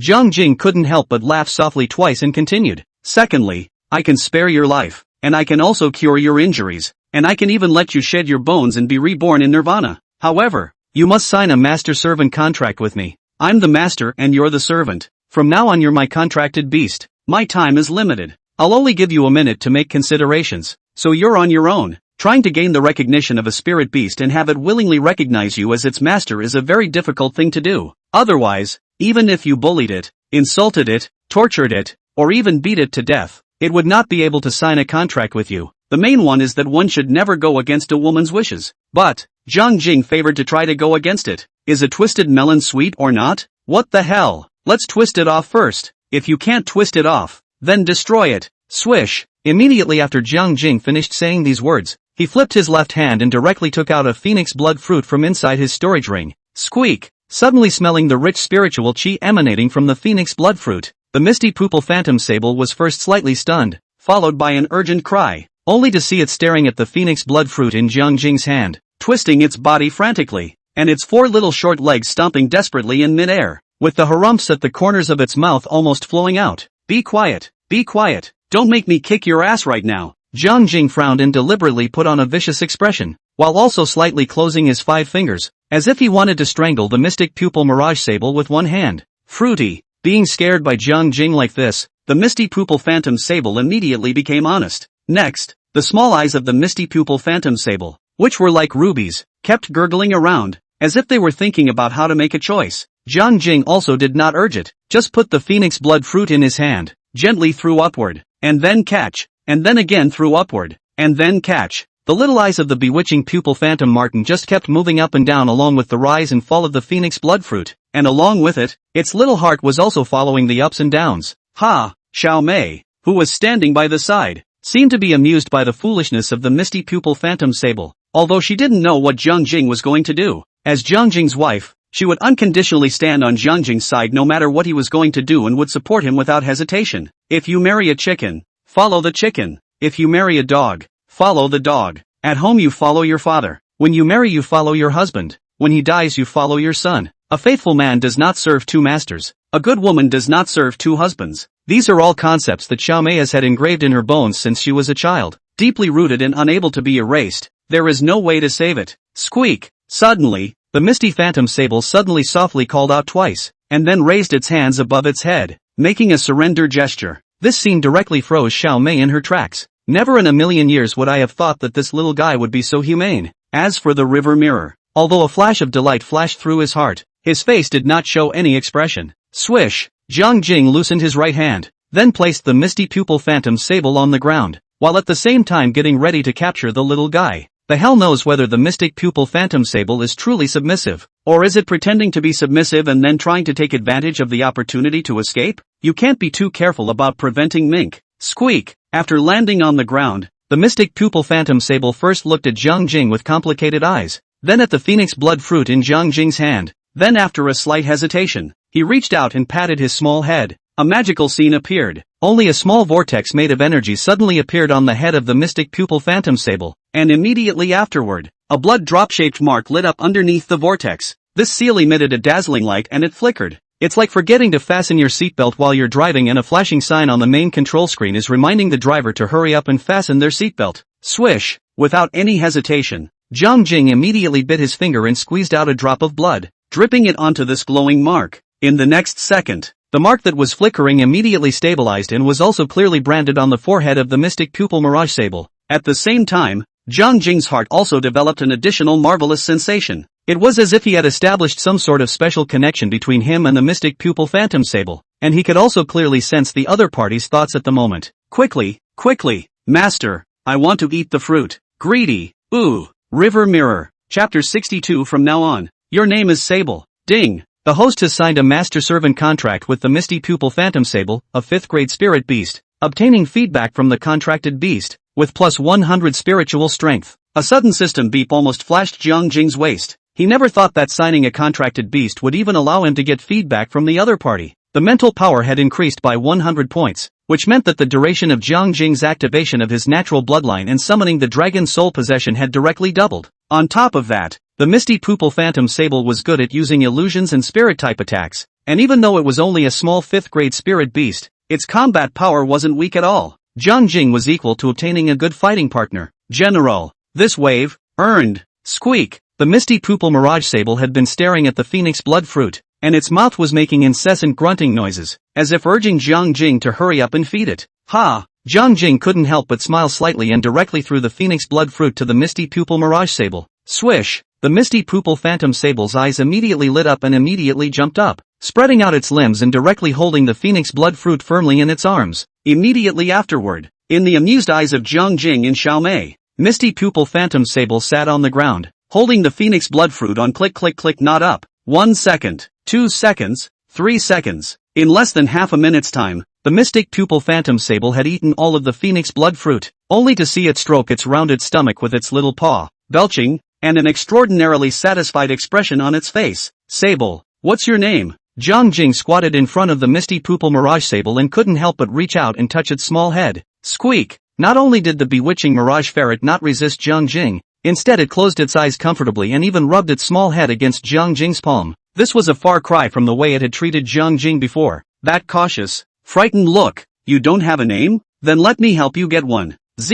Before I can name you, I have to check your gender. Should that be okay with you? Squeak squeak squeak squeak. Be quiet. Ha, you're actually a female sable? Since you are a female sable, from now on, your name will be Sable. Silence, no words. Jiang Jing had just given the little Martin a good name, and he didn't expect the other party to immediately go quiet. Jiang Jing thought that the little sable didn't like the name and was about to give it a new one. But who knew that in the next second, a powerful energy aura erupted from the little sable's body, only to see a piece of red light, firmly clinging to the surface of the body of the little sable, and is also constantly flipping, like a flame that is burning. That's right, the medicinal power of the Phoenix Blood Fruit completely exploded. Sable is about to be reborn in Nirvana. 1 second, 2 seconds, 3 seconds. In Jiang Jing's expectant eyes, the flames on Sable Cicada's body drilled into her body one after another, and soon disappeared cleanly. Immediately afterward, the claw mark on Sable's body, which was deep enough to be seen on the bone, healed up at a speed visible to the naked eye. Less than half a minute, the claw mark then miraculously disappeared and there wasn't even a tiny scar left. On top of that, Sable's original breath, which was still a bit shriveled, immediately became fuller, and her snow-white fur became more oily. When Sable slowly opened her eyelids, those small ruby-like eyes unexpectedly blossomed with 2 sharp rays of light. Cicada, how do you feel now? Jiang Jing suddenly grinned and shouted out Sable's nickname, and the latter was first slightly stunned before she excitedly called out. Squeak squeak squeak. Sable Cicada screamed as she climbed onto Jiang Jing's shoulder with lightning speed, and even rubbed her little head affectionately against Jiang Jing's cheek. This scene, looking at Xiaomei, was envious. Such a cute, and so humane, little ferret. She'd like to have one too. Ding! Contracted beast Sable Cicada is reborn in Nirvana, and its level has been raised to a 6th grade spirit beast. Ding! Congratulations to the host for obtaining feedback from the contracted beast. Mental strength plus 200. The sudden system beep once again caused Jiang Jing to freeze in place. I didn't expect that Sable Cicada would immediately raise a grade after eating the Phoenix Blood Fruit. What's more, he didn't expect that after Sable upgraded, he, the owner of the contracted beast, gained feedback again, and his spiritual power even increased by 200 points at a time. Host, Jiang Jing. Rank, 5-star martial artist. Talent, ancestral dragon bloodline. Blood value, 5120. Mental power, 400. Kickboxing, basic kickboxing. Body technique, Qingfeng steps, instantaneous flash. Ladder cloud vertical stance. Blade technique, blast wind blade technique. Blade breath, mad dragon slash. Qigong, true chi transformation. Skill points, 3. It was fully light. After Jiang Jing teased Sable Cicada for a bit, he was ready to return to the cave with Xiaomei and Sable Cicada. Just at this time, Xiaomei, however, reached out and pulled Jiang Jing, saying with a hint of hesitation on her face, "Hubby, can I discuss something with you?" "What is it?" Jiang Jing turned his head to look at Xiaomei, and a trace of doubt flashed under his eyes as well. "That thing about the two of us being together. we not announce it to the public yet? Why? I'm not actually from the Xiao family. Xiao Mei pursed her lips, then continued. I was only favored by the old lady of the Xiao family when I was young, and then I promised the other party to stay in the Xiao family for at least 10 years and do my best for the Xiao family. Now that the 10-year period is down to the last 3 months, I'm worried. Hearing this, Jiang Jing instantly understood Xiao Mei's mind. What Xiao Mei was worried about was nothing more than the Xiao family's refusal to release him. Fruity. After Xiao Mei paused for a moment, she opened her mouth again and said, the Xiao family is a huge family, and all sorts of collusion within the family happens from time to time. If they don't know about us being together, if I'm going to leave the Xiao family at that time, I don't think the Xiao family will make things difficult for me. If they know I'm with you, there's no guarantee that certain people will get greedy, and there's even the possibility of holding me for ransom. After all, the phoenix blood fruit in your hand is, by far, the most heaven-defying treasure found in the secret realm. Hearing this, Jiang Jing's brows couldn't help but wrinkle. He had already guessed that Xiao Mei might not be a member of the Xiao family, but he did not expect that Xiao Mei would stay in the Xiao family for a whole decade just because of a promise.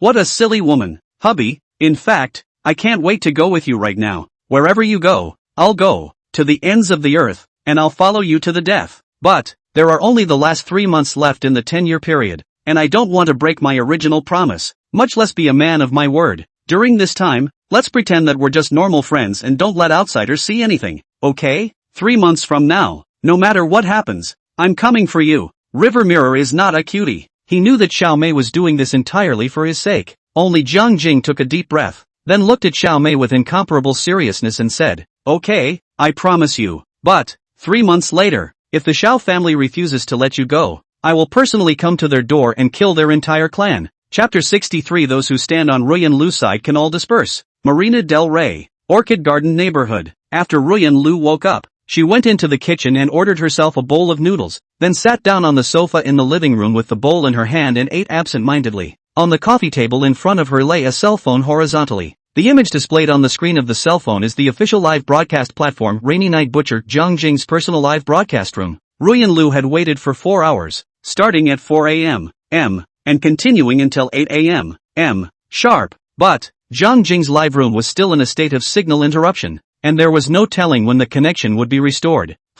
Why is it so hard to eat? Suddenly, Ruyan Lu spat out the noodles in her mouth, and she couldn't help but frown slightly. The noodles are awful. It's not even half as good as what River Mirror makes. The moment she thought of Jiang Jing, Lu Ruyan's face immediately changed again. Ever since she and Jiang Jing got married, Jiang Jing hadn't let her get out of the kitchen. Usually 3 meals a day are made by Jiang Jing, and Jiang Jing gave all the money earned, not less than a penny, to her. Lu Ruyan only need to close to hand, food to mouth on the line. At that time, Lu Ruyan felt that she was the happiest woman in the world, because she had a husband who loved her, and was on the verge of spoiling her to the sky. Jiang Jing is not only gentle and considerate, but also really handsome. Handsome enough to make Lu Ruyan want to sleep with him in her arms every night, and she even hated to turn Jiang Jing into a little doll, stuffing it into her pocket and carrying it around every day. I remember one time, Ruyan Lu and Jiang Jing went to the movies. It was a martial arts movie interspersed with a love story between the hero and heroine. At the time,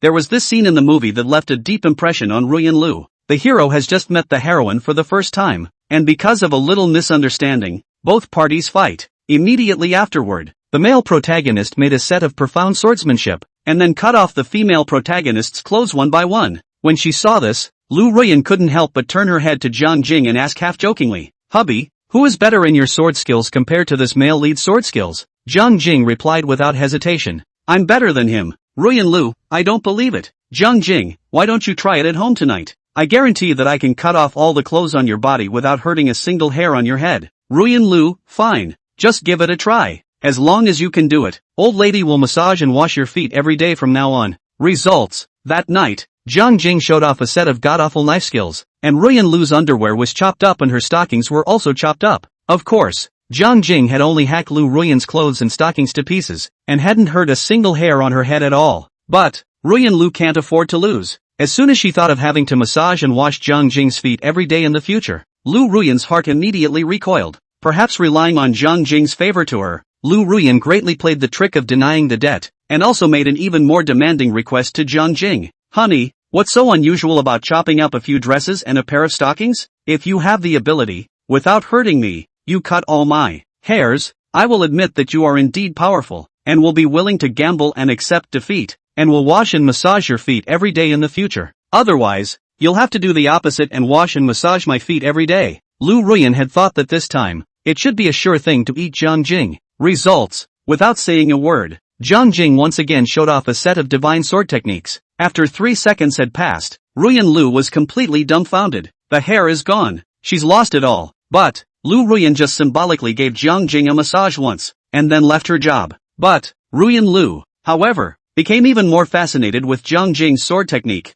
During that period of time, Ruyan Lu clamored every night to enjoy Jiang Jing's knife juggling, and even wore erotic lingerie and stockings every night to serve as a model for Jiang Jing's knife practice. Of course, the money for the lingerie and stockings was paid for by River Mirror. The person who said love at the beginning was Ruyan Lu, and the person who said no love at the end was also Ruyan Lu. It was Ruyan Lu who said she wanted to get married in the beginning, and it was Ruyan Lu who said she wanted to get divorced in the end. In the beginning, the person who clamored to be the sword model was Ruyan Lu, and in the end, the person who disliked Jiang Jing for cutting up countless pieces of underwear and stockings was still Ruyan Lu. Think about it. Ruyan Lu's face became more and more ugly. She didn't know what was wrong with her. Obviously at the beginning of his own, he was so fond of Jiang Jing, and even couldn't wait to stick together with him every day. Why did his later self, however, become more and more disgusted with Jiang Jing, and even impulsively filed for divorce with him? Love is love and marriage is marriage. It's two different things. In marriage, most of the time you have to deal with the blandness of wood, rice,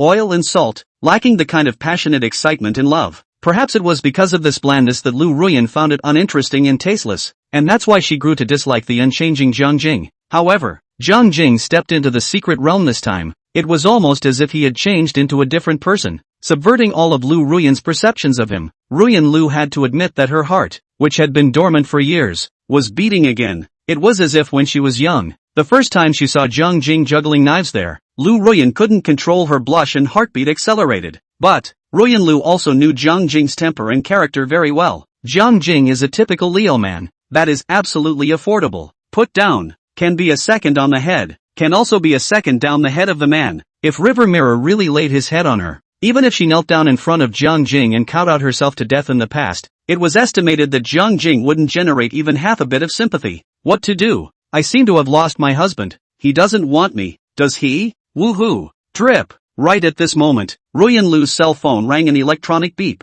This was an opening beep that Ruyan Lu had purposely set up for Jiang Jing's live room. Specifically, swish! Without any hesitation, Lu Ruyan hastily raised her head and quickly looked at the cell phone screen. River Mirror's live room finally resumed its connection. Only in the live broadcast image, Jiang Jing and Xiaomei were walking side by side at the bottom of the canyon, looking like they were preparing to return to the elite squad's temporary resting place, the cave on the cliff. However, look no further. Is this Xiaomei? Why is she suddenly younger? Not good. This old woman must have eaten the phoenix blood fruit. Aha! Jiang Jing actually gave Xiaomei a phoenix blood fruit? There was adultery. The two of them must be having an adulterous affair. Phew! Phew! Phew! Intense jealousy and jealousy almost made Lu Ruyan lose her mind. Only to see her clenching her teeth fiercely and taking several deep breaths in succession did she slowly suppress the anger in her heart. Immediately afterward, Ruyan Lu squinted her eyes and scrutinized the facial expressions of Jiang Jing and Xiaomei. First of all, Jiang Jing and Xiaomei's demeanor were both very natural. There was nothing odd or unusual about them. Then, although the two walk side by side, but deliberately keep some distance, does not look like lovers' relationship, but more like colleagues' relationship. In the end, Jiang Jing's mental state was very full, without any trace of fatigue on his face, and he didn't look like he had just done strenuous exercise. So, Jiang Jing shouldn't have had sex with Xiaomei, right? If it was a man and a woman who had a relationship, no matter how much they tried to hide it, it would never be possible to see any hint of it. Oops, whatever. Even if Jiang Jing and Xiaomei have done that, I will still snatch him back. I'm not doing this to prove how great I am, but I want to tell everyone that what I, Lu Ruyan, have lost, I must get it back with my own hands. Chapter 64 Poisonous Snake Attacks. Lao Lu calls Jiang Jing his righteous father. The Secret World. Canyon Bottom. Jiang Jing and Xiaomei opened their smart bracelets at the same time, then quickly returned along the original path, intending to rejoin the elite squad. However, just as the two were about to reach the bottom of the cave, they suddenly stopped their advance. At the same time, both of them couldn't help but stare blankly ahead with their eyes and mouths wide open, dumbfounded, and both of their faces were filled with expressions of extreme shock. Snake, lots and lots of snakes, colorful, dense and overwhelming. only thousands of poisonous snakes were seen crowding at the bottom of the canyon. They intertwined with each other and then adopted the stacking method, and were climbing upwards without stopping. Looking in the direction they were climbing, the endpoint turned out to be a cave located on a cliff face. When he pricked up his ears and listened carefully, he could still faintly hear the sounds of fighting and yelling coming from the cave. Not good. They're in danger. Xiaomei's face changed, and she immediately drew out the long whip at her waist, seemingly ready to go support her comrades in the elite squad. However, Xiaomei had only just taken a step forward when in the next second, a thick, fishy odor filled the air. As soon as she smelled this odor, Xiaomei's face changed once again, only to see her subconsciously cover her mouth and nose and take a quick step back, while also frowning slightly. That's right, the fishy odor is toxic. Although Xiaomei had already been promoted to a 6th grade martial artist, she still didn't dare to try to use her flesh and blood to touch these poisonous gases. It's fine, you've drunk my blood. You'll be temporarily immune to all virulent poisons for 3 days. Just then, Jiang Jing's voice suddenly drifted over. Xiaomei heard a slight freeze. Her mind cannot help but recall Jiang Jing for her cut flesh and feed blood thing. At this moment, a trace of warmth suddenly flowed through Xiaomei's heart, and her eyes flashed with a touch of tenderness as she looked at Jiang Jing. I'll open the way in front. You stay close to me and we'll kill straight through. Jiang Jing didn't give Xiaomei too much time to be melodramatic, and after throwing down these words, he immediately rushed up with his killing knife. Whoosh! Looking at Jiang Jing's handsome back, the corner of Xiaomei's mouth curved up into a nice-looking arc before she followed closely behind him. Mad Dragon Slash. Spirit Snake Dance. Jiang Jing opened the way with his sword chi in the front, while Xiaomei covered Jiang Jing with her whip shadow in the back. But, the battlefield is ever-changing. Whenever Jiang Jing's moves were used up and there was a pause of so many moments in between, Xiaomei would immediately take his place and be responsible for opening up the way in the front, while Jiang Jing obediently covered her with his sword chi in the back. When Xiaomei was exhausted, Jiang Jing would quickly take her place. General. The two switched places. Jiang Jing was in front of Xiaomei's body for a while, behind Xiaomei's body for a while on top of the crazy output, a while below to lie flat. It was as if the two of them were in sync with each other, and they worked very well together, practically interpreting the word silky to the fullest. Boom boom boom. Ding. Host kills mutant viper. Blood value +3. Ding. Host kills mutant viper. Blood value +3. Ding. Host kills mutant viper. Blood value +3. A series of system beeps rang in his ears, but Jiang Jing couldn't help but skim his lips, as if he was a bit disgusted with the low experience value. But, now is not the time to brush up and upgrade. It was imperative to go and support the elite squad before they all die tragically under the Viper's siege. Asterisk. Every time you enter Jiangshan's live room, you'll get an unexpected shock. Mom, so many snakes, densely packed in black. I've got an intense phobia. How did so many poisonous snakes suddenly appear? Did the elite squad stab a nest of snakes? Jiangshan is as domineering as ever. A pig-killing knife, slashing the sky, chop up the earth. I'll cut down all demons and monsters. That said, have you guys noticed that Auntie May seems to have gotten younger? I'm going. Is this Auntie May? What? The young lady following Jiangshan. She's Aunt May? I know. Jiangshan must have given Aunt May a phoenix blood fruit. I didn't expect Aunt May to be so beautiful in her youth. It's almost like she's the most beautiful woman on earth. Aha! I admit I'm red-eyed. I want a phoenix blood fruit, too. Jiang Jing had just turned his smart bracelet on when countless fans flooded into his live broadcast. At first, everyone's attention was focused on Jiang Jing's body. After all, Jiang Jing's divine hand of swordplay was simply like a visual feast, bringing an unparalleled sense of intense impact. However, I don't know which netizen it was that suddenly mentioned Xiaomei.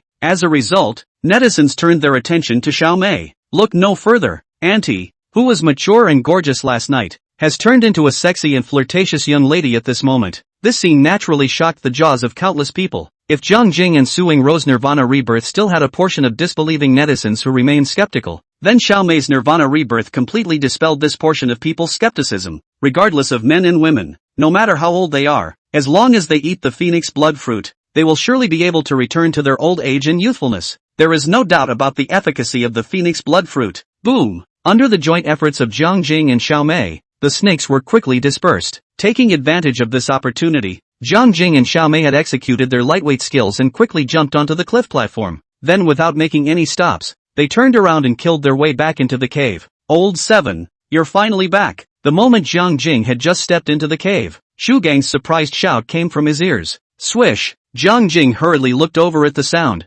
and in the next second, his expression became odd. Only Zhu Gang was seen as if he was drunk, his face flushed, his eyes confused, and his footsteps weak and feeble. In the face of the Viper's siege, the hammer in Zhu Gang's hand couldn't find a target. And every time he swung the sledgehammer 3 times, 2 of them must have smashed empty. And the rest of that time, it didn't hit the Viper's vitals, and at most, it could only cause some minor injuries to the other party. Other than Zhu Gang, Xiao Wanqing, Xiao Long, Xiao Hu, and Suing Rue were all in almost exactly the same state. Apparently, they've all been poisoned by snakes. Whoosh! Jiang Jing didn't say anything, and arrived in front of Suing Rue with an instantaneous flash, only to see that he first cut his palm with a pig-killing knife, and then with a gentle flick, he directly flung a few drops of blood into Suing Rue's mouth. Gulp! Suing Rue subconsciously swallowed her throat and swallowed Jiang Jing's blood. In the next second, Suing Rue's eyes became clear, and her face, which was still flushed, instantly returned to normal. Ancestral dragon bloodline. It's just so bullish. Old 7. You can't emphasize sex over friends. I'm poisoned too. Zhu Gang's shouts floated over again, and the corners of Jiang Jing's mouth twitched slightly as he immediately dodged in front of him. Call me righteous father and I'll help you cure the poison. Ha! If you don't scream, forget it. I'm going to help the others with the poison first, so hang in there for a while. Righteous father, stay back. My child really can't hold on much longer. So good. My father will help you cure the poison. Chapter 65. Jiang Jing's true identity was revealed. Inside the cave, Xiaomei guarded the entrance of the cave with 1 person and 1 whip, and most of the poisonous snakes were blocked by her. Jiang Jing took this opportunity to first feed a few drops of blood to Suing Rou, and then sprinkled a few drops of blood once again and dumped them directly into Zhu Gang's mouth at his righteous father. It had to be said that the ancestral dragon bloodline was a real bull beer. In just a blink of an eye, Suing Lu and Zhu Gang's poisons were detoxified. After the 2 of them recovered, they immediately carried their weapons and aggressively killed the vipers that had broken into the cave.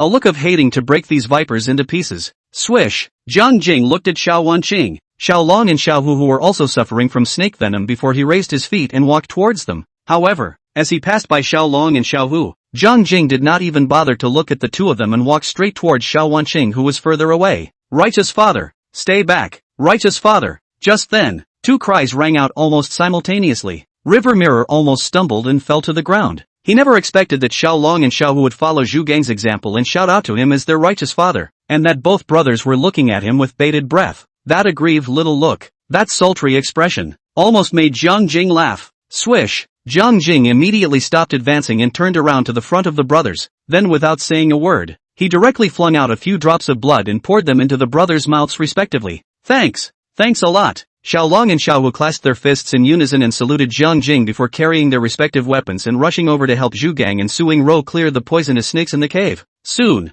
Xiao Wanqing was the only one left in the cave who had yet to be detoxified. Jiang Jing didn't talk nonsense and arrived in front of Xiao Wanqing with a flash. However, just as Jiang Jing was about to raise his hand to spill blood, Xiao Wanqing suddenly flushed her pretty face, then gritted her teeth and said, Jiang Jing, I will never recognize a thief as my father. Pust! Jiang Jing almost spat out a mouthful of blood. Who asked you to be a father to a thief? Ah shucks, you're the thief. Your whole family are thieves. Mud! What goes on in this ass head all day long? Swish! With a cold face, Jiang Jing directly flung out a few drops of blood and poured them into Xiao Wanqing's mouth with unparalleled precision. I have a daughter. Without waiting for Xiao Wanqing to come back to her senses, Jiang Jing rolled his eyes at her and said, My daughter is better behaved than you, more obedient than you, kinder than you, better than you in every way. You want to be my daughter, and I'm not happy about it. After throwing down these words, Jiang Jing didn't care what expression was on Xiao Wanqing's face. He turned around and ran towards Xiao Mei's side. Xiao Wanqing, ha ha, I'm amused by Jiangshan. Congratulations to the god of Jiang, receiving 3 righteous sons at once. Ha ha ha ha, Father Jiangshan, I want to be your righteous son too. Have you noticed that since Jiangshan returned to his old age, his mentality has also become younger, lively, naughty, bad and gangly? I like it so much. Oh, Sister Wanqing's expression is so funny. How much does Jiangshan dislike her for accepting 3 righteous sons but only refusing to accept her as a righteous daughter? Ha ha ha ha ha, Jiangshan said he has a daughter? Is that true? Woo woo, why can't I have a good reincarnation and just become the daughter of the river god? Upstairs, not in this lifetime. Don't even think about it in your next life. The official livestream has been buzzing. No matter what happens in the secret realm, even if it's just something a little bit bigger than a sesame seed, it can cause heated discussions among netizens. Suddenly, I don't know who posted a picture of Jiang Jing selling pork in the official forum. The whole internet was abuzz at this moment. The netizens began a human search, and in less than a moment, the real identity of Jiang Jing was revealed. the bearer of the Ngao Tao Wan food market. Son inherited his father's business, killing pigs for 20 years, nicknamed the Little Prince of Pork. Jiang Jing and Lu Ruyan married 18 years. The two have a daughter named Jiang Mengmeng. Mengmeng Jiang entered Binhai University and is currently studying in the Department of Financial Management. The power of the internet is terrifying. Not only did they pick out Jiang Jing's true identity, but even his wife, Lu Ruyan, and daughter, Jiang Mengmeng, were all picked out. Jiang Shin is a pig killer? Isn't Jiang Shin the head of the Jiang family? Isn't he the rainy night butcher who killed his way through the southern region of Miaozhong? How did he turn into a pig killer? What do you know? It's called hiding in the city. That's right. A big hideout in the city. A small hideout in the wild. A deep hideout in the sea of people. A hidden weapon in the body. The masters are hidden in the people. Wow.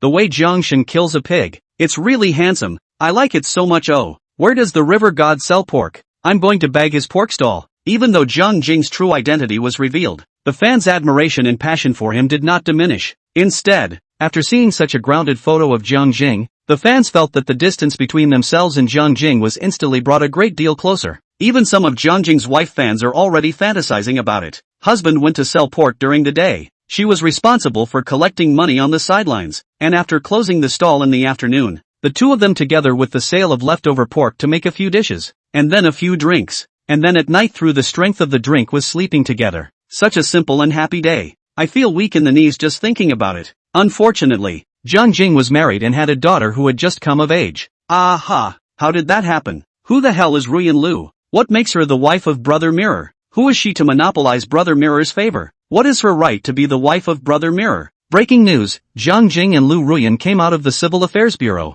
and they are suspected to have gone through divorce procedures. Just then, a post appeared in the official forum, and it was titled with an extraordinarily compelling title. This post was instantly top trending. Countless netizens with the mindset of eating the food have clicked in, as if they want to see if it's true or not. Results: netizens just clicked on the post and saw a set of photos. Jiang Jing and Lu Ruyan in the photo not only stood in the doorway of the Civil Affairs Bureau, in the hands of both of them, each of them also held a small book similar to a divorce certificate. Jiang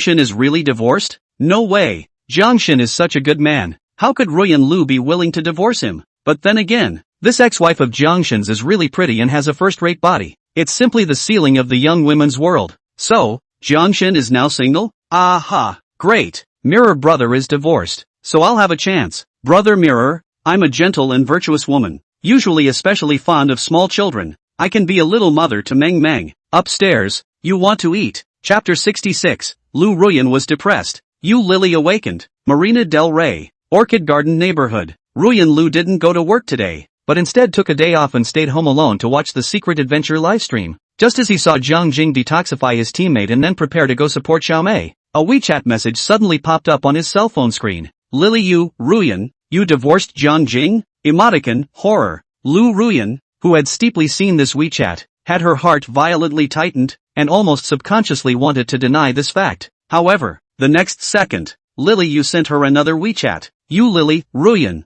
someone at the official forum broke the news that you and Jiang Jing are divorcing, and took pictures of you walking out of the Civil Affairs Bureau. Even the divorce certificate in your hands was clearly photographed. Willow Ruyan, what? In the end, which one actually dares to secretly film me and Jiang Jing? Lily Yu, Ruyan, you really divorced Jiang Jing? Lu Ruyan, Lily, this matter can't be clarified in a moment. In short, there is a little misunderstanding between Jiang Jing and I. As long as we explain things clearly, we will immediately remarry. Lily Yu, Ruyan Lu's face became ugly. She only saw that she exited the WeChat chat interface and then logged into the official forum, not expecting to see at the first glance that at the top position, a post about her divorce with Jiang Jing appeared. Using almost trembling fingers, Ruyan Lu clicked on the thread. Results: in the next second, her face was completely grim. I don't know which boring plus unethical person actually took a picture of her and Jiang Jing walking out of the Civil Affairs Bureau together. The point was that neither Ruyan Lu nor Jiang Jing were public figures, much less any big celebrities.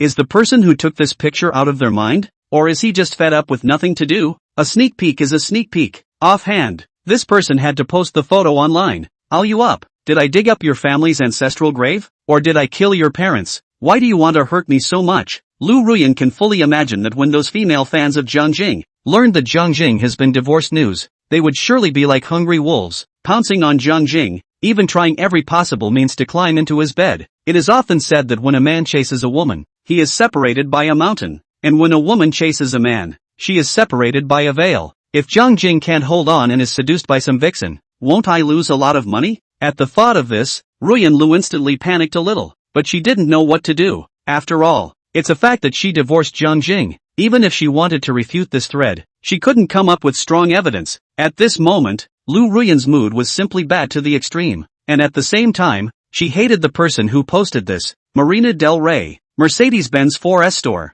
Yu Lily held her cell phone, staring intently at the post about Zhang Jing and Lu Ruyan's divorce, and the expression on her face was wonderful to the extreme. 3 parts shock, 3 parts doubt, 3 parts disbelief, and 91 parts ecstasy. No one knew that Lily Yu had been secretly in love with Zhang Jing for 22 whole years. She, like Ruyan Lu, had moved hard when she first saw Zhang Jing at the age of 18. Unfortunately, the teenage girl's reserve slowed her down after all. Lu Ruyan confessed to Zhang Jing first, which also led to Yu Lily getting in the way of her girlfriends and having to endure the pain of snuffing out her own little bit of heart. However, God seems to be working against Lily Yu. It was hard for Lily Yu to suppress this love, but an incident that happened later on delayed this kind-hearted young girl for the rest of her life. It was a sunny afternoon. Yu Lily accompanied Lu Ruyan to find Zhang Jing. The two walked along a river road, but the front suddenly rushed out a stray dog. Yu Lily was bitten by a dog when she was a child, and her heart was left with a shadow. And at this moment she suddenly saw a stray dog rushing towards her, and was immediately scared and ran away.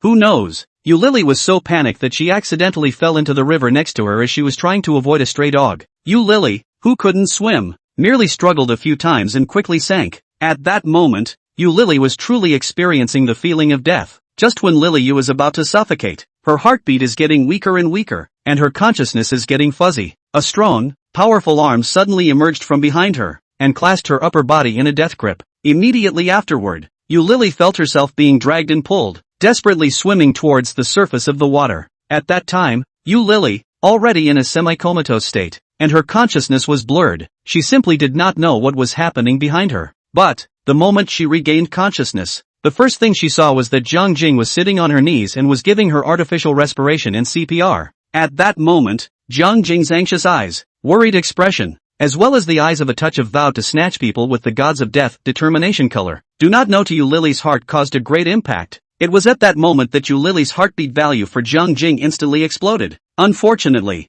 Zhang Jing, at that time, was already with Ruyan Lu. Although Yu Lily likes Zhang Jing very much want to be with Zhang Jing, even thought of not wanting any name, secretly do Zhang Jing's underground lover. But, she couldn't do anything to backstab her best friend, and she didn't want to destroy the happiness between Zhang Jing and Lu Ruyan. In this way, Yu Lily silently watched Zhang Jing and Lu Ruyan fall in love, watched them enter the marriage hall, watched them form a family, watched them give birth to a lovely daughter. Meanwhile, Lily Yu has remained single and has never fallen in love, not even having a friend of the opposite sex around her, as if she has lost interest in all men. In these 20 years, every time Yu Lily dreamed, she would dream of the scene where Zhang Jing jumped into the river and fought to save her. And, when Zhang Jing was giving her artificial respiration, those warm lips, that soft touch, that kind of throbbing that made Yu Lily blush and her heartbeat uncontrollably, appeared in her dreams every time. What do you mean by soulful? What do you mean by engraved? What do you mean? Once you see a river mirror, you'll be wrong for life? There was no one in the world who could relate to this feeling better than Lily Yu. There are 3,000 diseases that affect people, but only lovesickness cannot be cured. And now, when Yu Lily learned that Lu Ruyan and Zhang Jing were divorced, her first reaction was regret. A million regrets. Gutted. Had I known that Ruyan Lu was so unappreciative of Zhang Jing, I could not have said anything to give Zhang Jing to Ruyan Lu in the first place. Zhang Jing must be very sad and heartbroken right now, right? Otherwise, how could he suddenly join the death squad and step into the dangerous 9-death secret realm without a second thought? Zhang Jing, nothing can happen to you, no matter what. You must get out of the secret world alive. Ruyan Lu failed you. It's no big deal, because you deserve better. Better, someone who cherishes you more and loves you more. And, where you can't see, there is that one silly woman who has been silently liking you and has been silently worrying about you. You laugh, she laughs. If you're sad, she's sad. When you're happy, she's happy. Your knitted brows, a word or a line, or even a subtle expression inadvertently, can touch every nerve of this silly woman. You're her whole world. Phew, hoo-hoo. Yu Lily's breathing suddenly became rapid, only to see a blush appear on her pretty face. but her eyes flashed with a color of determination that she had never seen before. Silence, huh? Silence. If you don't explode in silence, you will perish in silence. I've already missed Jiang Jing for most of my life. Do I have to continue to write this regret to the end for the rest of my life? No, it can't go on like this. If I don't get crazy one more time, I'll be really old. Jiang Jing, Jiang Jing, listen to me. Since I'm Meng Meng's godmother, I'm your little wife. Ruyan Lu doesn't cherish you. I'll cherish you. Ruyan Lu doesn't love you. Doesn't love you. I've come to double the pain and love you. What's with all the girlfriendly bull asterisk asterisk asterisk asterisk? What kind of sisterhood is that? Get thee outta here. From this moment on, River Mirror, I only want you. Chapter 67 A mile of cauliflower snakes, 10 miles of non-venomous snakes. The secret world. Jiang Jing took Xiaomei's place, a man in a sword dead guard at the entrance of the cave. Quite a kind of one man to hold the gate. 10,000 cannot open momentum. At this moment, the various poisonous snakes that had previously flooded into the cave had been cleared by the crowd. Perhaps it was because they saw Jiang Jing alone at the entrance of the cave. The crowd had all gathered around. Old 7, let me help you. No need. Brother Mirror, let me help you? Behave yourself, girl, and don't come over here and cause me any trouble. Jiang Realm, why don't you back off and rest for a while? I'm not tired. What blew the crowd's mind was that no matter who came forward to try to help Jiang Jing along with the snakes, they would be ruthlessly driven back by him. What's the situation? Is it fun to kill snakes? You're addicted to killing? Everyone didn't understand Jiang Jing's behavior. And Jiang Jing would never tell everyone that his cultivation method was different from everyone else's, and that the only way to upgrade was to fight monsters. Ding! Host kills mutant viper. Blood value +3. Ding! Host kills mutant viper. Blood value +3. Ding! Host kills mutant viper. Blood value +3. Listening to the system beeps that kept ringing in his ears, Jiang Jing's mouth couldn't help but rise slightly, and his eyes kept flashing with excitement. Almost there. Almost up. As long as he cut down a few dozen more mutated vipers, he would be able to rise to a 6-star martial artist. Old 7, do you have an undying grudge against these vipers? Suddenly, Shu Gang came behind Jiang Jing, and he also watched Jiang Jing's snake-killing maneuver up close with a look of an idiot. While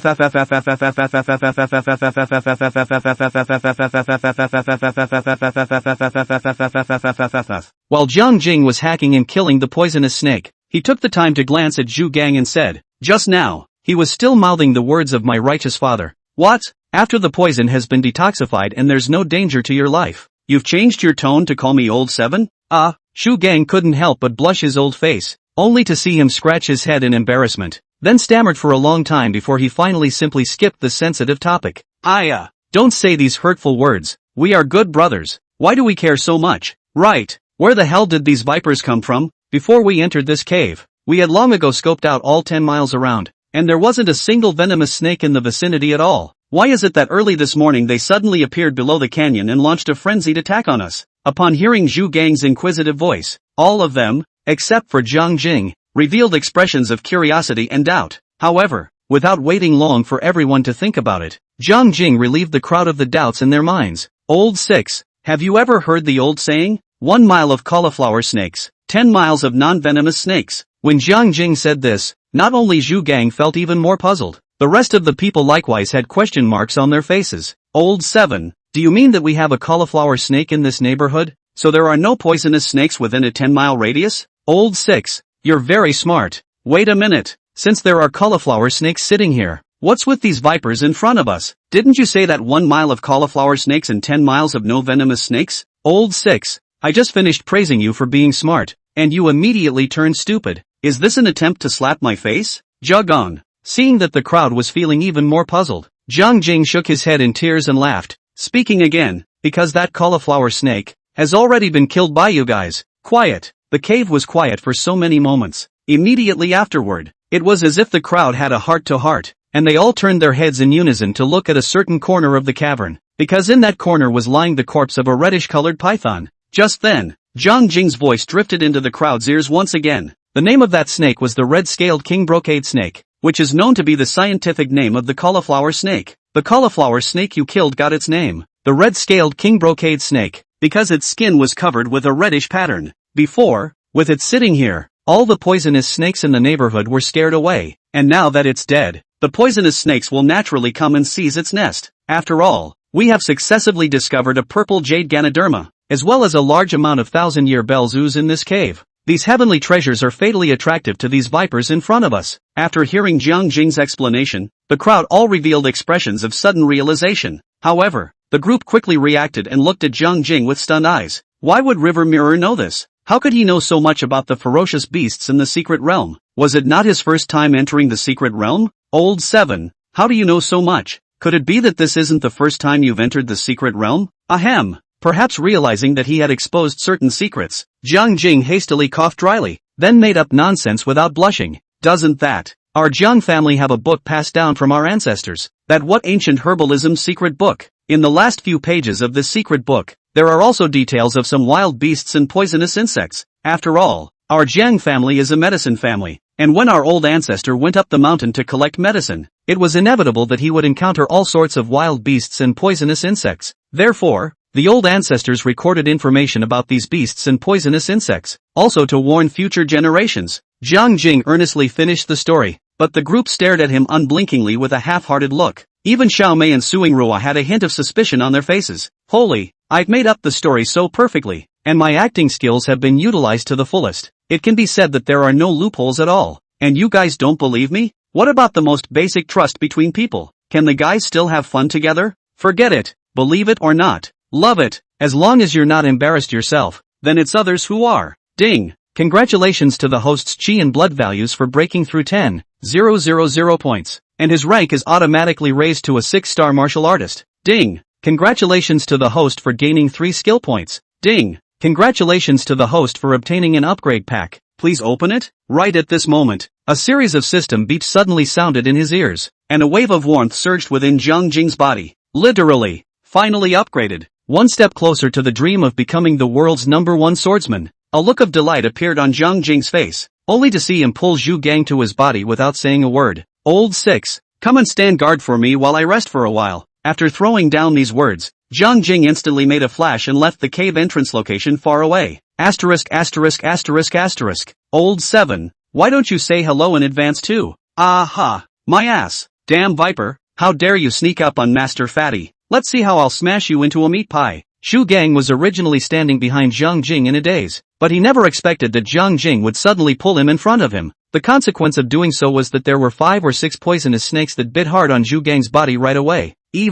There was also a small, flowery snake that took advantage of Zhu Gang's hands and feet to directly bite on his butt. Zhu Gang was screaming in pain, and it was only after a burst of fumbling that he ripped off all the poisonous snakes hanging on his body. Immediately after that, the furious Zhu Gang swung his sledgehammer and ruthlessly smashed into the group of snakes in front of him. Only, the flash of resentment that flowed out from the bottom of Zhu Gang's eyes resembled a young daughter-in-law who had just passed through the door and had been miserably abandoned by her husband. So aggravating. Wanted to cry, but couldn't. It hurts my ass. It's hurting on both sides. Chapter 68 Jiang Jing Upgrade. Xiaomei making up lies for love. Host, Jiang Jing. Rank, 6-star martial artist. Talent, ancestral dragon bloodline. Blood value, 10,000. Mental power, 400. Kickboxing, basic kickboxing. Body technique, Qingfeng steps, instantaneous flash. Ladder cloud vertical stance. Blade technique, blast wind blade technique. Blade breath, mad dragon slash. Qigong, true chi transformation. Skill points, 6.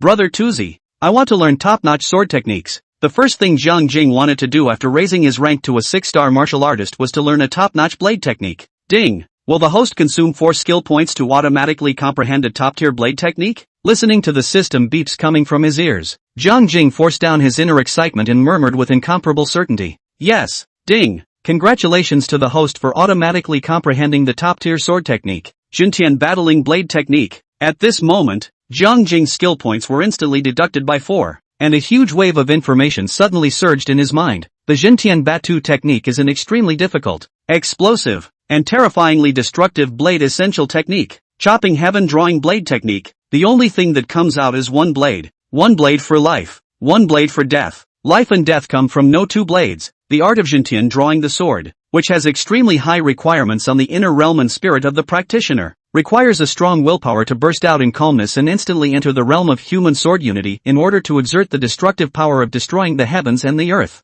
In just a split-second's effort, Jiang Jing had automatically comprehended the essence of the heaven-slashing battling technique and completely mastered this terrifying must-kill technique. Swish! When Jiang Jing slowly opened his eyes suddenly flashed with a bloodthirsty blade aura. and his entire body exuded a dangerous and terrifying aura. Highly skilled people, often with just a look, can scare the piss out of their enemies. This was the feeling that Jiang Jing was giving off at the moment. Dangerous people, stay away. Cherish your life and stay away from river mirrors. The other side. Xiao Wanqing was staring blankly at Xiao Mei, until she confirmed that the young lady in her early 20s in front of her was Aunt Mei, who had accompanied her for nearly 10 years. Xiao Wanqing's face finally changed. Envy. Real name Envy. What woman under the sun doesn't love beauty? What woman doesn't want to stay young forever? The first thought that came to Xiao Wanqing's mind after she had seen the magical effects of the phoenix blood fruit was that no matter what the cost, she had to get a phoenix blood fruit from Jiang Jing's hands. But Jiang Jing, however, clearly told everyone that there were only 2 phoenix blood fruits in total.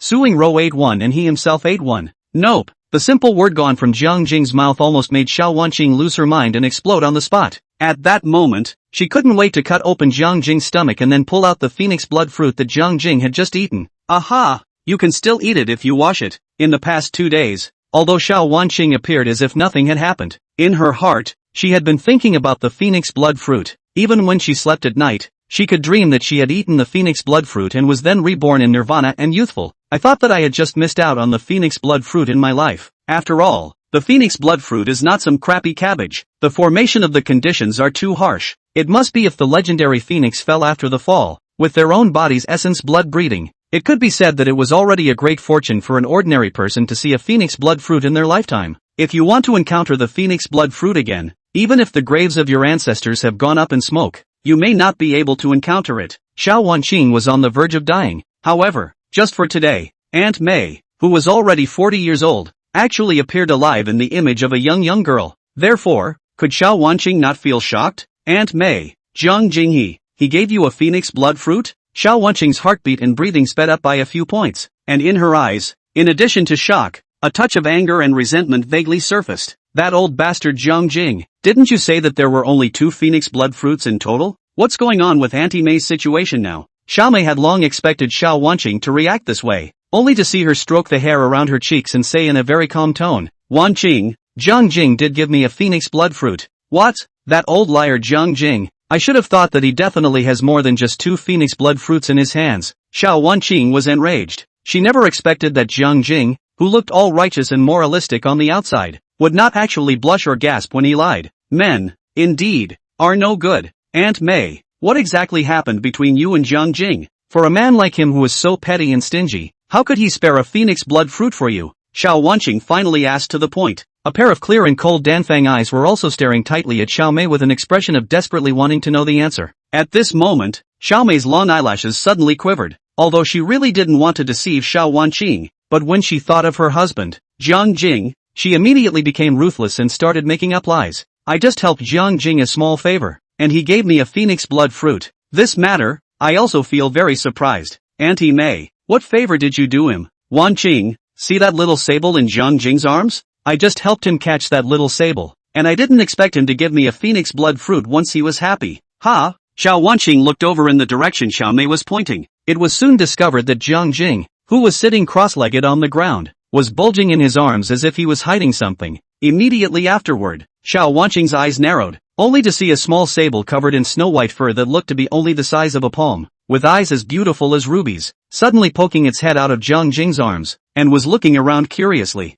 Aunt Mei, are you sure that he gave you a phoenix blood fruit after you just helped him catch that little sable? Aha! It doesn't make sense. With Jiang Jing's petty and barbaric character, how could he possibly spare you a phoenix blood fruit just because of such a small favor? Jiang Jing said that little sable is a very rare spirit beast. Not only can it sign a master-servant contract with a human and become the human's fighting partner, but it can also enhance its master's cultivation and feed back tons of benefits. Xiao Mei was a little guilty and conscience-stricken at first. After all, she had been following Xiao Wanqing's side for 10 whole years, and she still had more or less some feelings for this big miss of the Xiao family. She also didn't want to lie and deceive Xiao Wanqing. But Jiang Jing is her husband. Xiao Mei had a clear idea of which was more important, her husband or the young lady. In order to temporarily conceal her relationship with Jiang Jing, in order to smoothly leave the Xiao family, in order not to bring unnecessary trouble to Jiang Jing, this lie, it must be told. However, seeing the flash of longing and unwillingness in Xiao Wanqing's eyes, Xiao Mei's heart instantly softened again.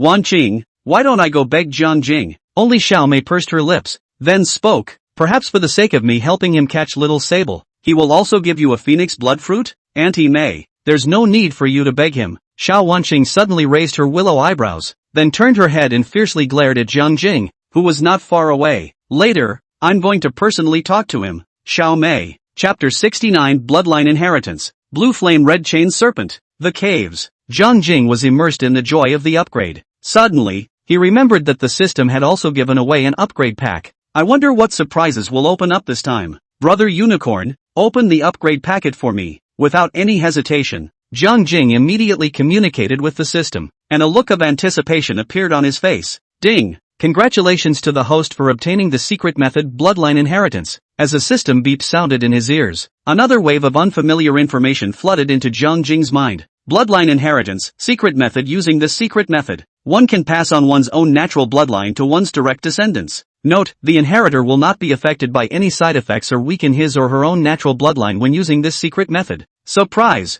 Surprised and delighted. At this moment, Jiang Jing's eyes were wide open, his mouth was slightly open, and his face was even filled with an expression of ecstasy. This secret method, isn't it tailor-made for the precious daughter Jiang Mengmeng? The original Jiang Jing, on the contrary, hoped that Mengmeng could be like an ordinary family's child, plain, healthy, happy and carefree through this life. But, the appearance of the entrance to the secret realm caused Jiang Jing to feel a hint of uneasiness. Who could guarantee that those powerful ferocious beasts and demonic beasts inside the secret realm wouldn't suddenly break into the human world one day? Jiang Jing was a traveler. Even something as bull as crossing over happened. So what else couldn't possibly happen? As the saying goes, save for a rainy day. For the past 2 days, Jiang Jing had been pondering over a serious issue. Should we let Mo step into martial arts as well? Should we train her to become a powerful ancient martial artist? Should she be put on a completely different path from her otherwise quiet life? Jiang Jing, who had been thinking about it, finally decided that he would personally go and ask Mo about his thoughts and wishes.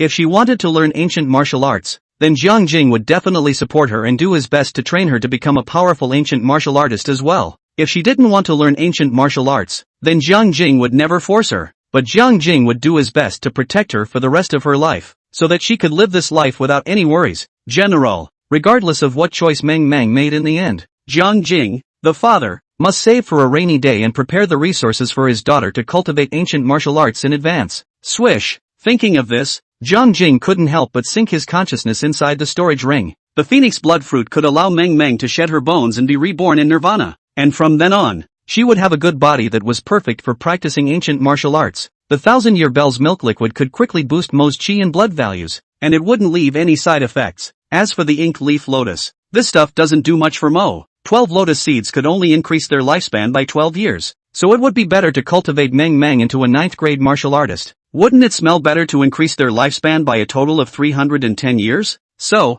it was only then that Jiang Jing decided to sell the ink leaf lotus and then give all the money earned to Meng Meng as pocket money. Meng Meng usually loves snacks in particular, and is a total snacker. Aha! Pocket money must be given in full. Definitely don't need to make her crave other people's snacks. In addition to these, inside Jiang Jing's storage ring, there were also 2 crystal cores of demonic beasts, one green and one black. If he could find some rare ores, he could give both the ores and the crystal cores to Old Six and ask him to help build a weapon for Meng Meng while he was at it. Old Six is, after all, a descendant heir to the Dryads. Playing iron, he sure is good at it. Finally, it was the secret method that Jiang Jing had just obtained, bloodline inheritance. If Meng Meng could also activate the ancestral dragon bloodline, it would simply be a tiny version of Jiang Jing. In the future, if anyone dared to bully her, without Jiang Jing's help, Meng Meng herself would be able to beat the other party to the point where she wouldn't even recognize his mother. Aha! If you look at it that way, it seems like it would be pretty good to let Mo learn ancient martial arts. Asterisk.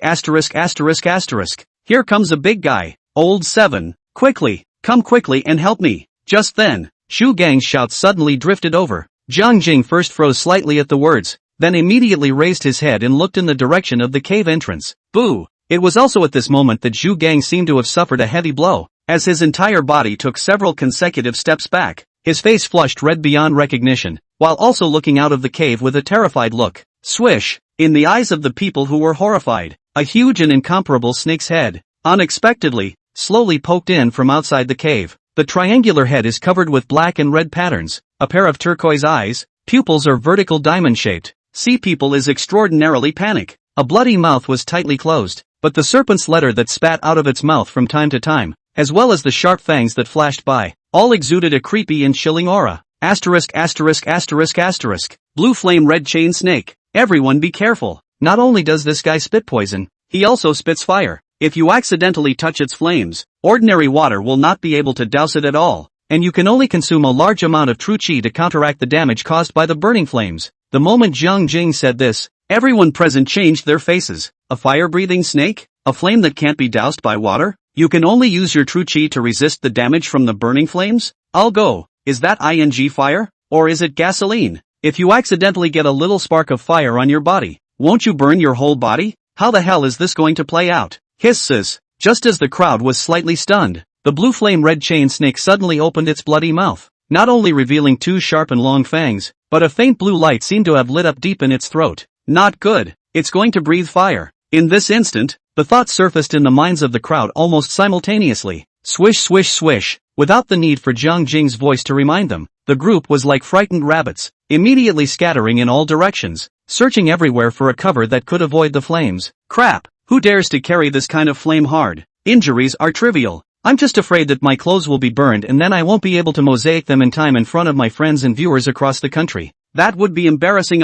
However, in order to collect the 1,000-year-old stalactites, the stalagmites inside the cave had long been smashed by everyone, and now a glance overlooked that there was no shelter inside the entire cave that could hide from the flames at all. Done. There's nowhere to hide. It's going to be a roast suckling pig. At this moment, this thought surfaced in the minds of the entire elite squad except for Jiang Jing. It was also at this moment that a silhouette, however, unexpectedly, ran directly towards the blue flame red chain snake with lightning speed. Whoosh! In the eyes of the dumbfounded crowd, Jiang Jing arrived in front of the blue flame red chain snake with an instantaneous flash, and at the same time, he also put the pig-killing knife in his hand and slashed it fiercely at the other party's bloody mouth. Look out! Brother Mirror! Old 7! A few cries of alarm came, but they didn't shake Jiang Jing's resolve. Even though the mouth of the blue flame red chain snake had lit up with a dazzling blue light, even though a ball of flame emitting a powerful aura was churning in its mouth, seemingly about to completely erupt in the next second, but, as if he had ignored the other party,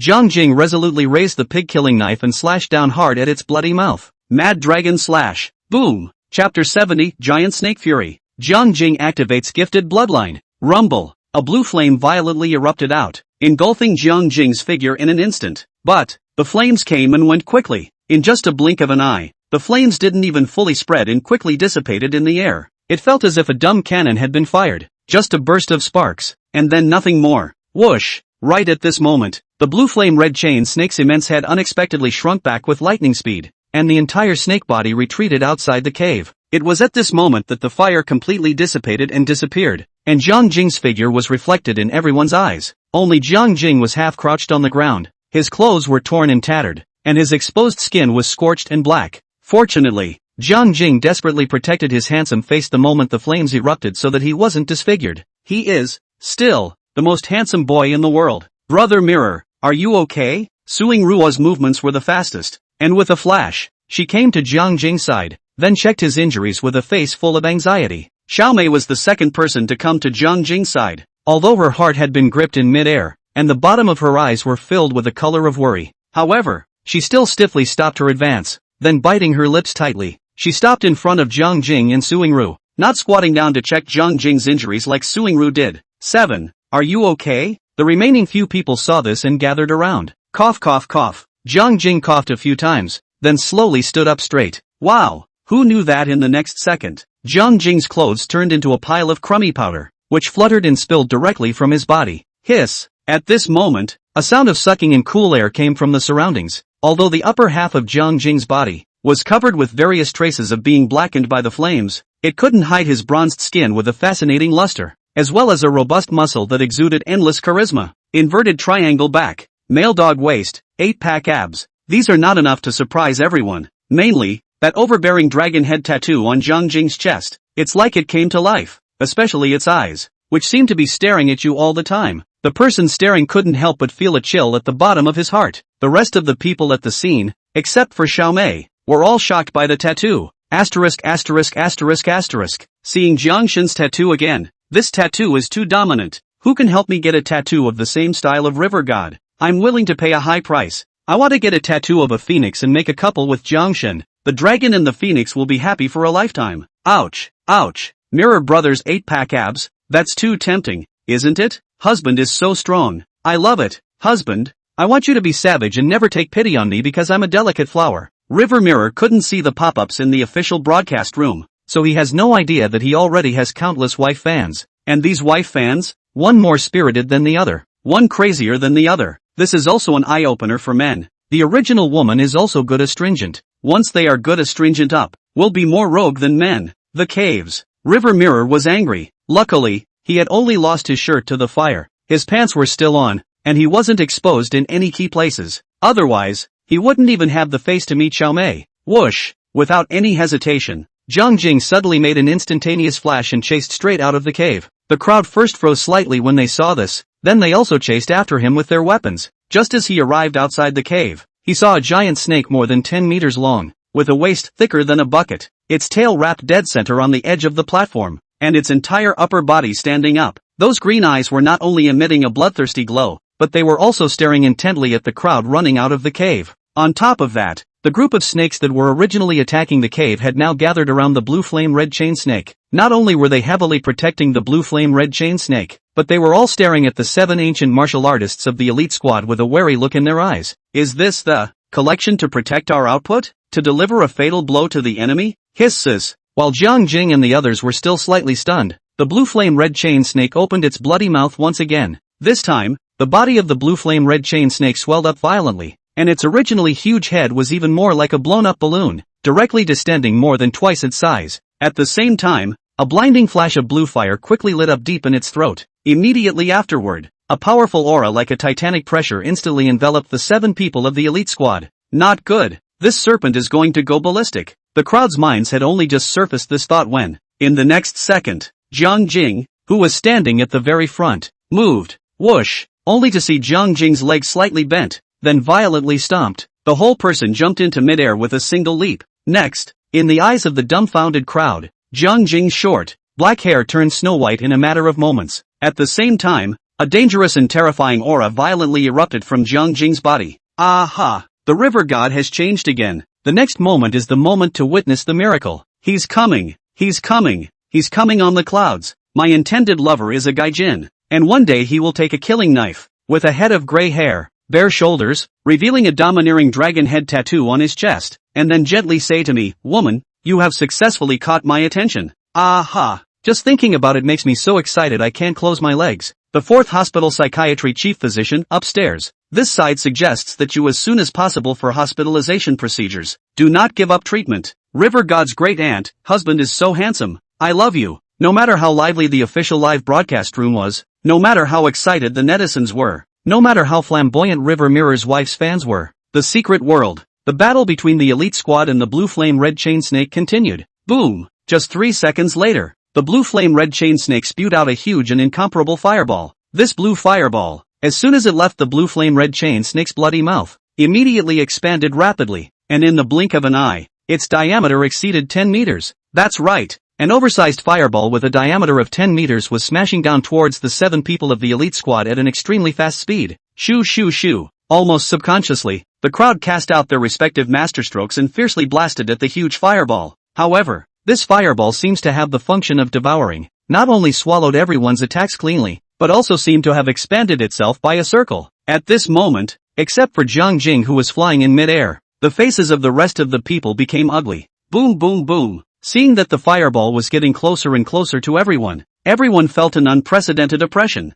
and even a premonition of death had surfaced in their hearts. However, at the critical moment, a cold and solemn voice suddenly floated over from above the heads of the crowd. Chopping sky battling. Choke. Chapter 71 Sky-splitting blade drawing technique. Jiang Jing has become a god? In midair, River Mirror put his hand behind his waist and gripped the hilt of the killing knife with his backhand, only to see him squinting his eyes, staring dead on at the huge fireball that smashed over head on. The expression on his face was incomparably calm, and in his pair of deep eyes, not a single ripple could be seen. Choke. Suddenly, Jiang Jing made a movement of drawing his sword, but he couldn't see the image of the killing knife being sheathed. But, heaven and earth, but there was a flash of a blade. Swish! Jiang Jing loosened the hand that held the hilt of the knife, and a gangly and handsome smile surfaced at the corners of his mouth. and the pig-killing knife hanging behind his waist was as if it had never been unsheathed, still peacefully inserted in its sheath. Boom! Right at this moment, the huge fireball spat out by the blue flame red chain snake was actually neatly cut in half. Immediately afterward, the two halves of the fireball seemed to have gone out of control as if they had separated from left to right,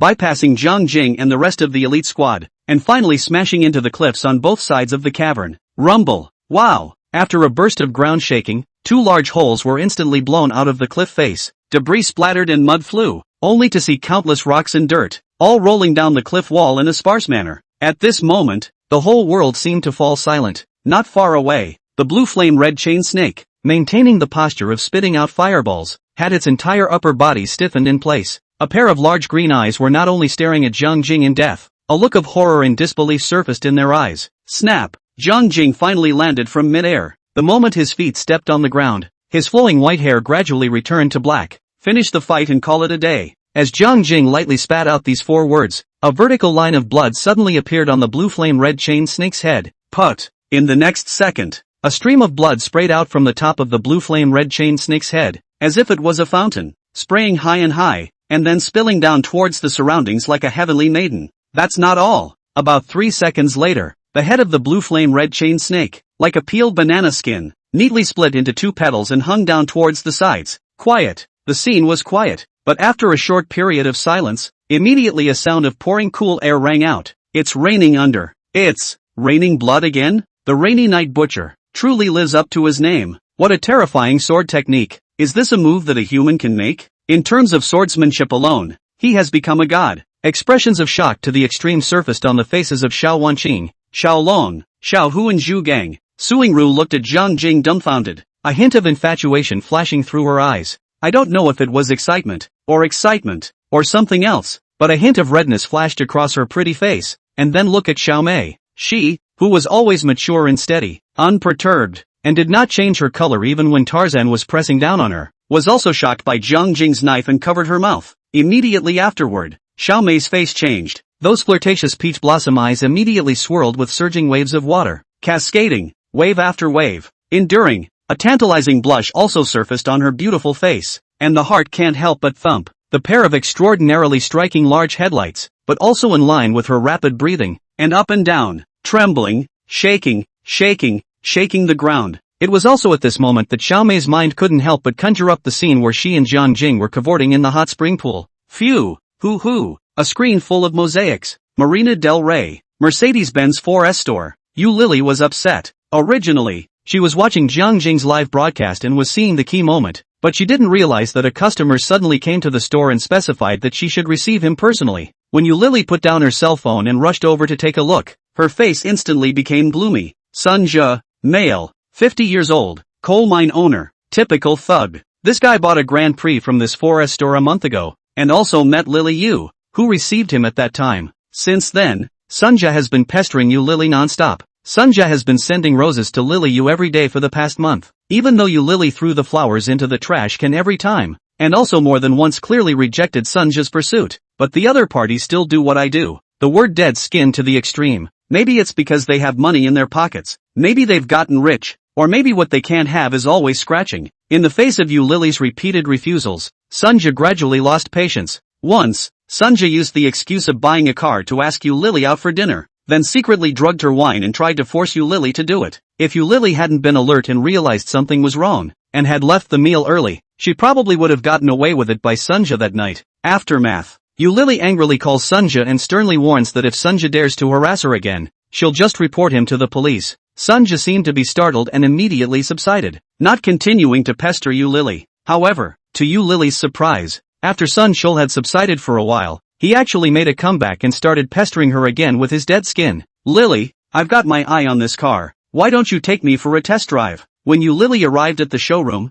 Sunja was already standing in front of a black Maybach and was looking at her with a smile on his face. Anyone else smiles and at most 2 dimples will appear on their face, but when Sun Shul smiles, his face is full of dimples. Yu Lily, who saw this scene, almost couldn't help but throw up. Compared to the handsome Jiang Jing, the fat, short, frustrated, dark-skinned, pleated little old man in front of him was like a maggot in a toilet. One word, disgusting to the core. Boss son, I'm sorry, I'm off duty. You'd better find someone else to take you for a test drive. Yu Lily threw down these words before turning around and walking away, and her face didn't hide the expression of disgust that appeared on her face. Lily, is this how you treat your customers? Hey, don't you go. Wait a minute. Lily, I have something to say to you. Seeing Yu Lily's look of oil and salt, Sunja's eyes flashed with a hint of anger, and his face darkened completely. He only saw him clenching his teeth and thinking, and a sudden flash of viciousness flashed across his face. Immediately after, he then headed in the direction Yu Lily had left and quickly chased after her.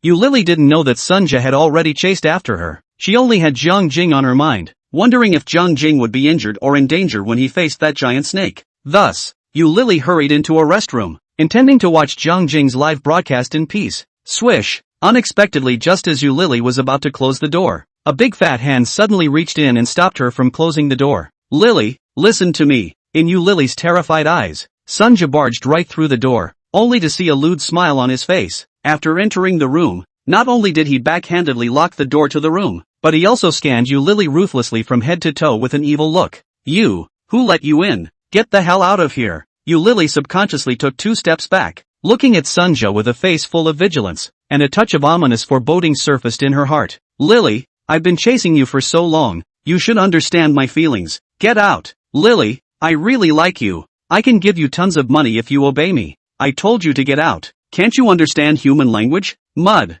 You forced me to do this by refusing to do this. Ah. Chapter 72. I am Jiang Jing's woman. Try moving me. Mercedes-Benz 4S store. Inside a separate lounge. Not only did Sunja unlock the door to his room, but he also pushed Yu Lily down onto the sofa. It had to be said that Yu Lily, who was nearly 40 years old, exuded a unique flavor and flair of a mature woman. She's wearing a standard OL outfit today. Small blouse, wraparound skirt, black stockings, high heels. A head of black satin hair was coiled behind her head, and 2 strands of hair fell casually from her cheeks, adding a little more of the young woman's flavor. Melon face, willow leaf eyebrows, roue fong eyes flooded with peach blossoms. Looking at the posture, the red lips were coated with a layer of nude lipstick that looked rounded and moist and gave off a seductive aura. A pair of at least E-class headlamps held the little shirt up, even pulling out a number of creases horizontally. The extremely exaggerated curves in the little shirt that was so tight to the point that one couldn't help but worry that the second and third buttons, at any moment, could come crashing out. And that wraparound skirt on Lily was also too tight. But it's not about the dress. Rather, it was her extremely exaggerated crotch curve that stiffened a plus-size wraparound dress into a smaller size. Even Yu Lily, who had collapsed on the sofa, bent her legs just slightly, and Sunjo immediately saw the circle of lace patterns at the end of her stockings. This OL outfit on Lily Yu's body made her exude a seductive aura all over her body. Voluptuous, sexy, seductive, captivating. On the contrary, Yu Lily also had a clear and stunning face, which contrasted sharply with her mature, plump, sexy and hot body. Phew, hoo-hoo. Sunja's breathing suddenly became ragged, and his eyes gradually became bloodshot, and he was also swallowing constantly, with the appearance that he was about to transform into a werewolf. 1 second, 2 seconds, 3 seconds. In Yu Lily's terrified eyes, Sunja suddenly walked towards her in large strides, and while walking, he was still unbuckling the waistband of his pants. Seeing that Sunja pounced over like a madman, Yu Lily, in the heat of the moment, immediately raised one foot and viciously kicked at the other party. Sunja, I'm Jiang Jing's woman. Try touching me. When Lily Yu said this, Sunja froze in place. At that exact moment, Yu Lily's black silk legs had kicked over. Under the distraction, Sunja was immediately knocked over by the kick and ended up falling hard to the ground. Spicy next door. Stinky cousin. How dare you kick me? Let's see how I get you. Sunja was instantly furious and immediately got up from the ground before he flew and pounced on Yu Lily, who was reclining on the sofa, in a faster and more ferocious position. Swish! Yu Lily's reaction wasn't slow, and she hurriedly held onto the sofa and made a turn, going directly around to the back of the sofa. Sunja pounced and became even angrier. Seeing that Sunja quickly got up and seemed to be ready to pounce towards her again, Yu Lily hurriedly shouted, Sunja, aren't you afraid that Jiang Jing will directly kill you in a fit of rage? Quiet! The lounge was suddenly quiet. Sunja violently stopped his forward lunge, then looked straight at Yu Lily with a startled and uncertain look. River mirror? Which river mirror are you talking about? Seeing that Sunja seemed to have calmed down a bit, Yu Lily couldn't help but let out a sigh of relief, only to see her quickly reply, which other Jiang Jing? Of course it's the 7th member of the elite squad that participated in this secret adventure. The Jiangshin who was nicknamed Rainy Night Butcher Jiang Jing. Hiss! Sunja was clearly heard to suck in a breath of cool air, and Yu Lily also clearly saw that a look of shock and fear flashed across his face. However, in the next second, Sunja couldn't help but laugh out loud. Lily, do you think you can scare me by bringing up the name of Jiangshun? You also don't take a piss and look at yourself. With a 40-year-old middle-aged woman like you, would Jiangshun look at you? You don't have to keep making up any more lies. I've seen photos of Jiangshun and his ex-wife on the internet, and the woman in the photos isn't you at all. Looking at Sunja's contemptuous eyes and the certain expression on his face, Lily, however, unhurriedly pulled out her cell phone. Swish! The moment I pressed the unlock button, a screensaver photo came into view, only to see Lily hurriedly raise her cell phone up to face Sunja, and her mouth also quickly explained, although I'm not Jiang Jing's main wife, I'm his little wife. I've been with him for 20 whole years, been his underground lover for 20 years, and inside my cell phone, I have all the pictures of him from the age of 20 to 40. Sunja, if you dare to touch me, Jiang Realm will never let you go. Quiet. The lounge was quiet again. Sunja stared with his eyes wide open, his mouth wide open, and his gaze fixed dead on Lily's cell phone screen, as if he had seen a ghost, and his entire body was dumbfounded in place. Whoosh! Only to see Sunja walked over, snatched away Lily's cell phone, and then put his head in front of the cell phone screen, seriously and carefully checking it out. On top of the cell phone screen was a photo of Jiang Jing and Lily together. The young man in the photo was not only handsome, but he was also exactly the same as the Jiang Jing in the official live broadcast. That's right, this man in the photo was indeed Jiangshun. After receiving an affirmative answer, Sunja immediately moved his gaze to the side and looked at the woman in the photo. Although the woman in the photo was very young, looking like she was only in her early 20s, her clear and stunning features were practically carved out of the same mold as Lily. No need to think about it. The woman in the photo must be the young Lily. Only in this photo, Jiang Jing put a hand on Lily's shoulder, while Lily stood slightly nervous. Both are smiling for the camera. Jiang Jing smiled brightly, while Lily smiled a bit coyly and shyly. Anyone who wasn't blind could tell that Lily and Jiang Jing had an unusual relationship. What? After all this, you still don't believe I'm Jiang Jing's woman? Just then, Lily Yu's voice drifted over. Sunja's eyelids fluttered fiercely, and a flash of ominous foreboding instantly surfaced in his heart. He only saw him tremble his lips and was just about to say something, but he didn't expect Lily's voice to float over once again. If you don't believe me, you can click on the cell phone album. It's mostly filled with photos of Jiang Jing, and various videos I took when I was out and about with Jiang Jing. Right, haven't you seen the photos of Jiang Jing and his ex-wife? Inside my cell phone album, there are also photos and videos of Jiang Jing and his ex-wife. I forgot to tell you that Jiang Jing's ex-wife and I were good girlfriends growing up together. 20 years ago, I was with Jiang Jing. Moreover, I'm also the godmother of Jiang Mirror's daughter, Jiang Meng Meng. Sun Chul, Chapter 73, Surprise. The end of the world is coming? The secret world. The body of the blue flame red chain snake fell down with a loud bang. The thousands of poisonous snakes that had gathered near the cave immediately retreated like a tidal wave. Ta-ta-ta-ta. Jiang Jing took large strides and walked over to the corpse of the blue flame red chain serpent, then drew out his pig-killing knife and gave it a scanty stir inside its head, which had been split in half. Ding! Suddenly, a dark red crystal core popped out and rolled straight down to Jiang Jing's feet. The corners of Jiang Jing's mouth curled slightly, and he was about to bend down to pick up this crystal core. Whoosh! Right at this moment, a little guy suddenly drilled out of Jiang Jing's pants pocket and snatched this crystal nucleus away in a lightning-fast manner. Click, click, click. In Jiang Jing's dumbfounded eyes, Sable Cicada not only snatched the crystal core, but also swallowed it in 3 or 2 bites in front of him. Even after eating the crystal core, Sable even stroked her round little belly and burped extremely lazily. Asterisk asterisk asterisk asterisk. Jiang Jing couldn't help but curse with a laugh and said, "When we were fighting, I didn't see you come to help. And after the fight, you jumped out to grab the loot. Why do I feel that I have raised a grandpa? Eat. Such a hard crystal core. Be careful of choking off your teeth." Perhaps sensing Jiang Jing's dissatisfaction, Sable Cicada's small ruby eyes immediately grunted and turned a few times. Immediately after that, it jumped onto Jiang Jing's shoulder with a whoosh sound, and then opened its 2 cute little paws and hugged Jiang Jing's cheeks and kissed it fiercely. "I'll go. Who did you learn that from, little one?" Jiang Jing was instantly taken aback. In her heart, she also couldn't help but wonder if her charm was so great that not only could she kill all the human opposites, but even animals were not spared? However, in the next second, Sable Cicada turned her head to look at Xiaomei, who was standing not far away, and squeaked a few times to Jiang Jing. Immediately afterward, the little guy just lay on Jiang Jing's shoulder and began to gesticulate with his hands. 8th set of radio gymnastics. Now begin. Lumbar exercises. 1, 2, 3, 4, 2,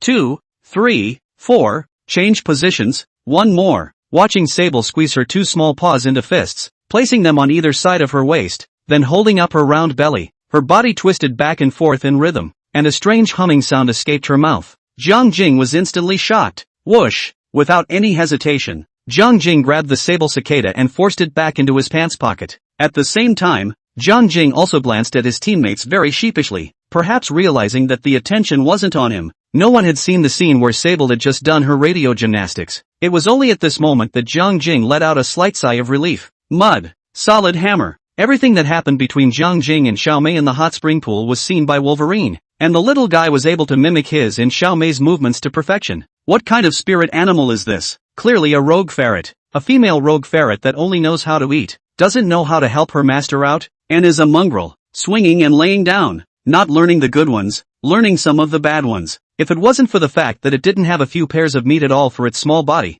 Jiang Jing estimated that he wouldn't be able to resist roasting it for a toothsome meal. All members of the elite squad, gather now for the meeting. Right at this moment, Xiao Wanqing's shout suddenly floated over, only to see her clap her hands and say, "I have an important matter to discuss with you." After saying these words, Xiao Wanqing turned around and walked back into the cave. Xiao Long and Xiao Hu were like two faithful followers, and without saying a word, they followed them in a frenzy. Xiao Mei looked at Jiang Jing with a gentle look, without a trace, before walking towards the cave without a word. The remaining three people, Jiang Jing, Su Yinglu and Zhu Gang, stood outside the cave looking at each other, not knowing what Xiao Wanqing was up to again. But, after a short silence, Jiang Jing also raised his feet and walked towards the cave. Zhu Gang and Su Yinglu exchanged a glance and immediately followed Jiang Jing. Obviously, the elite squad had split into two smaller groups. Xiao Wanqing Gang versus Jiang Jing Gang. North Sha and South River are divided. The caves. Nearly extinguished campfire pile. All 7 members of the elite squad,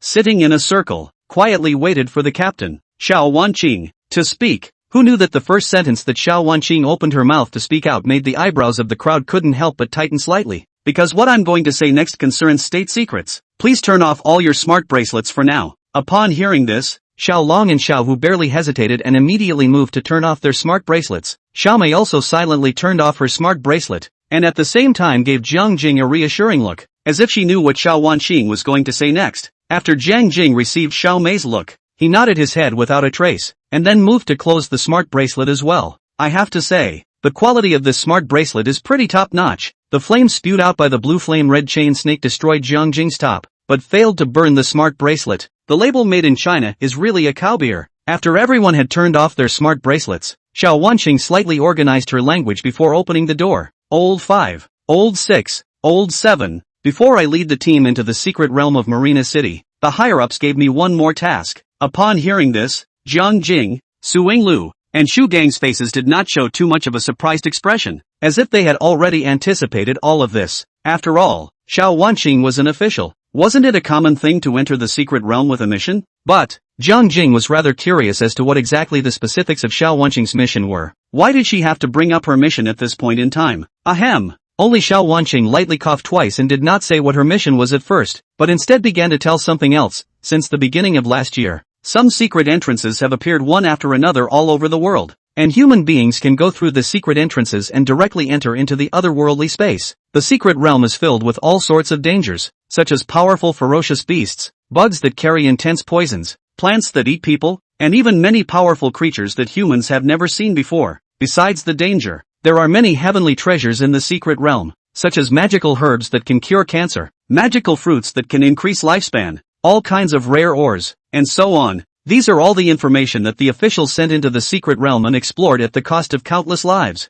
Speaking here, Xiao Wanqing suddenly paused. Immediately afterward, her face became extraordinarily serious. Of course, all of what I said above is official information released to the public. There is also a portion of important information that the officials have not released because they are worried about causing panic among the people and having a great impact on society. And what I'm going to talk about next is exactly this part of the information that is officially hidden from the public. When Xiao Wanqing said this, she purposely observed the faces of Jiang Jing, Su Yinglu and Zhu Gang. It was also discovered that the several people did not have much of an emotional fluctuation, so Xiao Wanqing hesitated a little and immediately threw out a heavy bomb. Officials have discovered something very frightening through a full year of exploration. We can enter this otherworldly space through the secret entrance, and the various ferocious beasts in this otherworldly space can also come to our world through the secret entrance. In other words, we humans are about to face an alien invasion. If we don't find a way to deal with it soon, then the end of the world is coming. Chapter 74. A Sentence of Mrs. Jiang, Yu Lily floated. Marina del Rey, Mercedes-Benz 4S store, VIP lounge. Yu Lily crossed one of her legs and casually sat on the sofa, while a hint of a smile, if any, hung at the corner of her mouth. Sunja knelt in front of her, kowtowing and begging for forgiveness while slapping himself, itching to go on his knees and lick Yu Lily's high heels. Lily, oh no, MS. I was wrong. I didn't know you were Jiang Shen's woman. If I had known that, even if I had 100 guts, I wouldn't have dared to think ill of you. Sunja is a bully. Before, he had investigated Yu Lily's family background and connections. I learned that Yu Lily is a rural person. Her parents are honest farmers, and Yu Lily herself is just a working girl. There is no background at all in Binhai City. That's why Sunja dared to unscrupulously lay his hands on her. However, the smack in the face came really fast. Sunja never dreamed that Yu Lily would get involved with Jiang Shen, and the two of them had an extraordinary relationship. What kind of person is Jiang Shen? That's a murderous demon. When he started to go crazy, even Xiao Wancheng, who had an official background, was severely beaten by him, and from this point of view, there was basically no law in Jiang Shen's eyes. Bullying Jiang Shen's woman? What is this if not a death wish? Sun Shul doesn't want to die yet. He'd only just gotten filthy rich and was enjoying the luxuries of a rich man's life, with large sums of money in his pocket that he hadn't even spent. Wouldn't it be a big loss if you lost your little life because you angered the river god? Take a step back. Although Yu Lily was half-aged and still had her charm,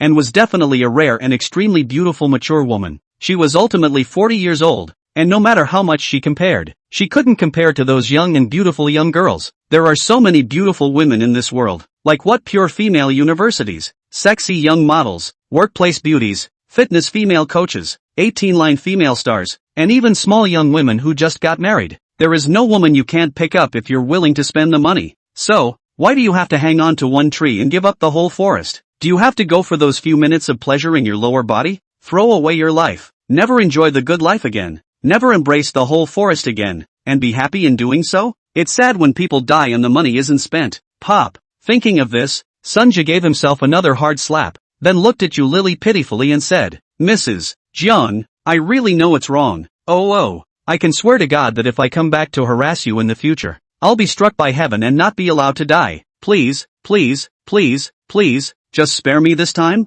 Sunja was kneeling again, kowtowing, slapping himself, and begging bitterly. Yu Lily originally did not have much of a reaction because she felt that it was all Sunja's own fault. However, Sunja said one sentence, but it made Yu Lily's eyes light up. Sun Shul, what did you just call me? The moment Yu Lily said this, Sunja was immediately frozen in place. I only saw Sunja's eyes quickly turn a few times, then carefully said, I just called you, Mrs. Jiang? Well, I'm Jiang Jing's woman, and there's nothing wrong with you calling me Mrs. Jiang. Although Yu Lily's voice was calm, the look of joy on her face was clear to anyone who wasn't blind. Sunja, who saw this scene, after a brief moment of frothing, was instantly enlightened as if he had been enlightened. Mrs. Jiang, look at what you're saying. You followed Jiang Shen in obscurity for so many years. Even if you don't get credit for it, then you've got the hard work, right? In my opinion, only you are worthy of the title Mrs. Jiang, and only you are qualified to be Jiang Shen's rightful wife. You and Jiang Shen are a match made in heaven.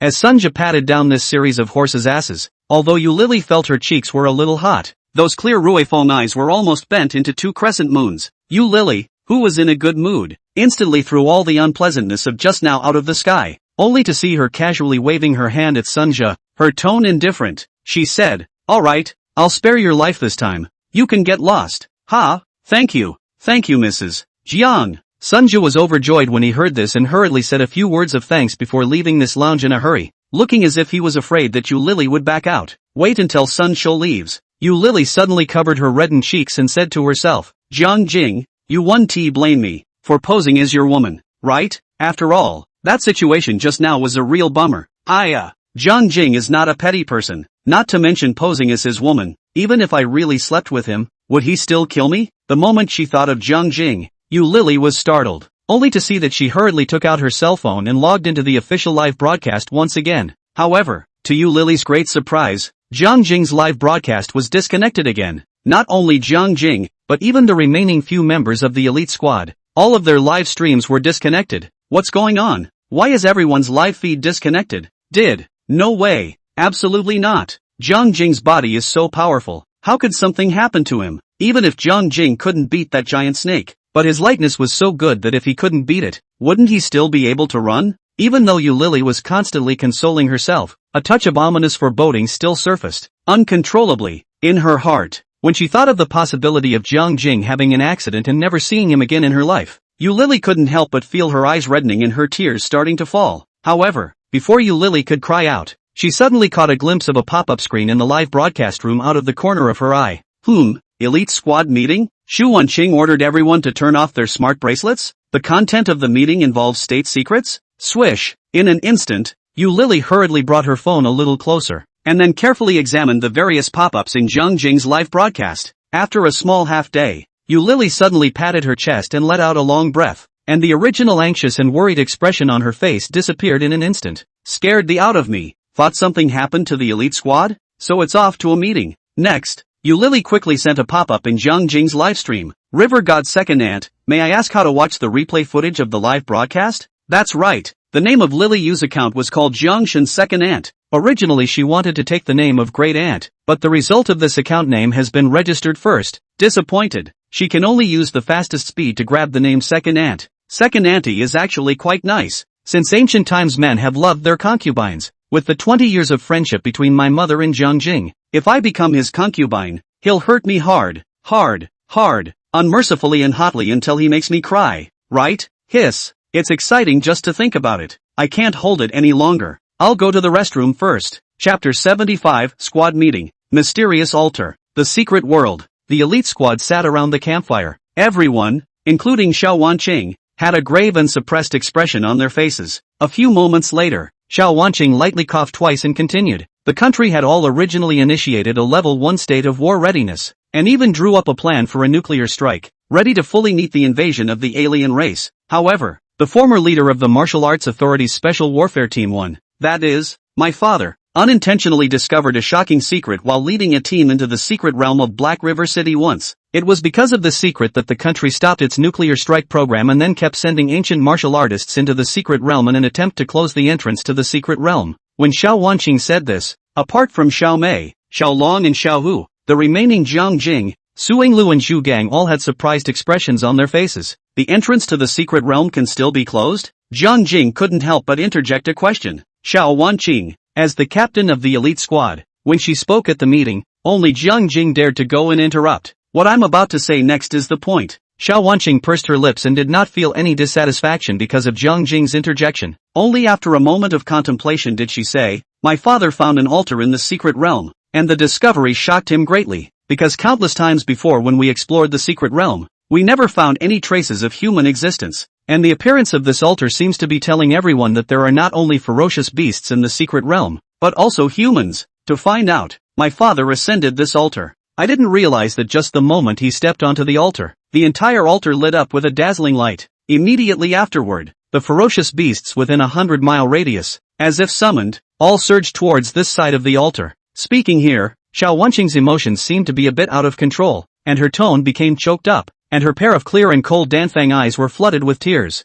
Although she had only told the beginning of a story, Jiang Jing had already guessed the ending. Fruity. After Xiao Wanqing took a deep breath, she continued in a heavy voice. In that battle, my father died in the secret realm, but he did not die in vain. He and the special combat team one he led accidentally destroyed that altar during the course of the battle with the ferocious beasts. At the same time, one of the secret realm entrances within our dragon kingdom also disappeared without a sound at that moment. Speaking of this, Xiao Wanqing's sadness seemed to be swept away and replaced by a wave of pride and pride. It was obvious that in her eyes, her father was a superhero. Silence, no words. A flash of respect appeared on the faces of the crowd. Even Zhu Gang, who was quite dissatisfied with Xiao Wanqing, had also put away his dissatisfaction with Xiao Wanqing at this moment, and his attitude had obviously undergone a sea change. Do you guys know how many secret realm entrances there are within our dragon kingdom right now? Xiao Wanqing quickly gathered her emotions and asked such a question. However, without waiting for the crowd to open their mouths to speak, she continued,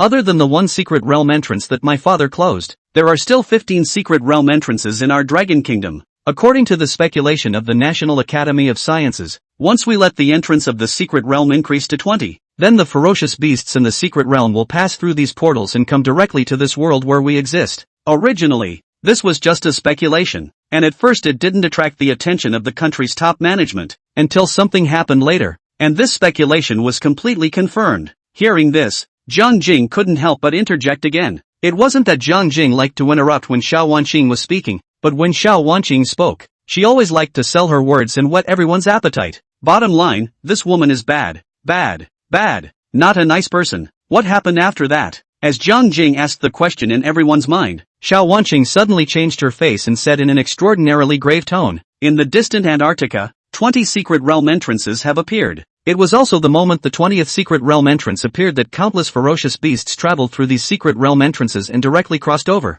descending into the Antarctic continent. Now, that place has completely fallen into a paradise for ferocious beasts, and there are very powerful demonic beasts sitting there. In other words, this world we depend on has been invaded by a foreign race. The moment Xiao Wanqing said this, a chorus of voices sucking in cool air resounded within the cavern. None of the people seemed to have expected the situation to be so dire. Antarctica has fallen, so where will it fall next? Currently, 15 secret realm entrances have appeared in our dragon country, making it the country with the most secret realm entrances in the world. In second place is the Bald Eagle Kingdom, with 14 secret entrances. In third place is the Woolly Bear country, with 13 secret entrances. And the Sakura country, which is neighboring us, only has 9 secret realm entrances. Hearing this, Jiang Jing also roughly guessed what task Xiao Wanqing had been given by her superiors before she led the team into the secret realm. It was nothing more than finding the altar, destroying it, closing the entrance to the secret realm, and stopping the ferocious beasts from descending into the Dragon Kingdom.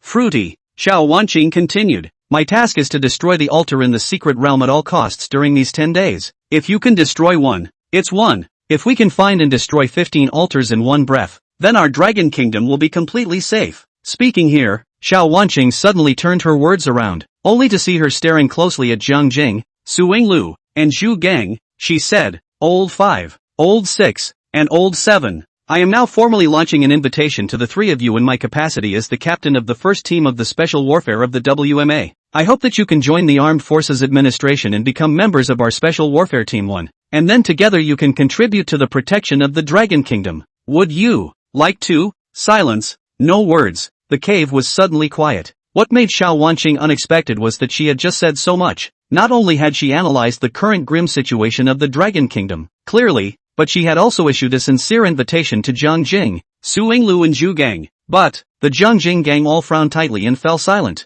None of them opened their mouths to speak or took the initiative to state that they were willing to join her team. At this moment, Xiao Wanqing seemed a bit angry. The eyes that looked at Jiang Jing also flashed a faint trace of disappointment. In her opinion, Jiang Jing possessed such a strong strength that he should stand out like a hero and fight for the survival of mankind. The greater the capacity, the greater the responsibility. If one has all the skills in the world but does not think of serving the motherland and only wants to hide behind others to enjoy the blessings, what is the difference between that and being a coward? However, Jiang Jing's next words, however, caused Xiao Wanqing to hate and rejoice at the same time, and her face was also a shade of red coming to a shade of white. I'm sorry, Captain Xiao, I won't be joining your Special Warfare Team 1, but I will do my best to find the altar and then destroy it, in a bid to prevent the ferocious beasts from descending into our Dragon Kingdom territory. As soon as Jiang Jing said this, Su Yingru, who was sitting beside him, immediately took a stand. Brother Mirror, I don't want to join Special Warfare Team 1 either. Su Yingru shook her head. Then with a look full of anticipation, she looked blearily at Jiang Jing and said, I want to act together with you, to find the altar and destroy it. Good, then we'll do it together. Jiang Jing smiled faintly and couldn't help but raise one hand, gently pinching Su Yingruo's nose. Quiet. The scene was quiet for a moment. In the next second, Su Yingruo's pretty face turned red with a swish. But, Su Yingru didn't get angry, much less resent Jiang Jing's such an intimate move. But instead, a huge wave of delight and sweetness surged in her heart. Did Brother Mirror just pinch my nose? What does he mean by that? Such an intimate gesture can only be made between a couple. That's right, Brother Mirror must like me. Chapter 76 Old 6 is a pure love warrior. The secret world. Inside the cave, Su Yingru found a piece of wolf skin from somewhere and said that she wanted to make a dress for Jiang Jing. Next, the little Nini sat quietly beside Jiang Jing, holding a needle and thread and sewing up, looking like a well-behaved little daughter-in-law. Right at this moment, Zhu Gang suddenly came over with a look of desire on his face. Old 7, can I consult you about something? What is it? Jiang Jing raised his eyes to look at Zhu Gang, then fished out a box of cigarettes from his pants pocket, pulled out one and handed it to him. Zhu Gang took the cigarette and said thank you, but instead of holding it in his mouth, he hung it on his ear. Old 7, it's come to this, I don't want to hide anything anymore. The reason why I entered the secret realm was actually because I wanted to search for a heavenly material that can revive a person's severed limbs. This is very important to me. I beg you, can you tell me where I can find this heavenly treasure? When Xu Gang said this, Jiang Jing was only slightly surprised for a moment, and his face quickly regained its calmness. The secret realm was a treacherous place of 9 deaths and 1 life for ordinary people, and even ancient martial artists who entered the secret realm could not guarantee that they would return in one piece. Throughout the entire elite squad, everyone wasn't fed up with nothing to do and specialized in traveling to the secret realm. Rather, everyone has a reason for having to enter the secret world. Xiao Wanqing brought Xiao Mei, Xiao Long, and Xiao Hu into the secret realm.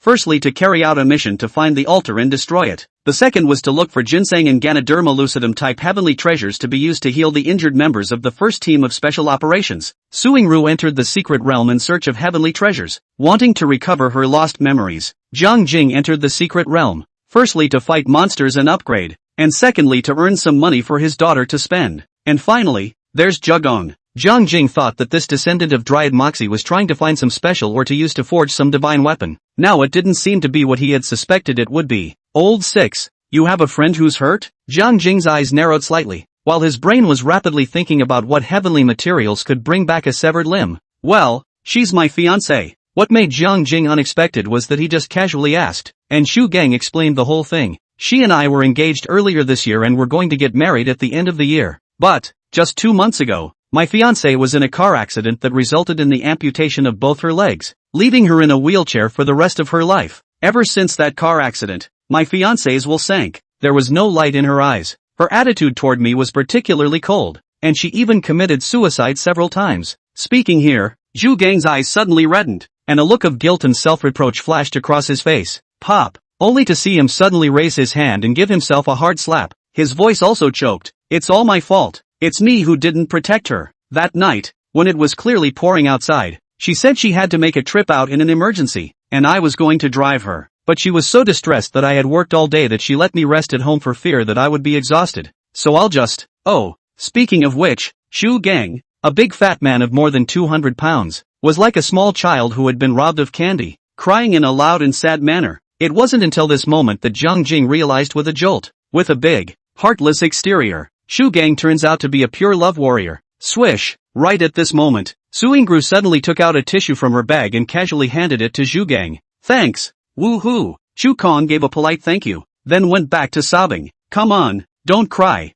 Jiang Jing cried and laughed as he shook his head, then quickly said, I know there are many kinds of heavenly materials that can bring your fiancé's severed limbs back to life. Swish! Xu Gang immediately stopped sobbing, and raised his head violently, his eyes blazing towards Jiang Jing. Narcissus Jade Muscle Bone, Blood Lotus Essence, Chi Velvet Tongue Tian Chrysanthemum, Cockspur Phoenix Anemone, Wood Spirit Fruit, Sky Cicada Spirit Leaf. Jiang Jing reported the names of more than a dozen kinds of heavenly treasures in one breath, directly putting Xu Gang in a daze as he listened to them, and the whole person was dumbfounded in place. However, as if he knew Xu Gang's mind, Jiang Jing immediately opened his mouth again after reporting the names of these heavenly materials and geomaterials. Among these heavenly materials and geomaterials, the one that is the easiest to find and has the best effect belongs to the Wood Spirit Fruit. Wood Spirit Fruit? Xu Gang softly recited the name, and his eyes gradually brightened. He only saw him tremble his lips and just wanted to ask something, but then Jiang Jing's voice drifted over once again. Wood Spirit Fruit? A spirit fruit born from absorbing the essence of wood. It looks like a green date, with an incomparable emerald green appearance and crystal clear. Looking over from afar,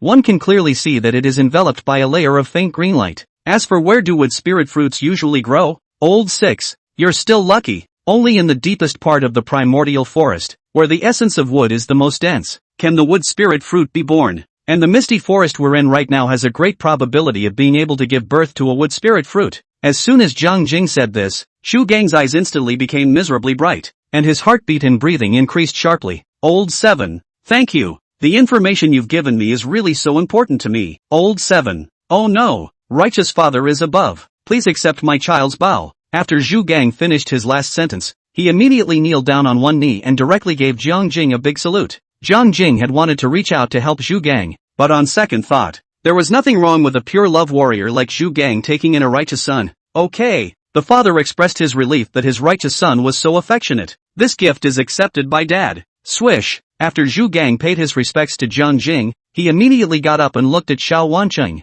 Captain, I'm sorry, but I can't join your Special Ops 1 team either. But like old 7, I will do my best to find the altar and destroy it. It's just that I still have to go searching for the wood spirit fruit to use to heal my fiance's leg." Silence. No words. The conversation between Jiang Jing and Zhu Gang just now was not only heard by Xiao Wanqing, but by the entire elite squad. At this moment, Zhu Gang very frankly refused Xiao Wanqing's invitation, and no one felt that there was anything wrong with him. Instead, the guys kind of admired him for that kind of sentimental character. For the sake of their loved ones, not to risk their lives, determined to step into the secret world of 9 deaths. In this materialistic age, pure love fighters like Zhu Gang are almost on the verge of extinction. So, come on, old 6, Daddy thinks highly of you. Chapter 77, Xiaomei, Sister Zoe. Call me sister. Xiao Wanqing was a bit depressed. Unexpectedly, Jiang Jing, Su Yinglu and Zhu Gang, none of them were willing to join her special combat first team. She also understood very well that ancient martial artists were a bunch of condescending people.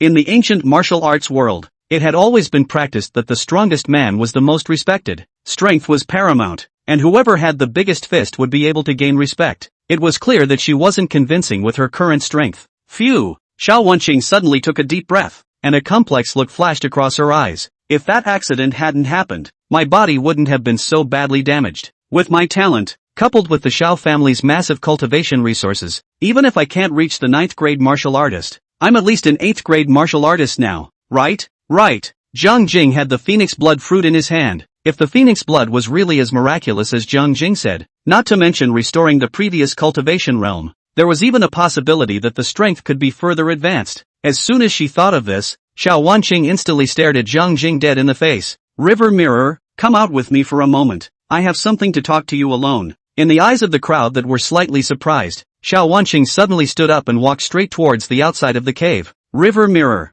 Although Xiao Wanqing didn't explicitly say what it was about, Jiang Jing vaguely guessed that it should be related to the phoenix blood fruit. After all, as soon as Xiaomei came back, Xiao Wanqing scanned Xiaomei from head to toe with a kind of little star. Bright, twinkle put bright eyes. As long as one was not blind, they could clearly see the look of extreme longing in Xiao Wanqing's eyes. Swish! Jiang Jing was about to walk towards the outside of the cave, but who knew that at this time? Su Yingru suddenly shouted out, "Brother Jing, wait a moment." In Jiang Jing's puzzled eyes, Su Yingru handed the wolfskin coat she had just finished, directly to Jiang Jing's face. "Brother Mirror, the clothes are done, so hurry up and try them on to see if they fit?" Su Yingru's pretty face was flushed with a hint of redness. A flash of anticipation flashed through her beautiful eyes, and the corners of her mouth rose slightly, as if she was very happy to be able to make a dress with her own hands and give it to Jiang Jing. Swish swish swish. Jiang Jing wasn't polite either, and took the wolfskin coat and put it on his own body. It had to be said that Su Yingru was really a good girl with a good heart. This wolfskin coat on Jiang Jing's body was not only just right, but it was also very handsome and even filled him with a wild charm. Close your eyes when it's dark. I'm a werewolf. Zoe, thank you. Jiang Jing smiled to Su Yingru to a thank you. This was the first time he received a girl's handmade clothes. Brother Mirror, what? Did you call me? Su Yingru was first slightly stunned, followed by her pretty face becoming more and more flushed, and even her speech began to stutter. What?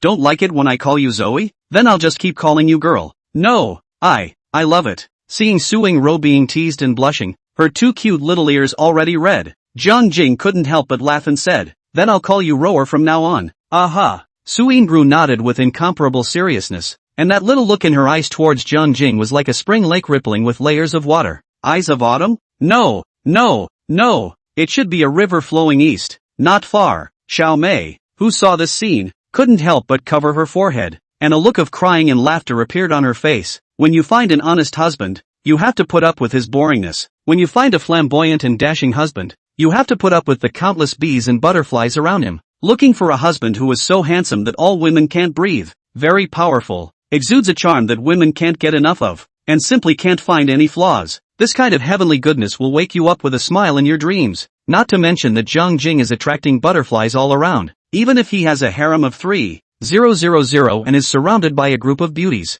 Xiaomei also thinks that this is normal. In Xiaomei's feudal conception, a manly man should have 3 wives and 4 concubines, and the more women that followed her husband around, the more it proved that he was good. What's more, Xiaomei was already engaged to Jiang Jing and would soon become his proper wife. As long as this palace doesn't die, you will always be consorts. So, what could Xiaomei not be satisfied with? Isn't it just a Su Yingru? When the little girl enters, she will have to offer herself tea and call herself a sister. You can't be petty as a sister. You have to be generous so that your sisters will be happy with you. As soon as she thought of this, Xiao Mei's face immediately put on a trace of amiable smile and immediately stood up and changed her position, sitting next to Suing Ruo. Sister Zoe, I didn't expect you to know how to sew. You're really a good girl with a good heart. Auntie May, you flatter me. Don't call me Aunt May, call me sister. Ha, May. May's sister? Hee. Sister Zoe is so good, so delightful. Outside the cave, Xiao Wanqing stood quietly at the edge of the cliff. A breeze blew by, ruffling the bangs on her forehead and at the same time revealing a pair of cold as ice eyes. No one knew she was under a lot of pressure. After her father's heroic death, she decisively reactivated her father's martial artist badge, took over the position of captain of the Special Warfare Team 1, and vowed to keep all foreigners out of the country. However, when she was leading a group into the secret realm once, she was unlucky enough to encounter a large beast tide and almost died there. Because most of the members of the Special Combat Team 1 were veterans under Xiao Father's hand, they desperately protected Xiao Wanqing from the beast tide in order to preserve the old captain's bloodline. In that battle, many people sacrificed their lives and many were seriously injured. There were even a few veteran members who had their meridians broken and were reduced to invalids for the rest of their lives. Even Xiao Wanqing herself was injured, her dantian broken, and her cultivation realm directly fell from the 7th rank to the 4th rank. This time, Xiao Wanqing took the initiative to ask for orders to enter the secret realm of Marina City. In addition to searching for heavenly treasures that could heal her teammates, she was also eager to find elixirs that could repair her dantian. Originally, she had wanted to ask Jiang Jing secretly. After all, Jiang Jing had an ancient herbal secret book which recorded many heavenly treasures that even the Xiao family did not know about. But Jiang Jing's attitude of deliberately making things difficult at that time made Xiao Wanqing so angry that she gritted her teeth and wanted to bite him twice. So, Xiao Wanqing, in a fit of rage at the time, immediately threw her hands up and walked away before she could ask for any results. Later, Xiao Wanqing calmed down and quickly backtracked. Sheep let Jiang Jing to take advantage of. But he did not get the answer he wanted. Simply a big loss. No way. This time, he definitely couldn't let Jiang Jing off easily. Doesn't he like to take advantage? Then I'll give it to him and let him have it until he wants to puke. But, if you have taken advantage of my lady, you have to take out the phoenix blood fruit as compensation. There's no such thing as a free lunch for you in this world. Chapter 78, If a person is shameless, the world is invincible. Ta. Jiang Jing strutted out of the cave with a six-parent pace and came straight to Xiao Wanqing's side. Swish! It was too late. Before Jiang Jing could react, Xiao Wanqing quickly grabbed one of his hands, and then in a swift motion, she tugged Jiang Jing's hand and placed it in front of her. In this moment, time seemed to stand still. Jiang Jing instantly stared with his eyes wide open, his mouth wide open, and the hairs on his body stood up, even forgetting to breathe. So big. Barbecue tips. Although not as domineering and majestic as Xiao Mei, she had already outshone 95% of the Dragon Kingdom women. Asterisk. What are you doing? A thousandth of a second later, Jiang Jing first subconsciously pinched, and then he quickly took a few steps back, pulling away the distance between himself and Xiao Wanqing. Jiang Jing, you're responsible for me. When Xiao Wanqing said this, Jiang Jing almost stumbled and fell to the ground, and at the same time, he couldn't help but be skeptical in his heart. Has Xiao Wanqing been brought down by Xiao Mei? Why do these two women say the exact same thing? You're addicted to touching porcelain? Again? Xiao Wanqing, what exactly do you want? Jiang Jing cried and laughed as he raised one hand and scratched his nose. Suddenly, a faint scent of milk chocolate instantly flooded his nostrils. Looks like, probably, seems like, this hand, just now, was still on Xiao Wanqing's body. This scent, milk is understandable, but where did chocolate come from? I want a phoenix blood fruit. Xiao Wanqing's pretty face surfaced a touch of redness. She did not dream that she would actually shamelessly sell her color one day and make a move of the beauty plan. Oh no, it was a fairy jump, just to blackmail someone for the same thing. But, Xiao Wanqing can't beat Jiang Jing. She can't talk to Jiang Jing. She wants to spend money to buy the phoenix blood fruit in Jiang Jing's hand, but he refuses to sell it. Facing this smelly and hard rock, Jiang Jing, what else could she do? What's done is done. Blackmail is blackmail. Even if she had to carry 1,000 curses and be despised and reviled by countless descendants, she would still get her hands on the phoenix blood fruit today. Ouch! Jiang Jing suddenly slapped his thigh, then said with a smile, so you want the phoenix blood fruit? Aha! Xiao Wanqing's pretty face still had a touch of redness, but her eyes were quite determined. With a look of if I can't get the phoenix blood fruit,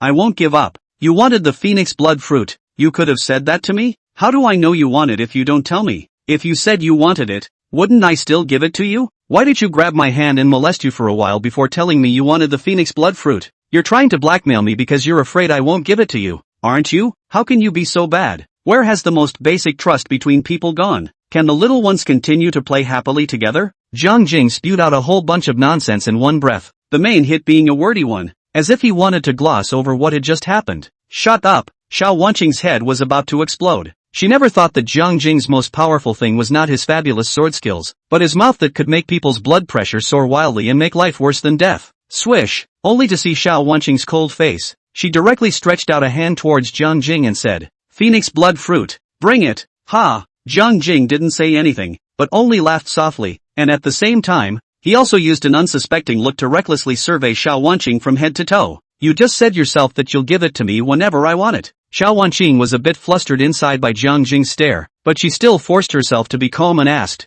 "Could it be that your words don't count, and now you're backing out?" Swish! Jiang Jing didn't answer Xiao Wanqing's question. He only saw a flip of his wrist and instantly took out a phoenix blood fruit from his storage ring. The moment she saw the phoenix blood fruit, Xiao Wanqing's breathing immediately became rapid, and her pair of clear and cold Danfang eyes even shot out 2 lines of horrifying light. This look, as if a wife who has been alone in the house for 27 years, finally waited for her husband to come home tonight. That feeling of impatience, of being on fire, of not being able to wait a second, of being about to explode, scared Jiang Jing so much that he couldn't help but shiver. "I can give you a phoenix blood fruit, but you must promise me a request." Jiang Jing suddenly put away the cynicism on his face. His expression instantly became extraordinarily serious, and even looked at Xiao Wanqing with a hint of warning in his eyes. "What's the request?" Although Xiao Wanqing was very red-eyed with the phoenix blood fruit, she hadn't completely lost her mind and knew to ask Jiang Jing what exactly he wanted to request first. However, Jiang Jing, suddenly changed his serious expression and said cheekily,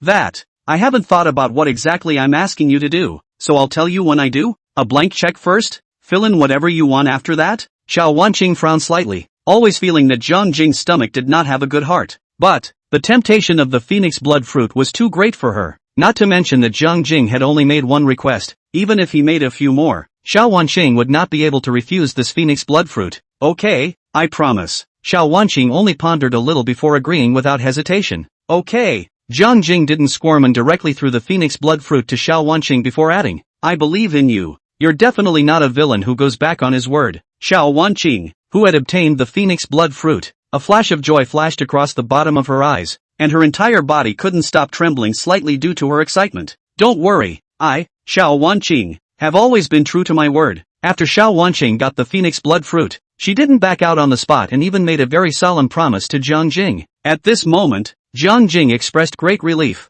Swish! Only to see Jiang Jing turn around, just about to return to the cave. It seemed that he had thought of something. He immediately turned around again and looked straight at Xiao Wanqing. "Anything else?" Seeing Jiang Jing suddenly turn back again, Xiao Wanqing forcefully suppressed the urge to eat the phoenix blood fruit on the spot before raising her eyes to Jiang Jing. "That!" Jiang Jing touched his ears, and his eyes quickly scanned around Xiao Wanqing's body before he curiously asked, "Weren't you wearing a steel underwear before? Why aren't you wearing it today?" "What steel underwear?" Xiao Wanqing was slightly stunned, as if she had thought of something, and an expression of shame and anger immediately surfaced on her face. "That's a gold silk soft armor. This soft armor can withstand the attacks of divine weapons, but it was already cut by you last time. I haven't even asked you for compensation yet. How dare you have the nerve to ask me now?" Upon hearing this, a black line sprang up on Jiang Jing's forehead. "Turns out it's not steel underwear, but a gold silk soft armor. I told you, who wears steel lampshades these days? Doesn't that hurt? That. I have things to do, so I'll go ahead. Bye." After saying those words, Jiang Jing was like a rabbit as he scurried into the cave. As for the compensation for Xiao Wanqing's damaged gold silk soft armor, this matter he froze without mentioning a single word. If a tree doesn't want its skin, it will die. If a man is shameless, he is invincible. Anyway, it was Xiao Wanqing who was shameless first. Jiang Jing was just following her example. Chapter 79. This underwear. Jiang Jing should like it, right? River Mirror is no ingrate. The phoenix blood fruit isn't some crappy cabbage either. The reason he was willing to give Xiao Wanqing a phoenix blood fruit was entirely for Xiao Mei. If after 3 months, the Xiao family reneged and refused to let Xiao Mei go, then Jiang Jing could use Xiao Wanqing's promise to force them to release her. If Xiao Wanqing went back on her word and didn't fulfill the promise she made, then Jiang Jing wouldn't mind giving the nickname Rainy Night Butcher a real name. General, in Jiang Jing's opinion, there was really no difference between killing people and killing monsters. The knife comes out of its sheath and rains blood. The knife returns to its sheath and heads fall. 10 steps to kill a man, 1,000 miles to leave no trace. The matter of whisking away. deep hiding body and name. Ta. Jiang Jing walked slowly into the cave with an extremely lazy pace. Just after stepping into the cave, he saw Xiao Mei and Su Yingruo sitting together. Not only were the two women close together, but they were also talking and laughing, looking as if they were a pair of close and good sisters. On the other side of the bonfire pile, Xiao Long and Xiao Hu were sitting together, and the two of them were whispering something to each other. As for Zhegong, the guy was sitting alone, his head drooping slightly, and although his eyes were staring straight into the campfire, they had long since lost focus. As soon as Jiang Jing took a look at Zhu Gang's soulful appearance, he knew that he must be thinking about his fiancée. LOL. It's good to be young, because young people believe in love. Swish. Jiang Jing thought about it and did not walk over towards Su Yingruo and Xiao Mei's side. Instead, he came straight to Zhu Gang's side and sat down. Old Six, what are your plans now? Jiang Jing took out a box of cigarettes from his pocket and casually handed one to Zhu Gang, and in the process, he also used a lighter to light it for him. Thanks. Zhu Gang took a sharp drag on his cigarette, and the expression on his face gradually became determined as he said, Old Seven, I intend to break away from the elite squad and act alone by myself. Have you thought it over? Jiang Jing's face did not have any expression of surprise, as if he had already expected Zhu Gang to do this. Well, I've given it some thought. Zhu Gang nodded, then looked at Jiang Jing with a grateful look and said, Old Seven, if I can find the wood spirit fruit and cure my fiancé's leg, I will definitely invite you to come and drink our wedding wine then. Okay, I'll drink this wedding wine. Jiang Jing reached out and patted Zhu Gang's shoulder, seemed to be a bit uneasy, so he added a sentence saying, say yes to drink the wedding wine. You kid can't go back on your word and let me off the hook. Man to man, it doesn't take much pretense. Jiang Jing, just a simple sentence, cannot let me pigeon. Zhu Gang immediately understood what he meant. At this moment, Zhu Gang, a big fat man of more than 200 pounds, suddenly had some slightly red eyes, but his heart was warm. Although he hadn't known Jiang Jing for a long time, he didn't know why, but he just felt that he got along with Jiang Jing and was very comfortable with him. This wonderful feeling was as if the two had known each other in a previous life, and in this life they could naturally become good friends without any words at all. Don't worry, the fortune teller said I'll live to be at least 300 years old. My life is so hard that it's not that easy to die. How much did the fortune teller charge you? $2,000. ******. Are you stupid? You gave someone $2,000 after they casually fooled you for a few words? I think that old man, the fortune teller, has a point. Marina del Rey, Mercedes-Benz 4S store. Because the entire elite squad had turned off their smart bracelets, all the signals from the official live broadcast room were interrupted, and everyone couldn't watch the live broadcast for the time being. Yu Lily is getting bored. Unexpectedly, Ruyan Lu suddenly gave her a call and asked her to go shopping together. Thus, Yu Lily immediately looked for her manager to ask for a vacation, and then took a taxi to Yida Commercial Plaza in Binhai City. Next, Yu Lily and Lu Ruyan converged smoothly, and the two women happily strolled around the mall. Time passes by. The two women were strolling around when they suddenly walked into a ladies' lingerie store. Just stepping into the door of this store, Lily Yu's eyes broke into a sea of flowers. As far as the eye could see, all kinds of sexy lingerie were hanging everywhere, and the scene was quite spectacular. Lily, why don't you hang out over here while I go over there and pick out some clothes? After Lu Ruyan threw down these words, she immediately left Yu Lily alone, but she herself lightly walked into a specialized area inside, erotic lingerie specialty area. Yu Lily didn't say a word, and although she pretended to hang out in the general lingerie section, she would sneak a glance at the erotic lingerie specialty section every now and then. In the past, when Yu Lily accompanied Lu Ruyan to the lingerie store, it was Lu Ruyan who was the only one who went to buy erotic lingerie, while Yu Lily, as a single noble, never touched this. But today's Yu Lily was uncharacteristic, only to see that she hesitated for a while, and finally couldn't help but walk towards the erotic lingerie specialty area. Swish, just stepped into this piece of floral green, lace flying all over the sky, suspenders raised everywhere, full of endless ambiguous atmosphere of the specialty zone. Yu Lily's gaze was instantly drawn to a mannequin. The mannequin's body was wearing a set of black skeleton lace underwear. There's very little fabric, but it's flattering without being tacky. As if the raw manufacturer had taken careful measurements of a woman's body, it just happened to snap tightly and definitely not a hair more than necessary. On top of that, the outfit, both the lampshade and the shorts, are cut to look like a piece of butterfly wings. But, in the middle of the butterfly's wings, but slightly cracked a gap. Swish, perhaps associating it with something? Yu Lily's pretty face instantly became a little hot, and a blush flashed in her eyes. However, she hesitated for just a fraction of a second, and immediately waved at the shopgirl not far away. Hello, ma'am, how may I help you? A young female clerk walked over quickly and gave a very polite smile. That black erotic lingerie on the model. Well, please go find me a 37E set. I want to try it on. Yu Lily held back the shyness in her heart and whispered the size she needed. It was obvious to see a flash of surprise on the shopgirl's face, and her eyes subconsciously glanced at Yu Lily's proud capital as they widened. Please wait a moment. I'll go look for it. Okay, thanks. Yu Lily politely said a thank you, and at the same time, she also quickly glanced at Lu Ruyan, who was picking out clothes on the other side of the specialty area. Maybe there's a bit of a heartbreak? Yu Lily didn't dare to make more stops in the erotic lingerie specialty area, immediately lifted her feet and walked towards the fitting room, and also deliberately explained to the female clerk that she would directly send the clothes to the fitting room later. About 5 minutes later, the door of the fitting room was knocked, and the female clerk held a brand new set of underwear and sent it to Yu Lily in a respectful manner. However, just as the shopgirl was about to turn around and leave, Yu Lily suddenly called out to her, please bring me another pair of garter stockings over here. Not fishnet stockings, but long black silk garter stockings. Yes, just a moment, please. And, get me another lace eye mask and a little bow tie. Okay. 20 minutes later, Lily Yu changed into a full outfit, only to see her pretty face blushing as she stood inside the fitting room, looking at the mature and plump, enchanting and charming, sexy and hot, scratchy to the extreme self in the mirror. The heart couldn't help but feel a twinge of anticipation. Jiang Jing, he should like this underwear, right? No way. Get a couple more sets. There was always one that was sure to be River Mirror's favorite. Chapter 80, Phoenix Blood Fruit Side Effects. The Secret World. Inside the cave, Jiang Jing and Xu Gang were chatting happily. Suddenly, however, an inquiring voice drifted over from the side. Mr. Jiang, where is our Missy? Upon hearing these words, Jiang Jing subconsciously turned his head and looked over, just in time to meet the gazes of the two brothers, Xiaolong and Xiaohu, with a hint of doubt.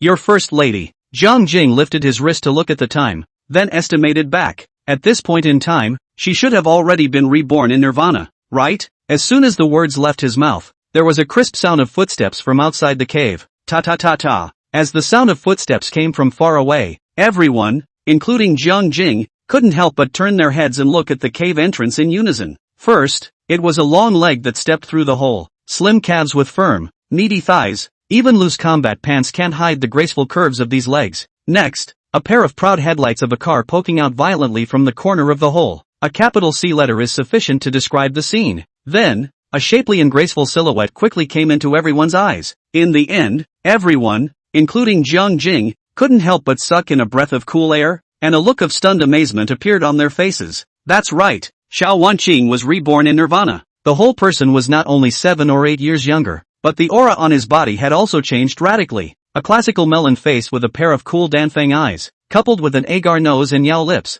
skin like gelatin, long hair like a waterfall, just like a fairy coming out of an ink painting. The looks were already infinitely close to perfection, favoring her even more perfect body. 168-ish height, big bear, thin waist, long legs, tunica. There wasn't a single ounce of excess flesh on her body, and even in her rather loose combat uniform, she couldn't hide her good figure that was both convex and curvaceous. There is a beautiful woman in the north, absolutely independent. One look at the city, and then look at the country. That was what was going through Jiang Jing's head at the moment. Ahem. Perhaps a little uncomfortable by the crowd's stares, Xiao Wanqing dryly coughed twice and deliberately asked with a cold face, "Why are you all looking at me like this? Missy, you." Xiaolong trembled his lips and first looked at Xiao Wanqing with a surprised look before turning his head to Jiang Jing, who was sitting on the side. Well, Jiang Jing gave me a phoenix blood fruit, and my cultivation strength has been restored. Xiao Wanqing knew what Xiaolong wanted to ask, so she simply told the truth in a generous manner. But, Xiao Wanqing obviously cared more about her own strength, and on the contrary, she didn't seem to be particularly concerned about her return to old age and eternal youth. Swish! To the great surprise of the crowd, Xiaolong and Xiaohu looked at each other and immediately got up and came in front of Jiang Jing. Righteous father! Righteous father! Looking at the Longhu brothers who clasped their fists and saluted, Jiang Jing's eyelids jumped slightly and almost subconsciously dodged to the side, while his mouth also yelled, "Don't recognize your righteous father indiscriminately. I'm not your righteous father. Don't panic. Righteous father, please listen to our brothers. Don't listen. Don't listen." Wanker chanting, "Righteous father, the last phoenix blood fruit has already been eaten by your family's eldest young lady. If you have the ability to cut open her stomach and take out the remnants of the phoenix blood fruit to wash it, you might still be able to eat it." See, Xiaolong and Xiao, who did not even want to face, has been to Jiang Jing stalking. That one voice, "Righteous father," shouted, "Then the real father are sweeter." Xiao Wanqing's eyelids twitched fiercely a few times, and a black line ran across her forehead. This is the best of the younger generation of the Xiao family? The family's key talent in the future? Why did it suddenly feel like the Xiao family's future was in jeopardy? And that they couldn't see any hope in the future at all? It's a nasty shame. 2. Xiao Long, Xiao Hu, all come back here. Xiao Wanqing had to speak out and call Xiao Long and Xiao Hu back. If we let the two of them continue to fool around, the face of the Xiao family will be completely disgraced. Don't you guys go pestering Jiang Jing? I also spent a tremendous amount of money to trade away a phoenix blood fruit from him. If you guys can come up with a bargaining chip that will make his heart flutter, I'm sure he'll be willing to trade with you. And, for the sake of a tiny phoenix blood fruit, the two of you actually recognized a thief as. Ahem. How can you guys just call someone your righteous father? As the leaders of the younger generation of the Xiao family, can you two have some backbone? What is the ancestral motto of our Xiao family? Now, right now, memorize it from beginning to end for me. Xiao Wanqing was lecturing. Xiao Long and Xiao Hu were like children who had made a mistake, drooping their heads, looking down at their toes, silent, and on their faces, they didn't even dare to show any hint of dissatisfaction. It was only until this moment that Jiang Jing was able to see clearly what Xiao Long and Xiao Hu were. Nima. This pair of twin brothers with fierce faces were only tall and powerful in appearance, but in reality, they were the two simple-minded Ian Bean. Xiao Wanqing has trained the two of them like a dog. The two of them still have the heart. Take the time to secretly make a ghost face at the river mirror. Xiao Wanqing. Okay.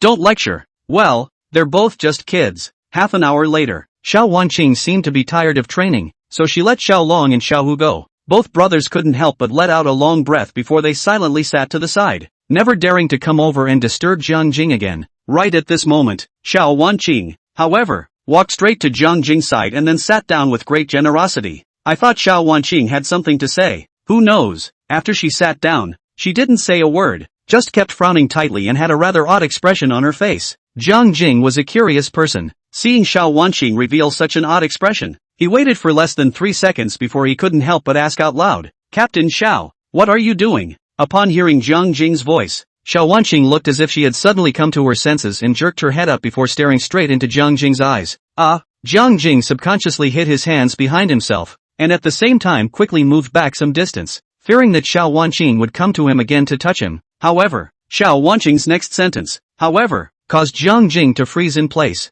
Jiang Jing, does the phoenix blood fruit have any side effects?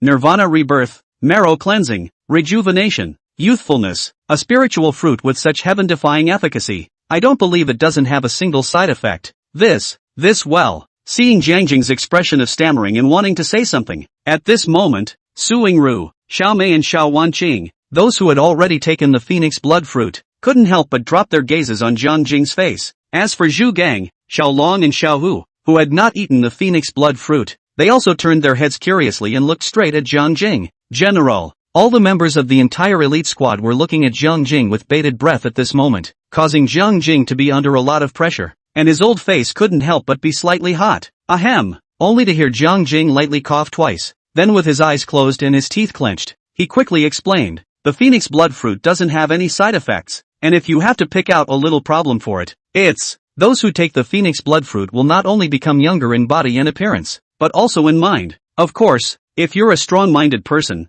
then you won't be affected in any way. So, this problem with the phoenix blood fruit is not a problem at all. Hearing this, Xiao Wanqing couldn't help but frown. After only a brief moment of contemplation, she immediately interjected and asked, what if it's someone with a weak heart? How would they react after eating the phoenix blood fruit? Quiet. The scene was quiet. Jiang Jing was silent for roughly 3 seconds before he slowly spoke. If it's someone with a weak heart who eats the phoenix blood fruit, they will become more and more childish, but it doesn't affect his intelligence or emotional intelligence. It's just a sign of a youthful mindset. Young people should be young. If the appearance alone has become younger, but the mind is like an 80-year-old man, the soul and the body don't match at all. Can you understand if I explain it this way? Chapter 81, the elite squad is being disbanded. The secret world. Inside the cave, the group all looked straight at Jiang Jing with a strange look in their eyes. At first, Jiang Jing did not notice anything wrong. About 3 seconds later, Jiang Jing seemed to have reacted and burst into a rage. Choke, only to see him draw his own killing knife and thrust it violently into the ground,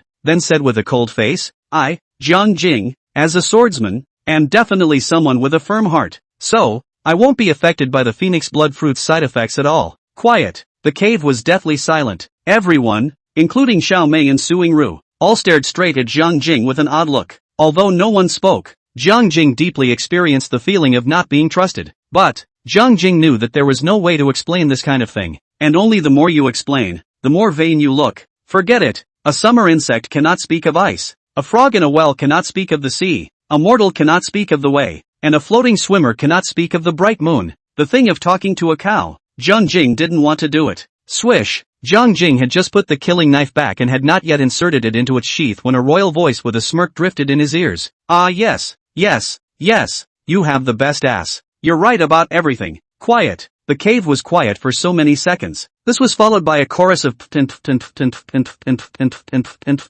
At this moment, Jiang Jing's face carried a trace of shock as he violently turned his head to follow the sound, only to see Xiao Mei covering her own mouth. Both of her eyes curved into a crescent moon, and her shoulders were trembling slightly, a look of desperately forcing back a laugh. On the other hand, holding back a very hard time. Obviously, Xiao Mei had encountered such a once-in-a-lifetime opportunity with great difficulty, so of course she had to return Jiang Jing's previous words that had deliberately exasperated her to him ruthlessly. What did Jiang Jing say about Xiao Mei before? Ah yes, yes, yes, you bear. You're right about everything. It is such a sentence. The then Xiao Mei was so angry that the lampshade was hard to hold a big circle. At this moment, Xiao Mei finally returned the words to Jiang Jing. I just feel that my qi and blood are flowing. My thoughts are flowing. My spirit is refreshed, and I'm smiling all the time. That smile caused the lampshade to expand another large hard circle. Sure enough, women who love to smile are attractive. Phew! Jiang Jing took a deep breath, then gave Xiao Mei a vicious look, and in his heart, he also thought,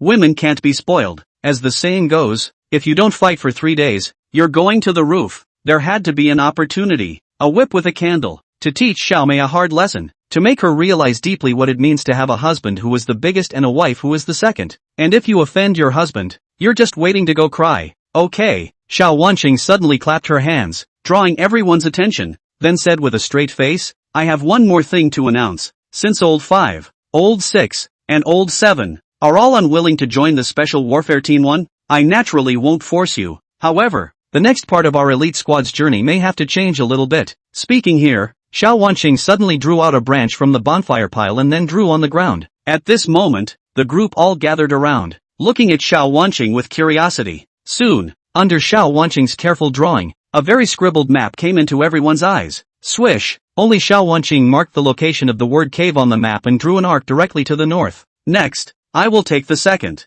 third and fourth and search north along the bottom of the canyon. According to my observation, the temperature is higher in the north, and there is also a faint sulfuric odor wafting in the air. There is a high probability that there will be a volcano in the north, and the Dragon Emperor ginseng I'm looking for can only grow in a place of extreme sunlight, so I want to take my chances. Speaking here, Xiao Wanqing suddenly stopped, then swept her eyes around Jiang Jing, Suing Yu and Zhu Gang. Xiao Wanqing's meaning was obvious. She was now going to lead the group northward, and it was up to her own will whether Jiang Jing, Suing Lu, and Xu Gang wanted to join them or not. Captain, Xu Gang suddenly quivered his lips, only to see him also picked up a tree branch, and then along the map of the cave location, directly to the east to draw a straight line. I want to go to the deepest part of the misty forest. I like what Old 7 said, life and death have their own destiny, wealth and honor, either I die in the forest, or I bring back the wood spirit fruit. Other than that, there is no third outcome. As Xu Gang spoke these words without hesitation, everyone present couldn't help but turn their heads and give him a cheering look in unison. A few moments later, Xiao Wanqing,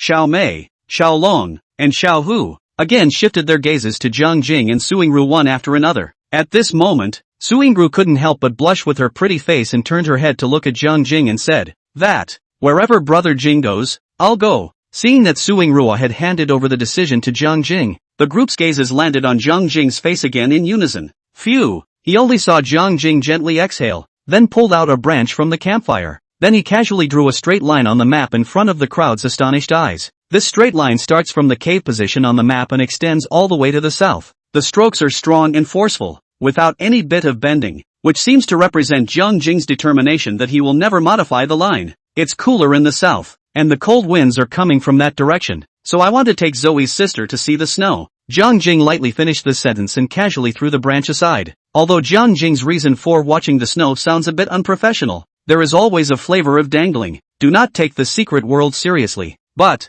Su Yingru, however, raised her head violently, looking straight at Jiang Jing's side face. and layers of waterways also swirled in her beautiful eyes. Ice soul grass. Doesn't it grow in extremely cold places? Brother Mirror is taking me to find the ice soul grass? That must be it. Are you so sure that there is snow in the south? Xiao Wenqing's brows couldn't help but frown slightly, and at the same time, she quickly scanned over Jiang Jing and Suing Ru's bodies with a suspicious look. There are ghosts. There's definitely a ghost. Although this pair of dogs, one of them is a love brain and the other one is a childish child, their intelligence is absolutely fine and there is no way that they can run off to see the snow for no reason. Snow, wherever you look. Why do you have to run to see snow in a secret place? Do you really think we're all idiots with such a poor excuse? It's okay, even if there's no snow in the south, a random ice seller will barely make it. Jiang Jing smiled and snorted, seemingly determined not to tell everyone. He and Suing Ru ran to see the snow, the real reason. After all, the matter of Suing Ru's memory loss was her personal privacy, and Jiang Jing naturally wouldn't expose her privacy.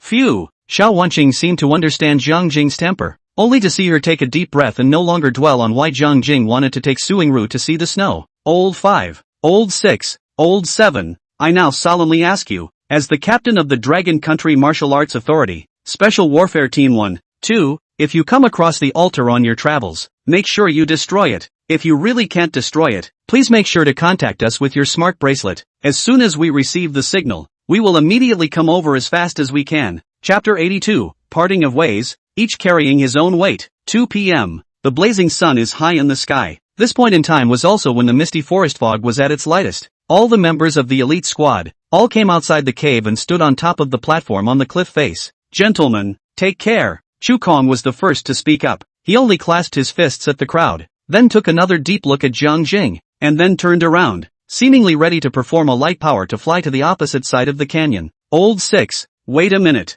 Right at this moment, Jiang Jing but suddenly called out to Zhu Gang, only to see him walk quickly to Zhu Gang's side, and then both pulled out a small medicine bottle from his pocket and shoved it directly into Zhu Gang's hand. Old 7, this is. Zhu Gang subconsciously took the small transparent medicine bottle and lifted his hand to take a look, not realizing that it was filled with blood. This is my blood. Keep it with you just in case. Jiang Jing patted Zhu Gang's shoulder and gave him a cheering look before not saying any more nonsense. Thanks. A warm current flowed through Zhu Gang's heart. He only saw that he carefully, and very solemnly, put this vial of blood into his left breast pocket, and then clasped his fist at Jiang Jing. Immediately after that, he made a turn and flew directly to the opposite side of the canyon by executing light energy. Have to say, although Zhu Gang was a big fat man of 200 pounds, the way he performed his light power and flew in midair, he really looked like an eagle spreading its wings and soaring. Aha! Inside the divine eagles, Yang's big eagle, seeing that Zhu Gang landed on the opposite side of the canyon, and also turned around and waved his hand to the side.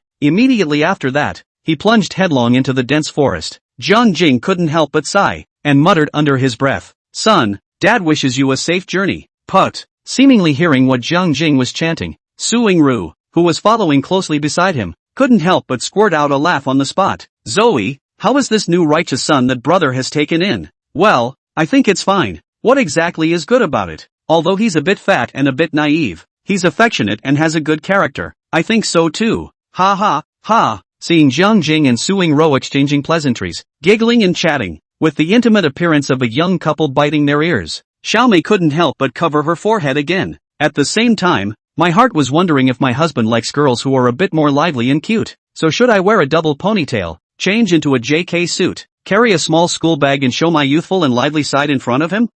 It's a picture that doesn't bear watching. Let's just forget about it. Jiang Jing, we should go too. Take care. Just then, Xiao Wenqing walked over. Only a complex look flashed across her face, and the look she gave Jiang Jing was very odd. But what was strange about it? Jiang Jing couldn't tell. Take care. Jiang Jing cupped his fists and returned the salute, and although he was addressing Xiao Wenqing, his eyes glanced at Xiaomei, who was standing behind Xiao Wenqing. Honey, be safe. Xiaomei's eyes stared straight at Jiang Jing. Her red lips opened and closed. Although she didn't make any sound, Jiang Jing was able to judge what she had just said from the shape of her mouth. Same to you, wife. Stay safe. Jiang Jing quivered his lips and similarly used his mouth to convey what he wanted to say to Xiaomei. After receiving Jiang Jing's secret telegram, the corner of Xiaomei's mouth hooked up into a nice-looking arc, and her eyes towards Jiang Jing became more and more gentle. At the same time, Xiaomei subconsciously touched a small pill bottle in her pocket. What was contained in the bottle was none other than Jiang Jing's blood. This bottle of blood was what Jiang Jing had just secretly slipped to Xiaomei.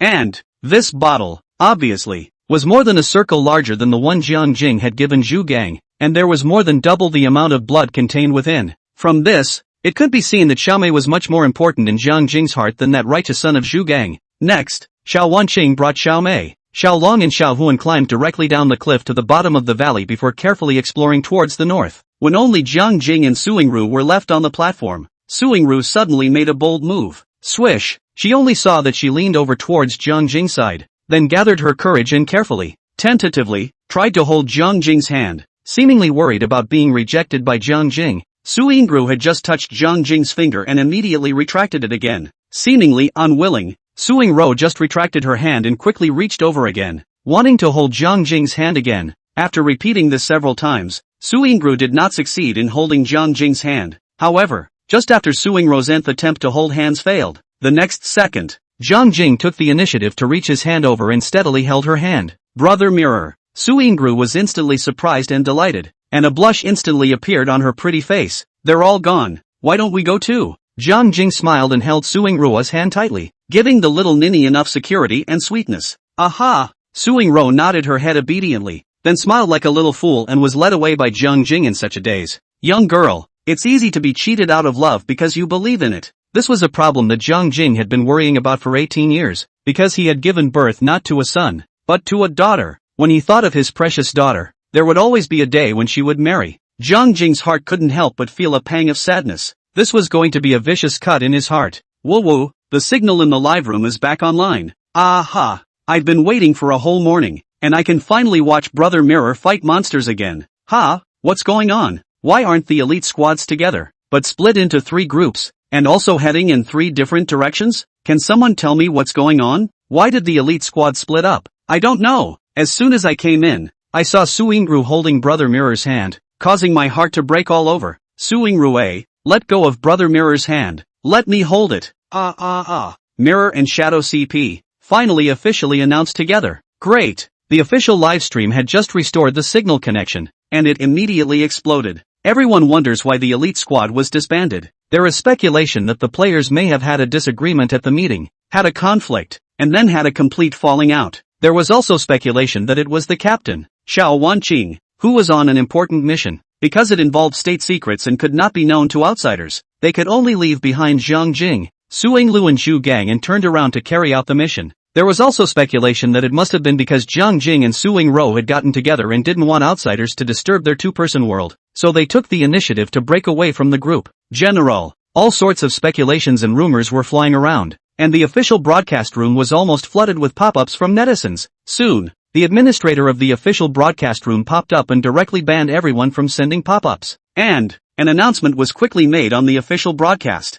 The general idea is that the Daredevil Squad is just a temporary team of adventurers. All members are separate individuals, and when they enter the secret realm, they can either stick together as a group or go it alone. In other words, everyone in the elite squad was not affected in any way in all their activities in the secret realm, and everything came and went freely. On top of that, a second official announcement was quickly made. Designated pharmacies in major cities across the country have shelved the chi and blood pills required for practicing ancient martial arts, and citizens who need to raise their chi and blood values can go to the pharmacies and purchase them on their own. The nation was in an uproar at this news. The netizens who were guarding the official live broadcast room instantly ran off a large portion of them, seemingly all running off to scramble for the chi blood pills that had just hit the shelves. But a search on the internet for the price of the chi blood elixir immediately scared off most of the netizens. A chi blood elixir of 100,000 yuan could only raise 10 points of chi blood value at a time, and the effect would be directly reduced by half if a second chi blood elixir was taken subsequently. Lean. The saying poor in literature and rich in martial arts is indeed true. If you're poor,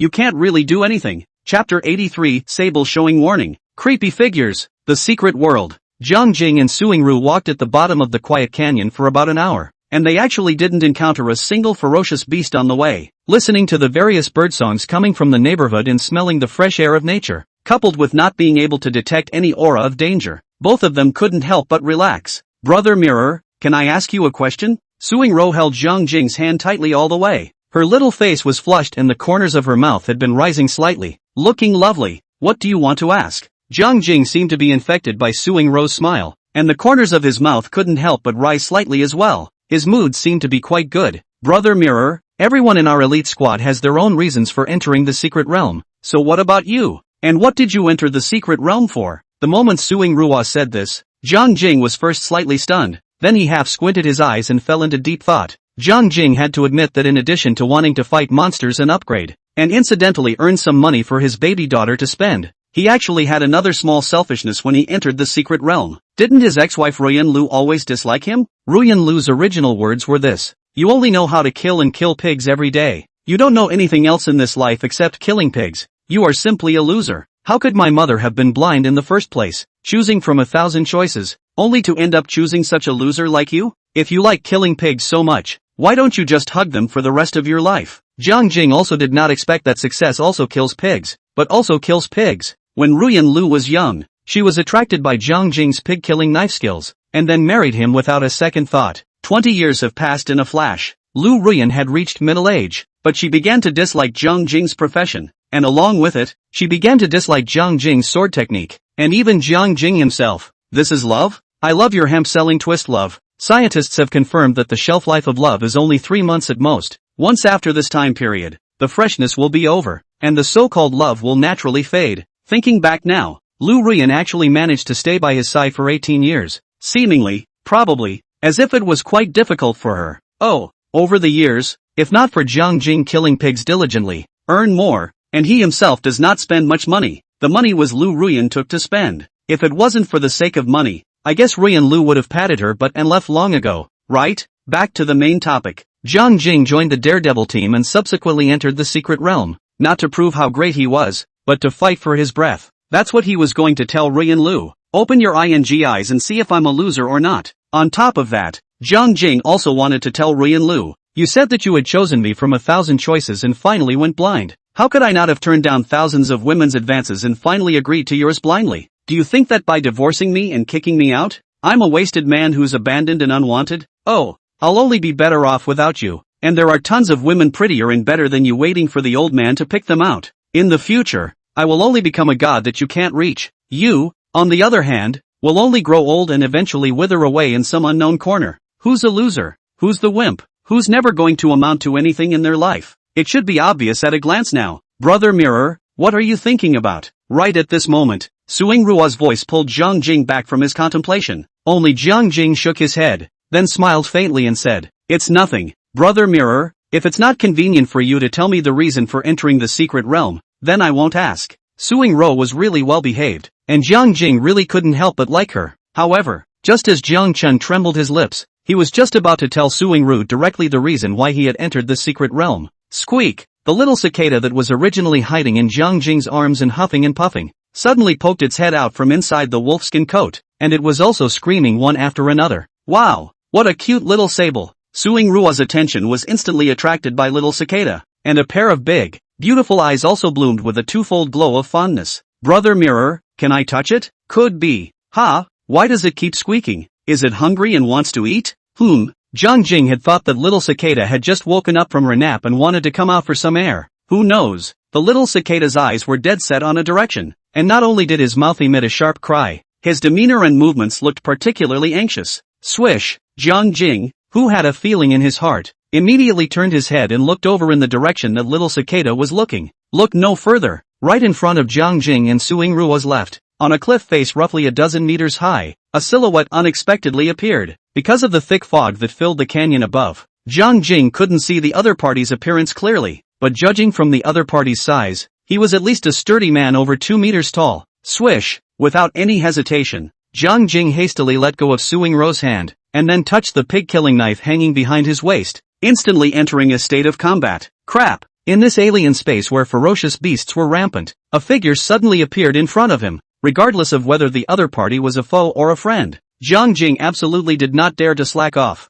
Swish! Suing Ruo's movements weren't slow, and after noticing Jiang Jing's abnormality, she also followed Jiang Jing's gaze. Upon seeing that there was actually a person standing on the cliff, and the other party seemed to be quietly staring at them, Suing Ruo immediately shook her hands, and 2 cold and shining daggers slipped out of her sleeves. Quiet! The canyon was quiet. Sable Cicada didn't know when, but shrunk back into Jiang Jing's arms, as if she had just suddenly popped up and called out twice on purpose to remind Jiang Jing that there was someone in front of him. Jiang Jing made an effort to open his eyes wide and stared at the silhouette on the cliff, as if trying to see clearly what kind of goods the other party was. However, the fog drifting above the canyon was simply too thick, and Jiang Jing looked at it for a long time without being able to get a clear look at the other party's appearance. Just then, an unexpected thing happened. Only a thick fog floated past the cliff, and when the fog dispersed, the silhouette that was originally standing on the cliff had disappeared without a sound. Brother Mirror, where's that guy from earlier? Jiang Jing thought that he was blinking or hallucinating something. However, when he heard Suing Ruo's inquiring voice, Jiang Jing was then incomparably certain that he was not blinkered, and that there was indeed a person standing there just now. Phew! Only Jiang Jing took a deep breath, and after a little contemplation, he spoke. Roar, we may have stepped into the territory of a certain demonic beast. For the rest of the journey, we must remain highly vigilant, and must not take it lightly. Aha! Suing Ruo nodded obediently, her eyes once again looking towards the cliff, and a puzzled expression flashed across her face. What was standing there just now? Was it a human being? Or was it a ferocious beast? If it's a ferocious beast, that's easy to explain. After all, the entire secret realm was a paradise for ferocious beasts, and the occasional appearance of one or two ferocious beasts with a human-like body type did not seem to be surprising.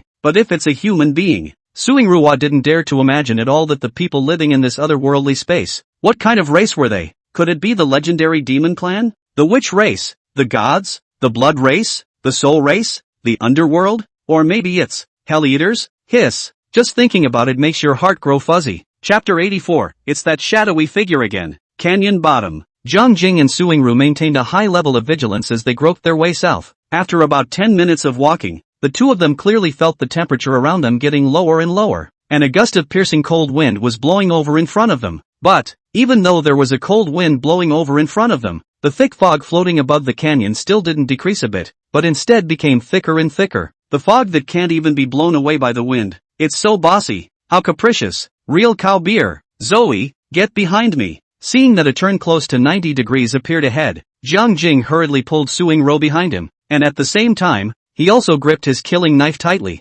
ready to fight at any time. Jiang Jing had suffered a loss once. The last time, he felt his way north along the bottom of the canyon. He also encountered such a 90-degree bend. Results. He had just turned that corner when 10,000 dogs appeared in front of him. Fortunately, the fighting strength of those dogs was not very strong. Jiang Jing could easily deal with it alone. If it was replaced with any other powerful beasts, Jiang Jing did not dare to guarantee that he could retreat in one piece. Therefore, at the sight of another identical bend in front of him, Jiang Jing's heart instantly sounded the alarm. Swish! He was seen quickly sticking to the cliff wall, and then carefully, slowly, bit by bit, he moved his feet forward. When Suing Ruo saw this, she thought that there was some kind of danger ahead, and her entire body immediately tensed up, only to see her following closely behind Jiang Jing, half squatting, her body slightly leaning forward. Her upturned back tunic instantly collapsed the loose combat pants, giving an extremely full arc. Shura assassin? No, no, no. It would be more appropriate to call her the Peach Assassin. Swish! Jiang Jing finally touched the corner of the bend, only to see him cautiously pop his head out and quickly glance ahead. It was this glance that instantly caused Jiang Jing to freeze in place, and an odd expression appeared on his face. Seeing that Jiang Jing hadn't said anything for a long time, he had kept this probing posture, staring stupidly ahead, and the expression on his face was quite strange. Suing Ruo couldn't help but tug on Jiang Jing's wolfskin coat, then inquired in a low voice, "Brother Jing, what's wrong?" "That, you come and see for yourself." After Jiang Jing came back to his senses, he immediately inserted the pig-killing knife back into its sheath, and also walked out from the corner in a big way. Seeing this, Suing Ruo was slightly stunned, and immediately followed closely behind Jiang Jing, also dodging out from around the corner. In the next second, Suing Ruo's pupils shrunk slightly, and an expression of surprise surfaced on her face. Snow! Lots and lots of snow. The front was white, as if the whole earth had been covered with a coat of snow. Jiang Jing also didn't expect that turning out from this near 90-degree bend would be the end of this canyon. Although there was still a dense forest ahead, it was snowy and silver, as if it had come to a world of ice and snow. That feels, well, abrupt. With the exit of the canyon as the dividing line, there is a cold winter climate on one side and a normal climate on the other, with no excess in between. It was as if someone had taken these two worlds with different climates and hardwired them together. Sure enough, what's in the secret realm can't even be measured by a normal human mind. The main theme is one of caprice. Puff! Jiang Jing stepped out of the canyon and stepped on the thick snow, and a crisp yet dull sound immediately came from under his feet. That's right, it's really snowing. The wish to take Zoe's sister to see the snow with me came true by mistake. Brother Mirror, I didn't realize there was really snow on the south side of the canyon. Suingru also stepped into the world of ice and snow with one foot, only to see her crouch down and grab a handful of snow on the ground before scattering it again casually, a happy expression soon surfacing on her face. Since there was snow here, it shouldn't be far from the land of extreme cold. As long as she could find the ice soul grass, Suingru would be able to recover her lost 18 years of memories. So can she not be happy? Come on, let's go to the front. Jiang Jing stroked his chin, then casually pointed his finger in a direction and immediately took a step over. Although this was a world of ice and snow, the surrounding area was still filled with fog, and the visibility definitely did not exceed 10 meters. Trying to find the ice soul grass that could restore one's memory in such an environment was undoubtedly difficult. Aha! With an obstructed view, one has to take one's chances. Brother Mirror, wait for me. Suingrua hurriedly followed and took the initiative to hold Jiang Jing's hand. Although her little face was slightly flushed, it wasn't as shy as the first time she held hands with Jiang Jing. Puff, puffing, puffing. Walking on the snowy ground in the forest, the well-behaved sister is my companion. The blue sky with a sunset in the chest. The colorful clouds are the clothes of the evening sun. Jiang Jing and Suingru had only just walked forward for more than 10 meters when suddenly, both of them stopped their advance almost simultaneously and looked ahead with shocked faces. Swish, swish. In the next second,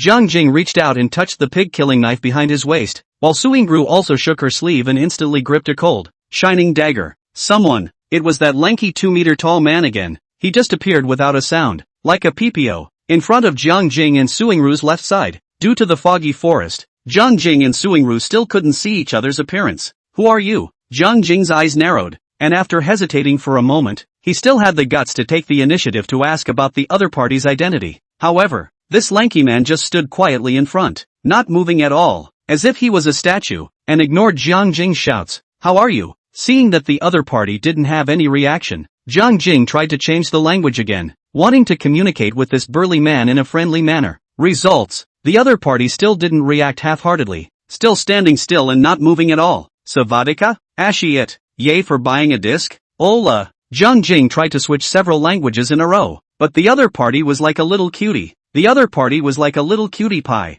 standing still and not reacting at all from beginning to end. Marred. I'd like to see what the hell you are. River Mirror got a little angry. He hated this kind of trick of pretending to be a god, so he directly drew his killing knife and took a big step towards the figure. However, in the next second, Jiang Jing froze in place, for the tall figure, again, disappeared without a trace in an instant as a heavy fog drifted over. Asterisk asterisk asterisk asterisk. Hit a ghost? Jiang Jing couldn't help but rub his eyes and looked ahead again, but it was already empty. The figure from before had truly disappeared. Brother Mirror, what exactly is that shadow? Just now? Suingru also witnessed the scene that happened just now, only to see her shiver. She immediately moved to Jiang Jing's side, and she also tightly hugged his arm. At this moment, Jiang Chen only felt as if his arms were caught in 2 balls of cotton candy. But, before he could savor it, Suingru's shocked cry came from his ears. Brother Mirror, look over there. Swish. Jiang Jing was first slightly stunned, then hurriedly looked over in the direction Suingru had pointed. Look no further. The black shadow that had been in front of them on the left just now had unexpectedly appeared behind them on the left at this moment. The other party was still standing still. It was impossible to see his appearance. Only his burly figure could be seen.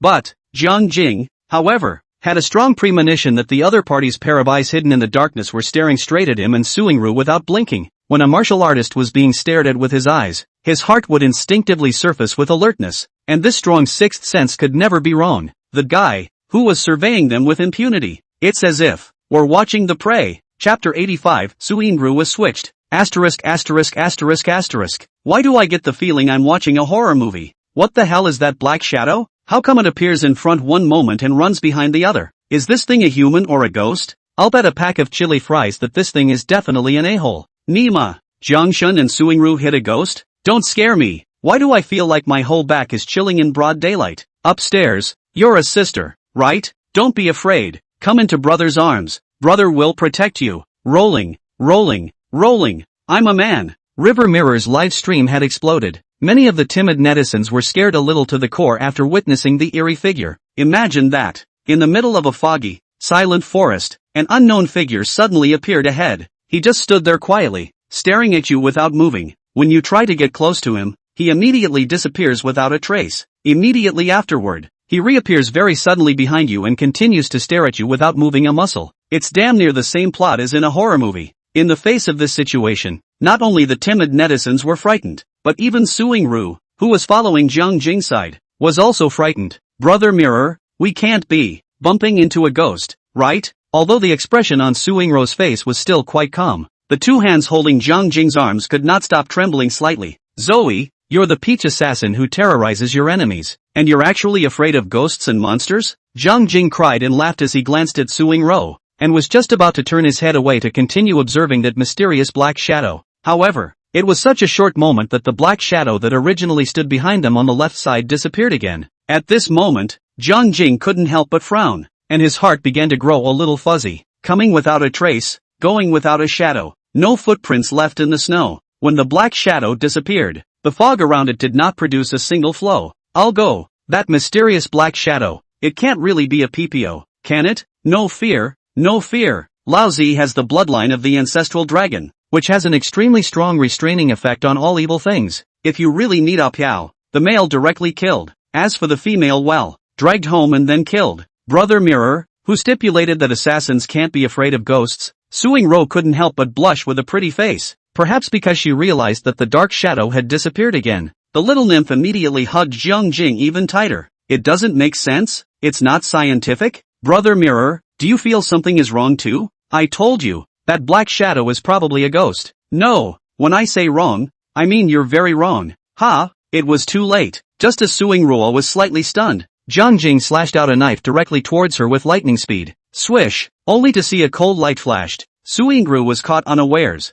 and was immediately sent flying 7 or 8 meters away by this knife, and finally fell heavily on the snow. However, instead of any wounds appearing on Suing-ru's body, a light pink halo lit up in front of her chest, and it seemed that it was this light halo that counteracted the damage from Jiang Jing's slash just now. Quiet. The scene was quiet. The official broadcast room was also dead silent. Netizens seemed to be petrified in place by this scene. Ha! Right at this moment, a puzzled voice came out of Suing-ru's mouth. Brother Mirror, how did you find out? Only to see that she changed her timid and scared appearance from earlier, and stood up from the snow in a big way. And by the way, she also straightened her clothes, and then she looked at Jiang Jing with a curious look. You really aren't Suing-ru. Jiang Jing's face instantly grimaced while his brain raced. Where did the real Suing-ru go? Is she in danger at the moment? And this imposter in front of her, when exactly did she secretly carry out the transfer with Suing-ru? Brother Mirror, you haven't answered my question. In Jiang Jing's dumbfounded eyes, Suing-ru first twisted her erect rear tunic, then licked her lips with her tongue,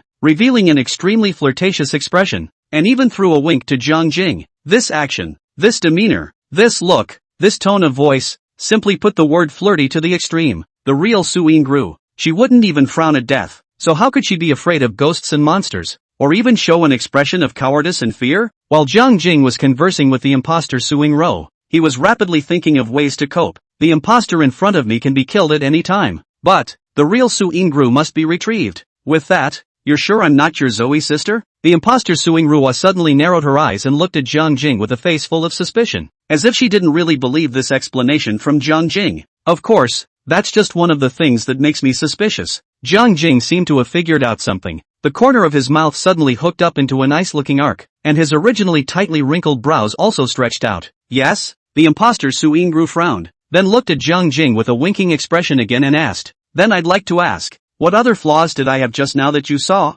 Ha! Jiang Jing couldn't help but let out a light laugh and said, Suing-ru's nickname isn't Peach Assassin, and you didn't react at all when I called you Peach Assassin just now. So that's your biggest break. You. The imposter Suing-ru was slightly stunned by what she heard, and seemed to have thought of something, and immediately opened her mouth to say, so you have long since begun to suspect me, and just now it was you who were intentionally trying to test me? That's right. Jiang Jing nodded his head graciously, then looked at the imposter Suing-ru with a smirk, a look of contempt on his face as well. At this moment, imposter Suing-ru's face was quite wonderful. 3 parts resignation, 3 parts frustration, 3 parts chagrin, and 91 parts exasperation. Oomph, only to hear the imposter Suing-ru snort coldly and said in annoyance, even if you have recognized my disguise, so what? Don't forget, your Zoe's sister is in my hands now. I advise you that you'd better behave yourself and follow my orders, or else, choke. Before the imposter Suing-ru could finish her words, a cold light suddenly flickered between heaven and earth. In the next second,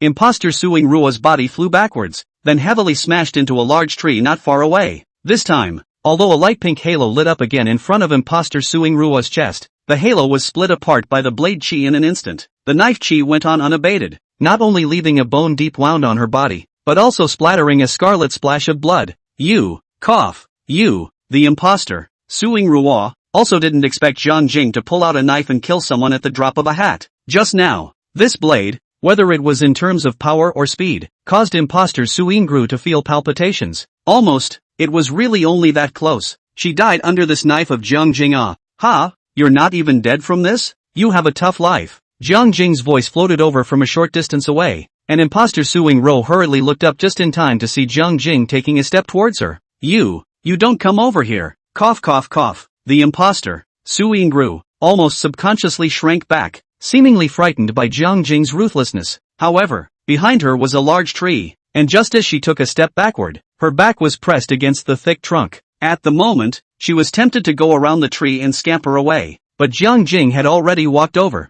his eyes locked on her with a deadly gaze, and the killing knife in his hand was flashing with a cold light. Imposter Suing Rua had a strong premonition that as long as she dared to escape, the next second, Jiang Jing's killing knife would ruthlessly slash at her body. Done. The old lady's in the gutter on this one. Humans, indeed, are a very cunning and insidious race. You don't come over. Ah. Chapter 86, A Fox is not a fox. It's pure scratching light. Asterisk.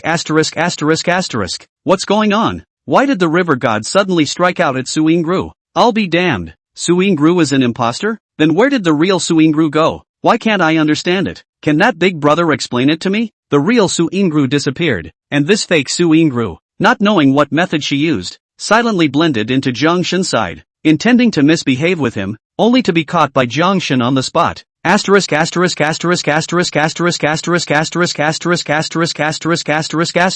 When was Suing Gru dropped? Why didn't I realize? And how did Jiang Shen know that this Suing Gru in front of him was an imposter? I am now curious. Is this imposter Suing Gru a human being, a ghost, or a demonic beast? Brother Mirror is awesome. I love you. The official livestream blew up once again. The moment they saw Jiang Jing make a stab at Suing Gru without warning, countless netizens' faces were filled with question marks. However, upon learning that the Suing Gru in front of them was actually an imposter, countless netizens' faces were filled with exclamation points. Next, after seeing the imposter Suing Gru threatening Jiang Jing, she was sent flying by Jiang Jing with a knife, and her mouth was even shouting, "Don't come over here." The faces of countless netizens were a sea of ellipses. Anyway, in just 10 seconds or so, the plot reversed several times in a row, and the wonderful expressions on the faces of the netizens could have been made into a short drama. The secret world. Jiang Jing had already walked up to the imposter Suing Gru. He squatted down and looked at the other party's face, which was exactly the same as Suing Ru's, and couldn't help but tisk twice. Let me guess, what breed of demon are you? Jiang Jing reached out and cupped the imposter Suing Ru's chin, scrutinizing it as if he was looking at a commodity. Under the imposter Suing Ru's eyes, a trace of annoyance immediately flashed through, but she didn't dare to move a single muscle for fear of angering the bogeyman in front of her and thus losing her little life. To be able to make my misty pupil phantom sable fall into a coma without realizing it, such a brilliant illusionist tactic is not common. As Jiang Jing slowly uttered such words, the bottom of imposter Suing Ru's eyes immediately flashed with a trace of panic, and her body couldn't help but tremble slightly. Ha! Seeing that the imposter Suing Rua still hadn't yet revealed her true form, Jiang Jing suddenly laughed softly and said, "Ordinary foxes, naturally, can't possibly be the opponent of our family's little cicada. Only the emperor of the fox clan, the legendary nine-tailed fox, can suppress our little cicada. Little fox, why don't you show your fox tail?" Swish! As soon as the words left his mouth, Jiang Jing suddenly shot out and choked her neck, and then his 5 fingers gradually exerted force, as if he intended to slowly strangle her to death here. Cough cough cough. Let go of me. Imposter Suing Gru was choked to the point that she couldn't breathe, and could only use her own hands, desperately trying to wrench Jiang Jing's palms. However, Jiang Jing's strength was so great that the seriously injured imposter Suing Gru couldn't break his grip at all. 1 second, 2 seconds, 3 seconds. The imposter Suing Rua's pretty face had already been suffocated with an incomparable redness, and even her lips had begun to turn slightly white. But Jiang Jing still didn't stop. Instead, he even increased the force in his hands by a few points. Right at this moment, a large plume of green smoke suddenly emerged from the body of the imposter Suing Rua. In the next second, 3 fluffy fox tails just burst out of her warren. At the same time, her face and body underwent a radical change, directly transforming from Suing Rua's appearance into a pure and cute little loli. Big eyes, long eyelashes, little pink lips, and 2 fluffy fox ears. Lean, Childish giant lamp. Wouldn't that be a pure beast-eared lady? Ha, how come there are only 3 tails? Where are the other 6? Jiang Jing was slightly stunned by the situation, and at the same time, he also loosened his palm, not really strangling this vixen. Cough cough cough. The vixen collapsed to the ground, covering her neck, coughing non-stop, coughing up tears, and with a look of panic and fear on her face. This pearly, weak, helpless, pitiful and miserable appearance, if placed in the usual way, would definitely be able to stir up the protective desire of many men. However, what protectiveness after she reveals her true form as a beast-eared lady? Compassion? It's all gone. The vast majority of male netizens are now presumably only possessive. Don't kill me, please, please. I can give your Zoe sister back to you. After the fox spirit revealed her real body, she seemed to be even more scared, only to see her kneeling on the ground, constantly kowtowing towards Jiang Jing and begging for forgiveness. Her tears were even more sporadic. Take me to Zoe first. If she has half a scratch on her, you're dead today. Jiang Jing first picked her up with one hand, then put the killing knife on her neck, and also pushed her towards the direction of the canyon. How did you know your Zoe sister was in that place? A look of doubt flashed across the vixen's face, and she couldn't help but open her mouth to inquire at once. Ha! Jiang Jing once again laughed softly and said, when Zoe and I first saw the black shadow, a cold wind happened to blow over, so I guess it should be you using illusions on us, right? It's just that I'm a very strong-willed person, and I won't be affected by your illusions at all. But Zoe's sister, and my contracted beast, little cicada, should have been under your control at that time,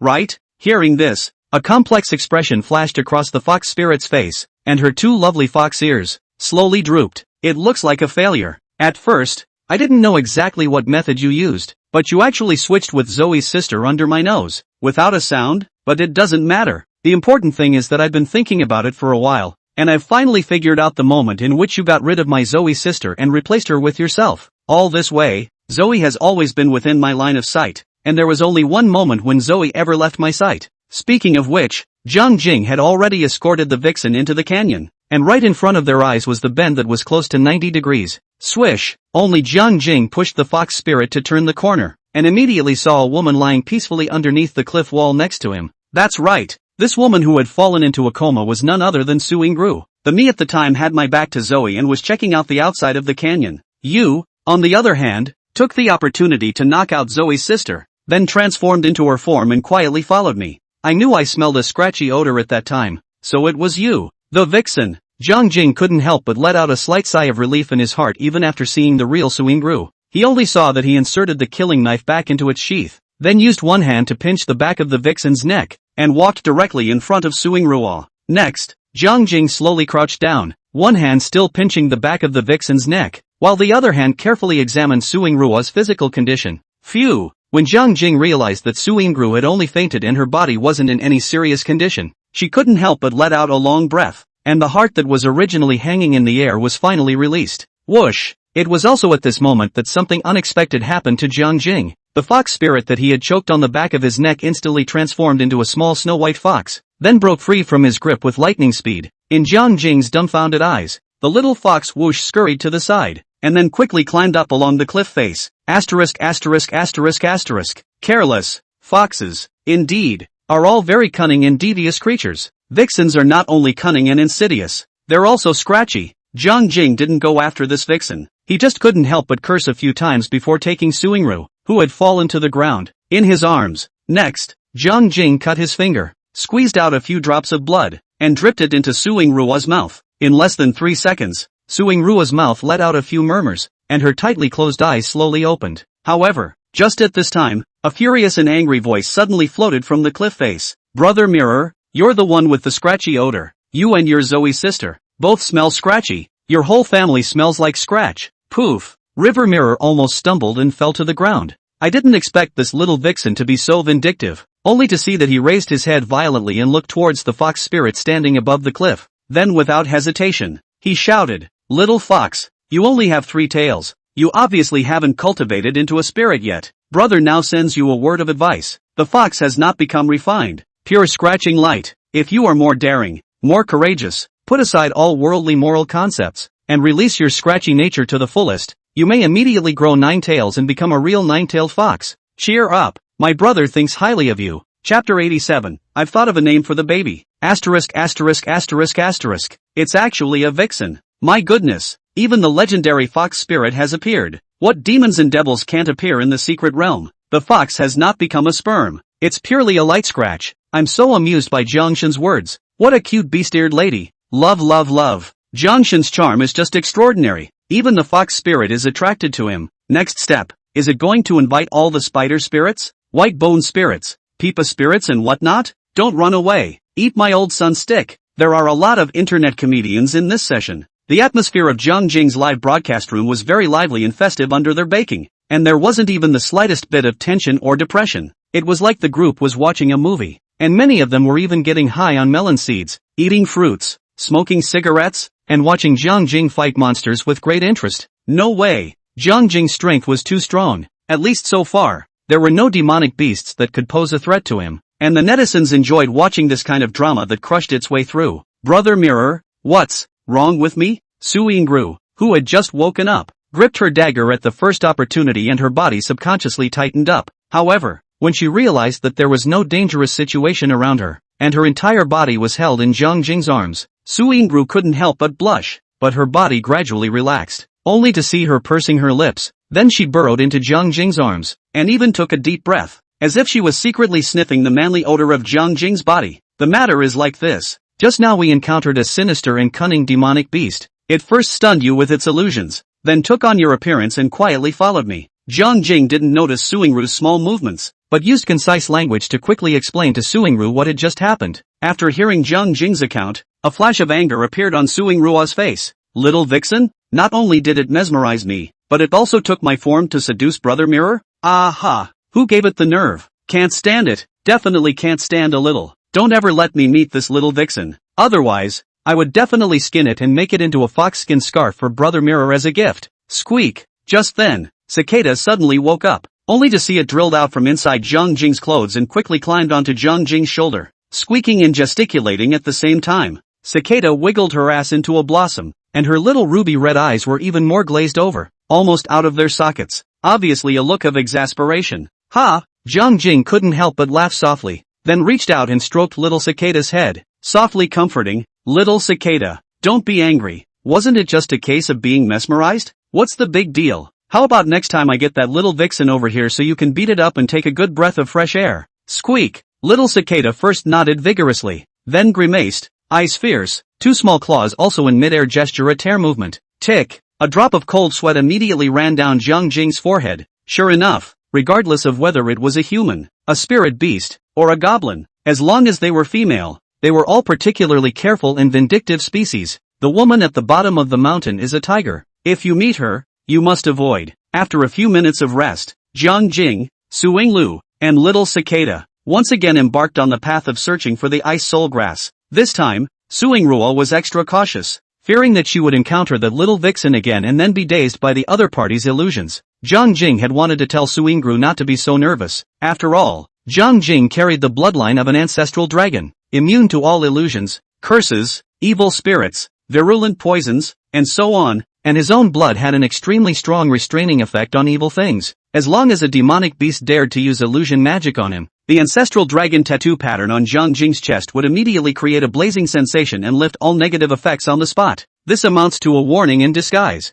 Jiang Jing just relied on this kind of early warning to quickly see through the little vixen's disguise and analyze the other party's modus operandi. But on second thought, in addition to this type of ferocious beasts in the secret realm that were good at using illusions, there were also quite a few monsters that were powerful, sinister and cunning, and good at hiding their tracks. It's right to be cautious. 1 minute, 2 minutes, 3 minutes. Jiang Jing and Su Yingru didn't know how long they had been walking. The sky was gradually darkening, not to mention any heavenly treasures. They didn't even encounter a single ferocious beast. It was as if all the ferocious beasts had run off to hibernate in this world of ice and snow, and not a single one of them was blindly wandering around outside. Seeing that it was getting late, Jiang Jing and Su Yingru discussed it and decided to find a safe place to land first, rest for a night, and then continue to look for ice soul grass tomorrow. Here's the problem. Where they were now, there was no place around them to land safely except for endless trees and thick snow. You can't play a pit in the snow and jump in to make do for the night, can you? Or find a big tree and hide in it for the night? Swish! Jiang Jing's gaze swept around the area and quickly locked onto a huge tree that was hugged by 7 people. Zoe, come with me. Only Jiang Jing greeted Su Yingru. Then he came to the front of that big tree, drew out his killing knife, and slashed directly towards the trunk of the tree. Boom boom boom. With Jiang Jing's quick blade, a hole was quickly chiseled out of the tree trunk. Next, Jiang Jing probed inside the tree hole, and the killing knife continued to slash sparingly. Countless wood shavings and chunks of wood have splashed out from within the tree hole, and then fell under the tree, slowly piling up into a small mountain. 10 minutes later, a brand new tree hole was just chiseled out by Jiang Jing. The hole was almost 5 meters above the ground, which would prevent some small reptiles, by mistake, from climbing into this tree hole. On top of that, the hole was so narrow that it could barely accommodate a person climbing in. The interior of the tree hole, however, was more spacious and could accommodate at least 2 adults lying side by side in it without feeling cramped. Jiang Jing also deliberately chiseled 2 vents to ensure air circulation while still being able to go through these 2 small holes to observe the situation outside the tree hole. Roar, let's make do within this tree cave for the night, and wait until tomorrow after dawn. Brother will take you to look for the ice soul grass, okay? Aha. Then go into the tree hole and organize yourself while I clean up the chunks of wood and wood chips under the tree. Okay. Suingrua's pretty face was suddenly a little hot. When she thought of tonight, she would have to sleep together with Brother Mirror squeezed inside a tree hole. She couldn't help but feel her heartbeat accelerate, and her little head began to think wildly. What's a good name for a child? A boy will be called Jiang Baobao and a girl will be called Jiang Bebe? No way no way. It's too cheesy. Since it's in an icy forest with occasional cold winds blowing around, the boy will be called Jiang Feng and the girl will be called Jiang Shui? Oops. It's so hard to name a baby. How about letting Brother Mirror make up his mind? I'll just give birth. Chapter 88 Brother Mirror. I like you. Nightfall. A blood moon slowly emerged in the sky. The scarlet moonlight spilled down, and the entire misty forest seemed to be covered in a demonic red veil. Jiang Jing and Suing Ro simply ate some dry food to pad their stomachs.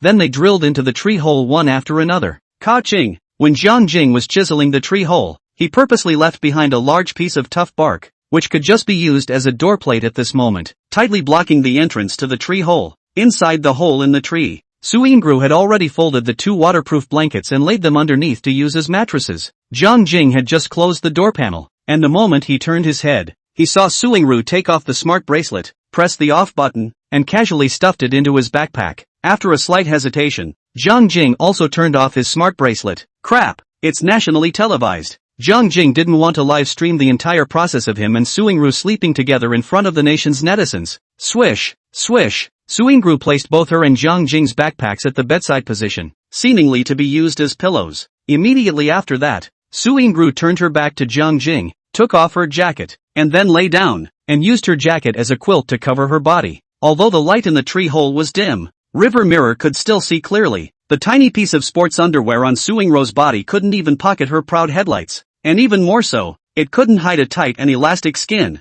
Especially the shallow abs and tantalizing waistline are full of wild beauty. How does this look like a shy, bashful little girl? Say she is a professional female fitness trainer and no one would probably doubt it. Swish, Jiang Jing thought about it, and simply took off his wolfskin coat and directly covered Suingrua's body. It's colder at night and you can't make a fire right now, so you should be able to warm up a bit by covering yourself with this wolfskin coat. What do you cover then, Brother Mirror? I'm a big old man with thick skin and I'm not afraid of the cold. No, you'll catch a cold like that. Suingru pushed the wolfskin coat over and refused to use it as a quilt cover. With an expression of fear that Jiang Jing would be frozen. The 2 lifetimes of Jiang Jing had added up to over 60 years of age. How can you let a 20-year-old girl go out into the cold while you sleep wrapped up in a warm wolfskin coat? Zoe, do as you're told and cover up the wolfskin coat. Brother Mirror, I'm not cold at all. Why don't you cover yourself? What?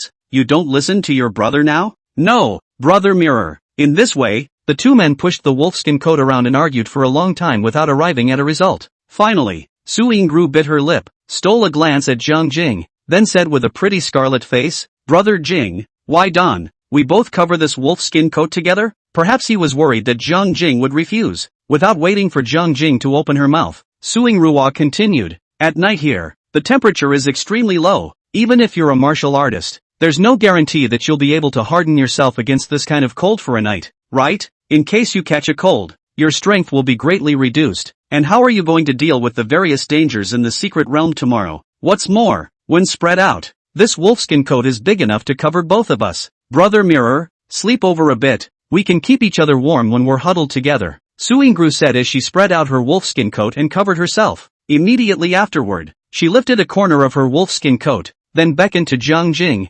signaling him to hurry up and get under her quilt. Then, well, Suingru's hospitality was hard to resist, and Jiang Jing could only reluctantly agree. Who knows? Jiang Jing had only just laid down into the comforter when Suingru took the initiative to stick over and burrowed into his arms like a kitten. Immediately after that, Suingru also stretched out a hand and very thoughtfully tucked in the quilt for Jiang Jing, fearing that Jiang Jing's shoulders or arms were exposed. After tucking in the quilt, this hand of Suingru didn't take it back, but instead, she smoothly put it down and gently wrapped her arms around Jiang Jing's waist. Silence. No words. Immediately there was silence in the tree hole, smelling the faint fragrance of Suingru's body, listening to her increasingly fast heartbeat, feeling the temperature coming from her body. Jiang Jing, however, was in a tangle at this time. It was as if two voices had appeared in his head, arguing fiercely all the time. Suingru is a good girl. You can't bully her, right? Since it's a good girl, you can't miss it. She's only 20 years old, and at your age, you could be her father.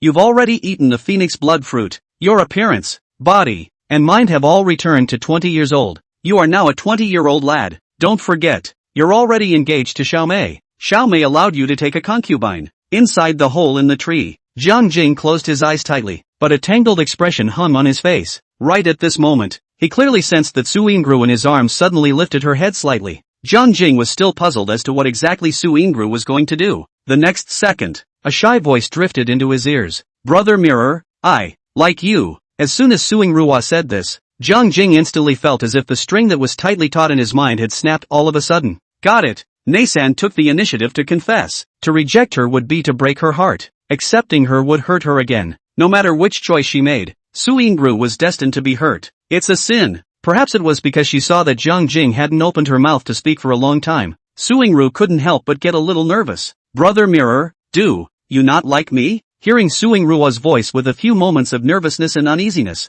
Jiang Jing hastily shook off the random thoughts in his head, then softly replied, like, really? Suingru's eyes immediately lit up, and her tone was filled with surprise and happiness. You're so well behaved, obedient, understanding, and gentle. How could Brother Mirror not like you? Jiang Jing reached out and scraped Suingru's nose, and the corners of his mouth couldn't help but rise slightly. Not. Suingru suddenly frowned and said in a very serious tone, Brother Mirror, when I say like, I mean the kind of like between lovers. Ha! Jiang Jing gently smiled, then also said in a serious tone, the liking I'm talking about is this liking between lovers. Suingru, really? River Mirror, aha. Su Yinru, Brother Mirror, then can I be your girlfriend? River Mirror, yeah. Once again receiving Jiang Jing's affirmative answer, Suingru's big beautiful eyes immediately curved into two crescent moons, and the corners of her mouth couldn't stop curling up. Boo! Suddenly, Suingru brought her mouth over and flew a kiss on Jiang Jing's face. After kissing, Suingru was like a shy little rabbit, her whole body burrowed into Jiang Jing's arms, not daring to lift her head up for a long time.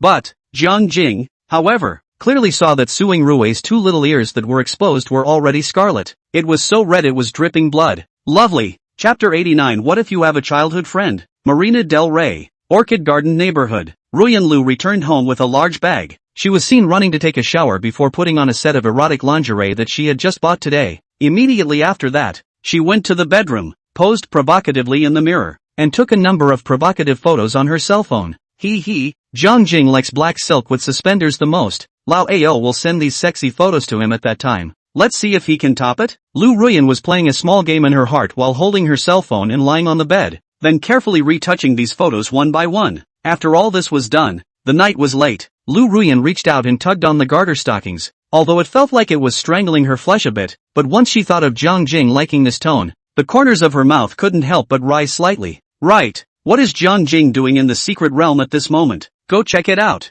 Lu Ruyan did as she thought, and immediately used her cell phone to log into the official live broadcast platform, lightly entering Jiang Jing's live broadcast room. Signal interrupted. When those four big words appeared on the screen of the live broadcast room, Ruyan Lu was a question mark. At noon, the elite squad had all turned off their smart bracelets because of a meeting, so the signal of the live broadcast was interrupted. But, it's already nighttime. Haven't they finished their meeting yet? What kind of meeting is it that takes all day? Ruyan Lu casually clicked on the video replay function of the live broadcast room, then pulled the progress bar and quickly realized that something was wrong. Jiang Jing's live broadcast room. There was still a signal in the afternoon, but by the time it got dark, the signal was broken once again. Swish swish swish. Only Lu Ruyan hurriedly operated on her cell phone and intercepted Jiang Jing's live video in the afternoon. Then she watched it carefully and attentively. Elite squad disbanded. Jiang Jing and Su Yingru choose to go south together. Su Yingru takes the initiative to hold Jiang Jing's hand. Mirror Shadow CP has officially been announced together. Jiang Jing and Su Yingru step into a world of ice and snow and meet a fox spirit. The end of the end. Jiang Jing and Su Yingru actually had to squeeze into a tree hole for the night? Snap. Seeing this, the cell phone suddenly slipped out of Lu Ruyan's hand and fell onto the bed before bouncing a bit and falling onto the floor again. However, Lu, did not react half-heartedly. She was seen staring blankly at the ceiling, muttering, "It's over. My man is going to be swept away by another woman. A Xiao Mei just left, and now a Su Yingru has jumped out. What kind of bull **** ancient martial artists? All a bunch of shameless little scratchy hooves. Calm down. I have to be calm. Su Yingyu and Jiang Jing slept together. This has already become a fact. No matter how much I dwell on it and how angry I am, it won't change anything. The most urgent thing to do is to formulate a set of foolproof plans. And when Jiang Jing comes out of the secret realm, no matter what, we must obtain his forgiveness, and then go and remarry with him. As long as I can successfully remarry Jiang Jing, what Xiao Mei, what Su Yingru, what Xiao Wanqing, all of them, get the hell out of my way. The secret world, inside the hole in the tree. Su Yingru's sudden words directly froze Jiang Jing in place. Brother Mirror, are you lying to me? In fact, you don't like me at all? Through the moonlight that shone through the ventilation holes, Jiang Jing clearly saw that Su Yingru's eyes were slightly red, and her beautiful eyes were full of sadness. Zoe, why would you think that? Jiang Jing trembled his lips and looked at Su Yingru with a face full of incomprehension. In the next second, Su Yingru's voice with a hint of grudge drifted into his ears once again. Then why don't you even kiss me or want me anymore? As soon as Su Yingru said this, Jiang Jing almost choked on his own saliva, and a crying expression appeared on his face. Seeing that the little nymph's mood was getting lower and lower, Jiang Jing couldn't help but hug her a little tighter, then quickly lowered his head and kissed on top of her red lips. Boing! Su Yingru gave a ding-dong. Her pretty face instantly became scarlet, while all the unpleasant emotions just now disappeared cleanly with this kiss from Jiang Jing. Embrace and kiss each other, inside this little hole in the tree. Jiang Jing and Su Yingru went from shallow kisses, to deep kisses, to unbridled wild kisses. Everything was so natural and watery, gradual. The temperature in the tree cave seemed to have raised several degrees, and a hot and dry mood gradually spread to Jiang Jing and Su Yingru's hearts. Swish! At a certain moment, Su Yingru suddenly stretched out a small white hand, then tremblingly grabbed Jiang Jing's belt. However, Jiang Jing, snapped out of it and hastily reached out to stop Su Yingru's next move. Brother Mirror. Su Yingru hurriedly raised her head and looked straight at Jiang Jing with a shy and puzzled look. Zoe, we can't right now. Jiang Jing gritted his teeth, then pinched Su Yingru's wrist and slowly moved her hand away. Why? A flash of doubt flashed across Su Yingru's face once again, and the way she looked at Jiang Jing also changed slightly. Swish! Jiang Jing held Su Yingru gently in his arms, stroking her hair while patiently explaining. Roar, you only have 2 years of memories right now, and all of your memories before you were 18 were lost. Brother Mirror, even though I've lost my memory, what does that have to do with me liking you? Su Yingru frowned, seemingly not satisfied with this explanation from Jiang Jing. Jiang Jing sighed softly, then said in a half-joking tone, what if you have a childhood friend's fiancé, and when you regain your memory, you think of him, what are you going to do? No way. Su Yingru's eyelashes suddenly trembled a few times, only to see her hastily shaking her head and saying, although I lost 18 years of memories, I have a strong feeling that you're the man I fell in love with for the first time in my entire life. It's a feeling that comes from the depths of the soul and simply can't be faked. Brother Mirror, believe me, I don't have any childhood friends at all, and it's impossible for me to like another man. Seeing Su Yingru's eyes reddened again as she spoke, Jiang Jing, while speechless, could only hug her and coax her in a small voice, just like he coaxed his own baby girl when he was a child. Wait until Su Yingru's emotions gradually smoothed out. Jiang Jing thought for a moment, but still said with a very firm attitude, Roar, no matter what, I still want to wait for you to recover all your memories before making a decision. Brother Mirror, Zoe, I don't want you to regret it. Brother Mirror, but I can promise you that after you recover your memory, no matter what your identity is or what you've been through before, as long as you're willing to be with me, I will definitely not abandon you. Listening to the solemn promise made by Jiang Jing, Su Yingru was moved to tears. Although there was still a small regret in her heart, it seemed that she wouldn't have the chance to become Brother Mirror's woman tonight. But Su Yingru knew that Jiang Jing was doing all this for her. LOL, had I known this was the case, I shouldn't have told Brother Mirror about the memory loss in the first place. In case it's really like what Brother Mirror said, I have a childhood fiancé. No way, absolutely not. How could I possibly like another man besides Brother Mirror? If I do have a childhood fiancé, Then I will kill him. I won't allow anyone to destroy the relationship between me and Brother Mirror. Absolutely not allowed. Zoe, it's getting late. Hurry up and rest. Aha. Good night. Good night, Brother Mirror. Chapter 90, Suing Rua's Kick. The consequences are old and tragic. Nothing happened overnight. The next morning, Jiang Jing woke up from his sleep. The moment he opened his eyes, instead of scarlet moonlight, a warm ray of sunlight shone through the small ventilation hole. Looks like it should be a good day. Jiang Jing yawned and was just about to climb out of bed, but the next second he suddenly froze in place. What's the situation? Why does it feel like I'm holding something in my hand? Where did SpongeBob come from? Swish! Jiang Jing hurriedly looked down. In a flash, a face with a closed moon and a sunken face came into view. Suing Zhua. At this moment, Jiang Jing not only had Suing Ro in his arms, but also had his left hand on her headlight, although through a sports underwear. But the feel is not bad. Oh, phew. Suing Ro seemed to have not yet woken up from sleep. Her entire body was languidly leaning in Jiang Jing's arms, and her nose was still emitting an even breathing sound. Maybe she wasn't too honest when she slept and liked to roll over or something. The combat pants on Suing Rua's body had slipped down a bit at some point. Thus, a splash of sexy black lace pattern playfully poked its head out from the fringe area of the pants and seemed to be greeting Jiang Jing.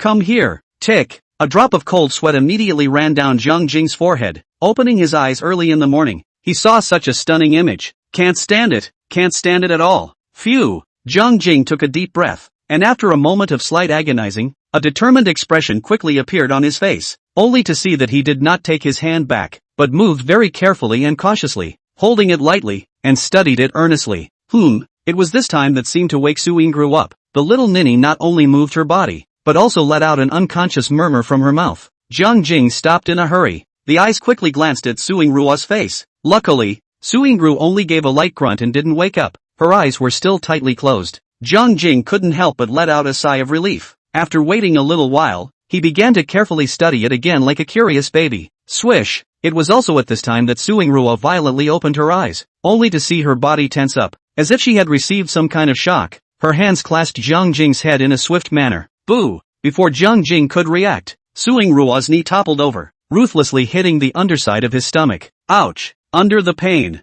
Jiang Jing let out a miserable scream from his mouth. The whole person instantly shrunk into a ball, and his body couldn't stop trembling. Ha! Brother Mirror, why you? Perhaps hearing Jiang Jing's voice, Suing Ru was first slightly stunned, and a panicked expression quickly appeared on her face. Zoe, this kick of yours is going to me up. Ah! Jiang Jing desperately curled up his body and shivered. His lips turned white, and bean-sized beads of sweat emerged from his forehead. Brother Mirror, I'm sorry, I didn't know it was you. How are you doing? Where are you hurt? It's all my fault. It's all my fault. Woo woo woo woo. Seeing Jiang Jing in this miserable state, Suing Ru was so anxious that tears were about to fall out of her eyes, only to see that she hurriedly hugged Jiang Jing. Her mouth kept apologizing, and her face was covered with an expression of heartache and self-blame. Zoe, don't cry. I'm fine. Jiang Jing let out a bitter smile. He truly did not expect that Suing Ru's instinctive reaction would be so strong. The kick Suing Ru had just made, as long as it was slightly off by half a point again, it would basically him up. Shura assassin,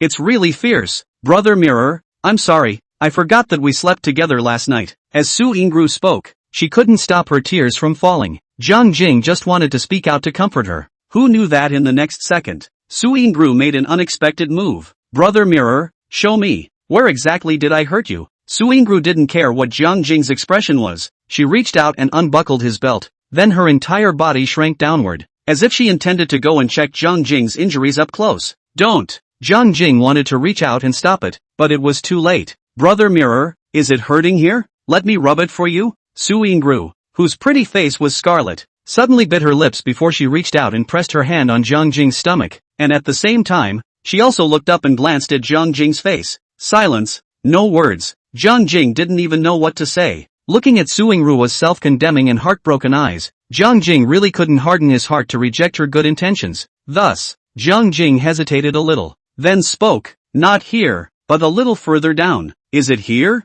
Suing Ru's palm moved down some distance, but Jiang Jing shook his head again and said, no, it's still going down. Here? Suing Rua's palm continued to descend while Jiang Jing shook his head once again. Once, twice, 3 times, just like that. When Suing Soft's white and tender little hand touched a bruised place on Jiang Jing's stomach, Jiang Jing immediately sucked in a breath of cool air and said, pain, pain, pain. This is it. Quiet. It was quiet inside the tree cave. Although Su Ingru was only 20 years old, she was already an adult and had a clear understanding of the affairs of men and women. So how could she not understand Jiang Jing's mind? Brother Mirror, you. Only to see Su Ingrue's shell teeth lightly biting her red lips, her beautiful eyes rippled with layers of water waves, and her pretty face became scarlet. Seeing that Su Ingrua seemed to understand what he meant, Jiang Jing suddenly put away the bad smile on his face, then said in a serious manner, "Roar, please." Swish. In an instant, Su Ingrua's pretty face reddened to the bottom of her neck, and even her two cute little ears were flushed with a layer of charming redness. Brother Mirror, you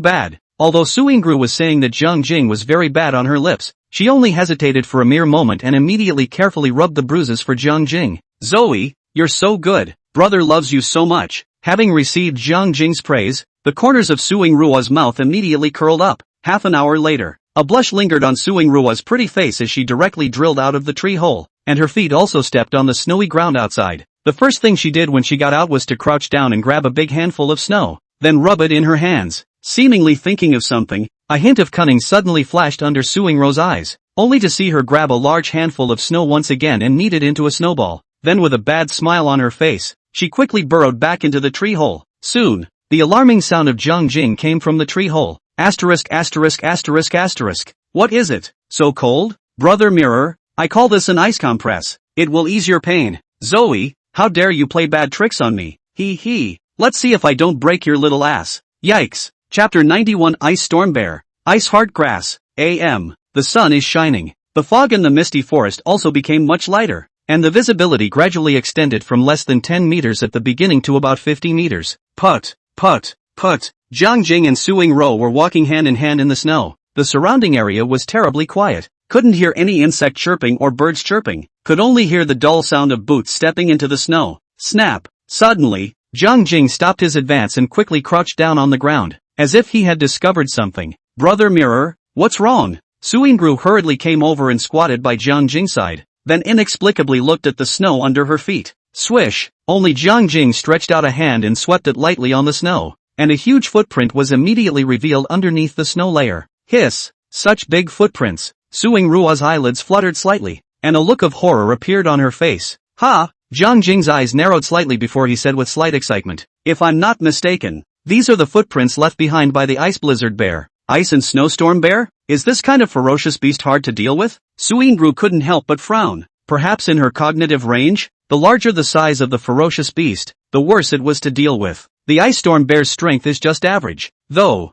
Jiang Jing said as he stood up, his eyes quickly scanning around before he raised his feet and continued walking towards the south. Su Ingru hurriedly followed behind Jiang Jing and continued to ask after him. Brother Jing, but what? You should finish your sentence instead. Jiang Jing once again smiled gently and quickly explained. Wherever there are ice and snow tyrant bears, there will definitely be a plant called ice heart grass, and if we want to collect ice soul grass, we have to pick some ice heart grass first. What kind of heavenly material is the ice heart grass again? Su Ingru was like a curious baby, asking questions all the way behind Jiang Jing. Jiang Jing, although there is only a one-word difference between the ice heart grass and the ice soul grass, it doesn't count as a heavenly treasure because its effects are basically useless to us humans. Su Ingru, what are the effects of the ice heart grass? Jiang Jing, ice heart grass is a purine thing, very sensitive to yang qi. So, some people will take ice heart grass to test the yang qi in the body. Su Ingru, Brother Mirror, why am I getting more and more confused? Why do we need to test the yang qi in our body? What's the use of that?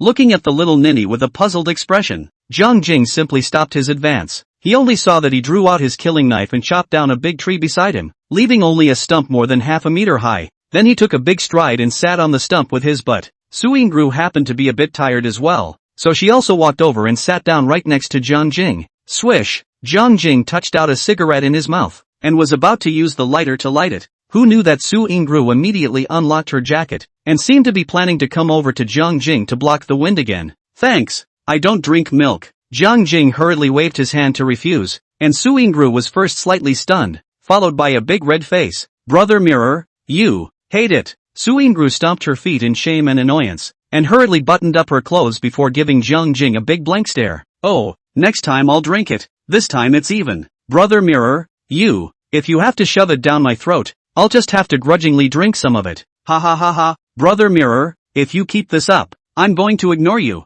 Su Ingru was teased by Jiang Jing to the point of blushing. Looking at this shy appearance of the little ninny, Jiang Jing's mood became extraordinarily comfortable. Phew. I only saw Jiang Jing take a drag on his cigarette, then slowly spoke. Didn't you want to know what ice heartgrass does? I'll tell you now. As soon as she heard Jiang Jing mention the icy heartgrass once again, Suingru hurriedly sat up straight, then perked up her ears to listen carefully. Human beings are divided into two genders, men and women. Men are yang and have a strong yang energy in their bodies, and women are yin and have a strong yin energy in their bodies. As long as a woman is united with a man, her body will be tainted with a wisp of that man's yang energy, and the more men a woman experiences, the more yang energy she will be tainted with. The ice heartgrass is pure yin and is very sensitive to yang qi. Just drop the juice of the ice heartgrass on a woman's skin and you can detect how many different yang qis are in her body. As a simple example, if you put a drop of the juice of the ice heart herb on the back of a virgin's hand, then a green dot will appear, because a virgin has not been united with any man,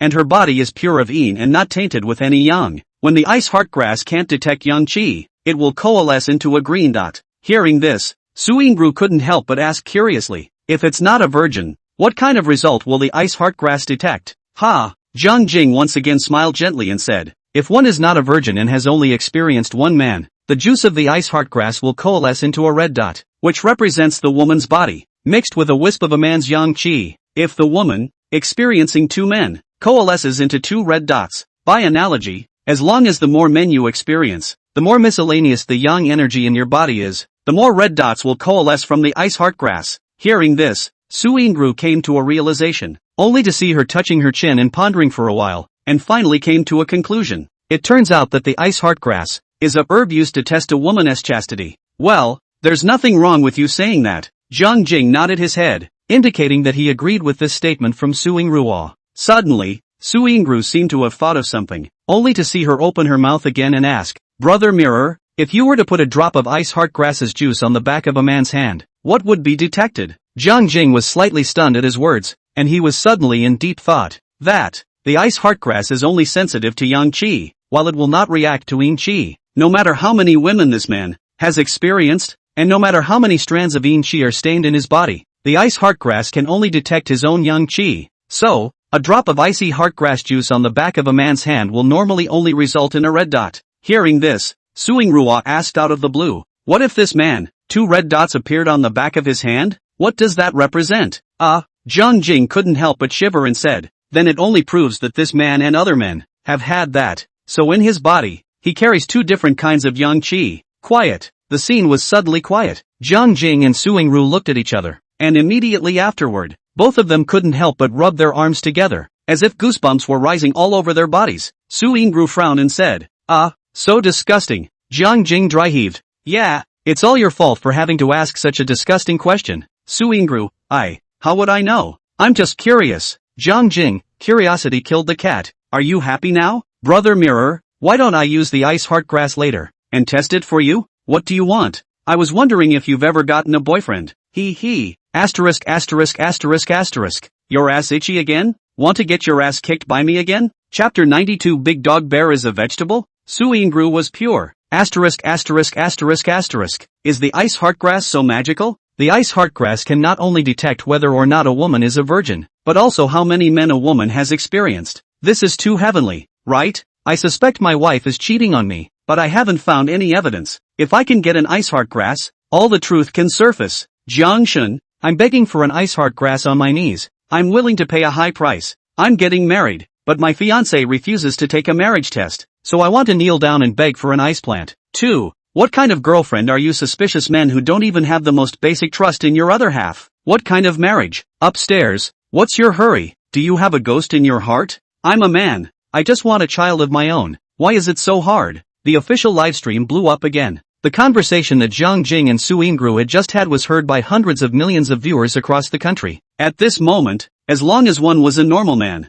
almost all of them were extremely interested in the ice heartgrass. No way. In this materialistic age, cheating happens all the time and men in hats abound. Men who don't want to be cuckolded, or who don't want to be cheated on by their significant others, naturally want to use the ice heartgrass to verify that their heads are not a green. No man can tolerate this sort of thing. Perverts accepted. The secret world. River Mirror has finished a cigarette. Seeing that he was about to get up to look for the ice heartgrass, Suingru suddenly opened her mouth again and asked, Brother Mirror, you just said that if you want to collect the ice soul grass, you must first get some ice heart grass. Isn't the ice heart grass used to test young chi? What is the connection between this and collecting the ice soul grass? After hearing Suing Rua's inquiry, Jiang Jing immediately opened his mouth and explained. Ice heart grass is a purine thing, so if you use it to wrap the extremely fragile ice soul grass, it won't allow the ice soul grass to shatter easily. Oh, so that's it. Suing Ru nodded. Seeing that Jiang Jing had already stood up, she, who had already rested enough, followed suit. Let's go. Brother will take you to find the ice heart grass. Aha. Hey,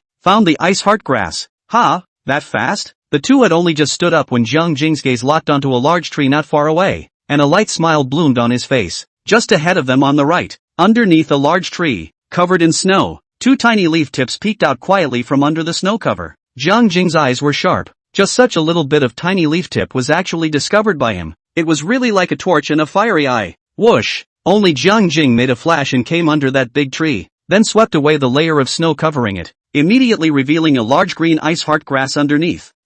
2, 3, 4. In a rough count, there were at least 20 or so ice heart grasses. The appearance of the isoplant looks a lot like a tiny squash seedling, a long straight stem with a leaf on each side of the top, resembling the Chinese character. Zwire. You cut down all these ice heart grasses and weave them into a small grass basket that can be used to hold the ice soul grass. Okay, when you cut it, try to cut it as long as possible. If it's too short, it won't be good for weaving straw baskets. Brother Mirror, aren't you going to help mow the lawn? I have to deal with the ice storm bear. How can I have time to mow your lawn? Ha! Suing Rue had just lifted her head up when she saw an immense and incomparable figure appear less than 50 meters behind Jiang Jing. Bear! What a big bear! A bear covered in snow-white fur, showing its teeth and fierce eyes, and as big as a small mountain. It was staring deathly at Jiang Jing and Suing Ru. Then step by step, it slowly walked towards them. Brother Mirror. Suing Ruwa stood up in a hurry, and the dagger in her hand flashed with two cold lights. Obey, you go mow the lawn and I'll slaughter it. Jiang Jing reached out and stopped Suing Ru, and although his eyes were staring straight at the ice storm bear, his face was a breezy expression. Brother Mirror, be careful then. Suing Ru uneasily barked out a sentence, then clenched her teeth and squatted under the tree once again, quickly harvesting the ice heart grass. Ow! Right at this moment, the ice and snow tyrant bear suddenly roared up to the sky, and then it stepped away from its limbs and quickly ran towards Jiang Jing and Suing Ruo. Knock! Knock! Knock! As the ice storm bear's body, which was as tall as a small mountain, ran rapidly on the ground, the entire earth trembled along with it. Swish! Jiang Jing immediately drew out his pig-killing knife and slashed a half-moon-shaped blade chi in the air at the ice storm bear. The moment the blade chi was fired out, Jiang Jing immediately performed the clear wind steps and quickly followed the blade chi, meaning it towards the ice blizzard bear without fear. A fierce battle was kicked off. 3 seconds later, Suing Ru cut all the ice heart grass. However, as she stood up, she turned her head to look at the battlefield. Just in time, he saw Jiang Jing insert the killing knife back into its sheath, while the tall body of the ice blizzard bear, which was as tall as a small mountain, collapsed heavily into the snow. Soon, a trace of crimson blood flowed out from underneath the corpse of the ice storm bear. In less than 3 seconds, the blood flowed more and more, staining a large portion of the nearby snow red. Ta-ta-ta-ta. Right at this moment, Jiang Jing walked with unhurried steps to the dazed Suing Ru. Zoe, what are you gawking at? Ha? Oh, Brother Mirror, is this big dog bear? Such a dish? It was okay, at least it took me 2 slashes to kill it. Suing Ru had taken a large amount of the Millennium Bell milk liquid. Her cultivation had broken through to the peak of a 5th-grade martial artist in one fell swoop, and she was only one final step away from breaking through to a 6th-grade martial artist. She had thought that she, herself, should be able to catch up with River Mirror soon. Results. How do I feel that I'm getting farther and farther away from Brother Mirror? That's a big confidence hit. Suing Rue looked at Jiang Jing with complicated eyes. Then she silently walked to the side and quickly wove a grass basket with the ice heart grass she had just cut. Zoe, what's wrong with you?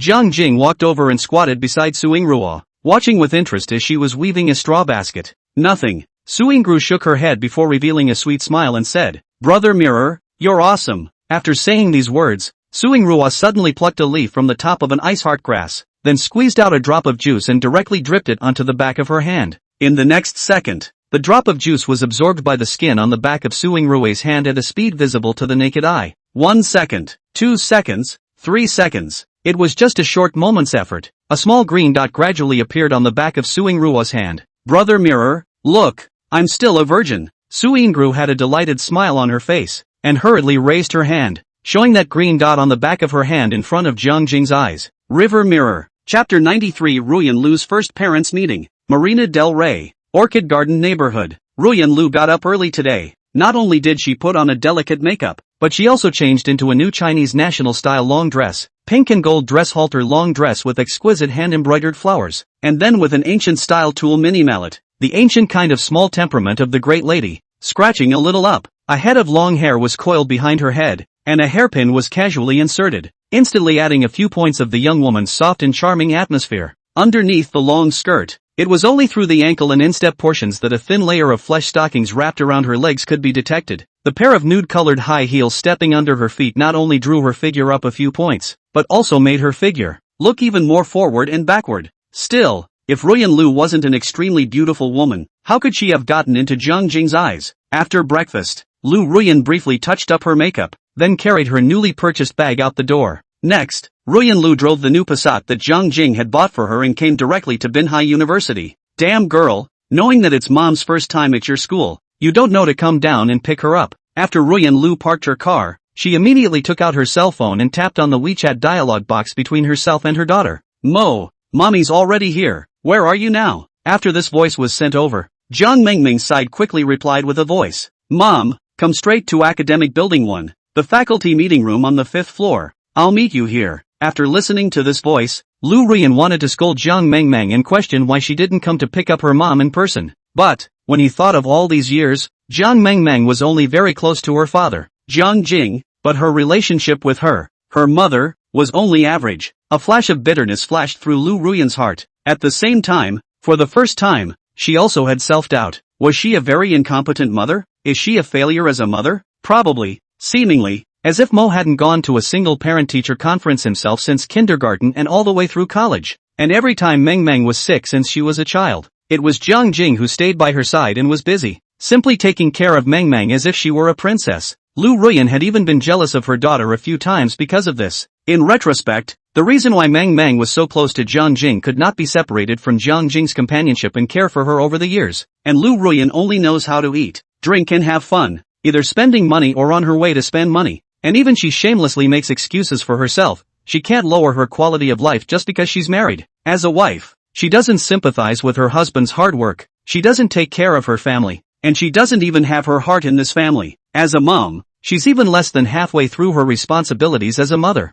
Jiang Jing had also seen through it. A woman as selfish and self-serving as Lu Ruyan was simply not suitable to take home as a wife. She's only good for casual play for a man's amusement. Squeak! Ruyan Lu arrived at the No. 1 teaching building, the faculty meeting room on the 5th floor, and pushed open the door to go in. In a flash, the conference room, which was still a bit rowdy, immediately quieted down. The dozen or so parents and students sitting in the conference room turned their heads almost in unison to look over. When everyone realized that the woman who walked in through the door was actually a great beauty whose figure and appearance were of the very best, mature and dignified with a hint of high spirits and flirtatiousness, many of the students' fathers couldn't help but secretly exclaimed goblin in their hearts, and some of them even stiffened their bodies. Mom, I'm here. Perhaps seeing Lu Ruyan looking around, Jiang Mengming, who was sitting in the corner, immediately waved at her before putting her hand down expressionlessly. Mo, mommy's here. Lu Ruyan revealed what she thought was the most gracious smile and quickly walked over to Jiang Mengming's side and sat down. Mom, why are you dressed a little differently than usual today?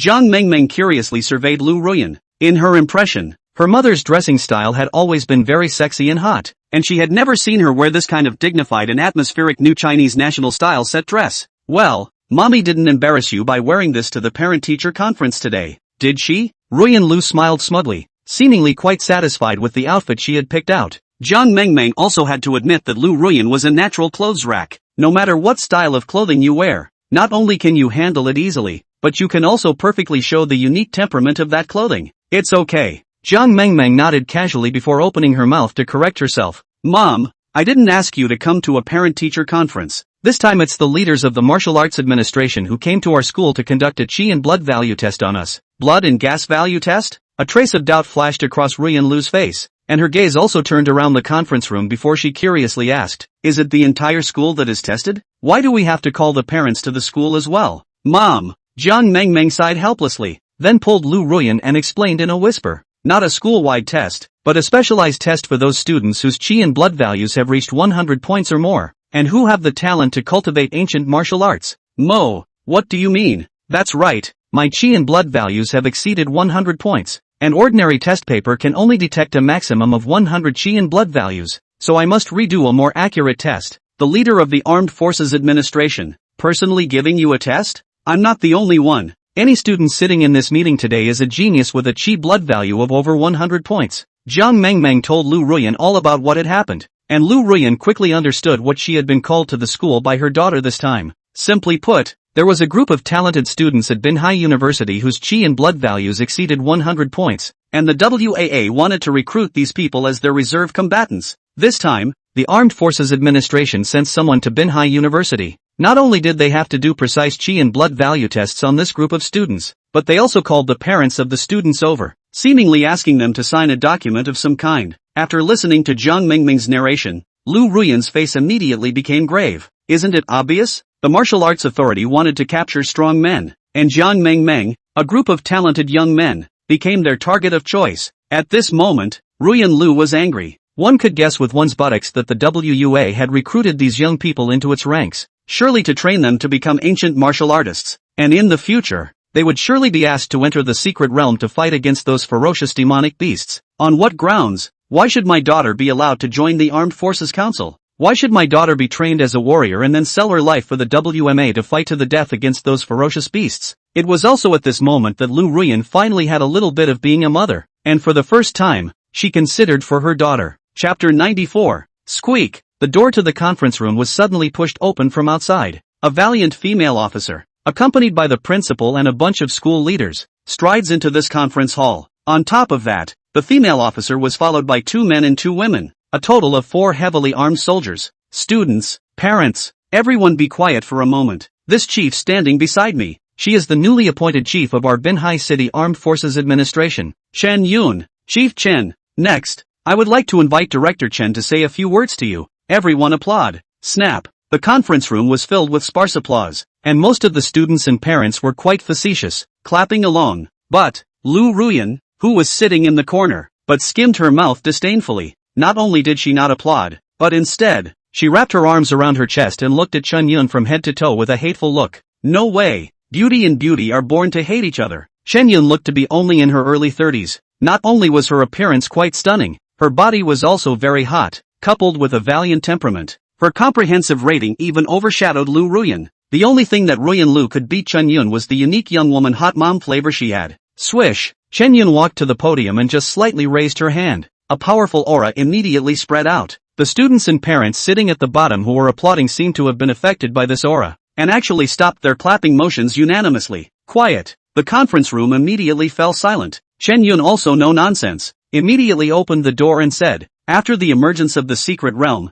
our country has also begun to implement the national cultivation of martial arts. In the future, the Dragon country's ancient martial artists will only become more and more, and the Martial Arts Authority, as a department specializing in regulating ancient martial artists, is undoubtedly a sharp weapon in the hands of the state. Now, in my capacity as the director of the Marina City Martial Arts Control Bureau, I formally extend an invitation to all the ancient martial arts geniuses here, hoping that you will join our team and contribute to the country. Of course, you can also decline my invitation. We won't force you to join the WAA. But, before that, I will tell you all about the various treatments of the officially on-board staff of the Armed Forces Administration, as well as the obligations that need to be fulfilled, and so on. As for whether or not you are willing to join the Armed Forces Council, I still say that it's all up to the individual's will. We will never force it. After saying these words, Chen Yun immediately retreated from the podium. Immediately afterward, a female warrior stepped onto the stage, only to open a pamphlet she held in her hands and then read aloud.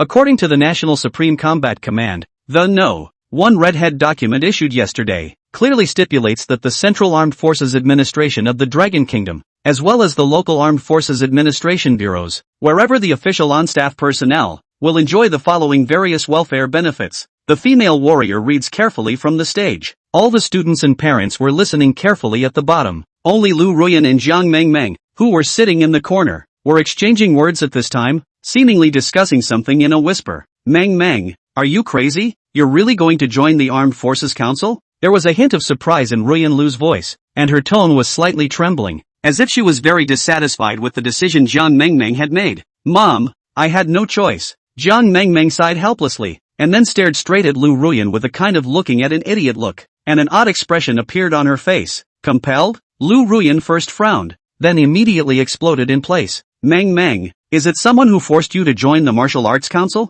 Was it these school leaders of Binhai University? You hurry up and tell your mom who was forcing you to join the WAA. With mom here today, I'm just going to spell out my life, and I'm definitely not going to allow anyone to force you to do anything you don't want to do. When Ruyan Lu said this, Jiang Mengmeng suddenly froze in place. Since childhood, Lu Ruyan had a nonchalant attitude towards her as a daughter, and Jiang Mengmeng had never really felt what mother's love really was. So, when Lu Ruyan said such protective words today, Jiang Mengmeng's first reaction was not to be touched, but rather to be quite uncomfortable, and even goosebumps sprang up all over her body. There are ghosts. Mom must be up to something if she's suddenly being so nice, warm and gentle with me. Right, it's Dad. Mom must be trying to play the emotional card for Dad through me, her daughter, so she can remarry him. After figuring this out, a trace of bitterness suddenly flooded Jiang Mengmeng's heart. Mom is still the same mom. She loves no one but herself. She has always been a selfish woman. But, Jiang Mengmeng sad to sad, but she is, after all, Lu Ruyan October pregnancy-born daughter. Even if Lu Ruyan selfish, even if Lu Ruyan do not like her, but she cannot not recognize this mother.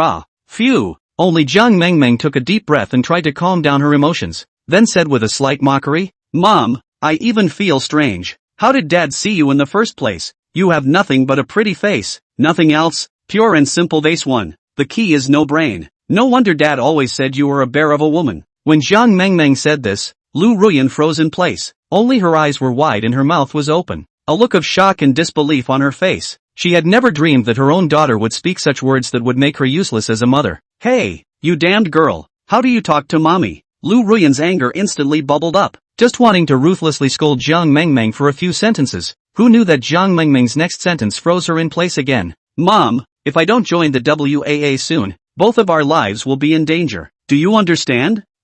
Mom, do you know what it means to be a piker? Mo, what do you mean? Looking at Lu Ruyan's puzzled eyes, Jiang Mengmeng couldn't help but sigh, and in her heart she couldn't help but start to doubt whether Lu Ruyan was her mother or not. Why was her IQ so low? After Dad entered the secret realm, he has harvested many heavenly materials of great value so far. A while ago, Dad, my information, all by the netizens to pick up. Our family of 3, and so exposed to the public eye. As the saying goes, people die for money, birds die for food. Although our country has always had good law and order, there will always be outlaws who are desperate for wealth. You know, Dad still has a dozen or so phoenix blood fruits in his hands, and today, there's even a bid of $50 billion for a phoenix blood fruit online. All those outlaws need to do is kidnap us and casually find Dad to extort a phoenix blood fruit, and it'll be enough for them to squander for the rest of their lives. Dad is in the secret realm right now. He can't even come to protect us. Mom, you and I are weak women with no hands. Do you think those outlaws would let go of such a great opportunity? Hearing this, Ruyan Lu couldn't help but suck in a breath of cool air, and a flash of panic flashed under her eyes. It was also at this moment that Ruyan Lu suddenly realized the seriousness of the matter, and even a large cold sweat broke out across her entire back. That's right, there's nothing wrong with what Mo said. The heavenly treasures that Jiang Jing had obtained in the secret realm were just too eye-catching. Not to mention those outlaws, it was estimated that people all over the world would hate to rob the river mirror. Jiang Jing was powerful and naturally wouldn't be afraid of these people. But, how could she and Mo defend themselves when they were both weak women with no hands? It's a piker's fault, but it's not a piker's fault. Chapter 95, Father and daughter are one and the same. Both militants. Marina University. Academic Building 1. Faculty and Staff Conference Room. Secretary Chen Yun's female secretary had been mouthing off on stage, blowing the benefits and treatment of the WAA's officially on-staff personnel out of proportion. But, a certain perk mentioned by the female secretary, on the contrary, made all the students and parents in the conference room couldn't help but be moved. As long as you join the Martial Arts Council and become an official on-staff member, the state will provide you with the resources to cultivate ancient martial arts for free. Not only the cultivation resources, but also various advanced martial arts secrets would be open to the insiders of the WAA. Mo, is there no other way to go besides joining the Martial Arts Council? The Armed Forces Council is treated very well, but, what about in the future? When you become ancient martial artists, you will definitely be sent to the secret realm to deal with all kinds of ferocious demonic beasts. Ruyan Lu frowned, a tangled expression flashing across her face. After all, she was Jiang Mengmeng's mother, and in her heart, she was more or less unwilling to see her own daughter joining such a dangerous department, and then going to fight with ferocious beasts, and even possibly losing her life at any time. Seemingly sensing Lu Ruyan's uneasiness, A trace of warmth flowed through Jiang Mingming's heart, regardless of whether Lu Ruyan's words came from a sincere place or a fake one. This was the love and care from her mother that Jiang Mingming had longed for. So, she's really happy. Mom, what's wrong with joining the WAA? I can use the resources they provide to grow up fast and eventually become a powerful ancient martial artist. Just like Dad, I'll beat up whoever I see is displeased. Once I grow up, I'll turn the other cheek and take the supreme command of the WMA, then embrace the army and establish myself as king. Well.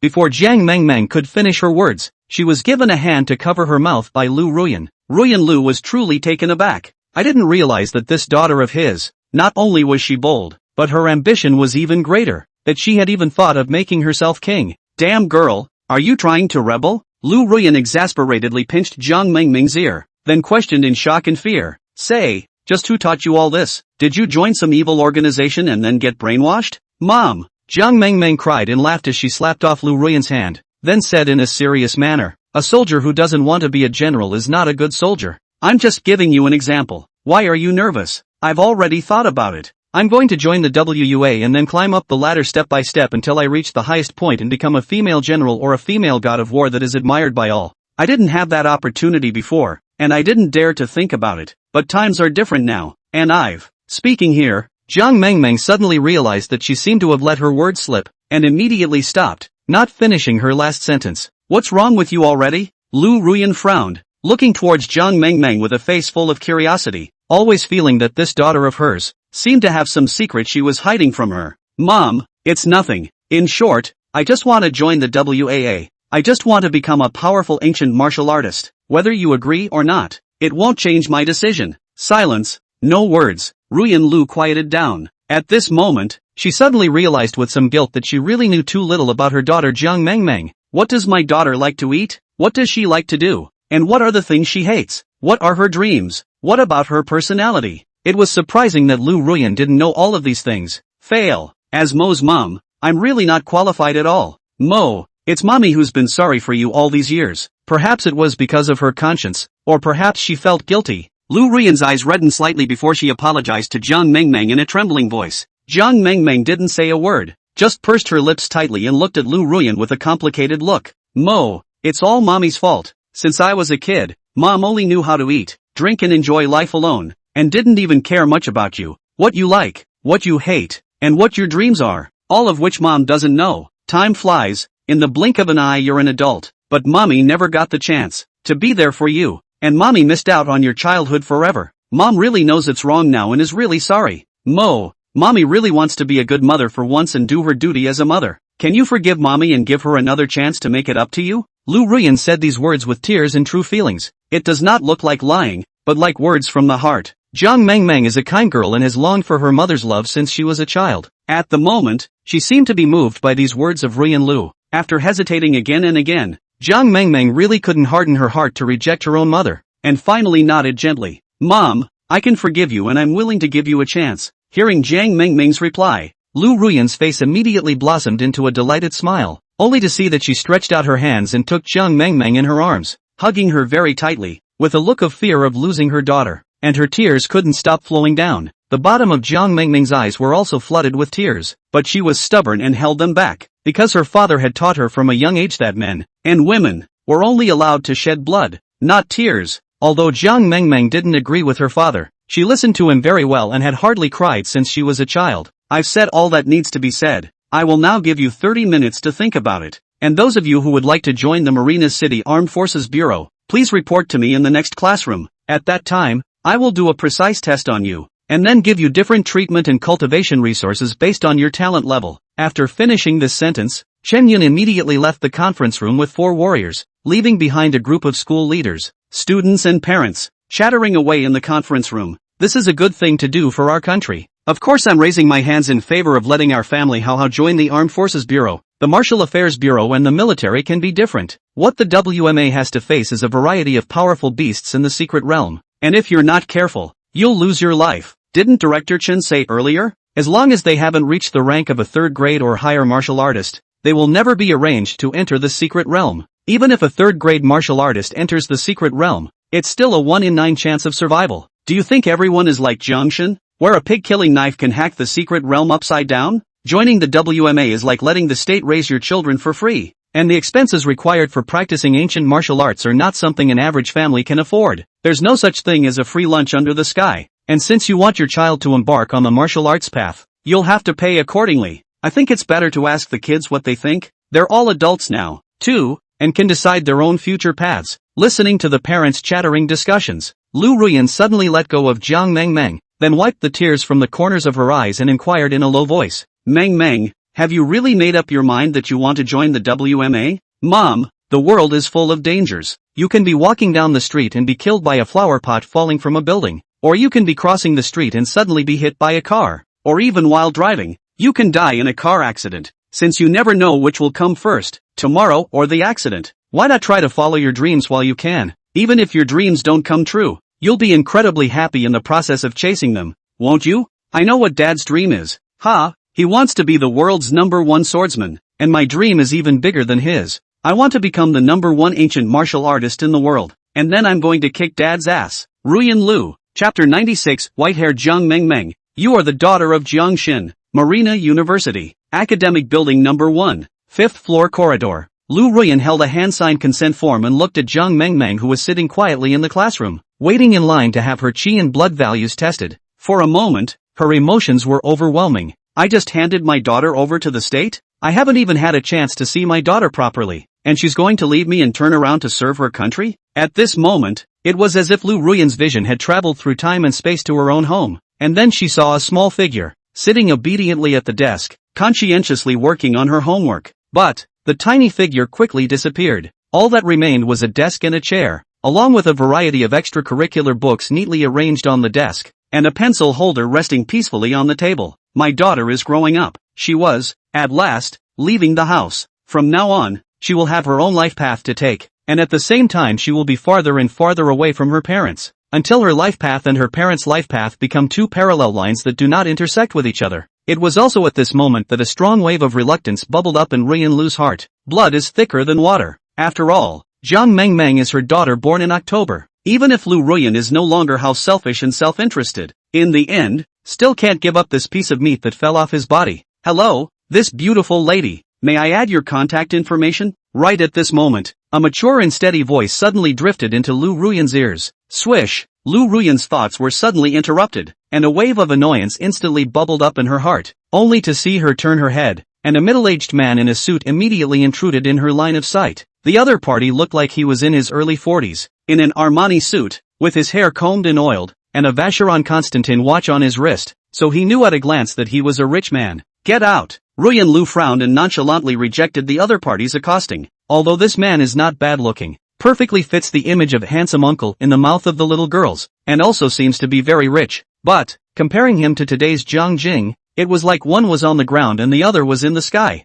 Hearing Lu Ruyan's unceremonious refusal, the man's face changed slightly, and a trace of annoyance flashed in his eyes. But, after only a second, the man pushed down the hint of irritation, while a quick, kind smile appeared on his face. This beautiful young mom, I really don't mean any harm. It's just that my daughter and your daughter, they're about to enter the WMA together, and in the future they'll be colleagues, and in the future they'll even be teammates fighting side by side together. So, I just wanted to add a way for you to get in touch with me so we can talk about the child's future together later. Under the pretext of all for the sake of the child, the man wanted to add Ruyan Lu's contact information. How could Ruyan Lu not see through a man's mind? Convenient to discuss your child's future together later? The point of this sentence is the word later. I say again, get lost. Don't come and affect my mood. Lu Ruyan's face was completely gloomy. If placed in the past, facing this kind of rich man, even if she had 10,000 unwillingness in her heart, she would at least make false pretenses with the other party. After all, Ruyan Lu is doing sales, eating this bowl of rice. However, times are different now. Lu Ruyan only thought of snatching her husband Jiang Jing back. As long as we can successfully remarry with Jiang Jing, we can be Mrs.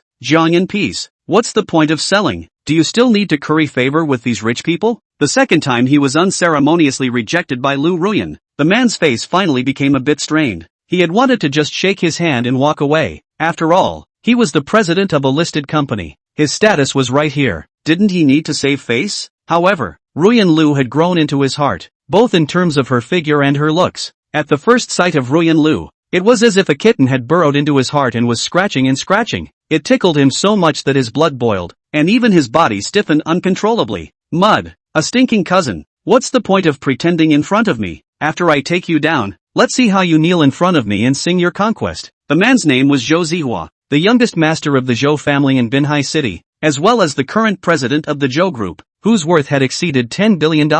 Over the years, any woman that Zhou Zihua had taken a fancy to, which one didn't end up obediently crawling into his bed? As far as he was concerned, there was only one reason why a woman wouldn't give you sleep. That is, you're not giving enough chips. Thinking of this, Zhou Zihua suddenly smiled faintly, then said to Lu Ruyan, "Introduce myself. My humble self is the current president of Zhou Group, Zhou Zihua. I wonder if I can have the honor of knowing your name?" Lu Ruyan was really annoyed by this fly, Zhou Zihua, and had a headache. Thus, with a twinkle in her eye, she immediately revealed a flirtatious smile, and then asked in the southern girl's characteristic clip-top voice, soft and whiny, "Mr. Zhou, are you trying to pick me up?" The smile of Ruyan Lu's and this clip sound instantly made the blood in Zhou Zihua's entire body begin to flow backwards. So scratchy. The one who scratches loses his 3 souls. This is a big demon that is a scourge of the nation and the people. "Miss, I wonder if I would have the honor of inviting you to a meal tonight." Zhou Zihua took a step forward and seemed to want to reach out to embrace Lu Ruyan's waist, but was quickly dodged away by Lu Ruyan. Only Lu Ruyan gave Zhou Zihua a look of contempt, then said with a sneer, "Oh, you ask my husband first. As long as my husband agrees, I can let you soak." Zhou Zihua. Awkward. The scene was a little awkward. Zhou Zihua never expected that Lu Ruyan would be indifferent after he had already blown his own identity. It was the first time Zhou Zihua had met such a difficult woman. At the same time, Zhou Zihua's desire for conquest was completely ignited. However, without waiting for Zhou Zihua to make his next move, a sudden gasp came from the classroom, and even the parents who stood in the corridor watching, all of them covered their mouths and gasped. Swish! Zhou Zihua and Lu Ruyan turned their heads almost simultaneously and looked into the classroom in unison, only to see a young and beautiful girl, walking to the podium, and placing one of her hands on top of the crystal ball that was specialized in testing chi and blood values. That's not the point. The point was that the girl's originally long black hair had turned snow white at this moment, and it was still fluttering without wind. The original black pupils had also turned blood red at this moment, and they were emitting a demonic glow.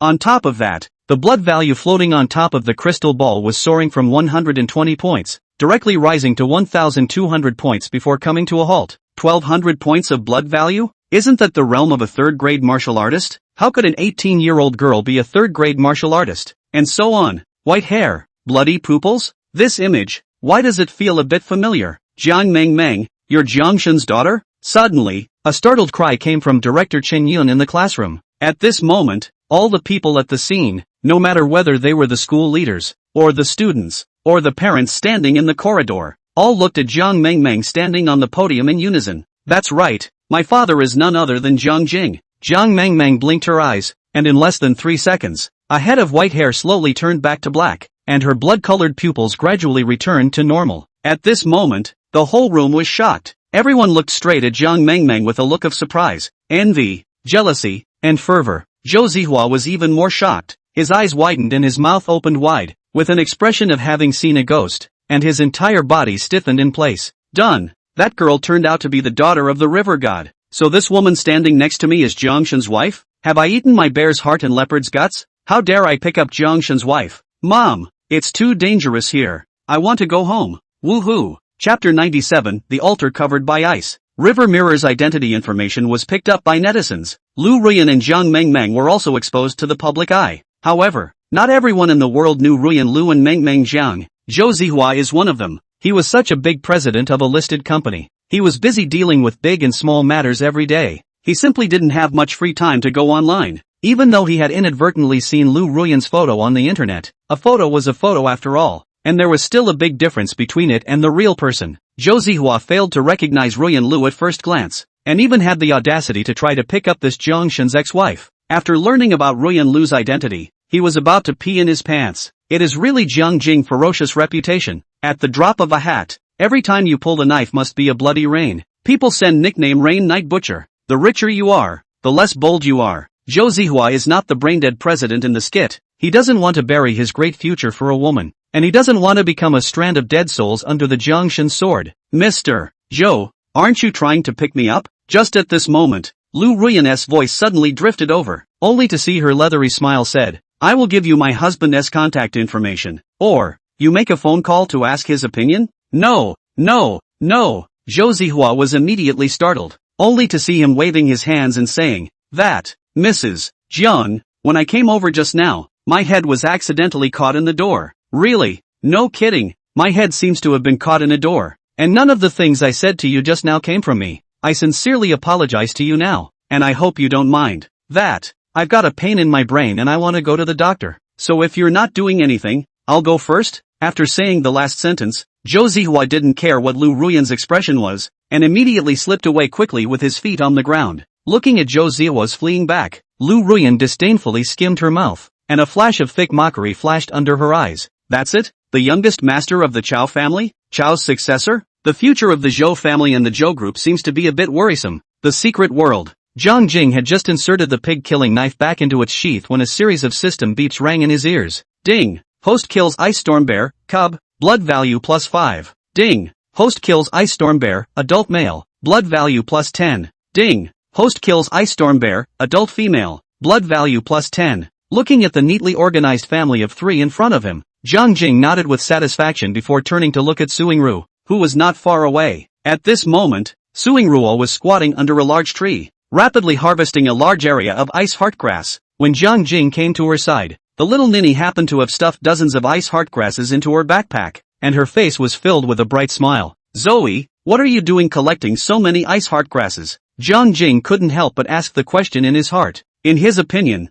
the ice heartgrass had no value and could only be used as a disposable tool to collect the ice soul grass. However, Suingru, gave a different answer. Brother Mirror, I'm collecting these ice heartgrasses. Of course I'm waiting for us to leave the secret realm and take them outside to sell them for money. Zoe, are you short of money? I don't lack money, but I want to save up a dowry for myself so I can marry you in style later. Zhang Jing didn't know what to say. At this moment, both his and Suingru's smart bracelets were on, which meant that they were now broadcasting live across the country. In front of the national audience and friends, Zhang Jing is really afraid to speak casually. Zoe, I can feel it. The temperature here has gone down to an extreme. Perhaps we've come to a place of extreme cold, and the ice soul grass will likely be born nearby. Forget about these ice heart grasses for now. Let's look around carefully and see if we can find ice soul grass. Zhang Jing hastily changed the topic, and at the same time, he also used his keen eyes to carefully search around. As soon as she heard the words ice soul grass, Suingru immediately became energized, only to see that she hurriedly put her backpack on her body,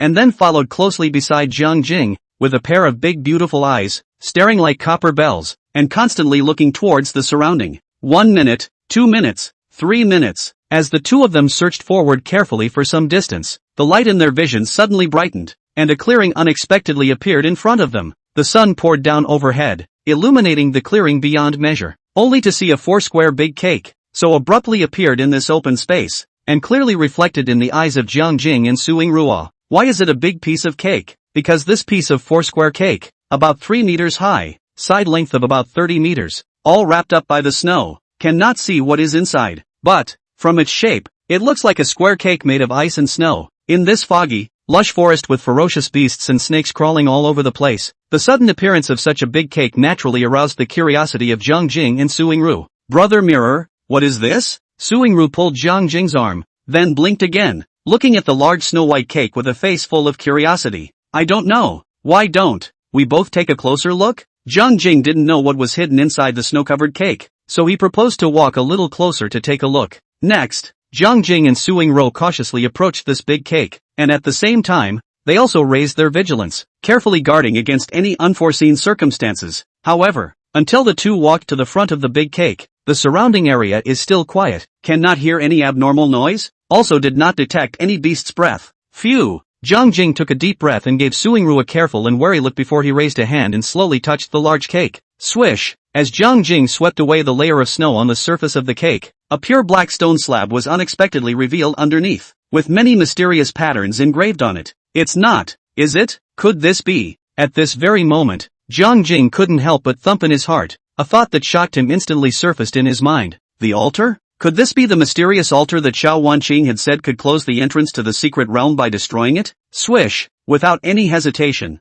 Zhang Jing immediately drew out his pig-killing knife, and then flew into midair with a jump. Mad Dragon Slash! As Zhang Jing ruthlessly slashed down, thousands of blade chi burst out, directly encompassing the entire large cake. Boom boom boom! After a muffled sound, the entire earth trembled slightly, and the layer of snow covering the top of the cake was cleared in the blink of an eye. Next second, a blackened altar covered with all sorts of mysterious patterns, with an evil aura, was reflected in Jiang Jing and Suing Ruo's eyes. Chapter 98. A knife doesn't work. Another knife still doesn't work. Asterisk. What the hell is this? 4 square. Black. Why do I feel this thing? Like a piece of stinky tofu? What's stinky tofu? This is clearly an altar. Holy, an altar has appeared in the secret realm? In that case, besides the ferocious beasts, there are still humans surviving in the secret realm? Maybe not human, but an alien or extraterrestrial race? I don't believe a ferocious beast could build an altar out of this. Only a race with intelligence could build this. Jiangshan has found traces of a foreign civilization. In addition to the ferocious beasts in the secret realm, there are also the existence of higher intelligence civilizations. The official livestream blew up again. The moment Jiang Jing discovered the mysterious altar, the entire Dragon Kingdom, up and down the country, almost set off a massive earthquake of no less than magnitude 10. Humans have been exploring the universe for hundreds of years, but so far no aliens have been found, let alone a higher intelligent civilization other than humans. It wasn't until the entrance to the secret realm was suddenly revealed that humans discovered life outside of the blue planet for the first time. However, the various ferocious beasts and snakes, insects, rats and ants that survived in the secret realm were all animals with little intelligence. The secret world is more like a supersized zoo for humans. Nowadays, the sudden appearance of an altar in the secret realm was enough to prove that a high-intelligent civilization had existed in this otherworldly space. Shock, panic, disturbance, anxiety. For a moment, a wide range of emotions began to spread across the human world on the blue planet. I wonder if this unknown higher intelligence civilization is strong. Are they friendly to humans, or hostile? If they discover the blue planet and the humans that survive on it, will they launch an attack on human civilization? The dark law of the jungle can't be beat. The secret world. Naturally, Jiang Jing didn't know that because he had discovered an altar, he had already caused a major earthquake in the Dragon Kingdom. At this moment, Jiang Jing had already brought Suing Ruo and circled around this altar, but never dared to step on it. Xiao Wanqing had said that her father was immediately besieged by countless ferocious beasts precisely because he had stepped onto the altar. Jiang Jing didn't want to fall into a passive place, so he could only act carefully. Brother Mirror, is this the altar that Captain Xiao spoke of? Suing Ru reached out and touched the stone wall in front of her, and immediately put her hand back, fearing that she might accidentally trigger some kind of mechanism. That should be right. This is indeed an altar. Jiang Jing stroked his chin and thought. Then he pulled Suing Ru back a dozen meters away from this blackened altar. Brother Mirror, are you destroying this altar? Seeing that Jiang Jing was rubbing his fists and his eyes were also fixed on the altar in front of him, Suing Ruo's eyelids fluttered slightly, as if she guessed what Jiang Jing wanted to do next. Aha! Jiang Jing nodded, then uneasily instructed. Zoe, step back a little more in case something unexpected happens. Su Yingru hesitated. However, she still followed Jiang Jing's instructions and took a few steps back once again. Brother Jing, you be careful too. If you encounter any uncontrollable situation, then run. Don't try to be strong. Okay. Jiang Jing gave Suing Ru a reassuring look before he turned his head to look at the altar in front of him, and his gaze became stern in an instant. Since he had promised Xiao Wanqing that he would definitely destroy the altar when he encountered it, he had to be true to his word. Swish!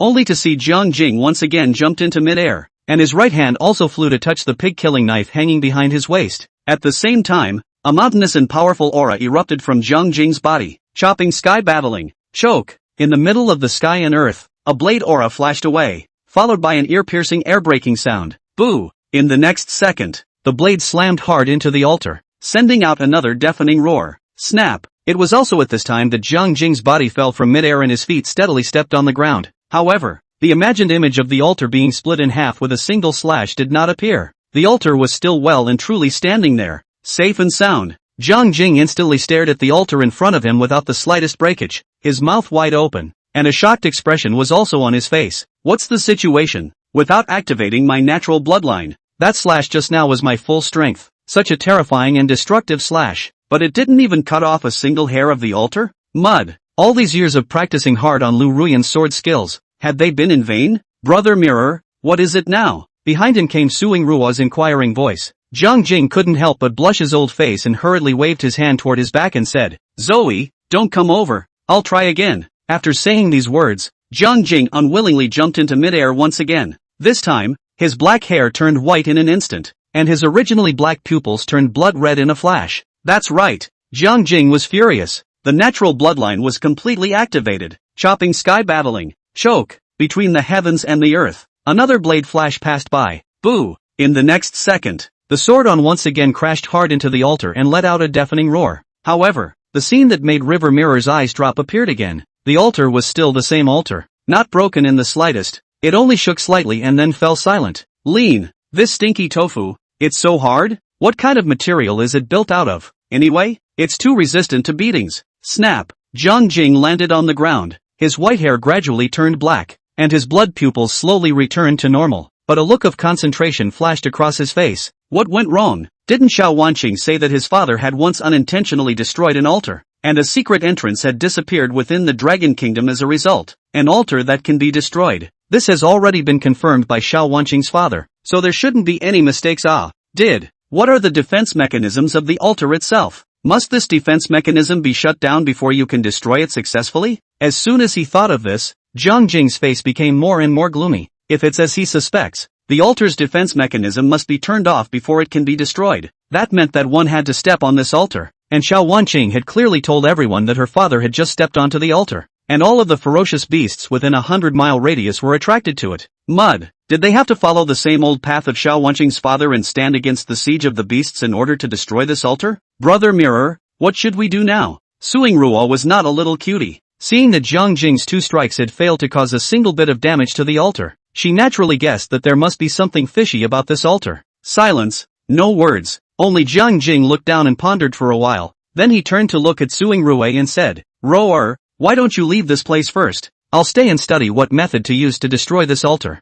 I don't. Before Jiang Jing finished his words, Suing Ruo immediately grabbed his arm, and her little head shook like a rattle. Brother Mirror, I'm not leaving. Only to see Suing Ruo having red eyes, full of stubbornness, she said, no matter what happens, even if it's death, I'll be with you. River Mirror. Chapter 99, Stepping onto the altar. For bizarre stone pillars, the secret world. Near the altar, Jiang Jing operated on the smart bracelet, but his brows couldn't help but furrow. The smart bracelet can detect the exact location of all Daredevil members within a 10-kilometer radius. However, Jiang Jing had already turned up the detection power to the maximum, and except for the yellow dots representing him and Suing Ruo, which were still lit up, the signals of the remaining members of the elite squad could not be detected at all. In other words, the position that Jiang Jing and Suing Ruo were currently in was more than 10 kilometers away from where the remaining few teammates were. Phew! Jiang Jing took a deep breath and didn't care if Xiao Wanqing could receive the signal or not. Pressed the emergency call button of the smart bracelet, and then stopped bothering about this mess. It's better to rely on others than to rely on yourself. The altar that related to the survival of real-world humans. It was right in front of us, and we had to find a way to destroy it, no matter what we said. Zoe, let's jump up to the altar and see what happens. I've planned a way back. If anything happens, we'll jump from the altar to that big tree and then to the one to the north. At that time, the two of us will use those trees as a springboard all the way to the north and quickly withdraw to that big canyon from before. After listening to Jiang Jing's retreat plan, Suing Ruo nodded without hesitation and said, Brother Jing, I'll listen to everything you say. Okay, then get ready for battle. Jiang Jing's tone became serious, only to see him raise his eyes to the altar in front of him. His eyes flashed with a touch of determination. No matter if it's a dragon's pool or a tiger's den in front of us, we're going to go and break into it. Yes. Suing Ruo took the initiative to hold Jiang Jing's hand. She felt the warmth coming from Jiang Jing's hand. No matter what dangers lay ahead, as long as Brother Mirror was by my side, I would be satisfied with death. Next, under the nervous gaze of their friends and viewers across the country,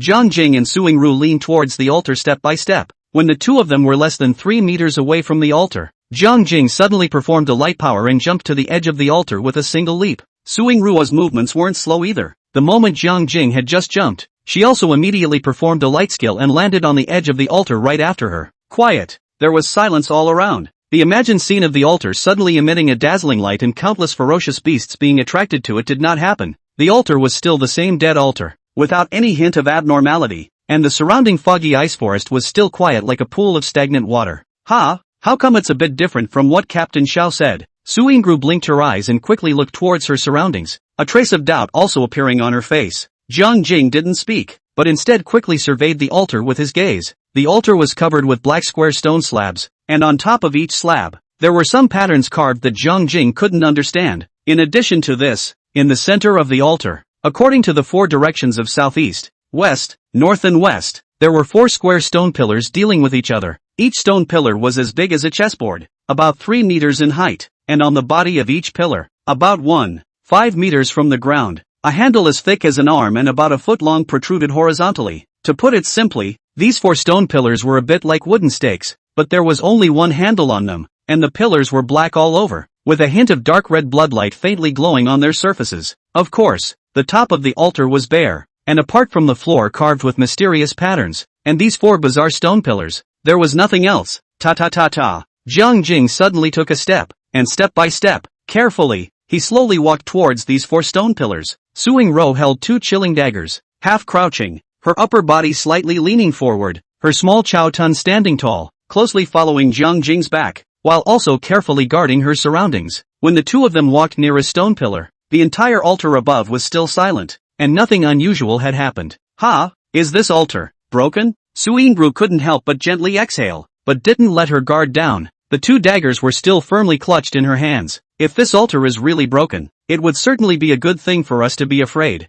Jiang Jing stroked his chin, then circled around the stone pillar, even touching it with his hand. The altar was still silent, dead and unresponsive. Just afraid of what? Suingru also curiously touched the stone pillar, only to feel a coldness in her hand. This cold sensation instantly burrowed into her skin, broke through her flesh and blood, and dug into her bones. Hiss! It's cold! Suingru couldn't help but shiver and immediately put her hand back, and at the same time, she also quickly operated the true chi in her body, wanting to dispel this trace of coldness. However, no matter how much she worked her true chi, it was as if this trace of coldness had taken root in her bones and could not be dispersed away at all. I'm afraid that this altar is only sleeping temporarily. Once it wakes up, I don't know what terrible things will happen. Ever since Jiang Jing stepped onto this altar, the ancestral dragon tattoo pattern on his chest had been slightly burning. It felt as if the altar itself was an evil object and was emitting an evil aura all the time. Therefore, the ancestral dragon tattoo pattern had been emitting warmth, continuously repelling this evil energy and protecting Jiang Jing's body from evil invasion. Swish!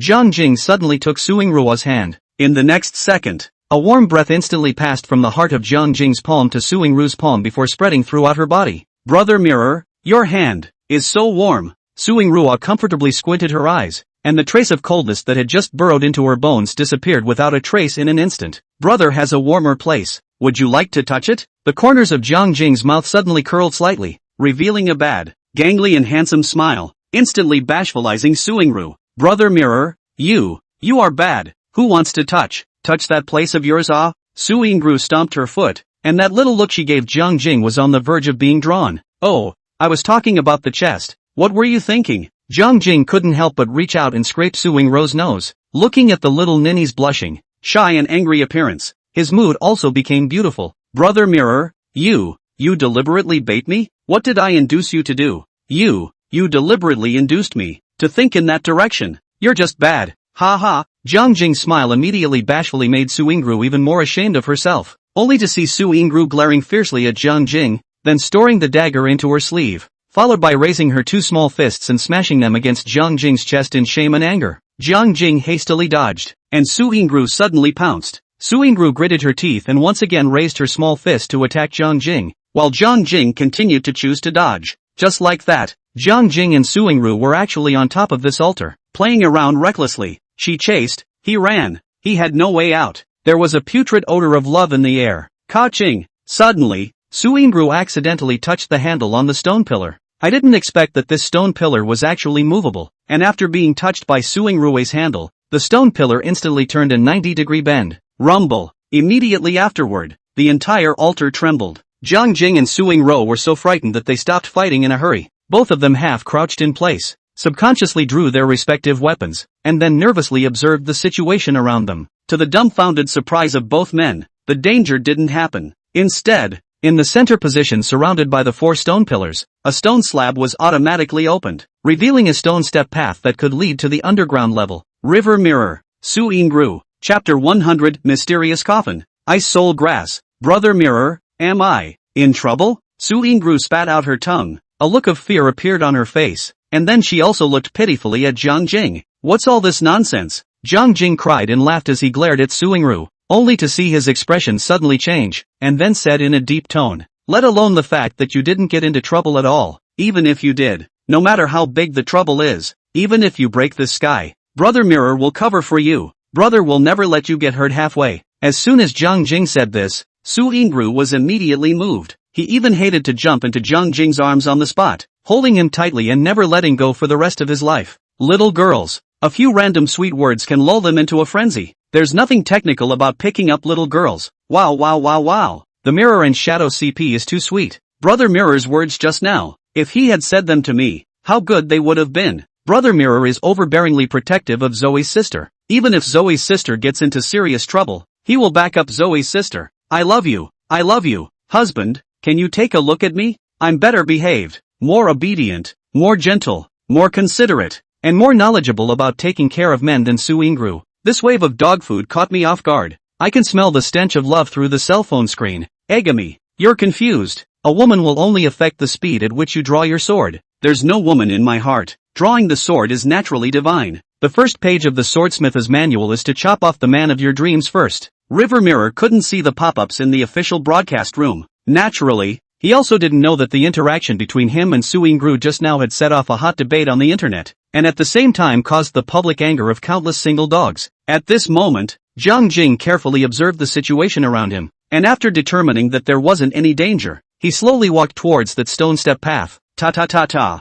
Su Yingru nervously followed behind Jiang Jing, shaking her lips several times as if she wanted to say something, but in the end, not a single word came out. Since Brother Mirror is so good to me, then, whatever Brother Mirror wants to do, I will support him unconditionally and fully. Isn't it just a stone path? Isn't it just an altar? Even if there is a horrible demon hiding under the altar that will take our lives, as long as Brother Mirror wants to go underneath and take a look, I'm willing to accompany him there. That's all. Jiang Jing and Su Yingru drilled into this stone step pathway one after the other. The pasag was dimly lit and the temperature was so low that it was as if he had walked into an ice cellar. The stone staircase wasn't very high, and after about a few meters down, turning a corner, and then continuing down for a few more meters, Jiang Jing and Su Yingru arrived in an empty stone room. This stone room is really cold. The temperature seemed a couple dozen degrees cooler than outside. The ceiling overhead was covered with a type of stone that could emit fluorescent light, illuminating the entire stone room. So, Jiang Jing and Su Yingru could clearly see that in the center of this stone room, there was actually a huge sarcophagus. The sarcophagus was made of unknown materials, and was grayish-white in color, with strange patterns carved all over it. But, the patterns were all blood red. From a distance, it looks like a map of the distribution of blood vessels in the human body. In short, the entire sarcophagus was permeated with a bizarre and oozing aura, and at a glance, it was clear that it was not an auspicious object. In addition to the sarcophagus, there were also several mysterious murals on the surrounding walls, which were not only engraved with all kinds of strange arrows, but also corresponded to several different patterns underneath the arrows. However, just as Jiang Jing was carefully surveying this stone room, Su Yingru's alarmed cry suddenly came to his ears. Brother Mirror, look over there. Is that an ice soul grass? Upon hearing these words, Jiang Jing hurriedly turned his head and looked in the direction Su Yingru was pointing, only to see that in front of that huge sarcophagus, a stone slab had disappeared, revealing the dirt underneath the ground. But, on top of such a small piece of soil, there was actually a small plant that was crystal clear, like it was made of transparent crystal. The grass has 3 ice-like leaves, clustered together in a spiral that looks a bit like the icon of a windmill. Rumor has it that people have 3 souls and 7 spirits, and the 3 leaves of the ice soul grass represent the 3 souls of a person. To explain it in superstitious terms, Su Yingru's loss of 18 years of memories was that her 3 souls were damaged. All that was needed was to take a strain of ice soul grass to repair the 3 souls, and naturally, one would be able to regain their memories as well. Of course, River Mirror believes in science and is not superstitious at all. The above statement, he would only keep his mind entertained to find out about it and not take it seriously. That's right, it is indeed an ice soul grass. Jiang Jing's eyes narrowed, and a flash of joy appeared on his face, only to see that he immediately pulled Su Yingru's hand and quickly walked towards that sarcophagus. Ta. Just as the two of them approached the sarcophagus and arrived in front of the ice soul grass, and were about to squat down to pick this spirit grass, the accidents happen. Put. As if the ice soul grass had a spirit, as soon as it sensed that someone was approaching, it immediately spewed out a dense cold air. Look out! Jiang Jing's face changed violently, and he instantly turned around in a circle, holding Su Yingru in his arms to death. In the next second, the ice soul grass spewed out cold air like a fog, not only engulfing Jiang Jing and Su Yingru, but even filling up the entire stone room. Click click click click. In just a blink of an eye, the walls around the stone room, the ceiling above his head, and the floor under his feet all formed a thick layer of frost. the ones who bore the brunt,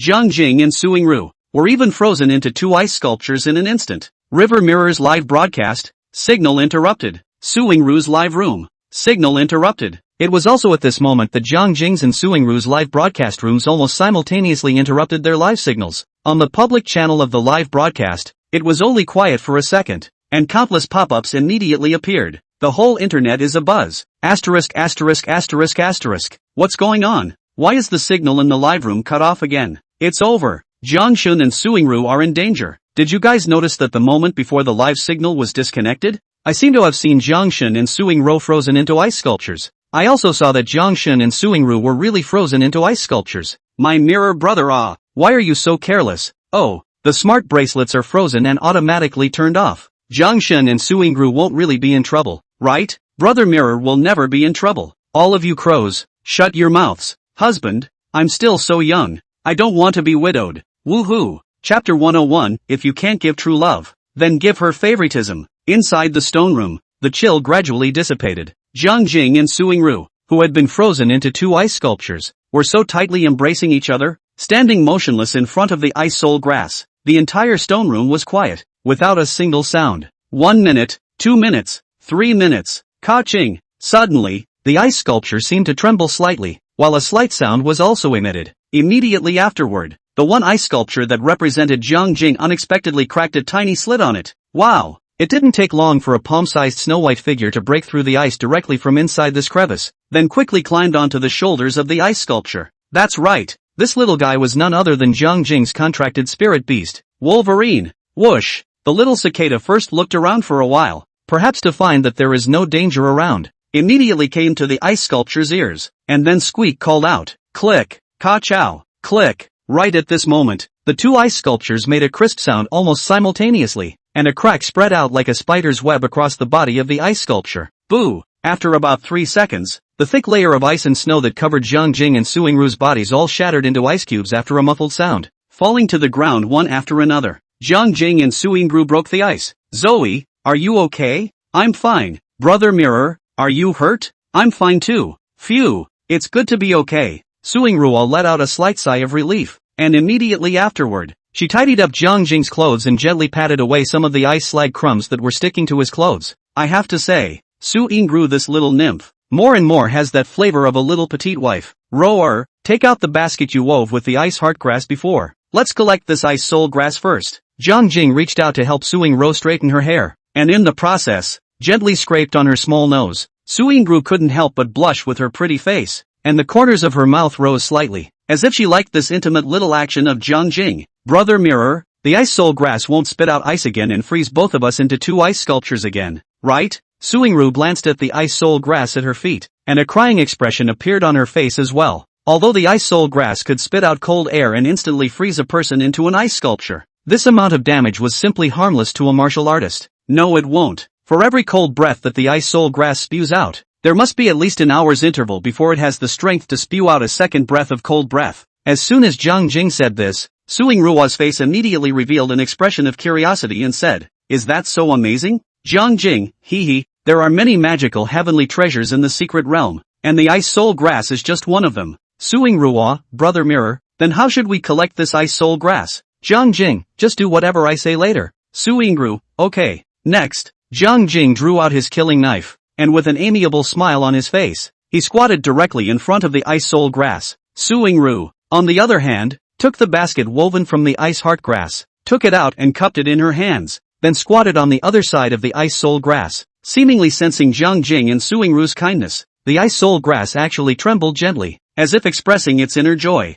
Swish! In the next second, Jiang Jing's hand rose up and directly chopped off the ice soul grass. Whoosh! Suing Ru's movements weren't slow, and immediately stretched the grass basket over to catch the decapitated ice soul grass. A magical scene appeared. In the curious eyes of Jiang Jing and Suing Ru, the ice soul grass, which was packed into the grass basket, glowed with a faint white light all over. Immediately afterward, the ice soul grass began to melt at a speed visible to the naked eye, and water droplets dripped down the grass basket. 1 second, 2 seconds, 3 seconds. In less than 3 seconds, the ice soul grass disappeared, leaving only a thumb-sized, crystal-clear crystal seed lying alone inside the grass basket. Is this the seed of the ice soul grass? Suingru couldn't help but stare at the seed with wide eyes and curiosity, and an expression of excitement appeared on her face. That's right, this is the seed of the ice soul grass. Jiang Jing nodded, then urged Suingru, hurry up and eat it. Freshly baked ice soul grass seeds, the sooner you eat it, the better the effect will be. Aha! Suingru was almost obedient to Jiang Jing, only to see her pinching the grass basket and gently shaking it, directly shaking out the ice soul grass seeds inside.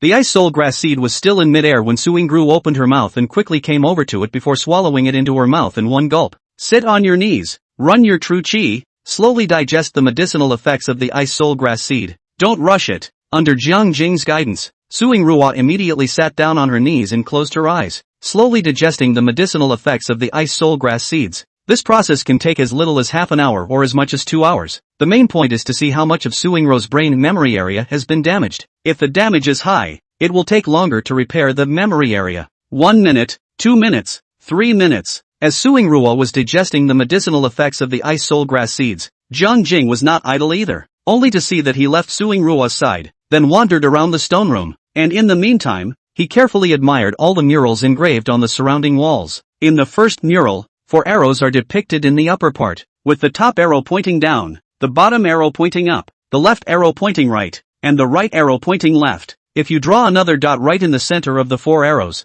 you will see that all 4 arrows point to this dot. Just by looking at the 4 arrows alone, Jiang Jing didn't know what it meant, but when he looked at the content of the second half of the mural, it instantly dawned on him, for in the lower part of the mural is carved a door that has been opened. Isn't it obvious? The 4 arrows in the upper part of the mural represent the 4 stone pillars above the altar. Oh no! To be precise, the arrows represent the handles on the stone pillars. When the handles on the 4 stone pillars all face towards the center point, the door will be opened. Jiang Jing thought back carefully. Just now, when he and Suingru were playing around on top of the altar, there were indeed 3 stone pillars with their handles facing the center point, and only 1 stone pillar with its handle facing the other direction. Suingru unintentionally touched the handle, causing it to make a 90-degree turn towards the center point. Thus, the handles of the 4 stone pillars, all facing the center point, so they triggered the mechanism and opened the door leading to the interior of the altar. I'll go. If you look at it that way, Suingru's luck was really good. If you marry her home,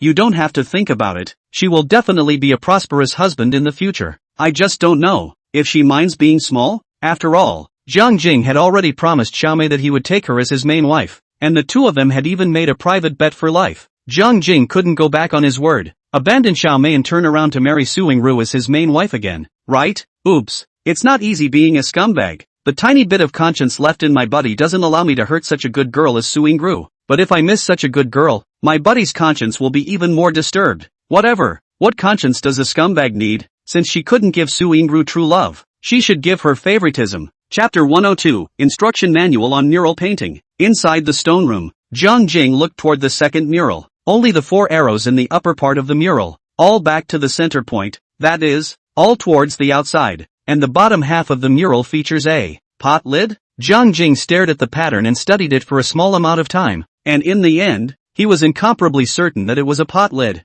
But, what does the pot lid represent? Could it be a defense shield? Can the altar's defense shield be activated by following the 4 arrows in the upper part of the wall and turning the 4 stone pillars around a corner, all facing outward? And what would it take to disarm this defense shield? Swish! As soon as he thought of this, Jiang Jing hurriedly looked at the third mural, as if trying to find a way to close the altar's defense shield. The third mural has 4 arrows, 2 at the top and bottom towards the center point, and 2 at the left and right with their backs to the center point. The lower half of the mural is inscribed with what looks like a horn. Since it's a horn, it must mean call. Summon what? Is that even a question? In addition to the endless trees and ice around the altar, only ferocious beasts were left. Surely all the ferocious beasts within a 100-mile radius were summoned to the vicinity of the altar. At this moment, Jiang Jing suddenly thought of Xiao Wanqing's father. Was there a possibility that Xiao Wanqing's father hadn't immediately caused countless ferocious beasts to surround him because he had stepped onto the altar at all? Instead, he touched the 4 stone pillars on the altar, which happened to be in the shape of the 4 arrows on the mural, thus triggering the corresponding mechanism of the horn, which summoned all the ferocious beasts within a 100-mile radius. Lean. Case solved. Dude really has potential to be a detective. Swish. After Jiang Jing was slightly excited for a moment, he immediately landed his gaze on the 4th mural. This 4th mural is also the last mural inside the stone room. The 4 arrows in the top half of the mural have the left and right ones facing the center point, while the top and bottom ones have their backs to the center point, just the opposite of the third mural. As for the lower half of the mural, it looks a bit like an open matchbox. What's going on? How come it's an open matchbox? Why can't it just be an open lid? If it was an open pot lid, then there was no need for Jiang Jing to guess. It must be the method to close the altar's defense shield. But matchboxes and pot lids, there's still a big difference. The lid of the pot is round, the matchbox is rectangular, and the two obviously don't mix in the same way, and so on. Rectangular? Throughout the altar. What is rectangular? Swish. Almost subconsciously, Jiang Jing made a turn, his eyes dead set on the immense sarcophagus not far away. It's not, is it? Could it be that the contents of this fourth mural referred to the method of opening the sarcophagus? What's in the sarcophagus? Jiang Jing was a particularly curious person. Only one step towards the sarcophagus was seen, and while he felt nervous and uneasy, a feeling of excitement and exhilaration bubbled up in the bottom of his heart. Open it. Dude wants to see what's inside this sarcophagus? Never open it. This thing is ominous at first glance, and once opened, the consequences are unimaginable. Scared of what? When a man dies, he doesn't die. Aren't you curious as to what's inside the sarcophagus? Curiosity killed the cat. In order to satisfy such a little curiosity of yours, to disregard your own life and Suingru's life, you are acting selfishly. At this moment, two different voices appeared in Jiang Jing's mind. These two voices are arguing fiercely. Neither one can convince anyone, causing Jiang Jing's heart to be in turmoil, thumping, deer in the headlights, and blushing. Swish! Only Jiang Jing raised a hand and gently touched the sarcophagus. In the next second, a ray of bone-piercing cold air came from the sarcophagus, then followed his fingers and darted into his arm. Jiang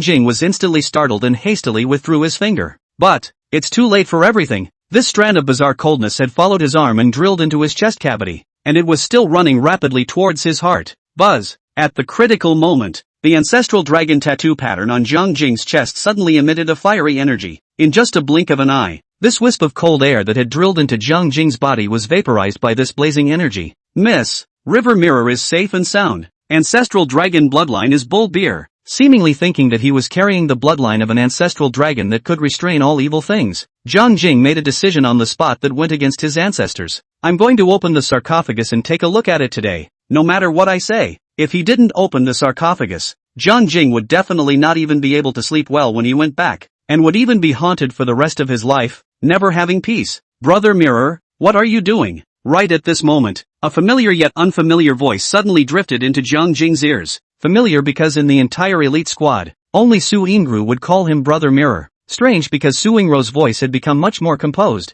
The lowly voice had directly turned into an imperial sister voice. Swish! Jiang Jing turned around and looked. At some point, Suingru had already stood up from the ground. Although Suingru's appearance hadn't changed in any way, Jiang Jing clearly sensed that her entire aura had become different, especially her eyes, which were so pure and innocent before, as if they were the clearest spring water in this world. However, at the moment, her eyes were nevertheless full of vicissitudes, and at the same time carried a hint of indifference and ruthlessness. Zoe, have you regained your memory? Jiang Jing sized Suingru up from head to toe, but hesitated to walk over to identify with her, as if he was worried about something, or was concerned about something. Aha! Suingru seemed to have seen through Jiang Jing's inner thoughts, only to see that she first nodded, then she took the initiative to walk over, and as always, took Jiang Jing's hand. Jiang Jing was slightly stunned, and the corners of his mouth quickly curved up into a nice-looking arc. Zoe, since you have regained your memory, your life should all come back to you, right? Silence, no words. To Jiang Jing's great surprise, instead of nodding, Suingru's eyes flashed with a touch of sadness.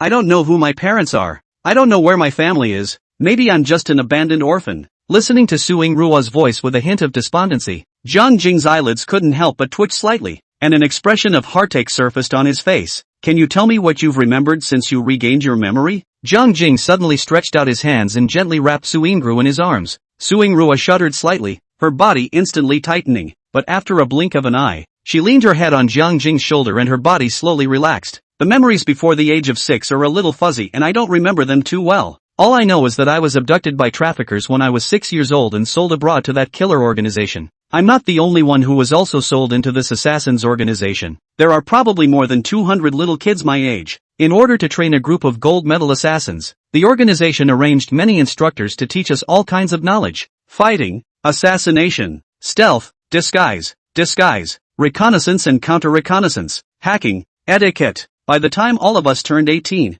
the instructor suddenly threw us on an island and made us kill each other. And the last one to survive is the organization's only gold medalist assassin. Chapter 103. I heard all the conversation between you and Xiaomei. Jiang Jing didn't expect it either. Instead of remembering who her family was, Su Yingru, who had taken the ice soul grass, had conjured up an unpleasant past. Before recovering her memory, Su Yingruo's eyes had light, hope, and even a hint of a young girl's naivety. But, after recovering her memories, Su Yingruo's eyes only had a coldness in them, like a 10,000-year-old ball of ice that never melted, completely freezing her heart. Fortunately, there was still a crack in the puck. Whenever Su Yingru looked at Jiang Jing, a trace of tenderness would subconsciously flow from her eyes. It was obvious that whether Su Yingru had recovered her memories or not, Jiang Jing had already entered her heart long ago. Roar, if you want to find your family, after we leave the secret realm, brother will help you look for them together. Jiang Jing touched Su Yingruo's hair and solemnly gave a promise. However, Su Yingru,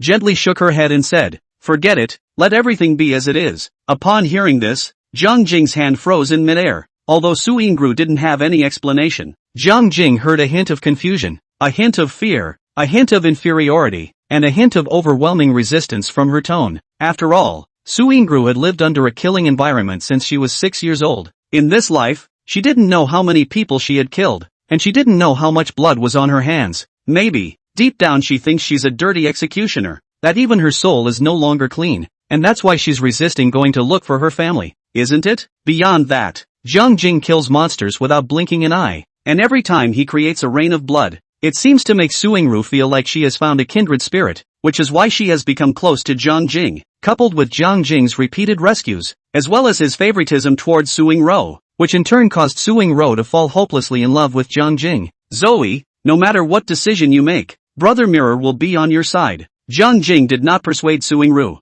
nor did he use the banner of for her own good to help her to find her family. But as long as Su Yingru opened her mouth and said that she wanted to go and look for her family, Jiang Jing would definitely do everything in his power to help her. Because, Jiang Jing also felt that he was in the same category as Su Yingru. Su Yingru didn't know how many people she had killed. Jiang Jing didn't know how many pigs she had killed. And both of them had been killing people all their lives. If there really was a hell in this world, it was estimated that Jiang Jing and Su Yingru should be able to be cellmates together in the 18th layer of hell after they died. Right? Boo. Suddenly, Su Yingru raised her head, stood on her tiptoes, wrapped her hands around Jiang Jing's neck, and took the initiative to kiss on his lips. Jiang Jing was first slightly stunned, then he wrapped his arms around Su Ying's soft and thin willow-like waist, and carefully and thoughtfully savored her fragrance. Embrace and kiss each other. A blush surfaced on Su Yingruo's pretty face, her breathing and heartbeat became a bit rapid, and her eyes became mesmerized, and even her body began to soften. At the critical moment, Jiang Jing,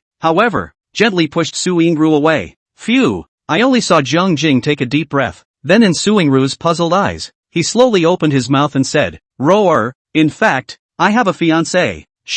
Are you talking about Xiaomei? To Jiang Jing's great surprise, Su Yingru called out Xiaomei's name in a single breath, and did not show any expression of surprise or dissatisfaction on her face. How did you know? Jiang Jing covered his forehead in embarrassment, and in his heart he was also thinking that he and Xiaomei had done things so covertly. How did the wind still leak out? I've had a very sensitive sense of hearing since I was a child, and since I'd been practicing ancient martial arts, that talent has been strengthened once again as well. Su Yingru looked at Jiang Jing with a calm face. No joy or sadness could be heard in her tone, only to see her slowly say, that night, the conversation between you and Xiaomei, I heard it all. Jiang Jing's forehead was suddenly covered in black lines, only to see that he trembled his lips and just wanted to say something. Who knew that Su Yingruo's next words directly caused him to be dumbstruck and freeze in place? Didn't the Dragon Kingdom just introduce a new marriage law at the beginning of this year? A husband can take a concubine with honor, as long as the main wife agrees and pays a certain tax. Since Sister May allows you to take a concubine, I'll just be your junior wife when the time comes. I won't make things difficult for you. River Mirror. Since the beginning of last year, secret entrances have appeared one after another all over the world, and the Dragon Kingdom which has introduced so many new policies one after another during this year. This includes the latest marriage law which was introduced at the beginning of this year. Simply put, the new marriage law abolished the monogamous system and also added a tax on concubinage. Husbands are allowed to have concubines as long as the main wife agrees, and there is no upper limit. But, the husband needs to pay 100,000 yuan in taxes to the state for each concubine he takes. While $100,000 isn't much, Most of the average people at the bottom of the ladder can't afford such a large tax. Only men with incomes above the middle level have money left over for concubines. On top of that, the Dragon Kingdom has also introduced a series of fertility incentives to greatly encourage its citizens to have more children and even offer real cash rewards. General, the attitude displayed by the Dragon Kingdom is that since young people refuse to get married, the monogamous system should simply be abolished. You don't want to get married. Some are willing to take concubines, and the marriage rate will naturally increase. Young people won't have children, so tempt them with real rewards. When you see other people getting a ton of benefits from having kids, it's only natural to go ahead and have kids when your eyes are glazed over. And these policies have only one purpose, and that is to increase the population of the Dragon Kingdom so that it can cope with future invasions by foreign races. Brother Mirror, aren't you willing to take me as a concubine? Perhaps it was because she saw that Jiang Jing didn't say anything for a long time. Suing Ruo frowned slightly, and her eyes gradually turned cold. Who says I don't? Jiang Jing cried and laughed and shook his head, then sighed and said, Zoe, marrying me as a concubine has wronged you. Hearing that Jiang Jing was willing to take her as a concubine, Suing Ruo's eyes immediately softened, and the 2 daggers that had just slipped into her hand were silently withdrawn into her sleeve. Although she loves Jiang Jing very much, but as long as Jiang Jing dares to say a no word, Su Yingru will immediately kill him, and then commit suicide, and finally go to the netherworld to be a ghost couple with Jiang Jing. The love of a lady killer is so simple and pure. Next, the 2 warmed up inside the stone room for a while. It was just kissing, hugging, lifting high, and so on, not doing anything over the top. Jiang Jing suddenly remembered that there was still one thing he hadn't gone to do, so he said to Suing Rue, Zoe, go above the altar and reverse the direction of all 4 of those stone pillars, just like the arrows on the 4th mural. Brother Mirror, what are you doing? Suing Gru glanced at Jiang Jing in surprise before she followed the direction Jiang Jing was pointing to and looked at the 4th mural within the stone room. Pop. Jiang Jing didn't explain anything. Instead, he slapped Suing Ruo's upturned rear tunic, and his mouth also said quickly, don't ask so many questions. Listen to your husband's words, and hurry up to do as you're told. Oh, Suing Ruo's body subconsciously tightened. A blush immediately rose on her face, and a blush flashed across her icy eyes. Without saying a word, she turned around and walked towards the passage from which she had come. After waiting for Suing Ruo to leave, Jiang Jing immediately made a turn, his eyes dead set on the immense sarcophagus. As the saying goes, curiosity killed the cat. I'm going to be the cat today. Come on. Buddy today would like to see if a 1,000-year-old zombie is sealed inside this sarcophagus. Chapter 104, The Beautiful Woman in the Sarcophagus. Jiang Jing was sucking blood. On the altar, Suing Gru walked to the center of the 4 stone pillars, only to see her cover her little warped tunic. Recalling Jiang Jing's slap just now, she instantly felt that both cheeks were a little hot. However, she hadn't forgotten what Jiang Jing had explained. After only a brief moment of hesitation, he immediately began to do so, turning the 4 stone pillars in one direction in turn. The east and west stone pillars, both facing the center point, while the north and south stone pillars both have their backs to the center point. Ka-ching! Just as Suing Ruo completed the last step, only a crisp sound was heard, and the passageway that led to the interior of the altar was unexpectedly closed automatically. Not good. Brother Mirror is in danger. An ominous premonition immediately surfaced in Suing Ruo's mind, only to see her dodge and arrive at the entrance where the passage was closed. Drink! Without any hesitation, Suing Ruo frantically operated her true chi and used her full strength to fiercely blast at this closed stone door. Boo! After a loud bang, instead of the stone door being blasted open, Suing Ruo was instead shocked by the powerful reaction force, causing her to take several consecutive steps back. Boom boom boom. Unwillingly, Suing Gru raised her fist again and continuously blasted dozens of punches towards the stone door. However, no matter how hard Suing Gru exerted, the stone door did not move since the beginning, but instead, her fist was smashed and bloodied. How come? How did the stone door suddenly close when it was fine? Wait, it's those 4 stone pillars. Suing Ruo briefly pondered for a moment, and immediately landed her eyes on those 4 stone pillars. Swish! She only saw a flash and once again came to the center of the 4 stone pillars. Then, according to the memory in her mind, she quickly turned the pillars and restored all 4 of them to their original appearance. However, the entire altar was silent. The stone-stepped pathway that led to the interior of the altar had not been reopened and remained in a tightly closed position. At this moment, Suing Ruo's face immediately turned ugly. Inside the stone room, River Mirror also heard the sound of the stone pathway closing. Like Suing Ruo, he first ran to the entrance of the stone-step pathway and madly blasted a few punches at the stone door, and even pulled out his killing knife and ruthlessly slashed a few times towards the stone door. When he realized that he had no way to blast open the stone door, he simply held the idea of if it comes, then it will be safe and focused on the sarcophagus again. Ta-ta-ta-ta. After hesitating for a few moments, Jiang Jing walked step by step to the front of the sarcophagus with a death-defying stride. Swish! The moment his hands were placed on the sarcophagus, a bone-piercing coldness instantly passed through his arms and quickly drilled into his body. But Jiang Jing was carrying an ancestral dragon bloodline, and the ancestral dragon tattoo pattern on his chest merely released a warm current that completely dispelled the coldness coming from the sarcophagus. At this moment, Jiang Jing was even more confident. Brother is a veteran driver, with yushi in his mouth and an explosive head, specializing in waiting for lightning to strike. Drink! Only to hear Jiang Jing gulp softly, violently sending force to push the lid of the coffin, and the muscles on both arms bulged. However, to Jiang Jing's great surprise, no matter how hard he exerted himself, the lid of the sarcophagus was as if it had been locked. It didn't move at all. What's the situation? What went wrong? Could it be that Su Yingru didn't follow my instructions and put the 4 stone pillars on the altar with the correct unlocking pattern? No, Su Yingru shouldn't be mistaken. Such a simple unlocking method, even kindergartners would know it. How could Su Yingru get it wrong? Since I can't push the lid of the sarcophagus, why don't I do it the other way around and pull it? As soon as he thought of it, Jiang Jing immediately clasped the raised portion of the coffin lid's edge with both hands and then exerted all his strength to pull the lid. Click click click click. To Jiang Jing's surprise and delight, a sound similar to that of a mill turning came, and the immense and incomparable sarcophagus lid was actually pulled open by him inch by inch. Wow! It was also at this time that an even colder chill suddenly emerged from the sarcophagus. Jiang Jing, however, didn't care and continued to pull hard on the lid of the sarcophagus until he had pulled the lid of the coffin apart by about a meter or so, and only then did he stop exerting his power. Quiet. The stone room was quiet. Jiang Jing stood near the end of the sarcophagus, and from his angle of view, he could only see the gap where the lid of the coffin had been opened, and could not see what was inside the coffin at all. To get a good look inside the coffin, it would require him to take a few more steps, go around to the other end of the coffin, and then look down to check it out. Phew! Jiang Jing took a deep breath and stood still for a moment, waiting, while at the same time, he also pricked up his ears to listen to the movements in the coffin. 1 minute later, there was silence inside the sarcophagus. What Jiang Jing imagined, a scene where a large dumpling suddenly jumped out of the coffin, did not happen. Next, Jiang Jing hesitated just a little before taking a resounding step and walking step by step to the other end of the coffin. Swish! Only to see Jiang Jing lying on the edge of the sarcophagus. He once again took a deep breath, and then violently poked his head out to look towards the sarcophagus. Look no further. What Jiang Jing never expected was that the sarcophagus did not lie in any 1,000-year-old zombie, but instead lay a woman, a mature, voluptuous and charming beauty, long hair like a waterfall, skin like snow. Underneath the light thin eyebrows was a pair of tightly closed eyes,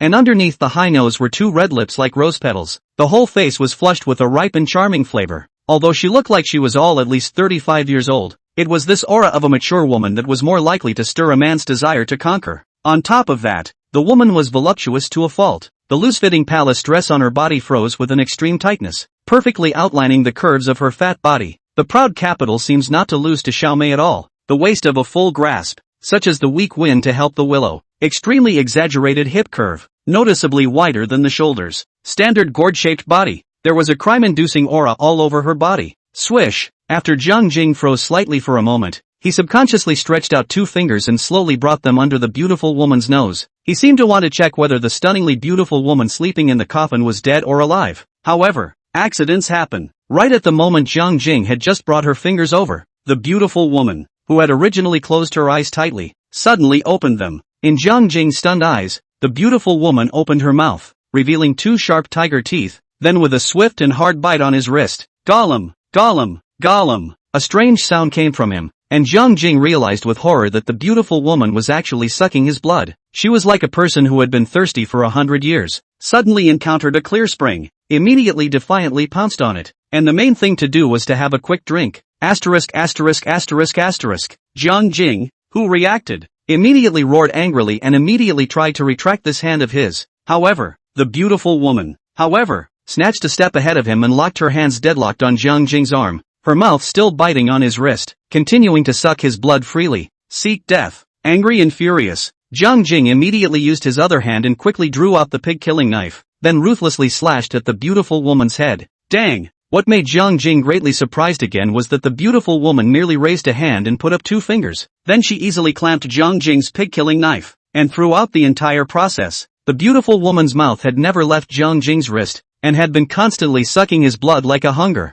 Asterisk asterisk asterisk asterisk. Let go of me now. I'll kill you. Sister, big sister, I was wrong. If you keep sucking on it, little brother, I'm going to turn into a human. Chapter 105, Terrifying Woman. Jiang Jing planted. Inside the sarcophagus, the upper half of the beautiful woman's body had risen upright. She cupped Jiang Jing's arm with one hand, and cupped Jiang Jing's killing knife with the other. Her bright red lips stayed pressed against Jiang Jing's wrist, and her two sharp tiger teeth pierced deep inside Jiang Jing's veins. Gollum, Gollum, Gollum. Regardless of whether Jiang Jing was threatening or softly pleading, the beautiful woman kept on sucking his blood non-stop as if she didn't even hear him. Jiang Jing was furious. In this life, other than his ex-wife, Ruyan Lu, he hadn't been bullied so much by any woman. I can't stand my uncle, but I can't stand my aunt. Mud. If a tiger doesn't make a move, do you really think I'm a sick cat? Dragon soul possession. Anxious and angry, Jiang Jing instantly activated his natural bloodline. In a blink of an eye, white issued, bloody pupils appeared, heaven and earth changed, ghosts and gods cried, and a powerful aura also erupted from Jiang Jing's body. Drink! Without any hesitation, Jiang Jing suddenly exerted his strength and pulled the pig-killing knife out from between the beautiful woman's fingers before he raised the knife once again and slashed viciously at her head. This knife was as fast as lightning. This blade carried the power of a thunderous thunderclap. With this blade, Jiang Jing was confident in splitting everything in front of him. However, the beautiful woman, suddenly raised her head and glanced at Jiang Jing with a face full of calmness, and a pink light flashed in her beautiful eyes. In the next second, Jiang Jing only felt a dizziness in his brain, and then a lightness of head. His body's strength seemed to be drained as if it had been drained out. Even his spirit became atrophied. Swish! In such a split second of effort, Jiang Jing was shocked to find that his white hair had changed back to black hair, his blood pupils had changed back to black pupils, and the dragon soul possession state had even been automatically lifted. Jiang Jing trembled his lips, the shock inside him simply unable to be described in words. He had never expected that the female vampire in front of him would have a strength that had far exceeded his range of expectations. 9th grade? Or is it above the 9th grade? A mere look broke my dragon soul possession, and by casually extending 2 fingers, he could easily catch my full force strike. Moreover, this woman didn't look like she was in her heyday, but more like she was in a weakened state after being in a coma for many years and had just awakened. It was already so powerful in her weakened state. How terrifying would it be if she were to return to her full strength? Done. Dude is kicking ass this time. Curiosity really does kill the cat. Squeak. Right at this moment, the little cicada that was originally shrinking in Jiang Jing's arms suddenly scurried out like crazy. The little guy first climbed onto Jiang Jing's shoulders, then folded his hands and glared fiercely at the beautiful woman in the sarcophagus. Swish! In a blink of an eye, the little guy's 2 ruby-like eyes immediately turned into a demonic purple color and shot out 2 channels like substantial ultraviolet rays. Seeing this scene, Jiang Jing's spirit, which had just withered down, instantly perked up again. Little cicada, brother didn't hurt you for nothing. You're still dependable in a pinch. Come on, her ass. Although I don't know the power of the 2 ultraviolet rays from cicada's eyes, could they subdue this female vampire in one move? But, from the expression of the cicadas showing their teeth, as well as the powerful aura that erupted from its body, as well as the harsh cold aura emanating from the 2 ultraviolet, Jiang Jing could conclude that this must be a great move that little cicada had exerted all her strength to perform. Even if she couldn't kill the beautiful woman, she could at least seriously injure her, right? However, what blew River Mirror's mind was this. The corners of the beautiful woman's mouth suddenly hooked into a mocking smile, only to see her eyelids gently lifted. Then she looked towards little cicada with a smile, and a flash of pink color flashed in her beautiful eyes again. In the next second, the 2 ultraviolet rays that shot out from cicada's eyes just disappeared into thin air. It was also at this moment that little cicada suddenly screamed, as if she had been struck by an evil spirit. Her little body instantly became stiff and rigid, and then she fell straight down from Jiang Jing's shoulders. Little cicadas. Jiang Jing's eyes instantly glared and his face went pale, only to see him trembling his lips feebly, and a feeling of sadness welled up in his heart. Seeing that the beautiful woman slowly raised a hand, slowly pointing it at the small cicada that fell to the ground, seemingly ready to put it to death with one move, Jiang Jing hurriedly spoke out to stop. Release little cicada. I can be at your disposal. Jiang Jing could face death openly, but could not bear to involve little cicada. After all, little cicada had done nothing wrong, yet she had been abducted by him to become a contracted beast, and had to face today's dangers with him. Either way, the little cicadas are innocent.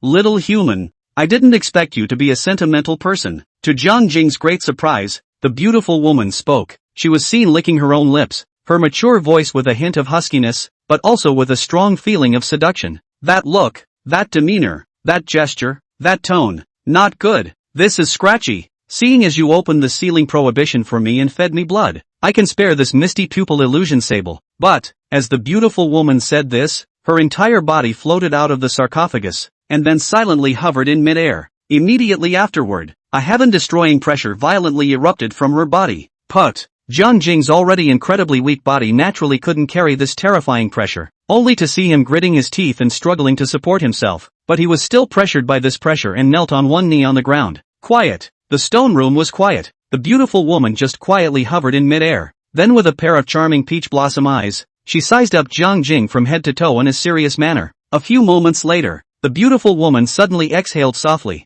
and a complex expression flashed across her face as she said, "Little human fellow, since you carry the bloodline of the ancestral dragon, it's not an indignity to my father. River Mirror, it was you yourself who said just now that as long as my father releases this mystic pupil mirage sable, you'll be at my disposal, right?" The beautiful woman fell down from midair, a pair of jade-like bare feet, gently stepping on the ground. The 10 toes with red nail polish were like the claws of a kitten, wiggling and scratching at one's heart. This woman, from head to toe, from the outside to the inside, every knit of her brows, every look, every movement, even a hair strand swinging in the wind, all exuded a strong seductive aura, born with a charming bone. It should be this kind of woman, right? Swish. Noticing that the beautiful woman had landed her gaze on her own body, Jiang Jing gritted his teeth and nodded despite being speechless to the core. Mud. I can't beat you, can I? If I can beat you, it's my turn to do whatever I want with you. Great. The beautiful woman nodded with satisfaction, and suddenly reached out a hand and clasped Jiang Jing's shoulder in a death grip. Then with a gentle lift, she lifted his entire body up. What are you doing? After Jiang Jing slightly froze, he subconsciously asked offhandedly. However, the beautiful woman, did not make any reply, but instead carried Jiang Jing and flew directly toward the immense and incomparable sarcophagus. Next, in Jiang Jing's astonished eyes, the beautiful woman threw him into the coffin before jumping into it herself. Swish, with a wave of the beautiful woman's sleeve, the original was pushed open by Jiang Jing a meter-wide coffin cover, but also bang sound automatically closed. Seeing this scene, Jiang Jing slowly closed his eyes, then quietly waited for death to come. However, the imagined image of being drained of blood all over his body, or being dismembered into a pile of crumbs, did not appear. Instead, there was a warm body that quickly pressed against him and even hugged him tightly. Swish, Jiang Jing snapped his eyes open, and his lips twitched slightly as if he wanted to say something. In the next second, a bright red lip printed up, blocking Jiang Jing's mouth and the words he wanted to say. Stinky brother, didn't you just say you were going to me to death?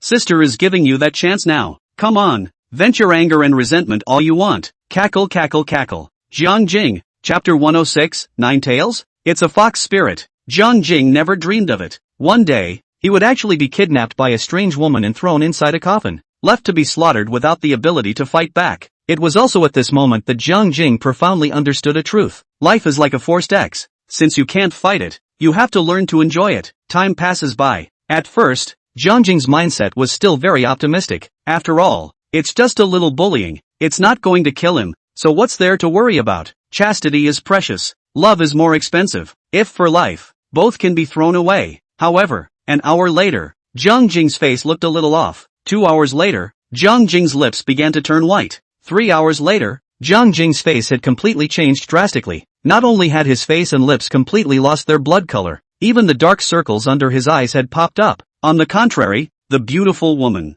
instead, her face became more and more rosy, and the breath on her body became more and more solidified. The whole person was simply in a good state. Obviously, the beautiful woman was like a female ghost that had been hungry for 1,000 years, and today she said that she would suck all of Jiang Jing's young energy. She treated Jiang Jing like a cauldron. What to do? Is it still hard for a buddy to escape death today? Not willingly. It's really upsetting. There is an idiom called creating wisdom out of haste. Jiang Jing, at this time of life and death, his mind suddenly flashed with a bright light, and surprisingly, in the middle of the desperate situation, he hardened his mind to think of a way to save himself. Swish, just a flip of Jiang Jing's wrist immediately brought out a dark green lotus flower from inside his storage ring. Without any hesitation, Jiang Jing opened his mouth and bit into this lotus flower and swallowed one of the petals. Buzz! In a flash, a warm warmth slowly spread from the pit of his stomach and soon trickled through his entire body. In the next second, Jiang Jing's whitened face and lips immediately regained a few shades of blood, and the thick black circles under his eyes seemed to fade a few points. Well, Jiang Jing couldn't help but let out a soft murmur, and his eyes couldn't help but narrow. Useful. The ink leaf lotus is worthy of being a heavenly treasure. The lotus seeds increase longevity, while the petals strengthen the kidneys and replenish yang energy. This one, it should be a sure thing, right? However, when Jiang Jing quietly raised his head and glanced at the maddened-looking beauty, he immediately couldn't help but shiver. Not enough. One petal is definitely not enough. If you want to save this little life of yours, you must go all out and not hold anything back. Click, click, click. Without any hesitation, Jiang Jing once again opened his mouth and swallowed all the remaining 15 petals of the ink leaf lotus. In a flash, a fiery energy like a volcano eruption swept directly inside Jiang Jing's body uncontrollably, almost bursting his body. The good thing about this feeling is that it comes and goes quickly. In just a blink of an eye, all of this fiery energy that burned the heavens and destroyed the earth was absorbed by Jiang Jing's body. Heat, so hot. At this moment, Jiang Jing only felt that his body, like a meteor burning with a blazing flame, instantly erupted with endless power. Come on, come here, I'm gonna hit 100. Ha! It seemed to have sensed the change in Jiang Jing. Although a flash of doubt flashed across the beautiful woman's face, she didn't stop her actions, but instead, she even became a bit more flamboyant. She had been sealed in the sarcophagus for a long time and her body had long been weakened. Now that she had broken out of the seal, she was in desperate need of a tonic, and Jiang Jing, a human with an ancestral dragon bloodline, couldn't be a better tonic. However, the world is full of surprises. The beautiful woman was just about to completely refine Jiang Jing and then have a good tonic, but she didn't expect Jiang Jing's body to violently erupt with a terrifying aura like burning the sky and destroying the earth. Ah! It was also at this moment that the beautiful woman screamed in horror, and a thick green smoke immediately emerged from her body. In Jiang Jing's stunned eyes, 9 furry fox tails instantly burrowed out from behind the beautiful woman. Swish! Jiang Jing hurriedly looked at the beauty woman's face, and was once again shocked to find that 2 furry fox ears had also sprung up on top of the other party's head. I'll you up! It turns out that the beautiful woman is not a vampire of any kind, but a vixen, and a proper 9-tailed fox. An hour later, the stone room was finally quiet. Jiang Jing was silently lying inside the coffin, his eyes staring blankly at the lid of the coffin above his head, while his face revealed an odd and complicated expression. Whoosh! Suddenly, a slender jade hand reached out from the side and gently wrapped around Jiang Jing's neck. Stinky brother, that terrifying aura you just erupted almost killed sister. In a soft and sticky tone, the beautiful woman softly uttered such a sentence in Jiang Jing's ear. You! Jiang Jing trembled his lips and just wanted to say something. In the next second, his voice ended abruptly and his face changed dramatically, because the palm of the beautiful woman's hand had already choked his neck. Jiang Jing clearly saw that a killing intent flashed underneath the beautiful woman's eyes, and her 5 fingers gradually exerted force and slowly closed in, as if she intended to strangle Jiang Jing alive here. Stinky brother, remember my sister's name. My name is Tu Shanyu. After the beautiful woman said this, she stopped babbling, and her 5 fingers fiercely exerted force, directly choking Jiang Jing to the point that she rolled up her eyes. Why? Is this the legendary X before killing? No way. I can't just die here as a loser. I'm going to fight back. At this moment, the strong desire to survive prompted Jiang Jing to pick up his killing knife, then stabbed at the location of Tu Shanyu's heart. However, just when the tip of the blade was about to touch Tu Shanyu, Jiang Jing's body stiffened in place, as if it had been under a fixation spell, completely unable to move. Stinky brother, although you carry an ancestral dragon bloodline, this little bit of thin bloodline power is not enough to fight against my spells of prohibition. My sister actually likes you a lot. After all, the pleasure you bring to my sister is something I have never experienced in my life. But, sister once swore that any man who dared to touch my body must die. So, just be a good boy and die for me. Tu Shanyu sneered, and as her palms closed in with force, she actually leaned down and placed a gentle kiss on Jiang Jing's face. The look seemed to be a final farewell to his beloved lover. Jiang Jing's body was completely confined, completely unable to move a single inch. Seeing that his little life would soon be accounted for here, his heart could not help but give birth to a wave of despair. However, the unexpected happened again. Just at the moment when Jiang Jing closed his eyes in despair, the pig-killing knife that was held in his hand suddenly trembled gently, and at the same time lit up with a dazzling light. Boom! In the next second, a shapely figure unexpectedly came out from within the killing knife. At the same time, a cold, angry voice drifted into the ears of Jiang Jing and Tu Shanyu. Damned vixen! Don't hurt my husband! Chapter 107, Sword Spirit appears. Jiang Jing's biggest secret. Boo! A loud bang came, and the flap that was originally tightly covered on the sarcophagus was suddenly lifted out by a powerful force. Whoosh! Only to see a beautiful woman with disheveled clothes, a cloak of hair, and spent lipstick, but mature and plump to the extreme, fly out directly from within the sarcophagus. That's right, this woman was none other than the 9-tailed fox Tu Shanyu. Floating in mid-air, Tushanyu first quickly straightened out her clothes and makeup before looking at the lifted sarcophagus without haste. Whoosh! In the next second,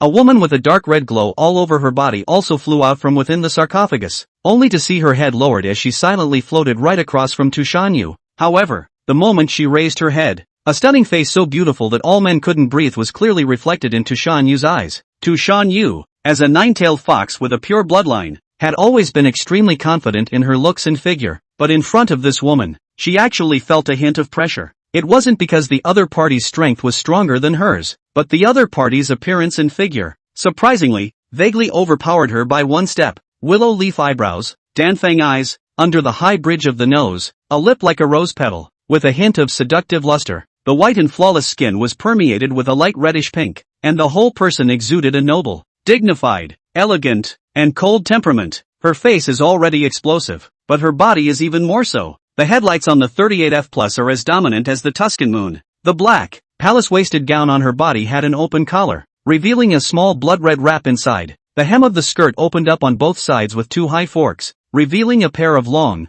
white, flawless legs. Surplus a grasp of the waist, suddenly looked tongue curve extraordinarily exaggerated. In a nutshell, this is a combination of noble and sexy, dignified and hot, elegant and enchanting, cold and charming, super invincible absolute beauty. If Jiang Mengmeng was there, she would have exclaimed in shock. It was because this woman's appearance was surprisingly similar to her mother, Lu Ruyan, by at least 7 points. But, Ruyan Lu's appearance and figure were clearly inferior to this woman's by a few points, and also lacked the dusty temperament of the woman. Mori, be careful. Right at this moment, Zhang Jing also jumped out from within the sarcophagus, only to see his eyes flash with a complicated look as he looked at the woman floating in midair. Husband, don't worry. The woman suddenly turned her head and looked straight at Zhang Jing with a look that was gentle to the core. Seeing that the two are on the verge of sparking love, a discordant voice suddenly drifted over, instantly breaking this rare coziness. A tiny blade spirit, how dare you act recklessly in front of this father? Tushanyu snorted coldly, and the 9 tails behind her suddenly swung wildly, and at the same time,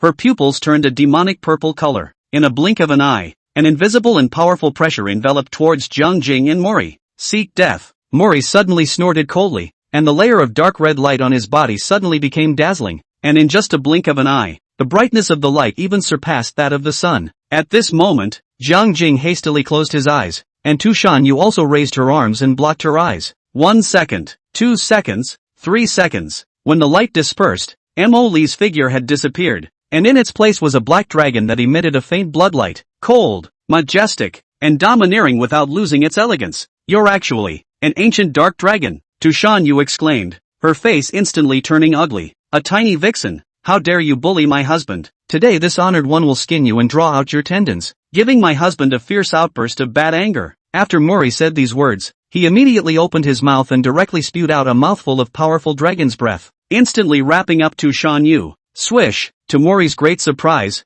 Tushanyu did not choose to confront her head-on, spitting out a mouthful of blood on the spur of the moment, not only wrapping himself up, but also in a blink of an eye the entire person disappeared into thin air. The blood runner? Mori was first slightly stunned, and a flash of anger immediately appeared on her face, only to see her twisting her huge body. Her mouth coldly droned. It's not that easy to escape in front of my father. Boo! Only to see that Mori slapped out a palm fiercely at the air in front of her. The sharp dragon claws seemed to cut through the void and struck something heavily. Put! In the next second, a sound of spitting blood came from the mouth, and a shower of blood sprinkled down in the void. Actually not dead? Then I'll give you another slap. Mori's face changed slightly, twisting her massive body once again, and at the same time raising her front claws as well, as if she intended to perform the move she had just done once more. Murray, don't! At the critical moment, an anxious voice suddenly drifted over. The dragon claw that Mori had just raised stiffened in midair, and an expression of hesitation and entanglement appeared on his face. It's not worth it to waste your origin power just to kill a fox.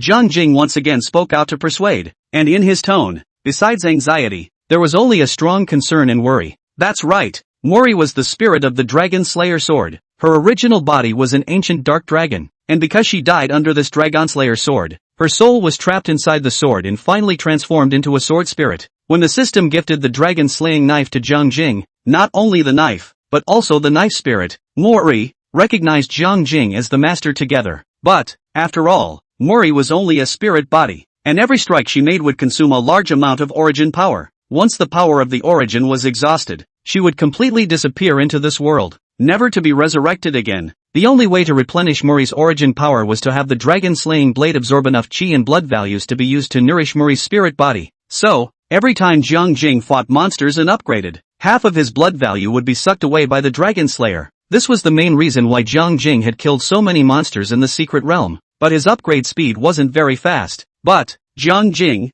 however, didn't complain half as much. When Emily first showed up to pay his respects to Jiang Jing was not only stunned by her stunning beauty, but also abducted her home as his wife on the spot. No way. Jiang Jing was still a young boy with a strong blood, and Mori, whether it was her looks or her figure, had grown into his heart. So how could Jiang Jing endure this temptation? However, when Jiang Jing wanted to kiss, hug, and lift high with Mori, it was only then that he realized with a jolt that she was only a spirit body and had no physical body at all. Without a physical body, Mori was equivalent to a 3D virtual girlfriend. Jiang Jing could only have a passing glance and could not touch Mori at all, which depressed him. Jiang Jing had also asked the system if there was any way to remake Mori's physical body. The answer to waiting is that there is no way around it. At that moment, Jiang Jing's feelings couldn't even be described in words. It felt as if someone had bitten him in the heart, and from then on, he would always have a gaping hole in his heart, never having a whole heart again. Later, Jiang Jing was pleasantly surprised to find that a girl who looked at least 7% similar to Mori had suddenly launched a frantic pursuit of him. This is a real human girl. Real women who can be seen, touched, flesh and blood, who can be kissed, hugged, lifted high, and have babies. That's right. This girl who looked 7 times similar to Mori was Lu Ruyan. Chapter 108, The Token in the Coffin. In charge of the altar. Husband, I'm sorry I couldn't kill that vixen. Mori transformed from a dark dragon back into the form of a human woman, and then floated to Jiang Jing's face, which also wore a trace of deep guilt. That's okay. Jiang Jing couldn't help but reach out and hug Mori, but his hands went through her body and onto a cloud of air. At this moment, a complex expression once again flashed across Jiang Jing's face. It seems he was overthinking it. Even though he had killed countless ferocious beasts after stepping into the secret realm, he had also allowed the dragon-slaying sword to suck away quite a bit of his chi and blood value. But, Mori was still the same Mori. She was still a spirit body and had never been able to condense a physical body. Husband, I'm running out of time. When Mori said this, Jiang Jing was immediately startled. Only when he fixed his eyes, he realized that Mori's body, little by little, was turning into a translucent state. Mori, what's wrong with you? Jiang Jing hurriedly spoke out to inquire, and his eyes were also filled with a look of anxiety. Husband, I have just consumed too much origin power. My spirit body is already extremely weak. I will have to enter a long period of slumber next. I'm sorry that my concubine can no longer protect you. Husband, during the time I'm asleep, you must take care of yourself and don't let me worry. Before Emily could finish his words, his body had already turned into a green smoke, then flew back into the Dragon Slayer sword. Quiet. Quiet. Jiang Jing stood frozen in place, looking at the empty stone room, as if everything just now was like a dream. The whole person looked a little disoriented. After a small amount of time, Jiang Jing walked over and bent down to pick up the Dragon Slayer sword that had fallen on the ground, only to see that with trembling fingers, he gently stroked the ice-cold dragon-slaying sword, and muttered, Mori, just sleep in peace. I'll take care of myself. Seemingly hearing Jiang Jing's voice, the dragon-slaying sword trembled slightly before going completely silent. It was also at this moment that the wisp of scent about Mori that remained in the air instantly disappeared cleanly. 1 minute, 2 minutes, 3 minutes, time passes by. Jiang Jing was like a statue, standing motionless in place, holding the Dragon Slayer sword tightly in his hand, and his eyes gradually lost focus. Squeak! Suddenly, the small cicada's call interrupted Jiang Jing's thoughts, pulling him back from his sleepwalking state. River Mirror turned his head to look. At some point, the little cicada had woken up, and it had climbed on top of that sarcophagus, constantly sending reminders to Jiang Jing. Cicada, what did you find? Jiang Jing and little cicada had telepathic communication, and even though he couldn't understand the sable language, he could sense little cicada's inner thoughts. Little cicada had found some kind of treasure inside the sarcophagus. All that was why she was excited and thrilled to call out to Jiang Jing to go over and take a look. Whoosh! Jiang Jing arrived beside the sarcophagus in a flash, then looked in the direction that little cicada had pointed. In the next second, a token that was pitch black, with strange patterns engraved on it, and which also emitted a bit of starbursts, was clearly reflected in Jiang Jing's eyes. Jiang Jing only hesitated for a moment, then reached out and fished this token out of the sarcophagus. The token was cold in the hand, not very hard to the touch, not gold, not iron, not jade. Jiang Jing did not know what material this thing was actually built from, not to mention what the use of this thing was. However, The little cicada, however, climbed onto Jiang Jing's shoulder, squeaking and squealing while dancing with his hands. His appearance looked to be quite excited, as if he had picked up a heavenly treasure. Little cicada, will you let me try dropping a drop of blood onto this token?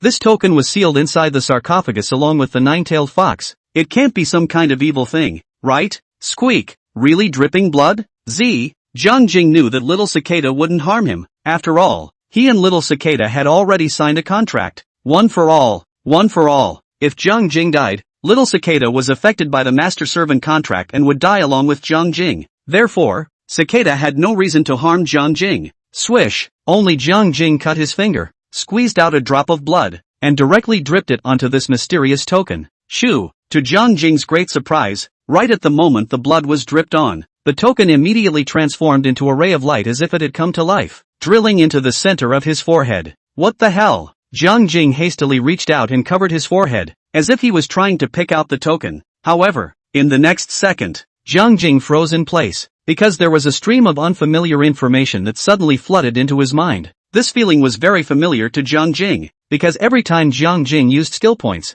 the system would use this forceful installation method, directly allowing him to automatically comprehend various martial arts. I didn't expect this mysterious token to have the same effect. Swish! Jiang Jing immediately closed his eyes and tried to digest the information in his mind. He wanted to see what this mysterious token was actually useful for. 1 minute, 2 minutes, 3 minutes. In just 3 short minutes, Jiang Jing slowly opened his eyes, and at the same time, a look of surprise appeared on his face. Asterisk. I didn't think I'd really pick up a treasure this time. Only Jiang Jing shouted excitedly, then quickly spread out his right hand, and in the next second, a pitch-black token emerged in his hand. Jiang Jing was truly not expecting that this token was actually the only key to control this altar in front of him. On top of that, this altar in front of him was the only hub connecting the entrance to the Marina City's secret realm. Simply put, by offering one sacrifice, one could activate this altar and also open a spatial passage in the secret realm that would lead straight to the Marina City of the Dragon Kingdom on the Blue Planet. And the nine-tailed fox sealed inside the sarcophagus was the last sacrifice. Of course, in addition to opening the spatial channel and connecting the secret realm to the Blue Star, the altar also had some other functions. For example, turning on a defense shield to ward off foreign invasions, like sending out a signal to summon all the ferocious beasts in the neighborhood. For example, by offering specific sacrifices, the sacrificer gains certain special abilities. Anyway, when Jiang Jing was in charge of the token, he was in charge of this altar. From this moment on,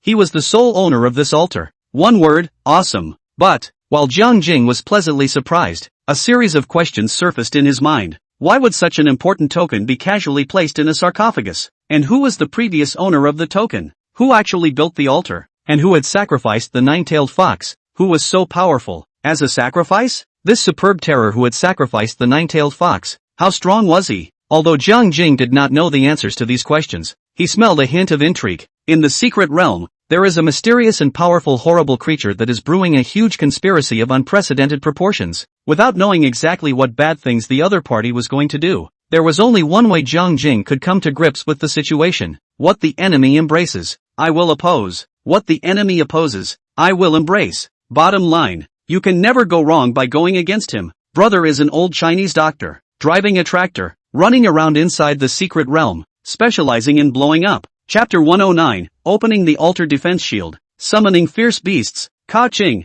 The stone door leading to the exterior of the altar was suddenly opened. Jiang Jing was about to walk out, but he didn't expect a silhouette to flash in front of him, and in the next second, Su Yingru rushed right in from outside. Perhaps it was because she saw Jiang Jing standing intact in front of her eyes. Su Yingru first froze slightly, then she turned her gaze around Jiang Jing and quickly scanned around the stone room. Brother Mirror, are you okay? When Su Yingru realized that the coffin lid of the immense and incomparable sarcophagus had been lifted, her face immediately changed. I'm fine, don't worry. Jiang Jing smiled faintly and didn't bother to explain anything. Instead, he even held Su Yingru's hand and made a gesture to walk out of this stone room. However, Su Yingru, withdrew her hand lightning fast, and even retracted her palm into her sleeve. Jiang Jing's face changed slightly. Without any hesitation, he immediately grabbed Su Yingru's wrist and then quickly lifted her sleeve. In a blink of an eye, a bloody palm was just reflected in Jiang Jing's eyes. Zoe, you! Jiang Jing's pupils shrunk violently, as if he had associated it with something, and a look of self-reproach immediately appeared on his face.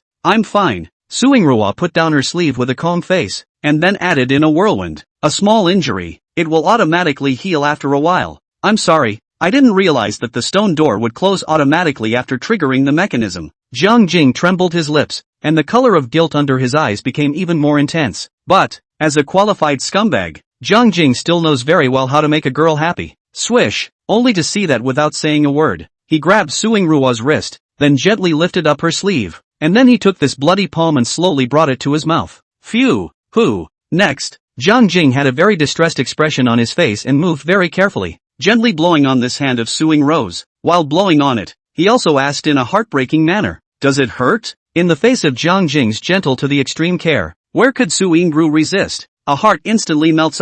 In just a blink of an eye, Suingrua's pretty face flushed, and the eyes that looked at Jiang Jing began to pull in, and her long eyelashes couldn't stop trembling. It doesn't hurt. Even though this hand was already a bit numb from the pain, Suingru still bit her lips and gently shook her head. Liar! It's all hurt like this, how can it not hurt? Jiang Jing blankly glanced at Suingru before pulling her out of this stone room and onto the altar outside. Immediately afterward, Jiang Jing found a random place for Suingru to sit down. Instead, he found some gauze and potion from inside his backpack, first sterilizing the wound on Suingrua's hand, and then carefully bandaging it up for her. Throughout the entire process, Suingrua didn't say a single word and was just staring blankly at Jiang Jing. Jiang Jing didn't say anything either, concentrating on bandaging Suingru's wounds. Although the two didn't communicate in any way, the two hearts seemed to be closer together than before. Taking advantage of the gap between bandaging Suingrua's wounds, Jiang Jing simply told her what had just happened, selectively and slowly. Of course,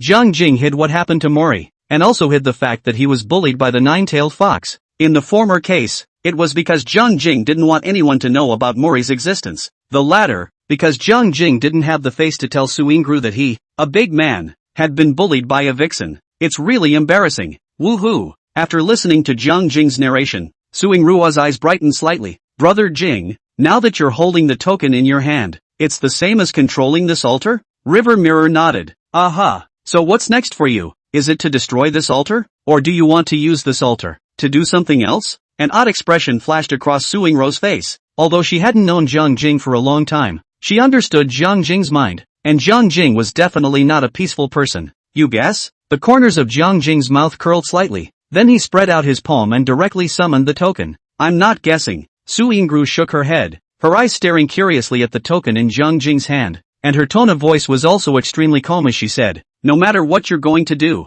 I'll be on your side. River Mirror. Just as Suingru guessed, Jiang Jing was not a peaceful person at all. Destroy this altar? No, no, no. He was now in full control of this altar and could close the entrance to the secret realm and Marina City at any time. So why did he still need to destroy it? What good does this do to River Mirror? For the future of mankind? For world peace? To become a savior? Ah shucks. Jiang Jing's ideological awareness wasn't that high. Don't forget, Jiang Jing was not from this world, and in his heart, he didn't have much of a sense of belonging to this world. So, it is better to leave the task of saving the world and maintaining peace by burning yourself and illuminating others to someone else. Rumble. Under Jiang Jing's control, the 4 stone pillars on top of the altar suddenly turned on their own, and soon assumed the arrowhead formation from the second mural. Buzz. In the next second, a light blue curtain of light instantly enveloped the entire altar, forming a semicircular defense shield. The corners of Jiang Jing's mouth curled slightly as he gently waved the token in his hand. Rumble. The 4 stone pillars above the altar,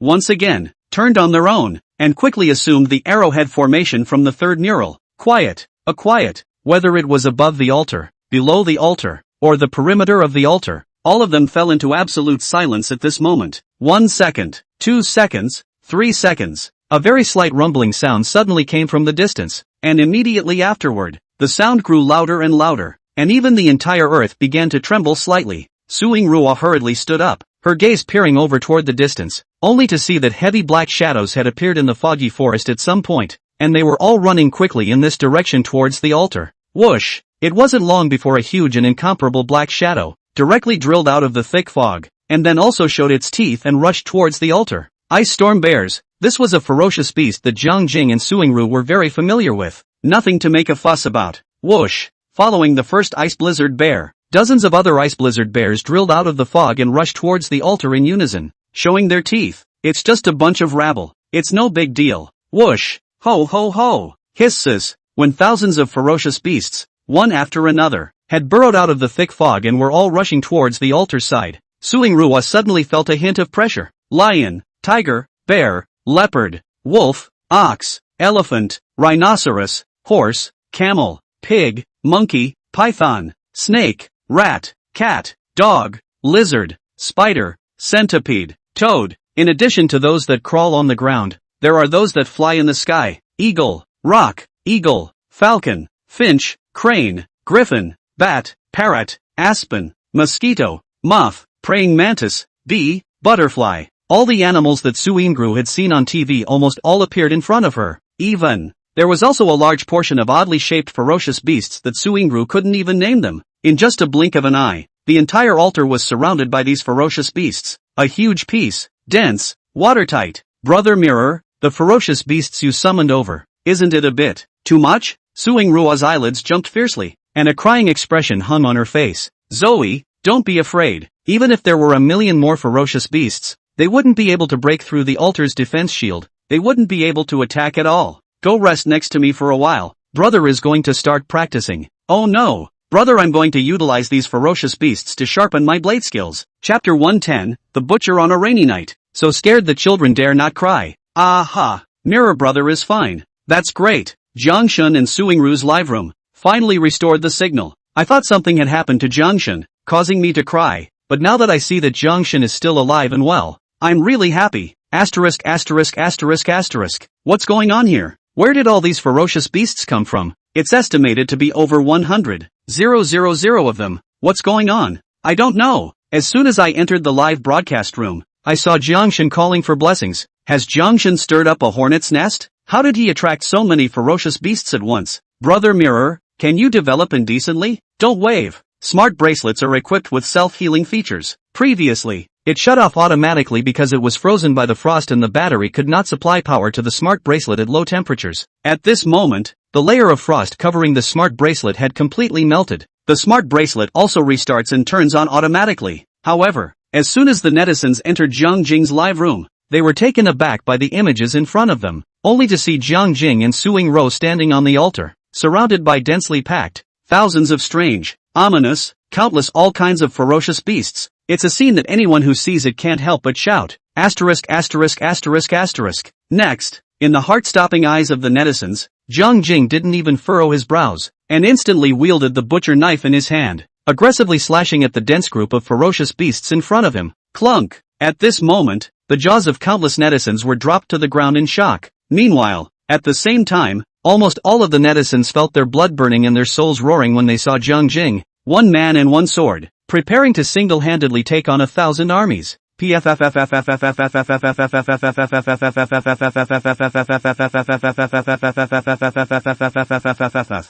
any surprise, a familiar scene from across the internet reappeared. Jiang Jing's blade chi was like it didn't need any money, sparingly smashing into the densest places in the group of ferocious beasts. Claptrap, the sky rained the familiar blood, and a single blood flower bloomed out one after another, as if it was setting off a grand fireworks banquet. The scene was so splendid and brilliant, so bright and glittering. It's thundering, it's raining, go home and collect your clothes. Watching Jiang Jing slash after slash after slash, blood flower after blood flower after blood flower, the ferocious beasts fall down one after another. All the online viewers and friends couldn't help but stare, open their mouths wide, hold their breaths, and were petrified in place in unison. Butcher, he is a ruthless, cold-blooded, murderous butcher. What kind of murderous demon? Killing God in the world, killing the wolf, killing the eagle, in front of Jiangshun was simply weak. Oh, I'm not eating, I want a snack. It so happens that at this time, one of Jiang Jing's female fans home, the small child is noisy and noisy, refuses to eat, and has to eat some kind of snacks. When the kid's mom wouldn't give him a snack, he rolled around on the floor and refused to get up. The child's mother, who had a million headaches, suddenly saw the video of Jiang Jing slaughtering thousands of ferocious beasts on her cell phone screen. Thus, the boy's mother had a bright idea and immediately said to her son fiercely, "If you don't listen to your mother, I'll send you to Jiangshun's house." Upon hearing Jiangshun's name, the child was immediately shocked and shivered. Without having to be prodded again by his mom, the little guy immediately climbed up, dutifully ran to the table and sat down, then took a big bite out of the bowl of rice. "Mommy, I don't want a snack anymore. I want to eat rice. Please, don't send me to Uncle Zhang's house, okay?" I'll be good to my mommy from now on. Looking at her son behave so well and obediently, the child's mother was very pleased, and at the same time silently apologized to Jiang Jing in her heart. Jiangshun, Jiangshun, I'm really sorry. If my son misbehaves in the future, I'll continue to use your name to scare him. I hope you don't mind, and I hope you can understand the sorrow and helplessness of a mother. And how wonderful it would be if you were really the baby's father. Oops, what was I thinking? Shame on you. The secret world. Jiang Jing, one man and one sword, killed in the dark. The corpses were everywhere, and the blood flowed into a river. Just like he said, the dense swarm of ferocious beasts around them couldn't even break through the altar's defense shield, and could only rage impotently and furiously at Jiang Jing and Suing-Ru on the altar. However, Jiang Jing, was able to pass through this layer of defense shield and shoot his blade chi fiercely towards the group of ferocious beasts, easily harvesting away the small lives of countless ferocious beasts. It was the same as driving a tank, charging into the flock and slaughtering them indiscriminately, just harvesting heads and not having to worry about defense at all. It's simply unbeatable. Ding! Host kills the ice white lion. Blood value +5. Ding! Host kills the snowy spotted tiger. +5 blood value. Ding! The host kills the frost giant wolf, with a blood value of +5. Listening to the system beeps that kept ringing in his ears, Jiang Jing's mouth couldn't help but rise slightly, and his eyes kept flashing with excitement. According to the current way and speed of killing monsters, it probably wouldn't take more than a few days to rise from a 6-star martial artist to a 9-star martial artist in one fell swoop. Mud. To Shan Yu, that little, you wait for your father. The next time we meet, Dad will tie you up and throw you in a coffin with all the penalties for you. Daddy is going to make you cry from dark to dawn, from summer to winter, until there's not a single ounce of water left in your body and then you die of gas. Ding! Congratulations to the host's chi and blood values for breaking through 20,000 points, and his rank is automatically raised to 7-star martial artist. Ding! Congratulations to the host for gaining 3 skill points. Ding! Congratulations to the host for obtaining an upgrade pack. Please open it. Nightfall. The system beep of the upgrade finally came to Jiang Jing's ears. At the same time, a powerful warm current flowed through Jiang Jing's entire body. This was the sensation of chi and blood values churning within the body. At this moment, a flash of joy flashed across Jiang Jing's face, and he immediately stopped his hand movements before tapping the personal information panel with his mind. Host, Jiang Jing. Rank, 7-star martial artist. Talent, ancestral dragon bloodline. Blood value, 20,000. Mental power, 400. Kickboxing, basic kickboxing. Body technique, Qingfeng steps, instantaneous flash. Ladder cloud vertical stance. Blade technique, blast wind blade technique. Blade chi, mad dragon slash. Zantian battling blade technique. Qigong, true chi transformation. Skill points, 5. Grandma's leg. Finally, he had gathered enough 5 skill points, and his sword technique had learned the 4th level of the top level sword technique. Next, one could learn the 5th level of divine grade blade technique. Brother Tuzi, I want to learn the divine grade blade technique. Without any hesitation, Jiang Jing immediately murmured in his heart, while an expression of anticipation hung on his face. Ding! Will the host consume 5 skill points to automatically comprehend a divine grade blade technique? Yes. Ding! Congratulations to the host for automatically comprehending the divine grade blade technique, blade intent. A system beep sounded in his ears once again, and Jiang Jing's skill points were instantly deducted, and a huge wave of information surged in his mind. Blade intent, an extension of the origin. This origin belongs only to the blade, with the dominance of the blade, the coldness and arrogance of the blade, the sharpness of the blade, and the original heart of the blade. For the swordsman, when he truly understands what the sword is, he can bring out the original characteristics of the sword. No tricks are better than tricks.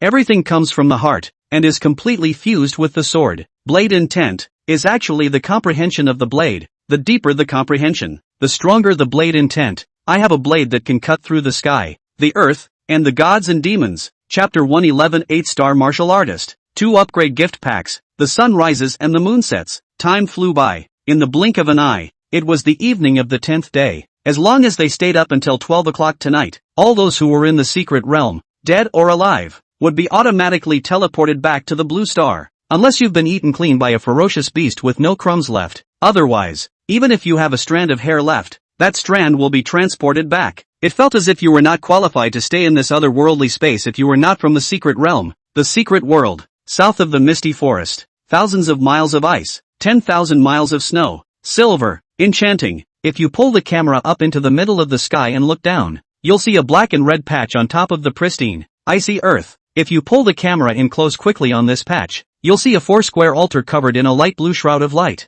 However, around the altar, the corpses of various ferocious beasts were piled up. Some had their heads chopped off, some had their bellies busted open, some were split in half, and some were sliced into a pile of minced meat scraps. With the altar as the center, the earth within a radius of several hundred meters was stained with a layer of scarlet color. If I were to use a poem to describe this scene, the author could only think of a few lines after thinking about it. Skeletons are piled up around the altar, and the forest of bones is frightening. The skins of the beasts fly like pieces of felt, and the flesh and blood rot and turn to dust. Tendons wrapped around the tree glittering silver. Corpses mountain and sea of blood fishy stench waving. The butcher cuts the meat and cooks it for food, so hideous and horrible that he dares not disobey. Swish! A bonfire was built on the altar. The firelight was small, but it was bright in the darkness. In the man's hand were two thick, long branches, each with a fat hair strung on it. Zip! Suddenly, a drop of golden-colored oil juice, sliding down the grain of the full rabbit meat, dripped onto the campfire with a mouth-watering sound. The aroma is overflowing. The young woman sitting next to the man merely twitched her nose and couldn't help but gulp, her cravings instantly aroused. After an unknown amount of time, the man suddenly handed one of the branches, along with the roasted hare skewered on it, to the woman sitting beside him. Zoe, here, brother Mirror, you eat first. There are 2 wild rabbits here, one for each of us, and if we don't have enough to eat, my brother will go and hunt a wild boar back later, and get you a roasted whole pig to try. I can't eat a pig. Jiang Jing shoved a roasted hare into Suing Ruo's hand. Suing Ruo was no longer polite, picking up the roasted hare and taking a big bite. Soon, Suing Ruo narrowed her eyes, and an expression of extreme intoxication appeared on her face. Although the freshly baked rabbit was hot, it was a fiery boil in your mouth. But this meat after the charcoal fire, already fragrant, plus Jiang Jing do not know where to get a special seasoning, so that the meat becomes more flavorful, tender, crispy, fresh and salty, spicy. In an instant, the flavor of the rabbit meat tumbles in your mouth and the texture goes right to the tip of your tongue. One chew and forget all the unpleasantness. Second chewing, one seems to float in the sky. 3 chews, as in feathering, the hare roasted by Brother Mirror. This is too delicious. Although Suing Gru wanted to try to play a good lady in front of Jiang Jing, but under the temptation of barbecue meat. What lady? What gentleness? What reserve? It was all thrown out of her hands. Bark, bark, bark. In less than half an hour, this big fat rabbit that weighed at least 10 pounds was gnawed cleanly by Suing Ruo, leaving only a pile of bone scraps thrown at her feet. After finishing eating, Suing Gru touched her round belly, and her mouth couldn't help but burp. Quiet. There was silence around the campfire, seemingly sensing that the atmosphere was a bit off. Suing Gru turned her head to look and suddenly realized that Jiang Jing was staring straight at her with an odd expression on her face. At this moment, Suing Gru couldn't help but blush with a pretty face, only to see that she immediately sat straight, slightly lowered her head, and said with averted eyes, Brother Mirror, I'm full.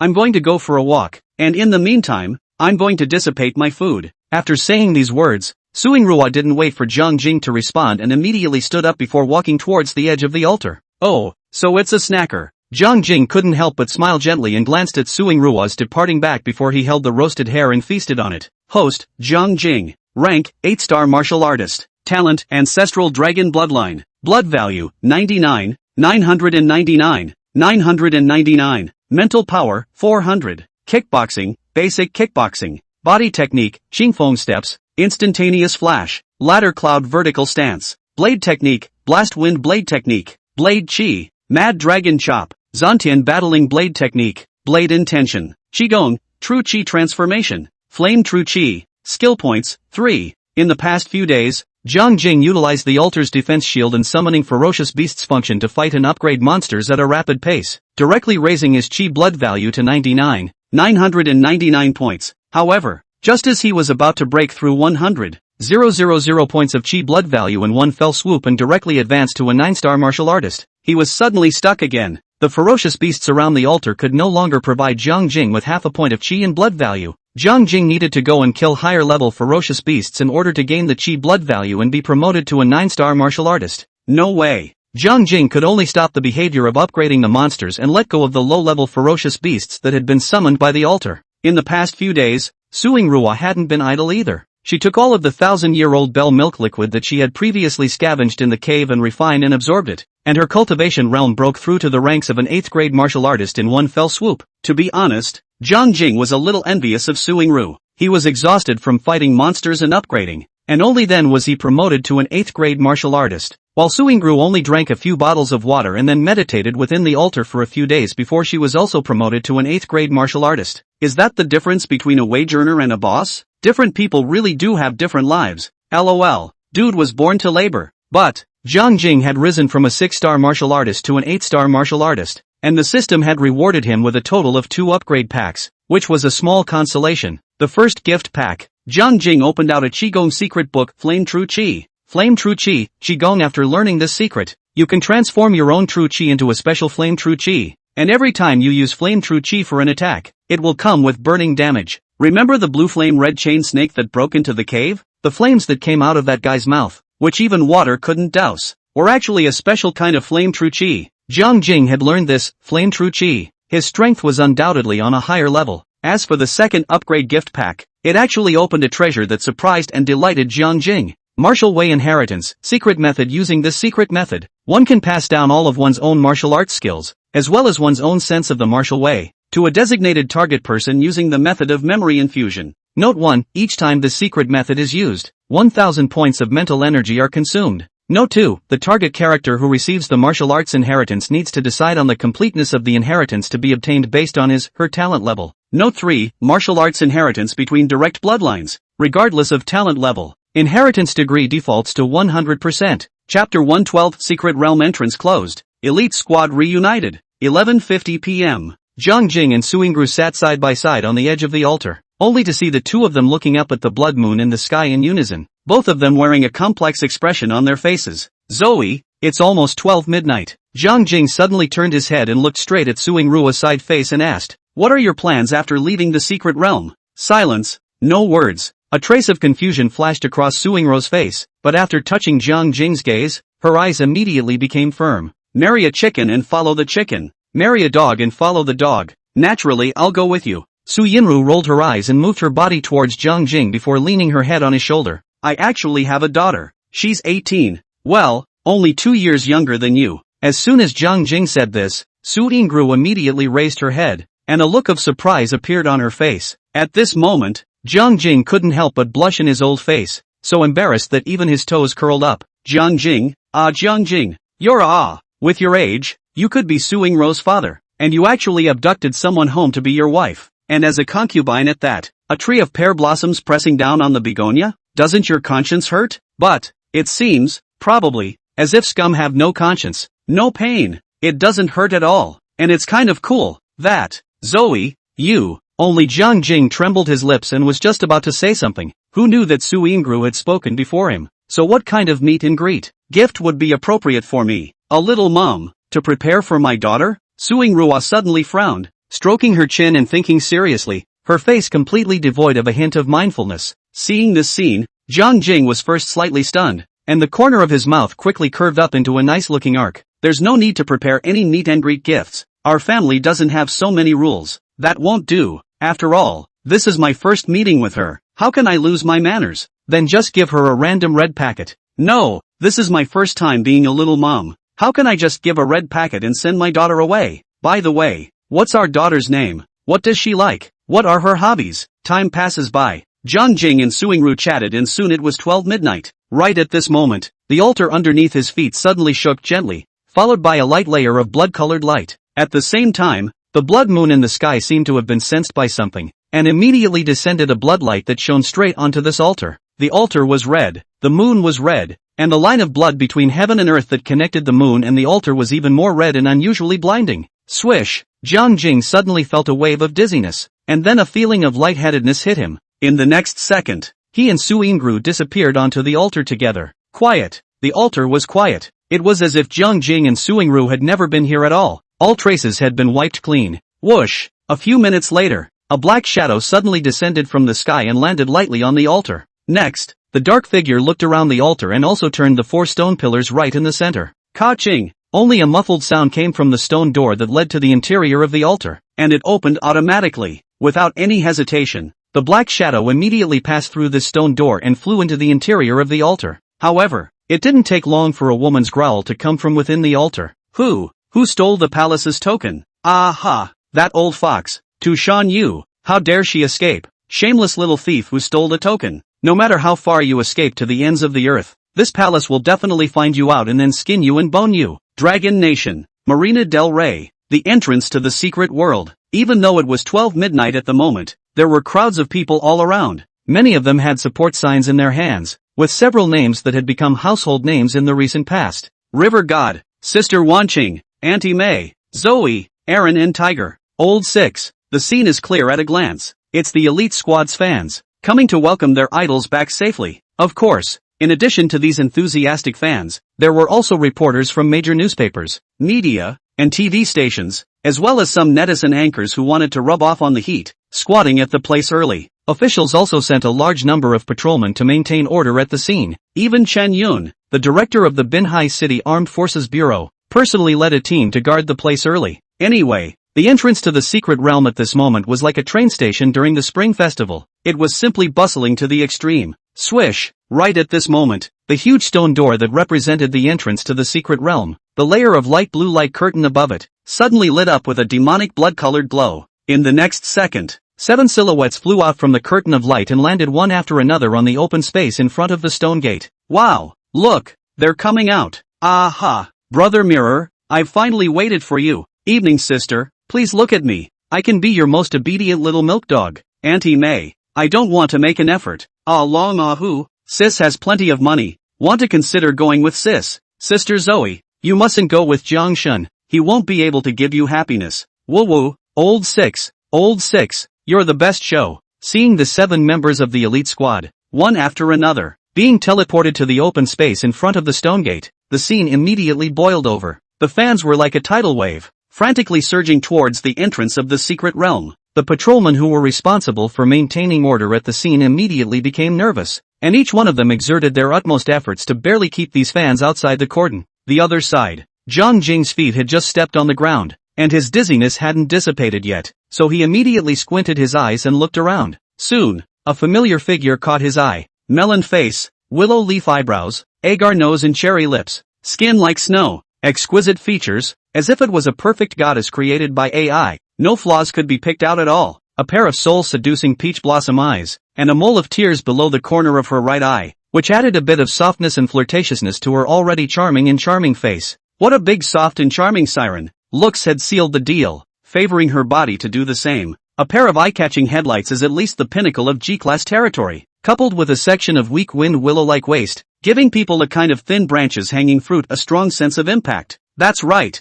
This woman was none other than Zhang Jing's unmarried first wife, Xiaomei. Although Xiaomei, at this moment, had a trace of weariness hanging on her face, and her spirit seemed to be a bit tired. She was not missing an arm or a leg, and there were no obvious injuries on her body, so she looked healthy. Phew! Zhang Jing couldn't help but let out a sigh of relief, and the corners of his mouth rose slightly. At that exact moment, Xiaomei seemed to have gotten rid of that feeling of dizziness, and then just like Zhang Jing, she immediately looked around. When she realized that Zhang Jing was looking at her with a smile on his face. Moreover, Zhang Jing seemed to be in a very good state. Not only was there no trace of injuries on his body, but even his entire body was in high spirits. At this moment, Xiaomei also couldn't help but let out a sigh of relief before she handed Zhang Jing a tender look. The smile on Zhang Jing's face suddenly became even brighter, because he knows that spring is here, the flowers are blooming, and it's time for the critters to exchange feelings again. Chapter 113, Old 6 broke his arm and couldn't afford to eat the wood spirit fruit. The entrance to the secret world. All 7 members of the elite squad were teleported out. Zhang Jing and Xiaomei were also secretly sneaking around, completing an ambiguous eye contact. However, without waiting for Zhang Jing to make his next move, the layer of blood-colored light curtain above the portal suddenly tumbled rapidly. In the next second, countless mutilated human corpses, including broken limbs, skeletal hair, crumbs of flesh, viscera and blood foam, etc., were teleported to the top of the small square in front of the entrance to the secret realm in a single stream. In a flash, a fishy, unmistakable odor filled the air. Many of those fans of the elite squad who had gathered around the scene could not help but vomit on the spot, vomiting profusely, their faces turning white, their legs softening, and there were even a lot of cowards who were so frightened by the scene that they sat on the ground. A flash of surprise also flashed across Zhang Jing's face. He remembered clearly that there were only 100 members of the Daredevil squad, and those 100 were the only ones who entered the secret realm at that time. But, The human corpses that had been teleported back by the secret realm at the moment amounted to at least 1,000 or more. In other words, in addition to the 100 members of the death squad who had entered the secret realm,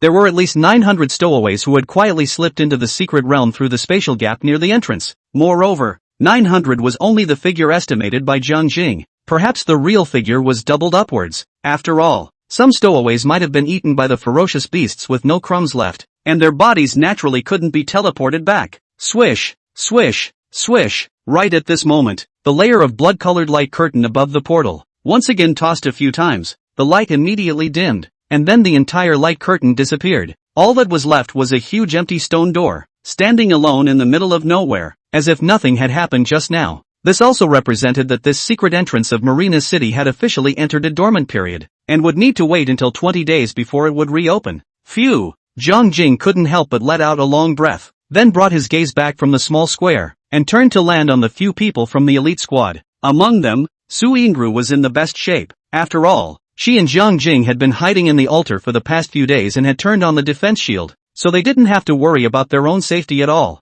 Xiaomei and Xiao Wanqi were also in good shape. The two women did not have any injuries on their bodies other than being slightly tired. Xiao Long and Xiao Hu were in a bit of a sorry state. Not only were their clothes tattered and torn, but their bodies were also covered with large and small wounds, as if they had experienced several bitter battles in the secret realm. But all these injuries on the brothers' bodies were just superficial wounds that looked a bit scary, but they didn't actually hurt their muscles and bones. Aha! Just go home and put a couple band-aids on it. The doctor didn't even have to see it. However, when Jiang Jing landed his gaze on Zhu Gang's body, he was immediately taken aback and his face instantly became ugly. Old 6, you. With a flash, Jiang Jing arrived directly in front of Zhu Gang. At this moment, Zhu Gang's body was dyed red with blood, there were deep bone wounds everywhere, and even his cheeks were left with several long wounds. If left untreated, perhaps these wounds will later turn into irreparable scars. Old 7, I seem to have found the wood spirit fruit. He. Zhu Gang didn't seem to care about his injuries at all, only to see him raise his head,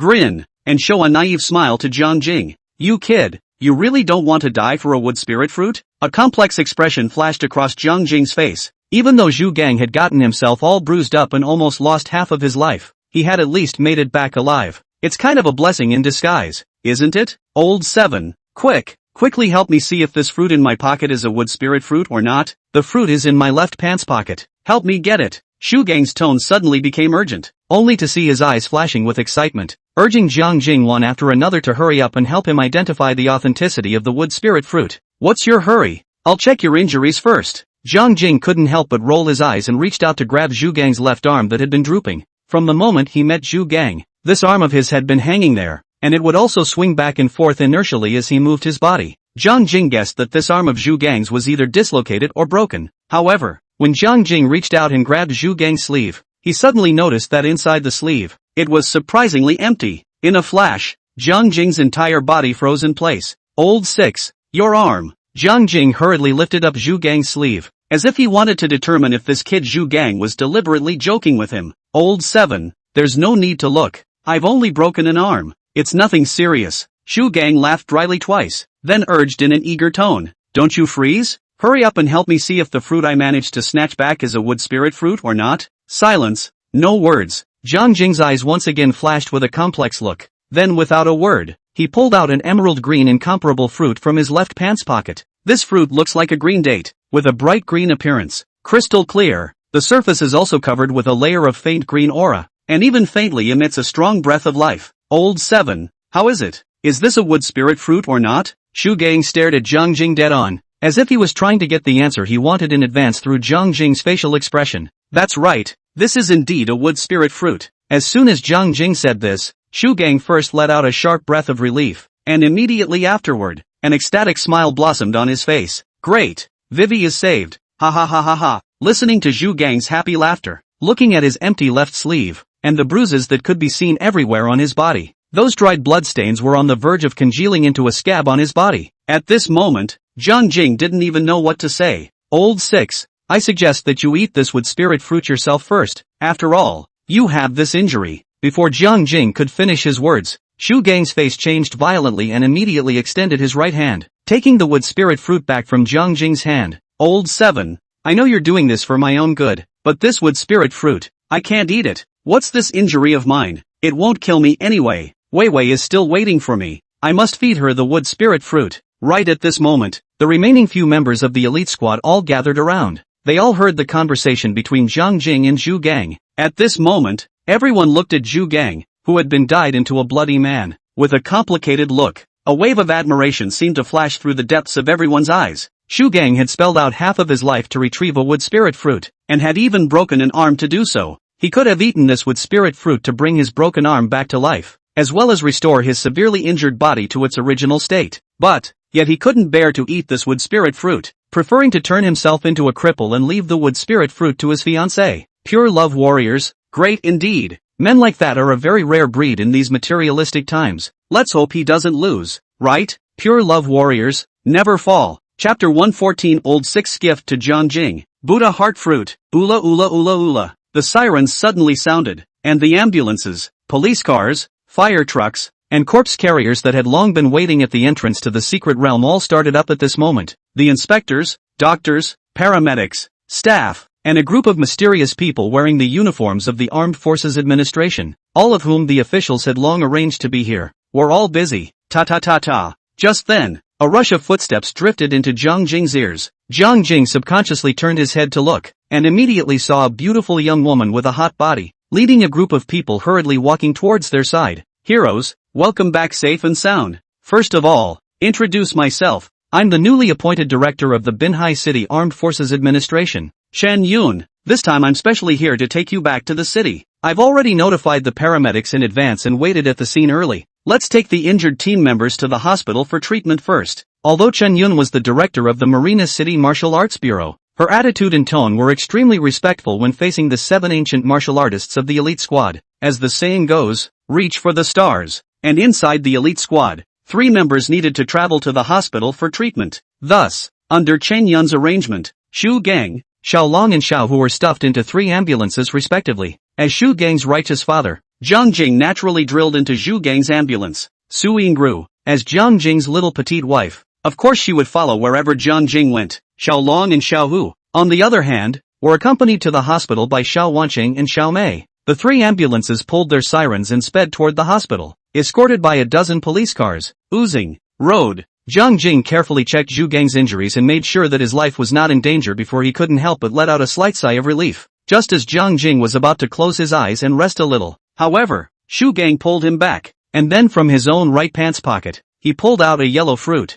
and shoved it into Jiang Jing's hand. Old 6, this is. Jiang Jing was slightly stunned, and his gaze subconsciously landed on this yellow fruit. After only 3 seconds, Jiang Jing's heartbeat and breathing sped up by a few points, and a look of surprise and joy surfaced on his face. Buddha Mind Fruit, an extremely rare, heavenly treasure that could enhance spiritual power. Where on earth did Zhu Gang get this Buddha Heart Fruit? This kid's luck is too good, isn't it? Looking at the inquiring eyes cast over by Jiang Jing, Xu Gang trembled his lips before quickly explaining. Old 7, this is another kind of fruit I found next to the wood spirit fruit when I was picking it. Although I don't know what kind of fruit this is or what it does, I instinctively feel that this fruit exudes a mysterious and powerful aura. Old 7, I'm very thankful for the way you took care of me in the secret realm, and you did me such a great favor by allowing me to find the wood spirit fruit. So, I want to give you this mysterious fruit. You mustn't mind it. Other than the wood spirit fruit, this is the only piece I can get my hands on. Marina del Rey, First People's Hospital. Yugen has been wheeled into the operating room.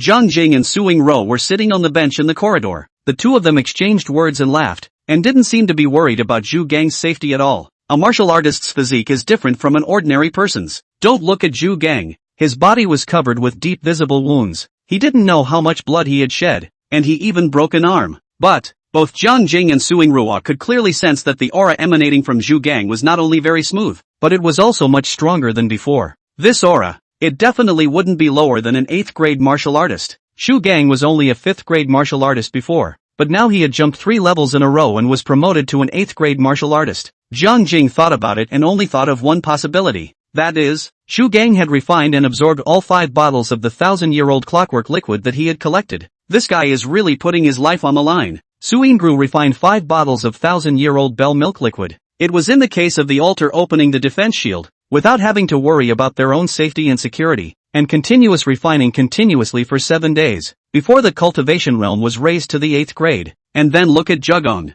This guy was in the center of the misty forest, and he had to be wary of sneak attacks from ferocious beasts at all times, and he also had to go around looking for wood spirit fruits. Where would he find the time to refine the 1,000-year-old clockwork liquid? So, there is only one truth. He could only drink all 5 bottles of the 1,000-year-old clockwork emulsion in one gulp, and then risked bursting his body to death by fighting to the death against various ferocious beasts, using the exertion of the battle to forcibly refine the majestic spiritual power of the 1,000-year-old clockwork emulsion. During this process, Shu Gang would either be burst by the aura of the 1,000-year-old bellwort or die under the claws and teeth of the ferocious beast if he was not careful. It's all or nothing. The main focus is dancing on the tip of a knife and walking a tightrope over a cliff. Still, pure love warriors, great indeed. Zwire, come and help me protect my magic. I'm going to refine this Buddha heart fruit now. Jiang Jing waited outside the door of the operating room, idly bored, so he decided to refine the Buddha heart fruit that Zhu Gang had given him on the spot. Good. Suingru nodded and immediately gave all the chairs to Jiang Jing, while she herself stood up and carefully guarded the side. Swish! With a flip of his wrist,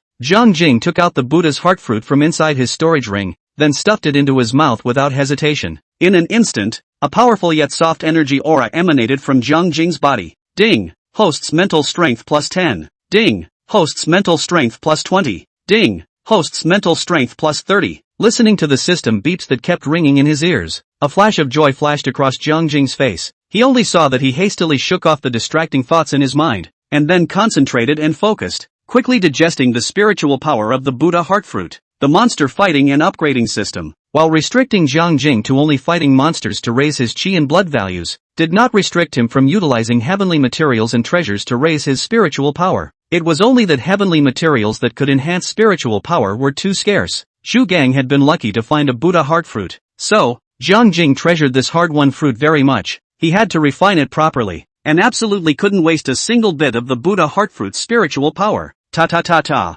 Just at this time, a sudden rush of footsteps came from the other end of the corridor. Jiang Jing was in the process of refining the Buddha heart fruit with all his might. Even if he could hear the outside world, he didn't dare to casually open his eyes at this time, for fear of accidentally wasting the spiritual power of the Buddha heart fruit. Suingru also knew that Jiang Jing at this time absolutely could not be affected in any way. She only frowned and immediately turned to face the other end of the hallway. Soon, a pair of middle-aged couples dressed in very expensive attire, as well as a group of bodyguards following them, were clearly reflected in Suingruo's eyes. The middle-aged couple froze in unison for a moment the moment they saw Suingruo. Then they jogged all the way towards her, and both of their faces were filled with excitement, especially the middle-aged woman. Before the person even ran to Suingruo's face, she began to shed tears while crying. My poor daughter, Mom has finally found you. Woo woo, Su Yinru.